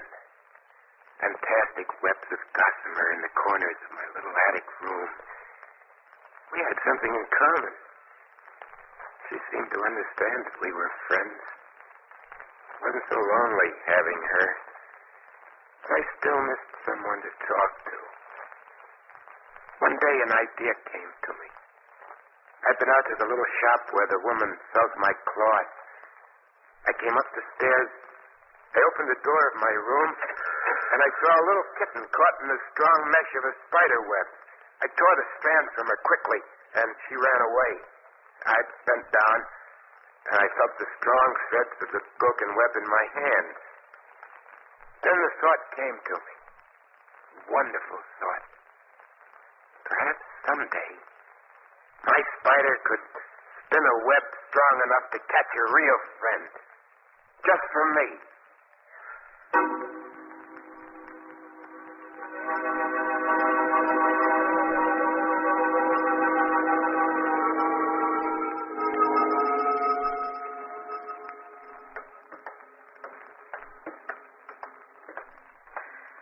Really, Lamont, some of your friends live in the oddest neighborhood. That, Margaret, because some of my friends are the oddest people. present company accepted, I hope. No, darling, you qualify, simply because you do seem fond of me. Honestly, I love your interest in people, Lamont, no matter how poor, how down at the heel. They pay me back plenty with the stories I've heard. You've no idea the secrets that are hidden in some of these old tenements? Who was that sweet old man who just visited? He's just been acquitted of murdering his wife. What? When the jury found out she'd been trying to poison him for years. Lamont, we're going to find a cab somewhere right now. What was that? Look, someone's running toward us. It's a young girl, Lamont. She's crying. Crying? The girl's hysterical. Here, look. Tell me, what's happened? She's so frightened she can't speak. Try to tell us where you live. Lamont, the girl's been hurt or beaten. Come on, Mark. We'd better get her to a hospital. She's been frightened almost out of her mind.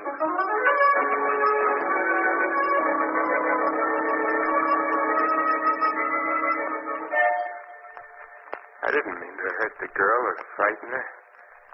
I thought maybe she'd be my friend. I promised to show her more of my beautiful cloth if she'd come up to my room with me. And one day she did. It was wonderful to hear her voice. Friend's voice. No, Eric, I couldn't take the cloth. My father would know I'd been here, and he's already told me not to see you again. You seen us on the street talking together? Yes. And he beat me for it. Tina, please take the cloth. No. I have to go home. But don't leave me alone, please. Eric? Take us a look. There's something over there in the corner. Oh, don't be frightened, Tina. That's only my spider. I've never seen such a big spider before. She's my friend, Tina. She keeps me company. Get it away. It's horrible. It's only my It's coming closer. Stop it. It's all right. No, I've got to get out of I here. said it's all right. Let me go. It's coming Tina, closer. no, Let me, Tina. please, let me go. Fighting. Let me go. Stop it, I said. I've got to get out of here. I've got to get out of here. With a sudden effort, she broke away from me. Before I could stop her, she ran out of the room and down the stairs, sobbing. I was left all alone again.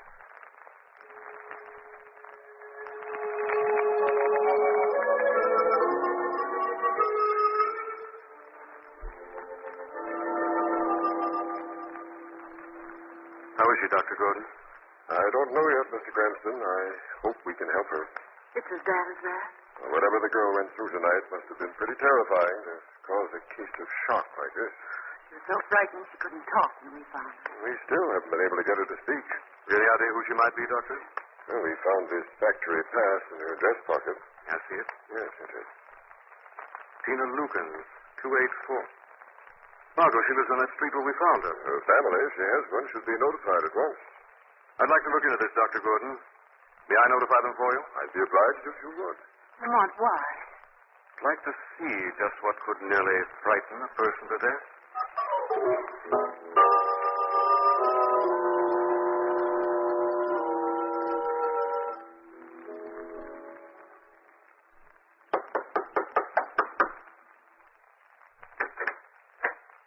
Good evening. Are you Mr. Lukens? Ed Lukens? Yes. What about it? My name is Lamont Cranston. Does Tina Lukens live here? Yeah. You're her father? Yeah, what about it? Your daughter's very ill, Mr. Lukens. She's in the hospital. We took her there. What's the idea of you two sticking your noses in my business? Don't you want to see her? What's all this to you? She's either been hurt or beaten and frightened nearly to death. Maybe she needed a beating. Now get out. Oh, just a minute. I said get out. Well, that was a quick brush off. Pleasant cavity. He's obviously beaten her before. Margot, I don't think Ed Lukens is responsible for Tina's present condition. Didn't you see that piece of whipcord in his pocket? Yes, I did. Maybe he does beat her, but it wasn't the beating. It was the fright that caused Tina shock. Margot, we're going to find who or what caused that if we have to search every house in this block. Lamont, that's a hopeless task. The only way. But we don't even know what we're looking for. Only what Dr. Gordon said, Margot. Someone or something who could nearly frighten a person to death.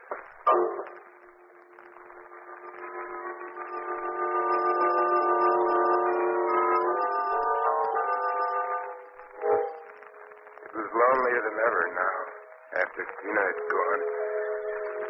I put my loom by the window so I could watch the people down below. They all hurried by. And then I saw another girl. Sometimes she was with a man, but sometimes she was by herself. She kept stopping in front of houses, looking in. Each house, one by one, all along the block. Maybe if I could see her, talk to her, she'd come up here. Tomorrow, she should visit the empty warehouse across the street. I could talk to her then. Could make her understand that I wanted her to be my friend. I waited for hours in the empty room upstairs in the old warehouse. Then I saw her coming in. But the man was with her. I mustn't let him see me. He might not understand. I hid behind some packing boxes in the corner when I heard them coming up the stairs. Careful of those stairs, Margaret. I've climbed enough of these stairs the past 2 days to know my way around, Mr. Cranston. There's no one in here. Can't tell. It's a good place to hide. Hide? And they were looking for someone. Nothing but an empty old storeroom. Her voice seemed kind of sweet. In the old storeroom, no one around. This would be the ideal place for someone to drag Tina, frighten and beat her. Tina? He was after me. I'd walked into a trap. I sure think it's Tina's father. He practically admitted he beat the girl. She was on my side. Already she was my friend. Finished looking around. It seems so silly, Lamont. So much wasted effort. The two of us going through all of these houses. Call it wasted effort, Margot. Perhaps it meant saving someone else from what happened to that girl. Yes, he was my enemy. Well, there's nothing frightening in here. I guess not. They were leaving. Wait. No, it stopped again. Should have a look behind those packing cases. He was coming toward me. Lamont, come on. Wait, I'm going to have a look. He was going to find me. I felt in my pocket quickly. There it was, the sharp blades of my cutting shears. Take just a minute, Margot. Let him come. I was ready for him now. Now, let's see what's behind these packing cases. Heavy. I held this business tightly. I guess the best thing to do is knock them all over. You do. You'll find these cutting shears right in your heart. Lamont, what happened? No, it's nothing. Nothing at all, Margaret. I just scratched my hand on a nail. I was still safe. He hadn't seen me. You're coming home with me now. I'm going to take care of that hand. All right, darling, you win. I was safe. You're really leaving now. We'll pick up again tomorrow where we've left off. Tomorrow. Maybe if I was careful, I'd have another chance to see her. Tomorrow.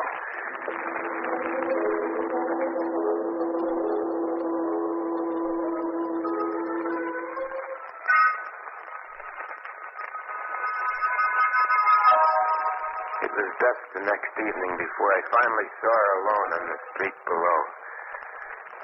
I leaned out of the window, dropped a lovely shawl I'd been weaving. I watched it as it wafted slowly downward and dropped at her feet. I jumped back so she wouldn't see me as she looked up and saw my window open. When I looked out again, she was gone. My heart beat wildly when I heard her footsteps on my stairs. My friend. It was last that we talked. I wouldn't be lonely anymore. She was near the top landing now. I ran to the door, opened it just a crack, and looked out. Yeah, there she was, coming to my door. Margot? His voice. My enemy. Margot, are you up there? He had seen her and followed her in. Yes, Lamont, up here on the top landing. Don't we'd agree to stick together from now on while we're searching. I wasn't searching, Lamont. Someone dropped his shawl, and I was just returning it. Well, I'll come along with you. Can't tell what you might find. I saw him take her arm and come to at my door. He mustn't find me here. I ran into a corner and hid when I heard them knock on my door.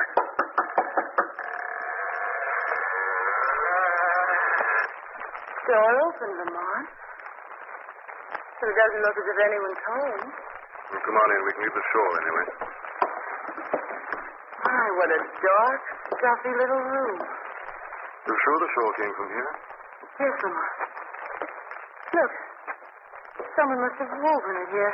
There's a loom and yarn and thread scattered everywhere. Oh, Lamont. What is it? Nothing, I guess. I just ran into a spider web. So did I. This place is full of them. Hand me that broom. Oh, do you think you should sweep them down, Lamont? But you'd better have them in your hair. Lamont, stop! What now? Something over there in the corner. What in the world? It's crawling towards you, Lamont. Looks like a spider. That size? It's after you. You tore down the web. Get behind me, Margot, quickly. It's coming toward us. It is a spider.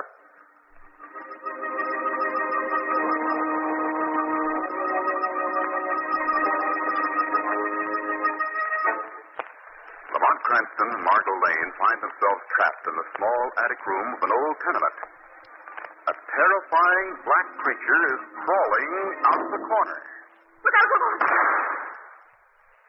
Got it? We're safe now, Margot.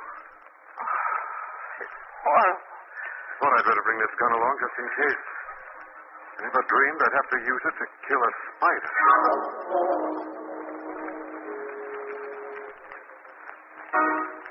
He killed my friend. While I was hiding there in the corner, helpless. He killed the only friend they ever had in the world. They killed her. I bent over and touched her. And then it happened. It was almost like a miracle. I could spin. Like my spider. Delicate threads of silk. Strong as steel. I had learned the spider's secret. This was her way of granting me the power of revenge. And then I knew. I must find the girl again. Spin a strong web to catch her, and then kill her. And avenge my spider's death.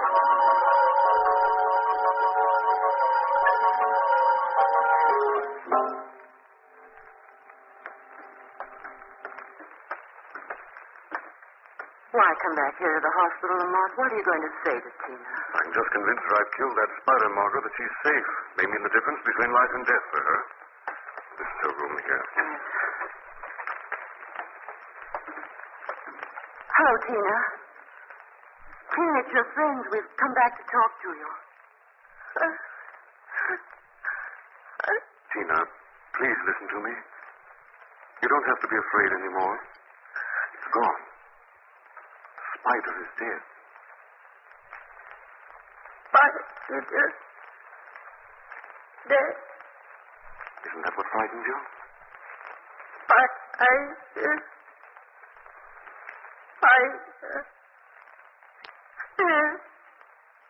Spider Man.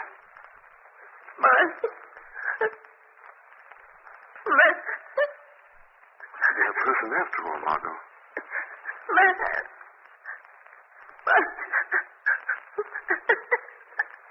I think we'd better go. Her father, Lamont. He must have used that spider somehow to frighten her. Dr. Gordon told us he'd never been here to the hospital to see her. Maybe you're right, Margot. Let's go to him now. No, Margot, meet me outside of Ed Lucan's house. I'm going to visit him alone this time. Why can't I come? Because this time, Margot, I'm seeing Tina's father as the shadow.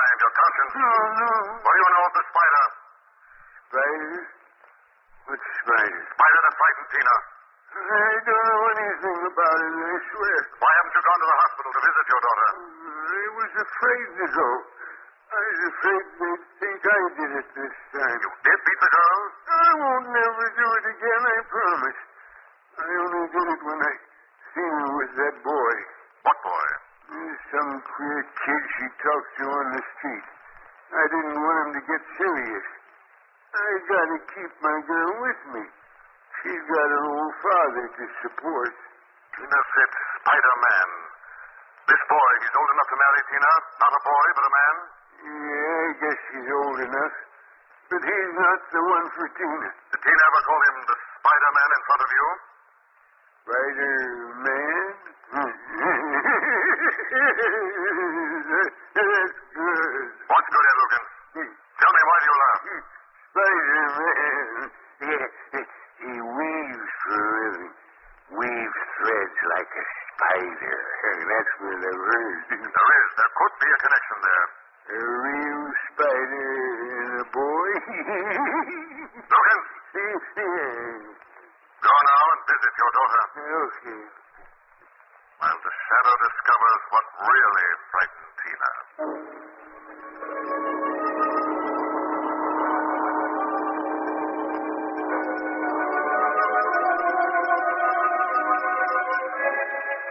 The trap was set. All my color plans were laid. Tonight I would have my revenge. I'd get the girl in my room and kill her. I stood by my window watching. And then I saw her, alone under the streetlight in front of Tina's house. She walked back and forth nervously, glancing at her watch. Passing the little shop I'd left my cloth for. And then, yes, she did. She stopped. She noticed it in the window. I was right. She couldn't resist. I saw her turn and enter the store.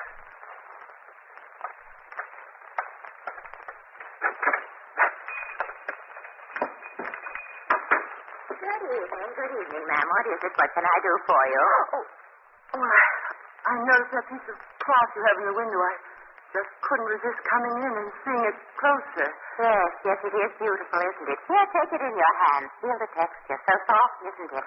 Unbelievably soft. And so strong. Look, strong as steel. That strange shining thread running through it. I've never seen anything like it before. Beautiful, isn't it? Beautiful. I used to weave 2 beautiful patterns before my husband died. That's why I always wear black. I'm a widow, you see. Yes, I used to weave, too. See my fingers? See how nimble they are? Yes, I see. Yes, I wear black now. My husband died. He left me the money for this little shop. Thank you for letting me see the cloth. Do you want to see more? I have some more here. Some I won't. No, I've stayed too long as it is. Beautiful cloth. Really beautiful. No, thank you. I'm just waiting for someone outside. Oh, that horrible little old woman. I wonder what's keeping Lamont. He should have seen Tina's father by now. What's this on the pavement? A long strand of that beautiful silken thread like that in the cloth. There's no end in sight. Why, it's leading right on down the street. I shouldn't be doing this. Lamont will be here in a minute. Such a long thread. It's so beautiful. It leads right into this house. And right up the stairs. Thread right to my door. I stood in my window watching her, concentrating, saying over and over, "Come up, come up. You must follow the thread to my room." At one, I heard the front door slam. I heard her footsteps on the stairs, and this time the man was not with her. Nothing would save her now. She was at my door. I opened it. Oh, I didn't mean to intrude. Come in. Oh, The room looks familiar, doesn't it? why, yes. Come in and see. I have been here before. The day you brushed down all my spider webs. Yes, the spider The web. day you killed the spider, my only friend. How did you know? I know more than you think. Don't close that door. You came here when you were not wanted that day. Now you'll find out some things you won't want to know. You're mad. Look, see the new webs in the corners? See? Those webs I have spun since you killed my spider. You are insane. Completely insane. When my spider friend died, she left her secret with me. Let me go. Watch me closely. Watch. See the steel like thread as I spin it? Let me go. See? I'm going to spin a web to hold you. Pull you tight. No. You die if you kill my spider. No. Turn it around you up and down and around and around. Bigger and bigger. You're going to die. You're going to die. Whatever it is. Who opened the door? Who's there? Shadow, Spider Boy. I don't see anyone. Where are you? You'll never find me, Spider Boy. You can't spin your web around thin air. Help. Please help. Lane. There you are. You've torn my web from the girl. The web has fallen to the floor. You see, Spider Boy, you have no magic. I have. The spider left me her secret. I can spin. You cannot spin. You're caught, Spider Boy, caught in your own web of insanity. No. You'll never get me. I'll escape. I can leave like my spider, let myself down out of the window. I can spin strong steel fibers and let myself down. Go ahead, window. I'll show the whole world the secret the spider left me. Look!